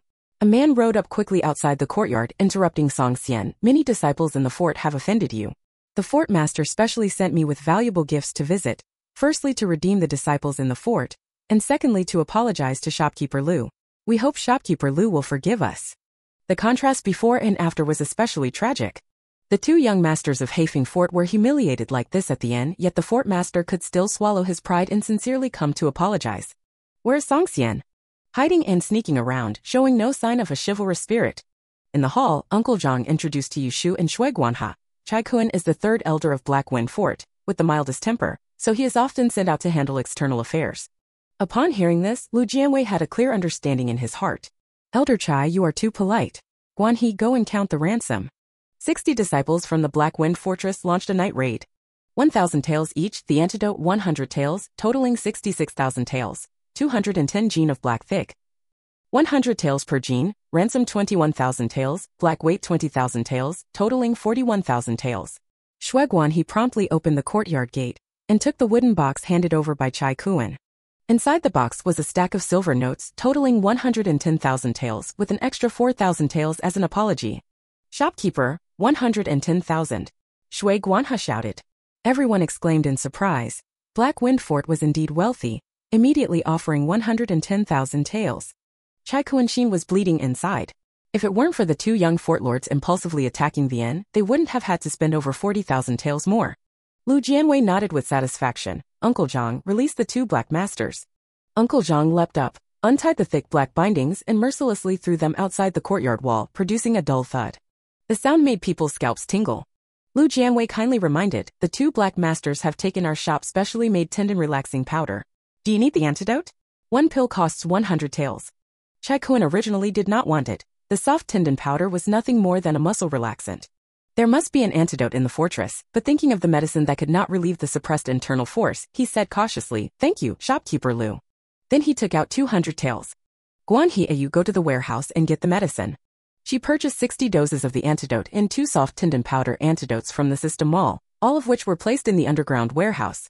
The money given by Heifeng Fort, the ransom goes to the public account, totaling 101,000 taels. The antidote money is 6,200 taels, and the apology money is 4,000 taels, adding up to 12,200 taels. All entered into the private account. As of now, the public account balance is 201,000 taels, the private account balance is over 30,000 taels, and the remaining small amounts are negligible. Lu Jianwei did not hesitate at all, first spending 10,000 taels to upgrade the attack item to level 6, then spending 100,000 taels to upgrade the defense item to level 7. The balance is over 90,000 taels, not enough to upgrade items, but more than enough to cover item consumption. The feeling of getting rich overnight is amazing. Lu Jianwei cast his gaze at Song Xian, wondering how much money he could squeeze out of him. With such a grand gesture from Black Wind Fort, Song Xian looked pale as death. If he didn't act soon, his dignity would be completely lost. Upon learning that my dear nephew Xiao Shu is at the inn, I came in haste. I may have spoken rudely earlier, and I hope Manager Lu will forgive me. He took a money pouch from his sleeve. Here is a 10,000 tael silver note. Please, shopkeeper Lu, spare the disciples of the manor. Xianyun Manor sent 8 people, totaling 8,800 taels, with the extra 1,200 taels as an apology. Compared to Qianli Tower and Black Wind Fort, it was really petty. Lu Jianwei did not mind the small amount of money and smiled as he agreed. The public account had more than 90,000 taels, and with the 8,000 taels for redeeming the person, it reached 100,000 taels, but it still wasn't enough to immediately upgrade the item. An additional 2,000 taels were added to the private account, feeling very pleased. After the person was redeemed and the antidote taken, with everything settled, Chai Kuan and Song Xian came to the door again, saying they wanted to stay at the inn. Lu Jianwei was naturally welcoming. The busier the inn, the more money to be made. Each of the two took a secondary room. Song Xian chose the guest room next to Wei Lu, obviously to be close to the two disciples. Chai Kuan took the 6th guest room, with an empty room separating him from both Stanyan Villa and Xianjing Division, making it clear that he did not wish to associate with either. Although there was an empty room on the 3rd floor, both Lu Jianwei and Lan Ling lived there, and he felt uncomfortable so he did not choose it. At this point, there were 12 guests staying at Bafang Inn, 4 staff members and 1 innkeeper. Among the 12 guests, there were 5 major forces: Xianjing Division, Golden Knife Trading Company, Xianyun Villa, Black Wind Fort, and Qianli Tower. The wheelchair tycoon barely counted as a minor force, lacking the strength to compete. At least in others' eyes, Wen Ruoji was just someone who gave away money. No matter who got the treasure map and found the treasure, he would offer a high price to buy the spiritual medicine. The Xianjing Division was only here to investigate the case and seemed uninterested in the treasure map, but they still had to be cautious. The Bafang Inn remained neutral, only focused on making money. Everyone returned to their rooms peacefully. Relying on his status as a senior, Song Xian called Tao Yang and Wei Lu over, stroked his beard, and sternly asked, "Why didn't you send a message back after finding nephew Yu? My disciple sent a letter from Wangyue City, but has been waiting a long time without a reply." Tao Yang lowered his head cautiously. "Master, did you really not receive the letter?" Song Xian sighed. "If I had received it, I would have already brought Xiao Shu back to the villa." Why would I bother working as a clerk here? The two seniors, Lu and Chao, who came with us that day, might have intercepted the letter. Songxian, let it be then. You two talk to your master about the inn's matters. There really wasn't much to say about the inn. Tao Yang dryly recounted what each person did every day, which bored Songxian to no end. He interrupted him. Have you ever seen a master stationed at the inn? The Bafong Inn was mysterious and unfathomable. No one knew its true background. Some speculated that the master was actually shopkeeper Lu, while others guessed that shopkeeper Lu was merely taking orders from someone behind the scenes. Songxian was more inclined to believe the latter. Lu Jianwei is a woman and so young, she couldn't possibly be a top expert. Tao Yang and Wei Lu both shook their heads. What about Xiao Shu and Steward Zhang? Songxian asked again. Are they really willing to work as staff at the inn? Master, with Manager Lu here in the Xianjing division watching closely, my junior sister and I dare not get too close. Tao Yang did not lie. He had barely spoken to Yu Shu. Songxian squinted. The Xianjing division? Have they found anything? Who is the murderer after all? Tao Yang still answered that he did not know. Wei Lu lowered her head, a strange look flashing in her eyes. Just now, Sister Lu asked her about the person with a mole in the white of their eye. Could it be that something has already been discovered? She had her suspicions but said she didn't know. Songxian wanted to ask about the treasure map, but seeing that the two knew nothing, he guessed they were even less clear about the map, so he waved his hand and told them to leave. Because Songxian and Chai Kun came one after another, interrupting Wenju's meal, and I went to the kitchen to reheat the food. You're really useless at cooking, Shui Guanhe muttered quietly. Hero Yin hasn't come out of seclusion yet, so who's going to chop the firewood? An Ai's hearing was sharp and he exclaimed, chopping firewood? Hero Yin. What's wrong? He's at the inn doing firewood chopping work? Shui Guanhe nodded. Yes, Hero Yin chops the wood very neatly. The firewood you're burning now was all chopped by him. And I suddenly burst out laughing. Ha ha ha. The #1 swordsman in the martial world has fallen to chopping firewood at an inn. That's too funny. Stop laughing. Shui Guanhe couldn't understand. Hero Yin is in seclusion. What about the firewood? There are more guests now and the firewood needed for cooking every day has increased, along with many other miscellaneous tasks piling up all at once. Yi Shu and Zhang Bo not only have to manage the inn but also practice martial arts, leaving them no spare time to chop firewood. And I smiled and said, what's so difficult about that? Didn't the inn keep many wandering martial artists to farm? Just have them chop the wood, right? If each chops one piece, it will last a long time. Oh right, I almost forgot about them. Shui Guanhe thanked him and immediately went to find Zhang Bo to bring up the matter. Since the people had arrived at the inn, they had to make the best use of them. Zhang Bo had no reason to object. 5 miles outside the inn, a group of bedraggled people were numbly turning over the soil. They had no hoes and could only use the weapons at hand. Those without weapons must find a way on their own. They constantly regret why they impulsively provoked the 8 directions inn. If they hadn't provoked them, they could still be cracking sunflower seeds and watching others' excitement. Unfortunately, they have no money, their inner strength is suppressed by medicine, and they have no choice but to sell themselves to the inn. Selling oneself would be one thing, but the inn doesn't even provide food, so we have to buy dry rations in Jianwei City to carry with us. At night, we either sleep under the open sky or rush into the city to stay at the inn. It's utterly miserable. As everyone sighed in despair, we received another order from the inn to chop firewood. Rivers and lakes wanderers? I'm quitting, really quitting. The one giving orders is Shui Guanhe. Zhang Buxiu is highly skilled, so logically he would be more suitable to handle the matter, but since he belongs to Baiha Villa, leaving the inn might cause problems, so only Shui Guanhe can go. Now the inn's reputation is well known and other forces dare not offend it casually. Shui Guanhe is just an unknown clerk, no one pays him any mind. Zhang Bo is different, he is directly linked to the treasure map, so there will always be people willing to take risks. If you do something wrong, you must accept the punishment. What face do you have to be dissatisfied? Shui Guanhe said righteously, if it weren't for the innkeeper's exceptional martial arts, you would have rushed into the inn that night and burned it down long ago without caring about innocent lives. The group of martial artists fell silent. They really didn't care about the lives of the other inn residents during their night raid. This argument cannot be refuted. Humph, the innkeeper has shown great mercy by not taking your lives, only making you do some menial tasks, yet you show no remorse at all. How can you still call yourselves knights of the Jianghu? Someone said, when treasure appears in the Jianghu, it has always been first come, first served. The strong rule and the weak's lives are worthless. That's the rule of the Jianghu. You try to bind us with the court's laws, are you taking orders from the government? The government? Another exclaimed in surprise. Could it be that the inn is run by the Xianjing division? Does the Xianjing division have such experts? Probably not, but I heard Pei Zhixio has very high cultivation, so it's possible he's secretly directing from behind. Hasn't he not taken action personally for several years? Just to open a small inn and in such a remote, poor place? That's true. This person is unpredictable. When he acts, it's a killing move. He wouldn't be so subtle. Shui Guanhe listened carefully, and after the tasks were properly assigned, he returned to the inn with a curious mind. As noon approached, he went to ask Zhang Bo, "How many people will be eating together today?" Zhang Bo said, "Young Master Tao and Miss Wei said that from now on, they will dine in the room with Master Song Zhuang.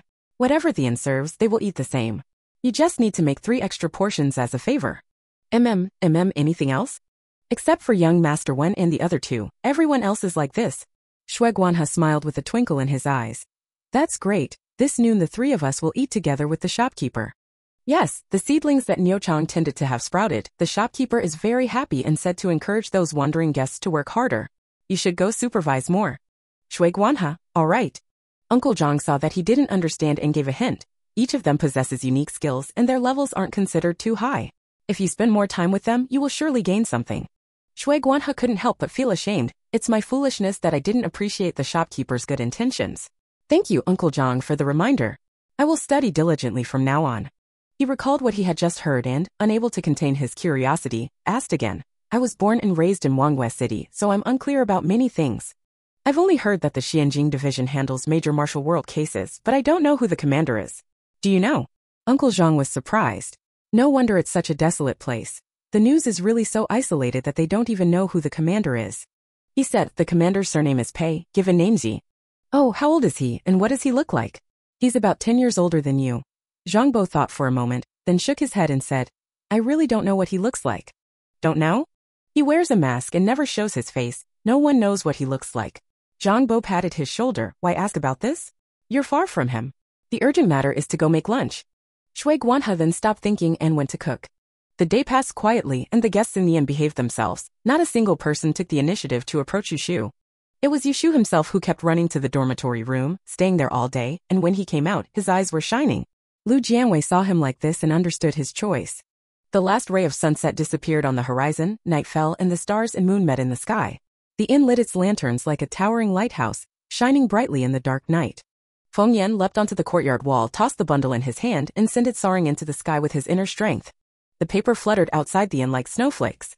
The strange noise alerted the scouts outside the inn. The scouts were quick-eyed and quick-handed, swiftly dividing the 500 sheets of secret code. One of them grabbed a copy, leaned in to examine it closely, his expression shifting slightly. He hid the paper inside his clothes and silently slipped away under the cover of night. Chapter 30. Each showing their unique skills, the compendium of craftsmen's annotations. Confirmed? Is it really the work of the Xianjing Division? Absolutely certain. Strange, where did they get so much ink from? It should be provided by the inn. Didn't they say the ink is specially made by the Xianjing department? Why would the inn have it? Not sure, but there are rumors that the inn is under the command of the Xianjing Division. Impossible. Similar conversations occurred among various factions. 500 sheets of paper stirred everyone into sleeplessness. No one believed the rumors, they were not fools. If the innkeeper Lu of Bafang Inn, or the mysterious expert behind him, really belongs to the Xianjing Division, then why would the Xianjing Division bother to open an inn here? And why would the 3 Xianjing envoys staying here be so cautious? An act? Does the Xianjing Division have the leisure for this? Late at night, on the east side of the 3rd floor, sounds that made one blush and heart race were heard again. Lu Jianwei sighed softly. Hearing such things too often was tiring. Her heart remained calm, only a small part of her attention was on the next room, while she continued to cultivate her inner strength. The room where Yin Feisong was in seclusion had already been set with the formation, so she didn't need to worry. As for whether others could endure it, she was powerless to help. I can't go through the calming mantra again. Colored sounds mixed with the crisp ringing of bells, weaving into a strange melody in the silent night, continuously assaulting the brain. The speed of the nameless technique's operation accelerated, internal energy surging into the meridians above the head, as if building an invisible wall around the skull to block out external noise attacks. Lu Jianwei suddenly opened his eyes.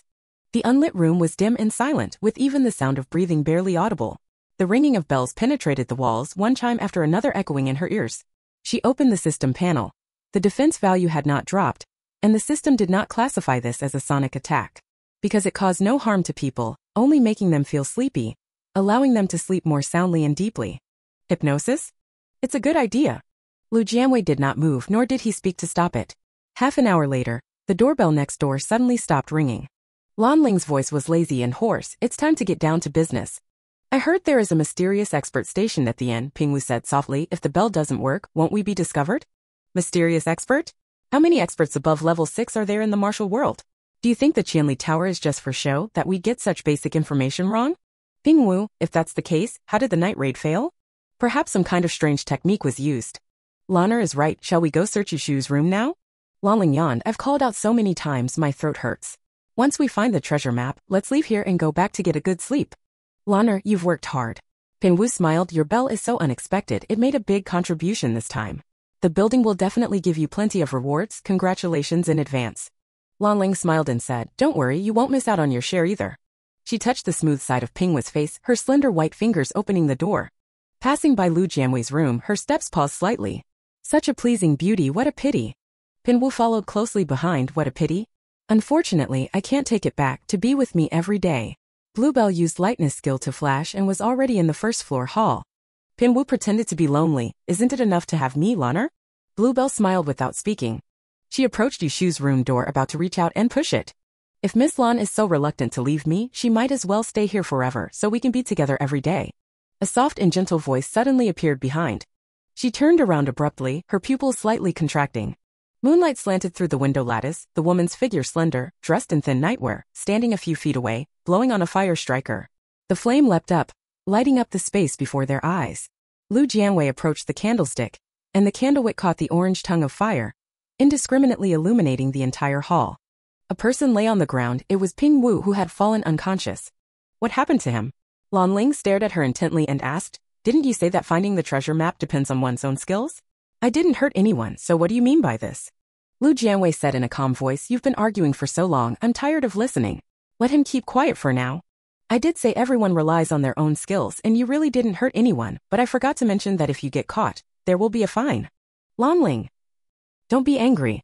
Punishing theft is exactly what a chivalrous person in the martial world should do. If someone stole from your home, the consequences would probably be much worse, Lu Jianwei smiled. Since this is your first offense, the fine will be 100 taels. Lanling, a black shop. This is a black shop. She was very resentful, everyone else is asleep, why aren't you? Her lewd words with Pingwu were not just simple conversation, but subtly suggestive, combined with seemingly random bell sounds. Unless one was a level 7 or above martial artist, no one could escape a deep sleep. Lu Jianwei sighed. You two are flirting while I'm alone in an empty room. Naturally, the more I listen, the more awake I become. If you lack a man you fancy, I can introduce some for you. As many as you want, no matter what type you like, I can find them for you. Lanling slowly approached her, plaintively saying, I only hope you'll care for me a little, give me a chance to find treasure. After all, you don't seem interested anyway. Lu Jianwei smiled lightly and stretched out his palm. 100 taels, pay first and then talk. Lanling. She glared at Lu Jianwei for a while before angrily pulling out a silver note from Pingwu's arms and slapping it into the fair palm. Here you go, I'm going to sleep. Lu Jianwei reminded, you're Pingwu. Let him sleep on the floor. Lu Jianwei raised an eyebrow, fine then.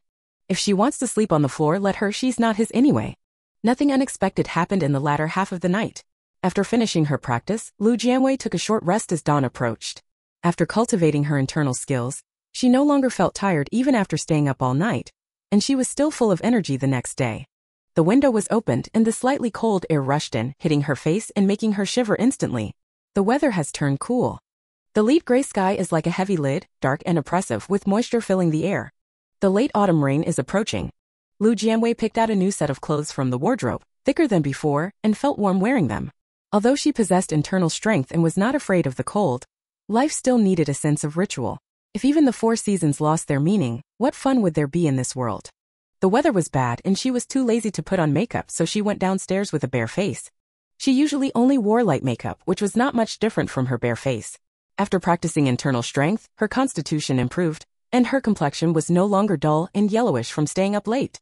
It became increasingly delicate and fair, so there was really little difference whether she wore makeup or not. At least no one else in the inn noticed. She had just come down the stairs when she saw several workers gathered in one spot. Shueguanhe came over and said, Shopkeeper, we woke up this morning and found that young Master Pingwu was sleeping right here. No matter how much we called, he wouldn't wake up. Lu Jianwei nodded. He was drugged and will be unconscious for a few days. No need to worry about him. Just let him lie here. The blue girl has woken up and will handle it herself. Although Shueguanhe found it strange, he didn't ask too much and obediently agreed. After a moment, the guests from the second floor came down one after another, and were all stunned when they saw Pingwu lying stiffly on the ground. What happened last night? Why didn't they notice anything at all? Did Bluebell make a move? What's going on with her butler? Song Xian and Chai Kun both wore serious expressions. The former curled his fingers inside his sleeve, steadied himself, and stepped toward the courtyard. Yishu was cleaning the courtyard. Dear nephew, Song Xian approached slowly, wearing the standard smile of an elder. Yesterday you came in a hurry, and I didn't get a chance to properly catch up with you. You've been wandering outside all these days, surely suffering a lot. Now you're still doing tasks fit only for servants. Why not come back with me? I will definitely help you rebuild Baihe Manor. Yueshu. Did he look like a fool? Master Song, I don't have a treasure map, nor do I know what a treasure map is. If you're trying to get information from me, you've really come to the wrong person. Dear nephew, you have misunderstood. I swore at your brother-in-law's grave that I would find you and raise you as my own son. Now I just want to take you back. You haven't been to pay respects at your father's grave yet, have you? Yishu lowered his eyes gradually reddening. Not only had he not paid respects, he hadn't even stayed by the coffin to keep vigil. Song Xian continued to persuade, your mother passed away early and your father worked hard to raise you alone. Baihe Mountain Villa is your father's life's work. Can you bear to see Baihe Mountain Villa disappear from the world? Master Songzhuang, have you forgotten? Once I step out of the inn now, what awaits me is a swarm of wandering swordsmen.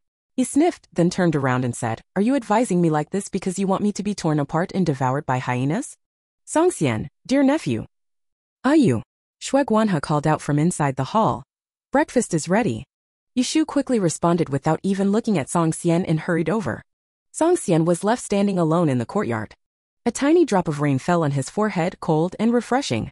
He reached out to wipe it away, but the watermark had not yet dried when more raindrops came pouring down like a bustling crowd.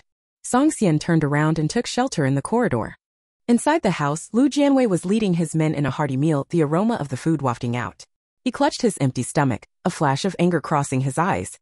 A dignified manor lord, when has he ever suffered such humiliation? Lord Song. Chai Kun also missed breakfast, came out on an empty stomach, greeted him, and looked at the endless curtain of rain. He said, last night someone tried to steal but failed. Just now Lord Song tried to play the sympathy card to coax young Lord Yu to go back with you, but that didn't work either. What should we do now? Song Xian. If you can't speak properly, then keep quiet. Chai Kun sighed again, the most stable thing in the world is the relationship of interest, don't you think? What do you want to do? Song Xian caught the implication in his words. Cooperate with the inn? Haven't you lost enough at Haifeng Fort? Both face and money have been lost badly. Chai Kun smiled without answering and turned to go inside.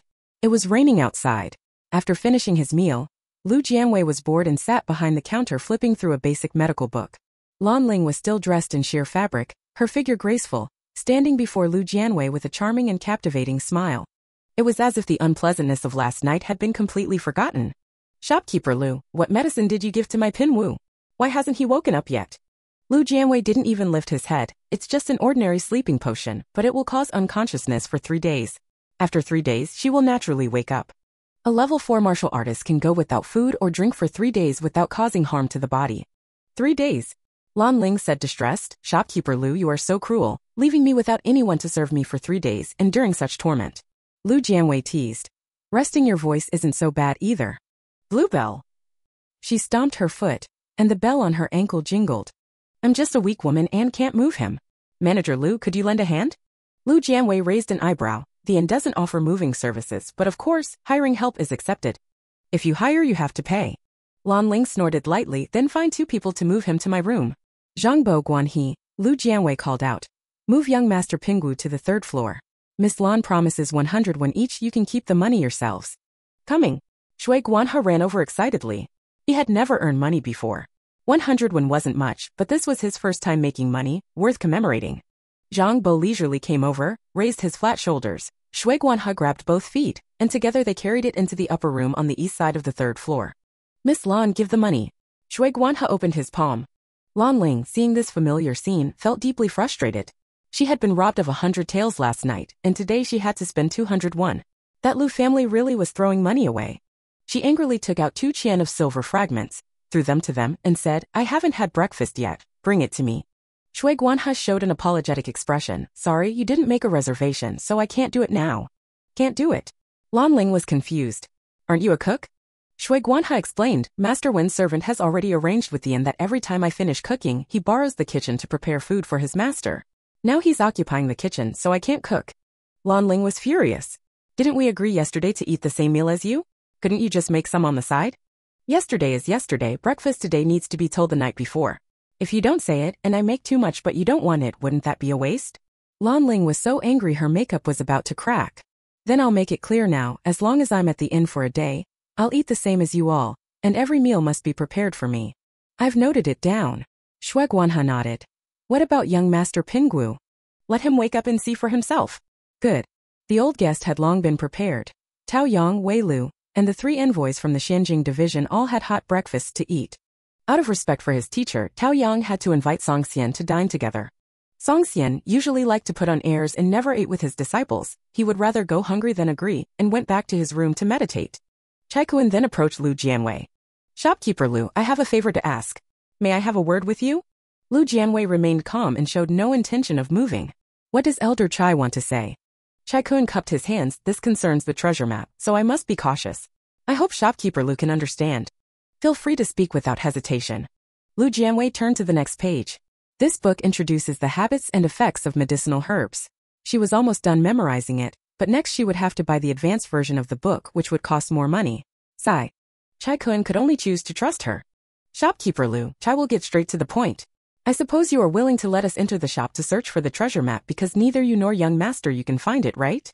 Lu Jian smiled. Elder Chai, I'm very curious.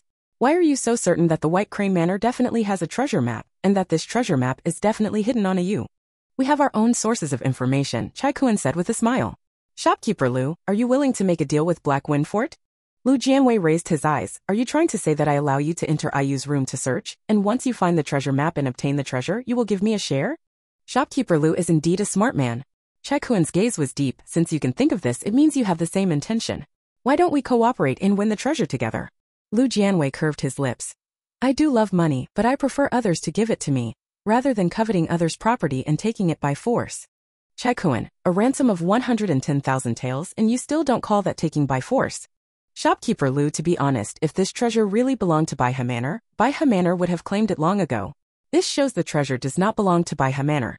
In this case, whoever obtains the treasure map is the owner of the treasure. Lu Jianwei said, if you really want to cooperate, why not go talk to the owner? If IU agrees, I have no objections. Then don't disturb her while she's reading. Chai Kuan smiled. With Shopkeeper Lu saying this, I feel at ease. He cupped his hands and left. Lu Jianwei smiled faintly. These 3 forces really never settle down. One uses nighttime hypnosis theft, another forcibly plays the emotional card, and the last one actually wants to negotiate cooperation with the treasure owner. It's really quite interesting. She was very curious about who would be the final winner. Yushu was helping Anai with the fire in the kitchen, the firelight reflecting on his young, tender face, bringing 2 patches of red to his cheeks. He was holding a book, reading it with great interest. The fire is almost out, Anai said helplessly. You go to your room and rest. I don't need you here anymore. He reached out to grab the firewood but found nothing there. Huh? Sorry, I forgot. Yushu closed the book, hurriedly picked up the firewood, and stuffed it into the stove. The flames flared up again. Anai exclaimed in surprise, did you just move the firewood? I got a bit itchy handed for a moment. The book described it so mysteriously that I couldn't resist setting up a formation to confuse the eyes. Yushu scratched his head. I didn't set it up well. You figured it out?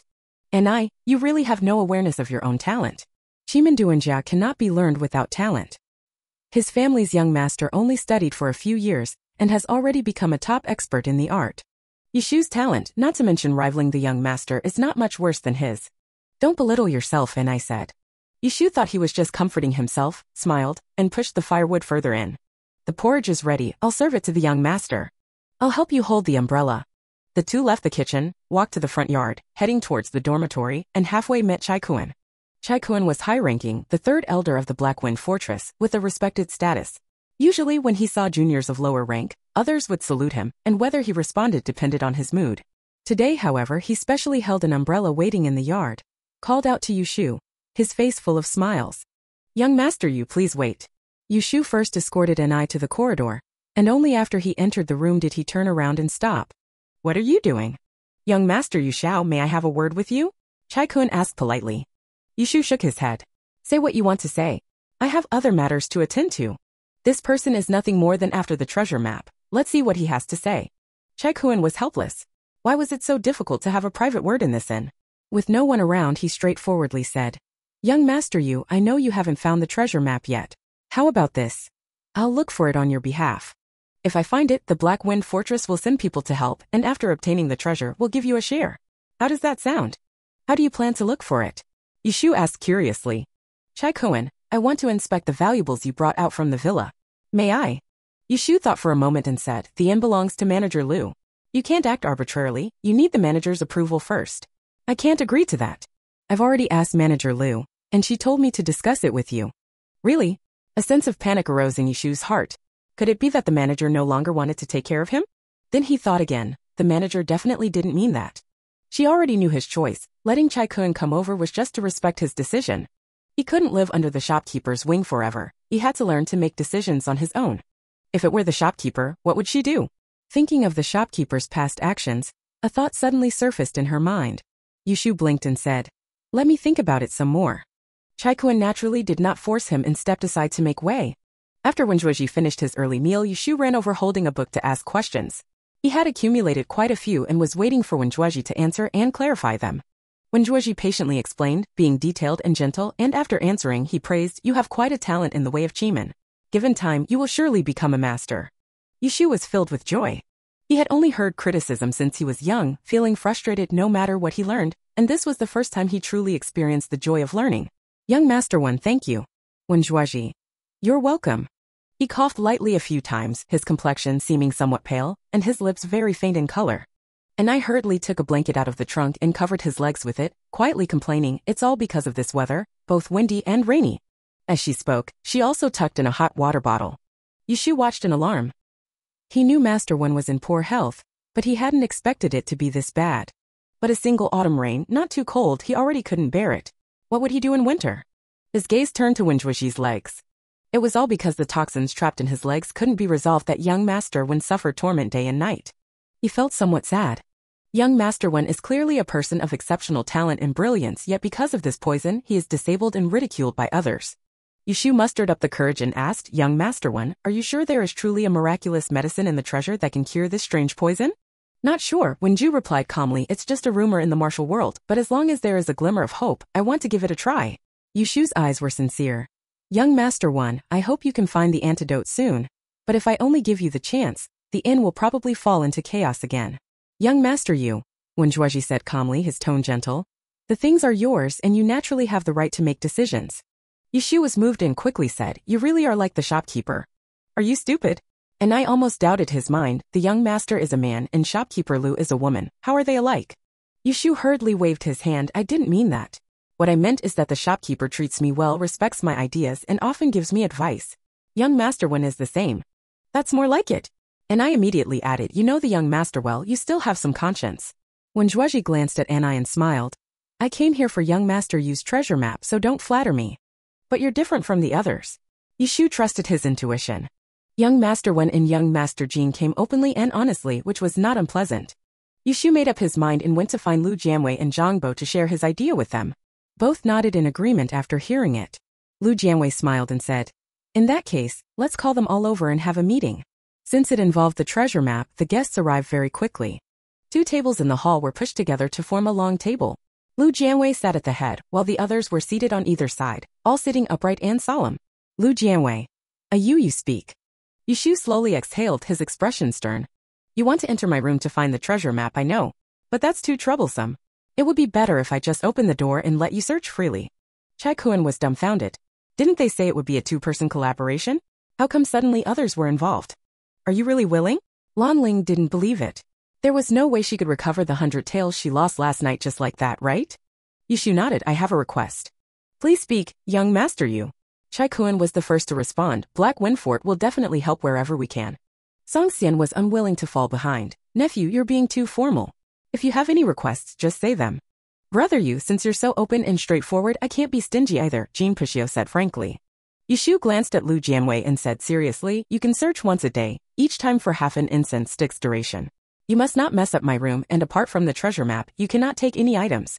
Lan Ling and the others couldn't believe it, just this?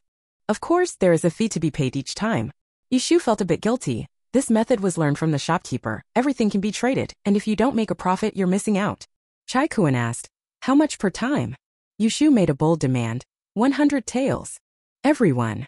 Liu Jianwei thought, wow, that's selling tickets at a sky-high price. Shui Guanhe couldn't help but laugh. You wasn't so petty before, he always learned from the shopkeeper. Of course, young Master Wen doesn't need to pay, Yushu explained, he has already exchanged a box of books. Books? Lanling frowned. Can books be worth 100 taels? If you like, I can give you a whole house full of books. Yushu nodded slightly. You can also use other things to exchange. As long as I need them, it's fine. No one thought they would search a second or third time. However, a small room, one search was enough. Wait, who goes in first? Song Xian asked. Yushu, we can go together or separately, whichever you prefer, but there is only one chance per day. Slap. 300 tael silver notes were slapped down simultaneously, and 3 figures swiftly rushed into Yushu's room. And I hurriedly pushed the wheelchair. Young master, we're coming too. Jean Pichel leisurely took out a silver note, followed Wenjuozhi into the room. An old bundle was spread open, revealing a few sets of old clothes, a headband, a pair of cloth shoes, and a book. This was all the belongings Yushu had after leaving the villa. Even if they didn't know exactly what Yushu had taken, they could identify the appearance of this bundle. Everyone's eyes were fixed on that book. And I reminded timely, you can't take anything away, otherwise shopkeeper Lu won't be polite. Jianwei collection. Chai Kun frowned and said, this is just a book about the art of Jianwei. Lanling reached out. Just open it and take a look. The slender hand was just about to touch the book cover when another hand blocked her way. The 3 began to struggle but dared not use internal force, relying instead on who had better technique. None of them paid any attention to Wenjuozhi and the other 3. Anai suddenly moved, her figure like a wisp of light smoke, silently approaching.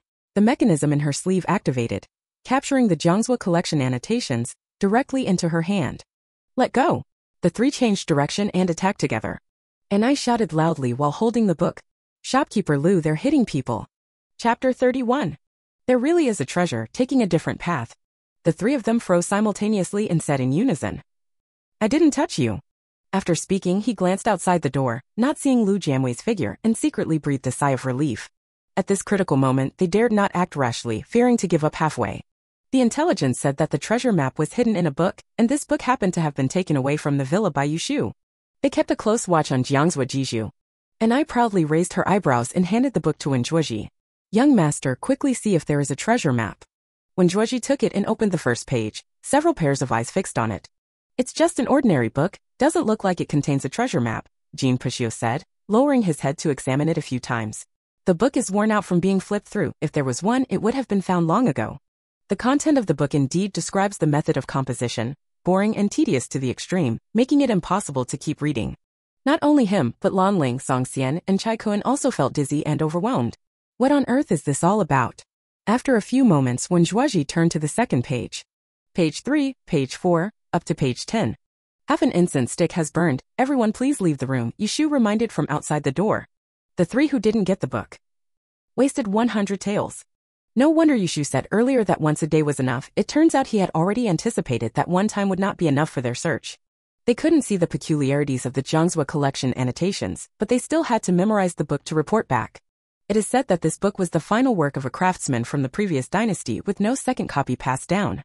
If they can't find a second copy or get hold of the first, then they can only memorize it silently, copy it onto paper, and seek someone skilled in this field to decode the book's secrets.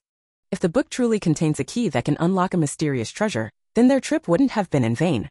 The 3 made up their minds, each harboring their own thoughts as they left the room. And I pushed Wenjuozhi back to the dormitory and whispered, did the young master figure it out? Wenjuozhi replied softly, I've only read the first 10 pages. I need to finish the entire book to know. The book has a total of 50 chapters, which means 100 pages. Each session lasts about half the time it takes for incense to burn, so it will probably take several sessions to memorize it all. If the treasure really has a miraculous medicine, that would be great, and I muttered, bringing over a hot soup bowl and handing it to Wenju. You got caught in the rain in the courtyard just now, young master. Do you want to change your clothes? Outside, the wind was strong and the rain was drizzling. Coming in from the main building to the dormitory, it was inevitable to get some rainwater on the way. And I didn't mind for herself, but she was worried that Wenju might catch a cold. That's fine. Wenju turned his wheelchair and entered the inner room. And I asked, young master, since you can't sunbathe today, will you read or rest? Play chess. All right. And I took the chessboard out of the trunk, placed it on the table, opened the chess box, revealing the pieces inside. The white pieces were made of white jade, smooth and round, with a color like mutton fat. The black pieces were made of black jade, dense and glossy, as black as ink, all made from top-quality jade. A single chess set was already worth a fortune. Wenjuozhi changed his clothes and walked to the chess table to play against himself. And I, accustomed to this, didn't pay much attention at first, but the more he watched, the more something felt off. In the past, the young master's left and right hands battled fiercely, with intense struggles and constant danger, nothing like the leisurely and casual manner he displayed now. He blinked, about to ask, but the long, pale, knobby-fingered hand placed another piece. The situation on the board suddenly changed. And I stared in astonishment, almost exclaiming aloud, her eyes sparkling with surprise. This isn't just playing chess. This is clearly a positional formation. Although he was not well versed in Bagua, having been around the young master for a long time, he could somewhat discern the clues. Has the young master deciphered the Jianwei collection annotations? Anai ink and brush. Anai immediately prepared the ink and brush. Watching the set of machine annotations gradually take shape on the paper, his eyes were filled with continuous amazement. Young master is truly amazing. In just 10 pages he managed to see so many things. He dared not ask, fearing others might overhear, and only kept making gestures repeatedly. Wen Ji smiled lightly and nodded slightly. The Jiangzhou collection annotations is indeed not an ordinary book. It appears to be just a craftsman's notes, but it conceals hidden secrets that cannot be deciphered by anyone not well versed in the art of Qimon.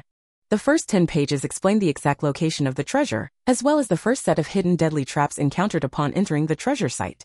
And I was both shocked and delighted. Qimon Duanjia is essentially an obscure art, with few gifted individuals. Even fewer are those who study it diligently and master it. Experts specializing in this path are extremely rare in the martial world. Apart from the young master, no one in the inn understood the formation, so naturally, no one could decipher its contents. Their chances of winning were very high. Lan Ling, Chai Kuan, and Song Xian returned to their rooms and decided after some thought to enter the rooms in batches the next day.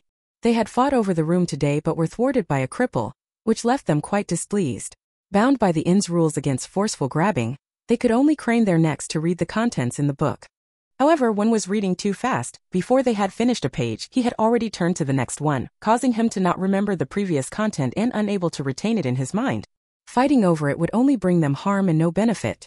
They decided to rely on their own skills to crack the books. Whoever solved them faster would be the first to obtain the treasure. In the hall on the first floor, Lu Jianwei finally finished reading the basic pharmacology book.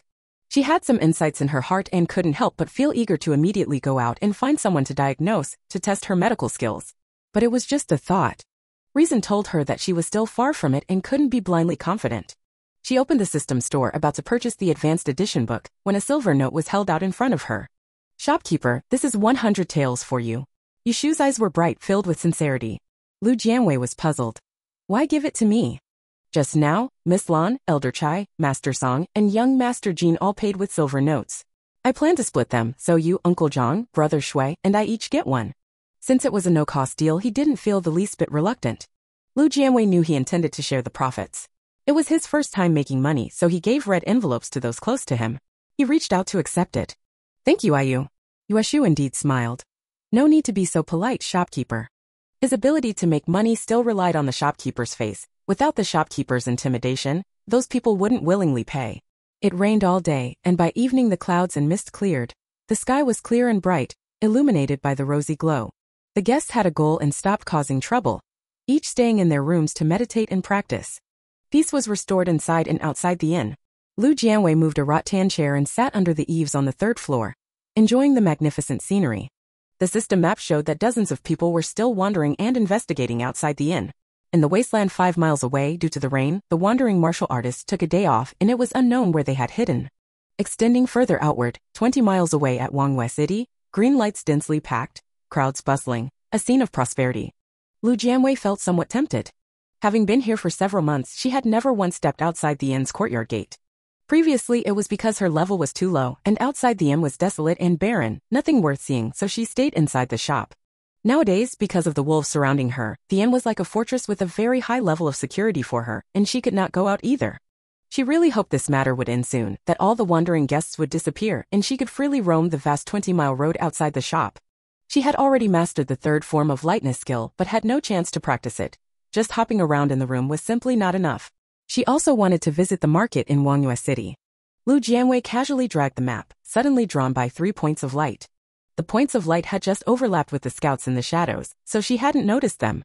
Now that they had crossed the scouts' encirclement, they stood out distinctly. At this time, coming from the direction of Wanghua City, they probably weren't well-informed wanderers of the martial world. In no time, the 3 points of light stopped outside the courtyard gate. Due to special circumstances, the inn's courtyard gate is tightly closed and no longer opens to welcome guests as before. Someone outside cautiously knocked on the door, their voice hoarse as they asked, "Is anyone there?" It was Niu Chang, driving a bullock cart and accompanied by 2 people. Zhang Bo went to open the door and asked, "Brother Niu, why have you come at this time? Niu Chang was covered in dirt, his face troubled. Just as he was about to speak, another man hurriedly got off the carriage, stumbled, and nearly fell into the mud. Taking advantage of the moment, he went weak in the legs and knelt before Zhang Bo. Hero Zhang, please save my son. Zhang Bo was momentarily stunned, stepped aside slightly, and asked, who is this? Hero Zhang. Niu Chang explained urgently. This is my cousin Niu Shan. My nephew suddenly fell ill the day before yesterday for unknown reasons. Yesterday we took him to the city clinic. The old doctor said he was poisoned and had been struck by some martial artist. There's no cure. If we could find a hero to help, there might still be hope, but... He lowered his head to wipe away tears, choking back his words, while Niu Shan also sobbed quietly. But for ordinary people, where could they find a great hero? If it weren't for Niu Chang knowing someone at the Bafang Inn, they could only wait to die. But even if the Bafang Inn had wandering heroes, it wasn't certain they could cure the child. Uncle Zhang looked toward the ox cart upon hearing this. On the ox cart's wooden board lay a child of 7 or 8 years old, eyes tightly shut, face pale and bluish, lips tinged with purple, truly the appearance of poisoning. But there was no doctor in the inn. Martial artists didn't know everything. Detoxification required finding someone specialized in medicine, like the doctors from the Divine Doctor Valley, who spent their days studying pharmacology. At present, the inn was filled with various factions, and it would bring no benefit, only harm, for Niu Chang and the others to go inside.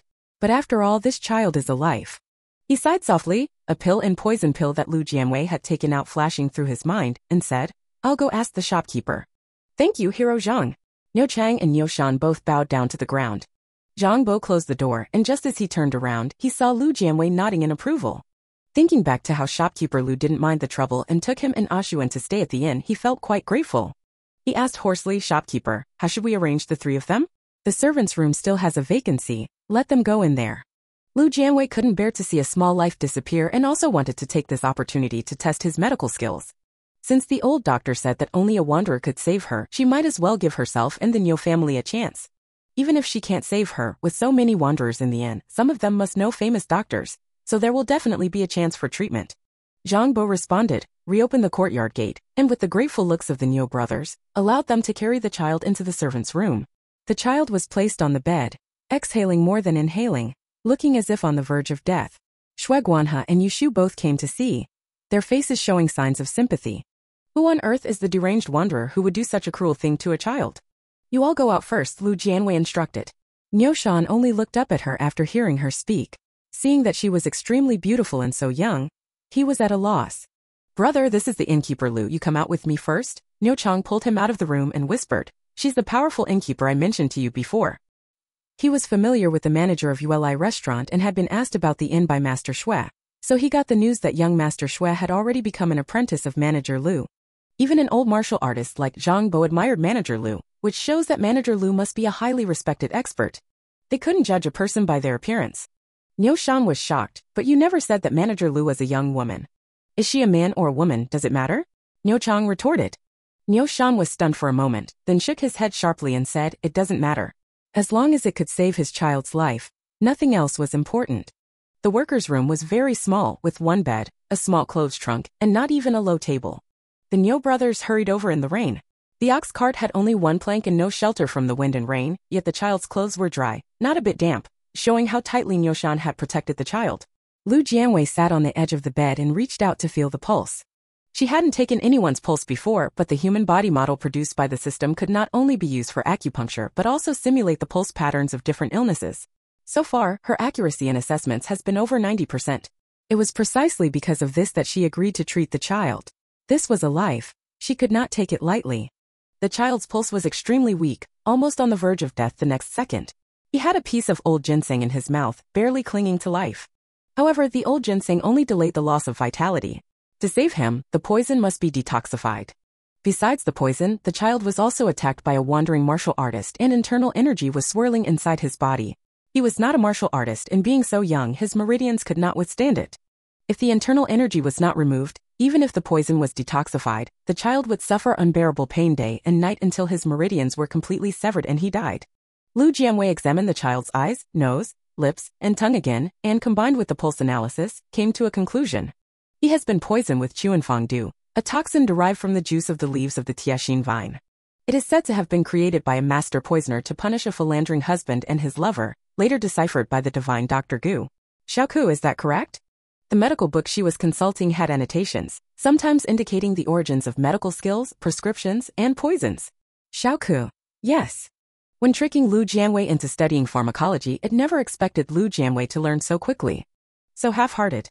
Lu Jianwei teased, could it be that my intelligence has discouraged you? Well, I both know how to make money and save lives, so feeling defeated is understandable. If the little guest had a physical form, its eyes would have already rolled to the ceiling. It snorted lightly, since you can identify the poison, then make the antidote yourself. You don't want to make money from me anymore? Lu Jianwei was surprised. Little guest, anyway you have to buy the medicinal herbs. The finished antidote is much more expensive than the herbs, Lu Jianwei said as she spoke, not forgetting to buy the detoxifying herbs from the system store without batting an eye, spending 10 taels of silver. She now had 30,000 taels, so 10 taels was just a drop in the bucket. The young guest ignored her teasing and instead asked, with such strong learning ability, why couldn't you even afford a house before I bound you? Lu Jianwei. He really knows how to pick at people's sore spots. She ignored the mockery, opened the door, and the Niu brothers swarmed in, much like family members waiting outside an operating room. Manager Lu, how is Xiaoxi? Lu Jianwei called Zhang Bo, bring paper and pen, I'll write a prescription. Zhang Bo immediately brought them. To better adapt to ancient times after traveling through, Lu Jianwei practiced calligraphy. Setting aside style for now, at least it was neat and elegant. She quickly wrote down the prescription and handed it to Zhang Bo. According to the prescription, take the medicinal herbs from the storeroom and decoct the medicine for him to take. She bought detoxifying herbs from the mall, as well as some common medicinal herbs, mixed them all together, and placed them in the storeroom to avoid revealing too many flaws. The Niu brothers were overjoyed, hurriedly knelt down and kowtowed, expressing their deep gratitude. Uncle Zhang, however, showed a bashful expression. Shopkeeper, I don't recognize these herbs. Lu Jianwei. I actually forgot about this matter. Yishu beside him spoke up. Shopkeeper, how about I ask brother and I for help? He often brews medicinal meals for young Master One and knows some pharmacology. No one thought of having Lu Jianwei personally go to get the medicine. It would be beneath her status as a senior expert. If the shopkeeper still has to handle such trivial tasks personally, then what are we assistants here for? Lu Jianwei had no choice but to nod. It seems that when recruiting assistants later, we need to find those who understand pharmacology, otherwise, there will be no one available when it comes to assigning tasks. But those who truly master pharmacology wouldn't come to work as assistants in an inn. And I did not refuse. After arriving, she took the prescription, paused slightly, and exclaimed in surprise, this is the prescription for dispelling jealousy among beauties? Have you seen it? Lu Jian smiled and asked. And I nodded. I once went with the young master to look for medicine, and I have seen people afflicted by the jealousy of many beauties, and I have also seen the antidote prescription, but this prescription is considered a secret of the divine Dr. Valley. Apart from the poison maker himself, only divine Dr. Valley has the antidote. His being able to see it was purely a matter of chance. The prescription in hand, the ink still wet, was clearly just written and not an old prescription. Who exactly is shopkeeper Lu? The familiar confusion surged in his heart once again. Of course, since it was a matter of life and death, he didn't dwell on it and followed Yushu to the underground warehouse. Shopkeeper Lu, will Xiaoxi survive after taking the medicine? Niu Chang mustered his courage and said, I heard from the old doctor that Xiaoxi was not only poisoned but also struck by a martial guest. He couldn't treat it. Lu Jianwei nodded and said, there is internal energy raging inside him. Don't rush. Let's detoxify him first. Thank you, Shopkeeper Lu. Niu Chang couldn't stop his tears. You are truly a great benefactor to my family. I really don't know how to repay you. If you don't mind, I can work as your assistant for free. Lu Jianwei said firmly no. She definitely doesn't want to raise a mouth to feed in vain. Everyone. You don't have to be like this. Lu Jianwei cleared his throat lightly and said righteously. Xiaoxi suffered from poison and internal injuries. Even if he wakes up, it will take years to recover. If you don't work, how will you raise him to adulthood? Niu Shan was deeply shaken inside and fell to the ground again. The martial artists he knew were all lofty, looking down on ordinary people as if they were ants. Shopkeeper Lu not only saved Xiaoxi but also thought about his family's future livelihood. Truly a rare, great, kind-hearted person. Lu Jianwei looked worried, wondering if this person might refuse to pay for the medicine. It was still Niu Chang who knew how to handle things. He cautiously asked, Shopkeeper Lu, may I ask how much this antidote costs? Seeing them all in a sorry state, Lu Jianwei, rarely showing kindness, quoted the cost price, 10 taels. Although no profit was made, it was still an opportunity for practical experience, so it wasn't a loss. Niu Shan suddenly remembered this and hurriedly said, I didn't bring that much with me. Could you wait for me to go back and get it? Even if it meant selling land, the life-saving money had to be gathered. It's late at night. I'll go back tomorrow. Lu Jianwei left these words and turned back to the room. The medicine still needs to be decocted. Xiaoxi's internal injury cannot be ignored. The internal force of a Jianghu guest has a certain destructive power.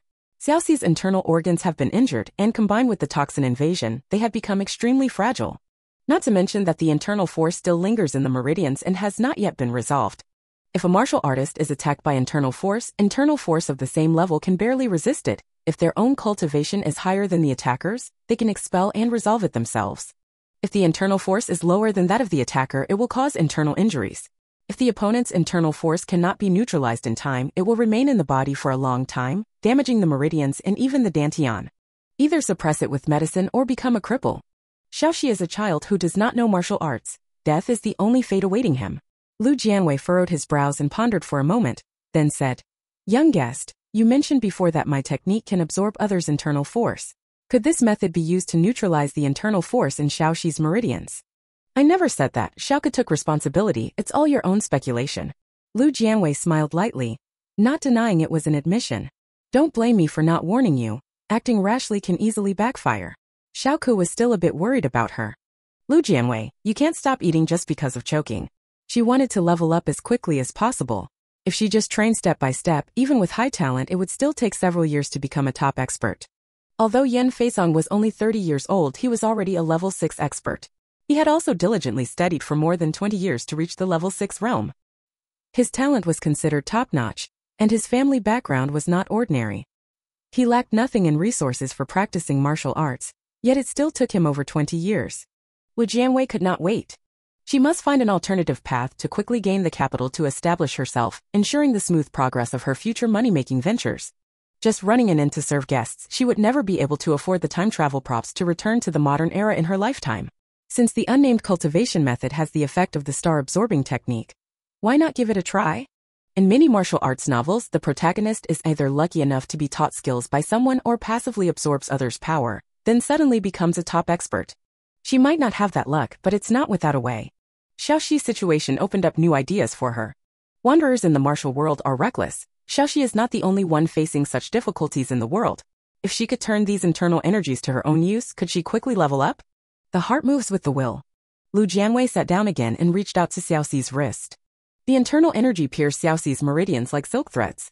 Under the operation of the nameless technique, the internal energy within the meridians was fully exposed. It was fierce and violent, fiercely resisting Lu Jianwei's approach. It was the internal energy of a level 5 martial artist. She was somewhat surprised. How did Xiaoxi, an ordinary child, come into contact with a level 5 martial artist and get injured by them? The two internal forces collided, and even in his unconsciousness, Xiaoxi couldn't help but let out a pain cry. A voice immediately came from outside. "What happened to Xiaoxi?" Lu Jianwei calmly replied, "It's nothing serious." No more questions came from outside the door. Only heavy breathing remained. Lu Jianwei calmed her mind. She had been practicing the cultivation method for several months, mostly exploring on her own. Her understanding of the method might not be very deep yet, but she also wouldn't fall into clichés. The martial world already had a fairly mature system of martial arts. Unless someone specifically studied forbidden or unorthodox paths, no one would consider how to absorb others' internal energy. The backlash was no joke. Lu Jianwei is a free spirit with a wildly imaginative mind. She was never one to stick to convention. As long as it brought benefits without harming others, she would willingly devote her energy to exploring it. There are basically two ways to make others submit their inner strength. One is suppression, the other is negotiation. Lu Jianwei cautiously approached, only to be repelled by that internal force. The other party clearly did not want to negotiate, so suppression was the only option left. But the other party was level 5 and she was only level 3. How could she use momentum to overpower them? She pondered for a few moments and quickly made up her mind. As the saying goes, many ants can bite an elephant to death. The gap between an elephant and an ant is undeniably vast, but thousands upon thousands of ants can still bring an elephant to its knees. Although her level was low, her internal power was sufficient. Why worry about suppressing that tiny bit of internal power? A vast surge of internal power instantly flowed into Xiaoxi's body, enveloping the rebellious internal power like a mighty army. The opponent tried to break through the encirclement, rampaging through the meridians and continuously depleting Lu Jianwei's internal power, but there was always a steady stream of internal power filling the gaps, tightly binding it. The power of the nameless technique gradually began to manifest. Calmness and mediocrity are just appearances. All its fangs are hidden beneath the vast and tranquil sea surface. Suppress, resolve, devour. Lu Jianwei only unleashed a small portion, yet the inner strength of a level 5 martial artist involuntarily submitted. An extremely profound sensation rose within the heart. Lu Jianwei closed her eyes with a pleasant surprise. It was as if she had touched a barrier, and with just a slight poke, she could step into a new realm all at once. Little guessed. Her comprehension must be maxed out. Chapter 32. Buying land, the purple-clad envoy, the murderer.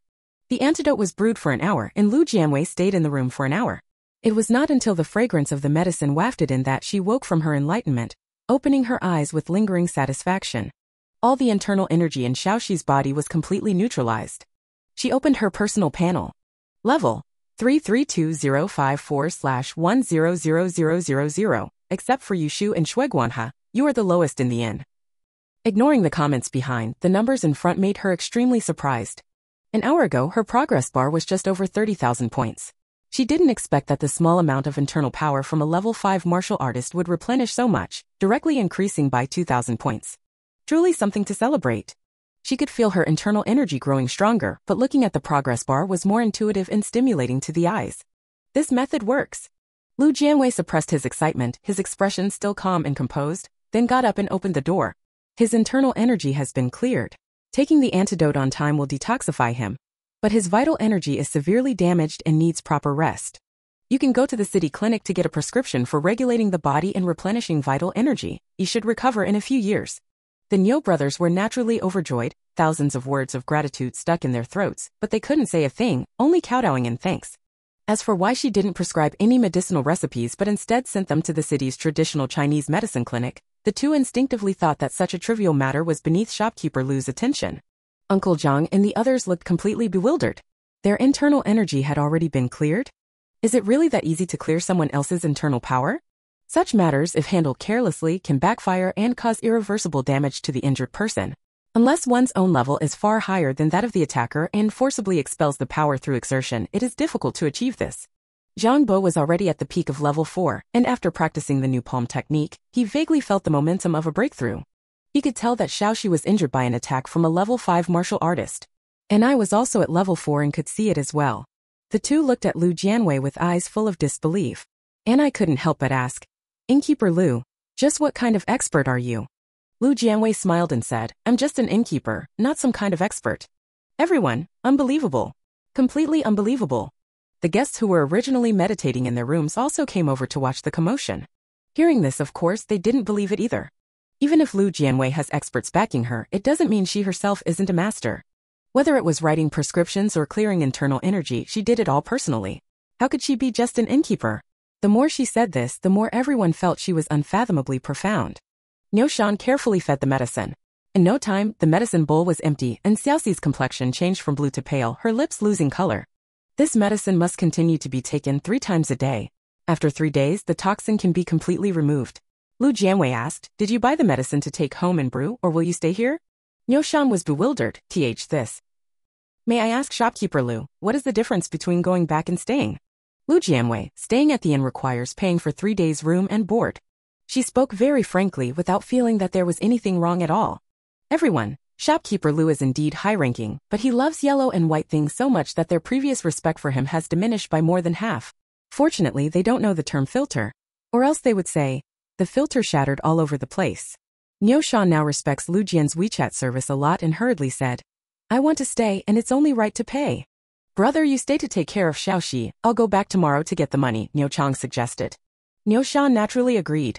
It was getting late, and after watching the excitement, everyone returned to their rooms. Lanling walked side by side with Lu Jianwei, laughing sweetly. Shopkeeper Lu, you really are a remarkable person. Not only highly skilled but also proficient in pharmacology. I'm just familiar with the basics, Lu Jianwei said honestly. In the personal skills section, the comment on Spring and Autumn Medical Classic was still just the 2 words, superficial. Not even considered entry-level. Others just thought she was being modest and didn't take it seriously at all. And I returned to the dormitory, her mind still occupied with the earlier prescription. How so? When Zhuoxi's eyes softened. Defeated? And I shook her head. I always knew shopkeeper Lu was formidable. If she's even more formidable, I would only admire her more. Then why is that? Young master, why do you think she has the prescriptions from Divine Dr. Valley? And I was utterly puzzled. At first, the jealousy of Beauty's case caused a huge uproar. The charming husband and his beloved mistress desperately begged the poisoner for an antidote, but the poisoner did not provide one. They then sought help from the Divine Dr. Valley. The two had internal energy protecting their bodies, and since jealousy of beauties was a slow-acting poison, they had more time to wait for the antidote. Ordinary people like Xiaoxi could basically only wait to die. The doctors of Divine Dr. Valley did their utmost and finally developed an antidote, saving their lives. The poisoner harbored resentment and also poisoned the unfaithful men of the world. The Divine Dr. Valley then released a large amount of antidote but did not disclose the formula. Apart from the Divine Dr. Valley and that expert poisoner, no one else could counteract this poison. Could it be that she has a connection with the Divine Dr. Valley? And I speculated. When Zhuoji smiled and said, why not guess that she is related to the former poison makers? Shopkeeper Lu doesn't seem like that kind of malicious person. Malicious? Yeah, poisoning so many people isn't that malicious? When Zhuoji asked, do you know that before she created Chuanfang Du, she was a doctor who saved lives and healed the wounded? Ah. And I was startled, then how could she? When Gigi closed the book, don't judge things by their appearance. It's late, go to sleep. Young master, Anai's thinking was peculiar. You mean, Manager Lu doesn't look like a bad person on the surface, but actually isn't a good person? When Zhuoji. The next morning, Niu Chang drove the ox cart back to the village to get money while Niu Shan stayed at the inn. He was a farmer and really couldn't stay idle, so he followed behind Zhang Bo helping with some odd jobs just to show his gratitude. You're a customer at the shop, there's no need for you to do that, Zhang Bo advised him. Niu Shan wiped away the sorrow from yesterday, his face beaming with a simple smile as he replied, I'm no customer. If it weren't for shopkeeper Lu's kindness, Xiaoxi would still be lying there not speaking. This morning Xiaoxi woke up and called me dad. I was just so happy. If you really want to repay us after some time, you can teach people how to farm together with Niu Chang, Zhang Bo suggested. Niu Chang should have already told you before. I said, the manure is already fermenting. When Xiaoxi gets home, I'll bring the whole village to help Manager Lu farm. Uncle Zhang waved his hand, no need for you all to farm, just teach people how to do it. Got it. Niu Shan nodded, then added, Manager Lu is farming the wasteland outside the inn, right? Exactly. Niu Shan, I don't know if shopkeeper Lu bought it. If he didn't and crops are planted later, the government might take it back. Zhang Bo was stunned for a moment. Really? I'm telling the truth, Niu Shan insisted, trying to prove he wasn't lying. Although it was originally wasteland, no one farmed it, and the government didn't care if something is actually planted, the government might reclaim it. Even if they don't take it back, they'll come to collect the deed tax. If you mess up, you could be fined. Zhang Bo. He had roamed the martial world and never paid attention to land matters. Probably shopkeeper Lu didn't know either. Thank you for the reminder. Niu Shan scratched his head. It's nothing. Oh, by the way, if shopkeeper Lu wants to buy land, he should hurry. I went to the city market before and heard about an earthquake in Yongzhou. It was quite severe, many people died, houses and food were all gone. Everyone says there will be refugees coming and the government might give them some wasteland. Uncle Zhang was surprised. The local authorities aren't providing disaster relief? Relief, huh? I heard there's not enough money and grain, and the treasury can't provide any. The people of Yongzhou can't just wait to die, can they? The Qi dynasty was only established a few decades ago. Before its founding, the world was in turmoil with constant warfare and countless losses of money and grain. After decades of recuperation, there still isn't enough capacity to withstand natural disasters. The inn was full of martial artists. The two men's conversation didn't escape everyone's notice, but no one cared about earthquake victims or the court's inability to provide disaster relief funds. It was none of their business. Anai listened with one ear deep in thought. He planned to make breakfast for the young master after Shui Guanhe finished using the kitchen. Unexpectedly, Shui Guanhe stopped him. Wait a moment, the shopkeeper said that starting today, the price for renting the kitchen will double. He was greatly surprised. Why? Shui Guanhe shrugged. I'm not sure either, but the shopkeeper specifically instructed it. He was helpless. And I had no choice but to pay 201. After finishing breakfast, he puffed out his cheeks and carried it to the room, still feeling upset inside. Did you have a fight with someone? When Zhuoji washed his hands and took the spoon, already used to his temper. And I said aggrievedly, young master, Manager Lu suddenly raised the kitchen rent without even a word of notice. I don't know what I did to offend her. When Zhuoji seemed to have expected this and said with a smile, think again about what you said last night. He had long warned that every move inside the inn was under the control of Manager Lu, and nothing they said could escape Manager Lu's ears. Unfortunately, Anai was too quick to speak last night. I didn't say anything. Anai's forehead twitched. I just remembered. He wore a mournful expression. Wasn't it because I heard what you said, sir, and spoke in turn? I never really said Manager Lu was a bad person, Sai. It's all his fault for not keeping his mouth shut, losing twice the amount of silver. Just some silver, when Zhuoji said, think of the disaster victims in Yangzhou. They lost everything overnight. And I nodded, indeed, they are much worse off than I am. Young master, is it true that the court really can't provide money or grain? Not sure. When Zhuozhi paused, if disaster victims come outside Jianwei city, go buy some grain and distribute porridge. Understood, young master. After finishing his early meal, when Zhuozhi came to the door of Yushu's room, two people were already standing at the door, Chai Kuan and Song Xian on either side, watching over Lan Ling inside. They glanced at Wen Zhuozhi but paid him no mind. Half an incense stick's time passed quickly, and when Lan Ling came out, Chai Kuan entered. Next was Song Xian, and finally Wen Zhuozhi. 100-page book, half an incense stick each day, taking at least 10 days to memorize every word without missing any. Of course, the total time spent ultimately depends on one's own memory. 3 days later, Niu Xiaoxi was completely rid of the toxin and returned to the village with the Niu brothers. Before leaving, everyone asked him about the cause of his injury, but since he was young, he couldn't give a clear explanation. The villagers of Linwei village knew that it was the innkeeper who saved him, and their enthusiasm for teaching the wandering martial artists farming techniques grew even stronger. Niu Chang accepted Lu Jianwei's commission to handle the land purchase matters with the government on her behalf. That day, after overhearing the conversation between Niu Shan and Zhang Bo, Lu Jianwei specifically inquired and learned that for such uncultivated wasteland, the price was at most 1 or 2 taels per mu. Buying a few thousand mu would only cost a few thousand taels. Once the land was purchased, it would belong entirely to her and she could do whatever she wanted with it. Niu Chang was an ordinary commoner. To avoid being brushed off by the government officials, he sought out the manager of Yuelai restaurant to accompany him to the government office. Out of respect for the Shui family, the government office handled the matter efficiently and immediately sent people to measure the land. Hearing that Lu Jianwei intended to buy thousands of acres and enclose the land within a 5-mile radius, the officials were even more motivated. The surrounding scouts were puzzled. With so many people in the inn scrambling for the treasure map, shouldn't shopkeeper Lu be overwhelmed? How could he still have the leisure to buy land? Little Cook couldn't understand either. Why are you spending money to buy so much wasteland? Even if the wasteland can be cultivated later, why would you plant so much land? Lu Jianwei raised an eyebrow. Who said I want to farm? Didn't you say it yourself? Did I say I want to farm thousands of acres? Xiaoke was speechless. If you're not farming, why buy it? If you have that money, you might as well go to the system shop to buy skills. Lu Jianwei shook his head and sighed. I finally understand why your system insists on binding people instead of running the inn itself. Why? Because it has no brain. Little guest, you're insulting me. I'm just stating the facts. Lu Jianwei shrugged. Do you have a brain? What exactly do you want to do? Lu Jianwei, this is a long-term plan you wouldn't understand even if I explained. Xiaoke didn't respond anymore and shut herself off. A few days later, the land survey was completed. Lu Jianwei paid the money, and 8,000 mu of land were added under her name, spreading 5 li outward from the inn as the center, forming a vast area. She bought a lot, and the government even gave a discount. The 8,000 mu cost 7,000 taels, leaving a private account balance of 26,000. Money doesn't last long. Various forces couldn't guess her purpose and had to give up, refocusing their attention on the treasure map. The annotations on Jiangzhou collection have finally been finished. The silence of the inn began to be broken as one message after another was sent out from the inn, causing a scramble among the scouts. Feng Yan stood on the second floor, filled with emotion. Previously, when we released 500 sheets of paper, it was just as grand a scene.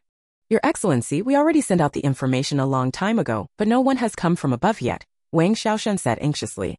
Could it be that they haven't received the message? What's the rush? Feng Yan said calmly. Just wait. Zhang Dalo asked again, Your Excellency, since they already have the clue, why haven't they left the inn? Feng Yan said. The clue hasn't been deciphered yet. They probably want to stay and watch each other. Or maybe find more clues. Could there really be a treasure? Wouldn't that just be a windfall for them? Wang Xiaoshan felt very aggrieved. In his view, no matter what kind of treasure it was, it should be handed over to the national treasury. Unfortunately, this was discovered by people of the martial world, with multiple forces involved, leaving the court unable to intervene. Feng Yan patted his shoulder, sighed, and was about to return to his room when his peripheral vision caught something outside the inn, causing him to suddenly freeze. Beside him, Wang Xiaoshan stammered, Ambassador, is that the purple-clad envoy? Not far from the inn, a purple figure rode swiftly on horseback, robes billowing, exuding a scorching aura. Feng Yan slightly widened his eyes and immediately leapt down from the second floor. Follow me to greet the envoy. The 3 of them finally had a backing. Since checking into the inn, the 3 of them had the lowest ranks and were always at a disadvantage, feeling stifled to the point of frustration. Now that the purple-clad envoy had personally arrived, they finally no longer had to keep their heads down to get by. Of course, whether the purple-clad envoy could enter the inn still depended on the innkeeper Lu's decision. Lu Jianwei already knew this.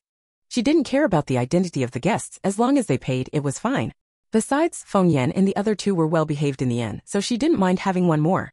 The purple-robed envoy was the highest-ranking combatant under the commander and deputy commander, possessing a 6th-level cultivation, perfectly balancing the power among Qianli Tower, Black Wind Fort, and Xianyun Manor.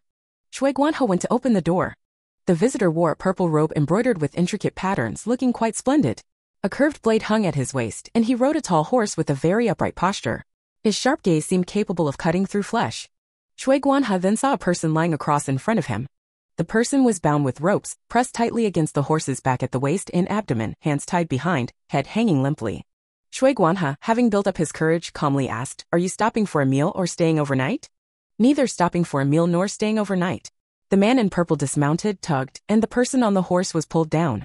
"I have come to arrest a murderer and hope your inn can accommodate this." Shui Guanhe. The murderer? Could it be the murderer who slaughtered the White Crane Villa? He shuddered and didn't dare respond immediately. Just as he was about to go back and ask, a gentle voice came from behind. "Guanhe, please invite the guest into the inn." "Yes." The other guests in the inn heard this and gradually gathered in the front yard. The case of Baihe Villa was handled by the Xianjing division. Everyone knew this, but no one really cared. No one cared who the murderer was. What they cared about was only the treasure map. However, the excitement was still worth watching. The man in purple strode in, threw someone into the courtyard, glanced over the crowd, and stopped his gaze on Lu Jianwei's face, clasping his fists and saying, "I am Han Xiaofeng, the purple-clad envoy of the Mystic Mirror Division. I have long heard of shopkeeper Lu's great name. A pleasure to meet you." "Envoy Han, the pleasure is mine." Lu Jianwei cupped his hands and smiled. "You just mentioned wanting to capture the culprit. May I ask who it is?" Han Xiaofeng kicked the person at his feet. The man woke up in pain, but with his mouth gagged, he could only whimper and writhe on the ground. Song Xian of Xianyun Villa is the main culprit in the massacre at Baihe Villa. This man is Song Xian's trusted aide and has already confessed. Everyone silently turned their heads to look at the proudly standing Master Song. A slight surprise showed between his brows, and a faint anger flickered in his eyes. "Envoy Han, please don't joke. Brother, you and I are close friends. How could I be the murderer? You casually find a so-called witness and expect to convict me, Song?" Tao Yang and Wei Lu stood behind him, not saying a word. These days, they had become invisible people in the inn. Feng Yan stepped out with two gray-clad envoys and saluted Han Xiaofeng. "Greetings, Envoy Han." Han Xiaofeng nodded slightly. "Well done." The three were excited in their hearts, joy flickering across their brows before being suppressed, and they quickly stood behind Han Xiaofeng, ready to serve. Under the shared eaves, I moved out a small tea table on which pastries were displayed, and a small red clay stove was brewing tea, filling the courtyard with the fragrance of tea. "Young master, the view here is pretty good." He sat on a low stool, cracking sunflower seeds. Everyone looked over at the sound, all with speechless expressions. "You talk among yourselves, why are you looking at me?" I spat out a sunflower seed shell. "Go on." Han Xiaofeng turned his sharp eyes, sweeping over Wen Juezhi and Anai, the master and servant with low cultivation, who did not warrant much attention. He withdrew his gaze. "On July 15th, you, along with your old servant Song Fu and the disciples of the Mountain Villa, totaling 127 people, slaughtered the Baihe Mountain Villa, causing the wrongful death of the villa master, and more than 80 disciples and servants of the villa all perished." Before Song Xian could refute, he continued to elaborate. "According to the testimony of Yushu, a survivor of Baihe Mountain Villa, he saw a murderer that night whose right eye had a white mole. This person is exactly that individual." Han Xiaofeng grabbed Song Fu's hair and forced him to lift his head, but the latter tightly closed his eyes, not daring to look at anyone. "Ridiculous." Song Xian remained calm. "You casually say that a person with a mole on the white of their eye was involved in the massacre at Baihe Manor, and you expect me to take the blame? Moreover," he turned to Yushu, smiling without sincerity, "if nephew you really saw the murderer, why didn't you say anything earlier? Why wait until now? If the culprit had been found sooner, you wouldn't have had to suffer such hardships." Han Xiaofeng knew he would never confess, so he took a letter tube from his sleeve and pulled out a piece of paper. "This is the letter found in your study, which talks about the treasure map. Someone ordered you to go to Baihe Villa to find the treasure map." Chai Koen suddenly spoke up. "So you really killed him? Master Song, a murderer must pay with his life. What else do you have to say?" "Everyone?" Lan Ling reacted quickly and agreed. "I really didn't expect this, Master Song. You're so hypocritical you scared me to death. Young master you, if you want revenge, Qianli Tower is willing to lend you a hand." Everyone understood clearly in their hearts that Qianli Tower and Black Wind Fortress were taking the opportunity to strike while the iron was hot in order to eliminate a competitor. TSK, those who follow the right path gain many helpers, while those who stray have few, and I shook his head and commented, "Those who kill will inevitably be killed." "Impudent brat!" Song Xian shouted angrily, drew his long sword, and the sword aura struck at Anai like lightning. It would be one thing if Lanling and Chai Kun were teasing him, but even a 4th-level servant dared to humiliate him like this. Han Xiaofeng wanted to stop it but was too late. watching helplessly as the 6th-level sword energy surged toward the two by the corridor. One was disabled, the other a lowly servant. There was no way they could escape. Who would have thought that the two didn't move at all, still sitting upright drinking tea and cracking sunflower seeds, their leisurely and casual demeanor stunning everyone. The sword aura approached in front of them, as if blocked by an invisible wall, unable to advance even an inch, until it dissipated into the air. Only then did everyone remember that these two were protected by the inn's experts. Han Xiaofeng had heard about it, but seeing it with his own eyes made his eyes tremble involuntarily. Striking without a sound, withdrawing without a trace, who exactly is this mysterious expert? Shopkeeper Lu, thank you. Anai cupped her fists. Lu Jianwei smiled faintly, but his heart was bleeding. Her money. The defensive items were somewhat worn out, and the copper coins clattered down, enough for her to buy many sets of clothes and lots of jewelry. Having received protection fees from one, she had no objection to protecting the two of them. And I said what they wanted to say and was not at fault. The one at fault was Song Xian. Not daring to challenge Lan Ling and Chai Kuan, he actually bullied her in front of her, causing her to waste so much money. Anai was out of line, causing trouble for Manager Lu when Zhuoji apologized with a cupped hand. You're too kind, what Anai said is not without reason, Lu Jianwei said with a slightly cold expression. Master Song, in a fit of shame and anger, attacked someone in front of me, disregarding the inn's rules as if they meant nothing. Does he not take me, Lu, seriously? Without defensive tools, the Wen family master and servant would have been seriously injured or worse from his sword strike. Given Wen Zhuoji's physical condition, it was uncertain whether he would survive. Jin Puxiao's face was as cold as frost. Master Song, you seem so guilty. Could it be that what Envoy Han said is all true? Exactly, Shui Guanhe said angrily, I think you're just feeling guilty. Song Xian. Each and every one of them has already decided that he is the murderer. Song never did such a thing, so naturally he cannot tolerate being slandered. He turned to Lan Ling and Chai Kuan. The Xianjing division is just trying to divide us. You must not fall into their trap. Everyone was speechless. They could turn black into white. Such smooth talkers were nothing new. Let's set this matter aside for now. Lu Jianwei extended his palm. Clan leader Song, you just broke the inn's rules, so you are fined 500 taels. Song Xian almost wanted to vomit blood. This inn was truly a den of thieves. To find the treasure map, he had already spent 10,000 taels to ransom someone, another 1,000 taels to copy the Jianwei annotations, and now he had to pay a fine. He wanted to refuse, but the move the expert at the inn just showed was truly strange. He didn't want to make an enemy of Lu Jianwei for the time being, so he reluctantly took out 4 silver notes from his money pouch. The money was not enough. He turned to Wei Lu Tao and Yang, but both shook their heads. Song Xian had no choice and took out another silver note from his pouch. It was crumpled and hadn't been taken out earlier, probably because he was afraid of losing face. He handed it to Lu Jianwei, then looked at Han Xiaofeng. If you can't find solid evidence, and can only slander others with casually forged letters, then don't waste everyone's time. Han Xiaofeng had anticipated this and remained calm, about to take out another piece of evidence. Wait! Yushu suddenly spoke up, his eyes fixed tightly on the silver note in Lu Jianwei's palm. Shopkeeper, can I take a look? Chapter 33. Self-destruction, level up, additional nutrient solution update. Lu Jianwei handed it over. Wait a moment. Yushu covered his eyes with both hands. Shopkeeper, could you please unfold that very wrinkled silver note? Lu Jianwei seemed thoughtful, then unfolded the folded silver note, revealing all the information on its surface. The silver note was centered at the top, bearing the words Hubu official note, with the denomination indicated below, and the rest consisting of various patterns and inscriptions, including the date, serial number, official seal, and so on. It's unfolded now, what do you want to say? Yushu said, could you help me check if the last stroke of the character is a bit longer than the standard silver note? Silver notes are printed strictly according to official standards. Any smudging or damage renders them unusable. Just as I thought. Jin Puxiao, enjoying the commotion, took out 100 taels. After comparing both sides, he loudly said, Shopkeeper Lu, could the money in your hand be counterfeit? The esteemed master of Xianyun Manor using fake notes to fool people? I'm impossible. Song Xian's shock was undeniable. He reached out to snatch it, but Lu Jianwei dodged. Han Xiaofeng keenly sensed something was wrong, stepped forward to separate Song Xian, and said sharply, Yushu, what do you have to say?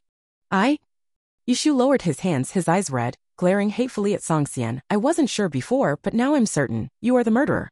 You killed my father. I will avenge my father. Although he said this, he did not recklessly rush forward but instead turned to Han Xiaofeng. This silver note has a deep crease. If Lord Han doesn't believe me, you can follow the crease to see if it can be folded into a paper crane. Han Xiaofeng took the silver note, and sure enough it bore creases. Such deep marks could only have come from years of folding.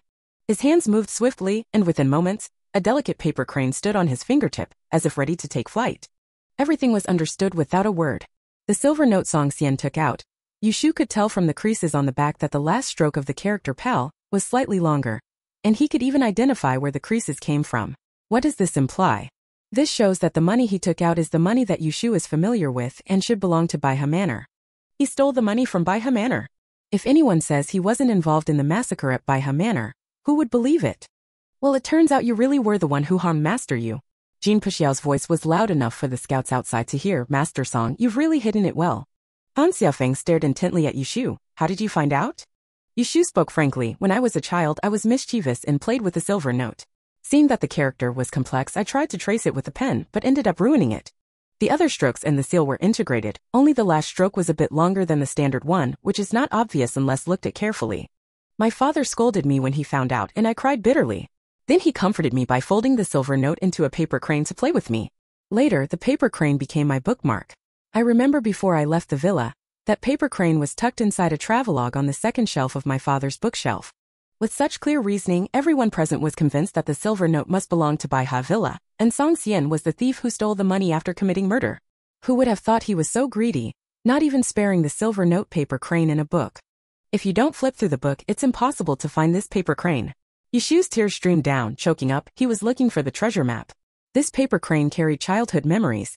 Seeing it reminded him of someone.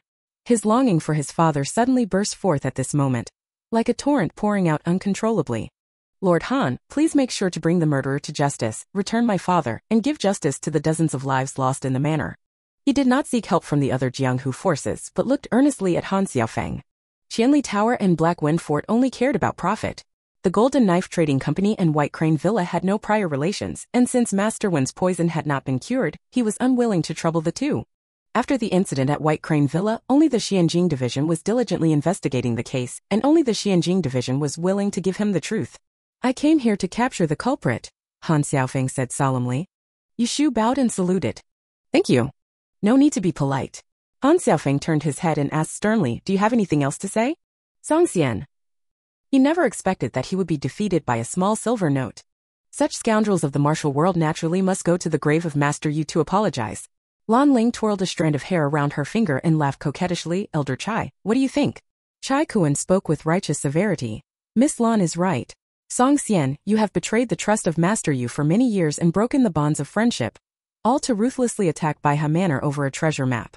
If it weren't for the young master of Yu Manor narrowly escaping and providing clues to the Xianjing Division, leading to the discovery of witnesses and evidence, how long did you think you could keep pretending? Heh, what are you all pretending to be gentlemen for? Song Xian, unable to argue, decided to lay his cards on the table. Before the treasure map was confirmed, you all swarmed the inn like hyenas. How are you any different from me? If you had known Baiha Manor had the treasure map, you would have killed to get it just like I did. You are the one who killed, what else do you have to argue?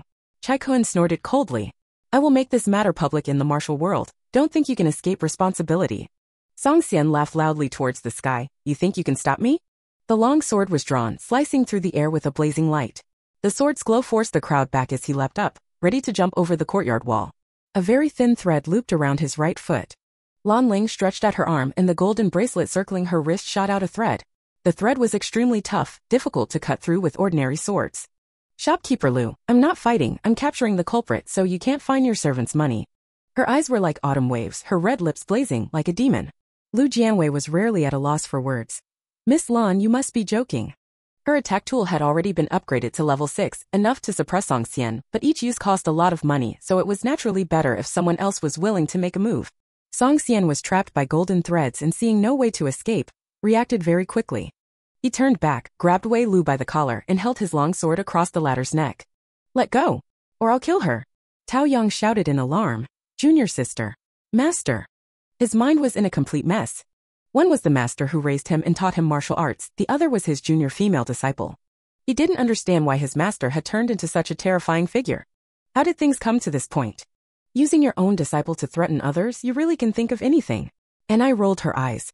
Miss Wei, Mr. Tao, with a master like this, it would be better to just sever the master-disciple relationship and leave the sect. Everyone. Harsh words, but not without reason. Wei Lu had long known Song Xian's character. Nothing he did would surprise her. She was not afraid at all, just standing there numb, feeling the unstable aura behind her. It's so ridiculous that the master she once admired could be so cowardly and weak. Master, I was an orphan to begin with. You brought me to the villa, provided for me, taught me martial arts. Even if you kill me now, I would have no complaints. Wei Lu lowered her eyes and said, but can you tell me, how exactly did senior sister Lan and senior sister Mei die? Song Xian was taken aback. Junior sister, what do you mean by this? Tao Yang couldn't believe it. Didn't they die in an accident while on a mission? He understood what Wei Lu meant but was unwilling to accept it. Wei Lu lifted his eyelids, his eyes bleak and hopeless, giving a faint, bitter smile. Senior brother Tao, sometimes I really envy you. Heh. Song Xian sneered coldly, the blade pressing even closer, so close that a slight misstep could cut Wei Lu's skin. Xiao Lu, you have always been a good disciple I value greatly. I have never wronged you. Wei Lu closed her eyes. You value me only because I have a good talent for martial arts and can complete more important tasks. To you, my martial skills are more important than my body. As for the senior sisters with poor talent, their only value is to sell their bodies. This person has no heart at all. He is a complete scoundrel. Everyone was stunned to hear this. Who would have thought that Master Song, besides slaughtering his friend's entire family, also secretly ran a flesh trade under the guise of taking disciples? Smack! A slap landed and a red mark suddenly appeared on Song Xian's face, gradually swelling. Lan Ling's expression was cold as she withdrew her hand that had slapped him, flicking it disdainfully before looking at Lu Jianwei, squinting and smiling coyly. Shopkeeper Lu, I was just a bit upset and gave the beast a small punishment. It doesn't count as a fight, right? Lu Jianwei smiled and asked, does your hand hurt? Shopkeeper Lu sure knows how to hurt people. Lan Ling stretched out her snow-white palm. It still hurts. Let young Master Pingwu give you a massage. He's a rough and tough man. How could he compare to Shopkeeper Lu's gentle and tender touch? Pingwu. Everyone, although Shopkeeper Lu is beautiful and kind-hearted, when it comes to gentleness, Pingwu might still have the upper hand. Han Xiaofeng had quite a headache. Clearly this was a tense moment for capturing the culprit, so why were these people still joking around? At this moment, Song Xian was in sync with his brainwaves. He felt that he was being looked down upon. From the very beginning, they never took him seriously. Whether he was the murderer or could escape seemed unimportant. He was the proud master of Xianyun Villa, yet he was slapped in the face in front of so many people. He hadn't endured such an insult for many years. Han Xiaofeng, if you want to take another life, just come and catch me, he shouted loudly, trying to draw others' attention. Han Xiaofeng thought for a moment. If you tell me who wrote the letter to you, I might consider letting you go. As for whether others let you go or not, that's none of his business. The fact that Lan Ling was able to easily slap him just now shows that stopping him is not difficult. Now he's not stopping her only because he wants to watch the commotion a bit longer. As for Chai Kuan, aside from saying some righteous words, he has no intention of taking any action.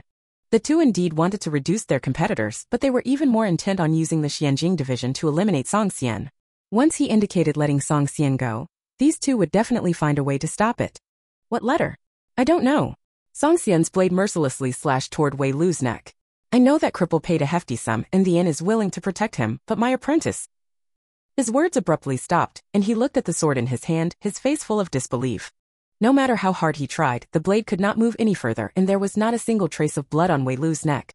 How's this possible? He had clearly investigated everything thoroughly. Bafong Inn is a notorious black shop. The innkeeper only recognizes money. As long as the money is paid, everything can be negotiated. Everyone is well aware that when Jua paid for protection, and the inn has confirmed this, always able to timely and effectively ensure his safety. 10,000 taels a month is something ordinary people simply cannot afford. His good disciple is even less likely to be able to pay. But why? Why does Lu Jianwei, who values money like life itself, want to protect Wei Lu? Every time Song Xian exerted force, the sound of copper coins clinking and falling rang in Lu Jianwei's ears. Her money! Wei Lu was equally full of astonishment. She had originally been determined to die, wanting to expose the filth and stench of Xianyun Villa to the martial arts world. But Sister Lu protected her. Shopkeeper Lu is so biased, Lan Ling pouted in dissatisfaction. He offers me a silver note on the left and a payment on the right, but he's very generous and considerate to Miss Wei. Lu Jianwei said, she called me sister, I can't just stand by and do nothing. I can also call you sister, Lan Ling said softly, her eyes sparkling as she moved closer to Lu Jianwei. Lu Jianwei stepped back, no need, you are older than me. Lan Ling. Poof. And I really couldn't hold back. Lu Jianwei didn't waste any more words. Enough time had been lost, and she was already tired. Lord Han, if I help you catch Song Xian, will the Xianjing department offer a reward? Han Xiaofeng, yes. As expected of Shopkeeper Lu, who loves money like his life, he can turn even this matter into a question of money. How much? Lu Jianwei wanted to see if the bonus from the Xianjing department could cover her costs. Using attack tools costs money after all. Han Xiaofeng pondered for a moment. 500 taels of silver? This is the highest standard he can offer. The department's finances are tight, and they can't provide a larger bonus for the time being. Everyone who entered the shop just now started with at least 10,000 taels, and he was worried that Lu Jianwei would look down on 500 taels. Lu Jianwei did the math. 500 taels of silver converted to copper coins is 500,000, a sum enough to crush Song Xian. Alright, it's a deal. As soon as the words fell, Song Xian pushed his internal power to the limit and rushed toward the courtyard wall at the fastest speed. He couldn't be trapped here. Suddenly, an invisible giant hand descended from the sky, and a vast, overwhelming force struck his head fiercely. A level 6 martial artist was like a tiny ant, completely unable to shake a towering tree. He spat blood, falling from midair like a kite with a broken string, crashing heavily to the ground, his face as pale as paper. The moment he landed, Song Xian couldn't help but feel despair. Unable to hurt anyone, unable to escape, what was he supposed to do? Shopkeeper Lu, Han still wants to take him back for interrogation, spare his life. That letter proved there was a mastermind behind this matter. Song Xian could not die. Lu Jianwei nodded and struck again.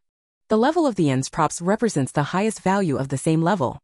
Both are level 6, but the attack prop is at the peak of level 6, while Song Xian's is only at the initial stage of level 6. The gap is huge and he has no way to resist. Woo-woo.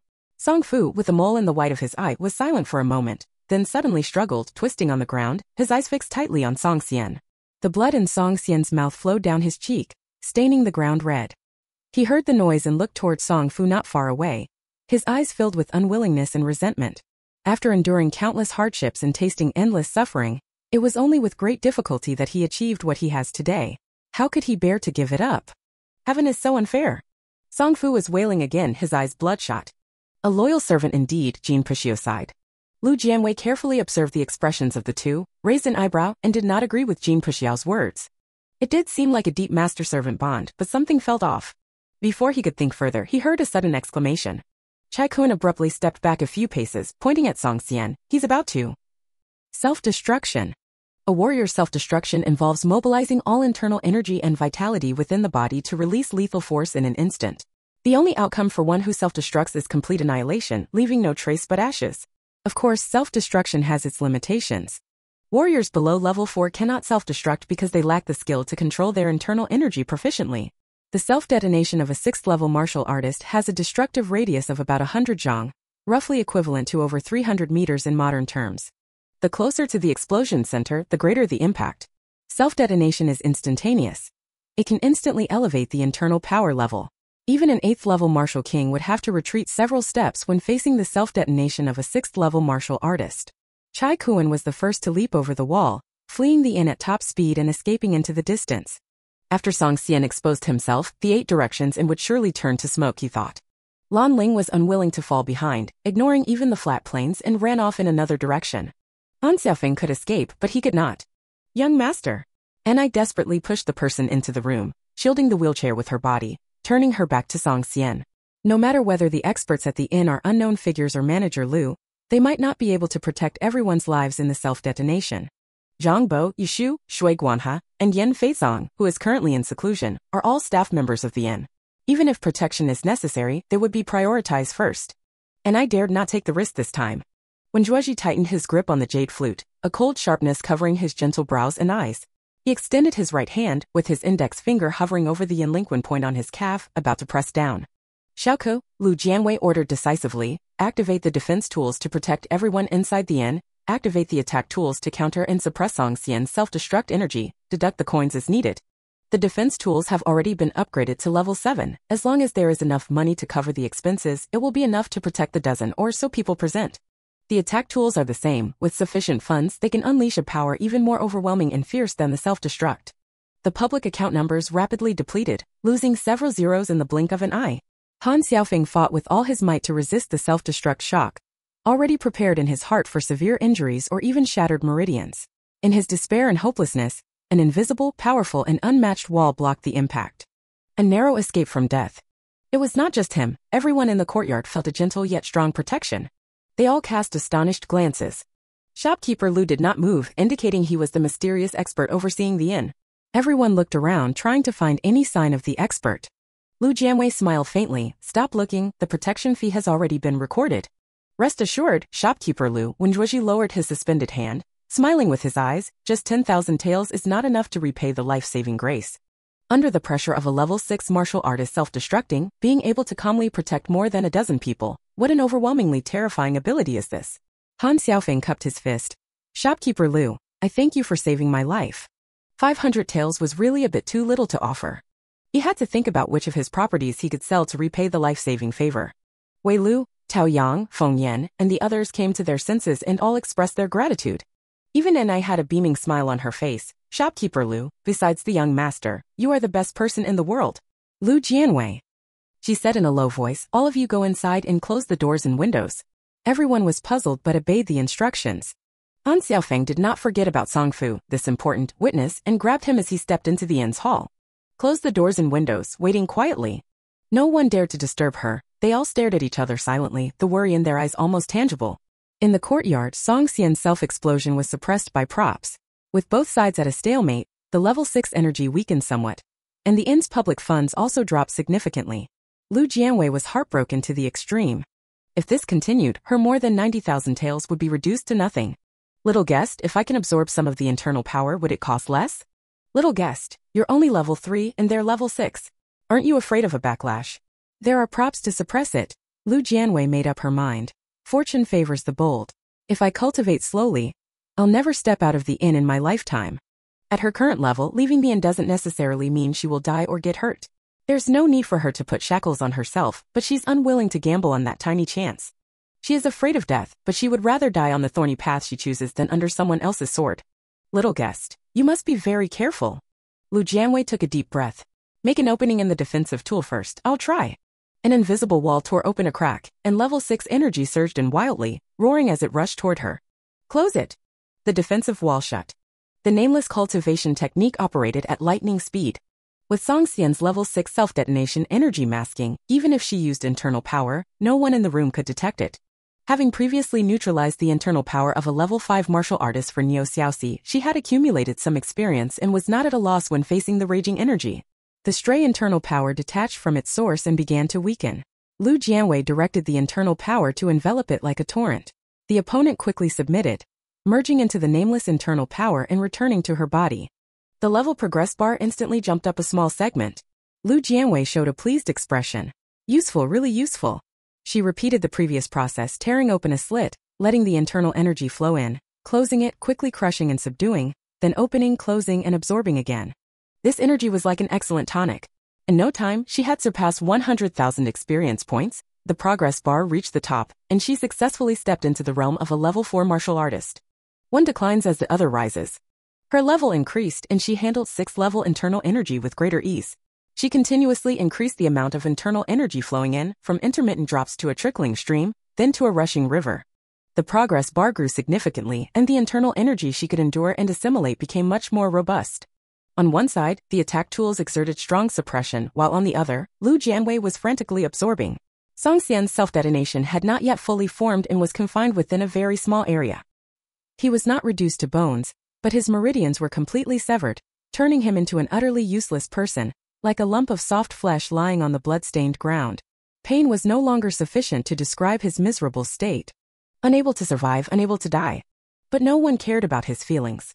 The energy from the level 6 self-detonation was about to run out, and the inn's public account balance was also nearly depleted.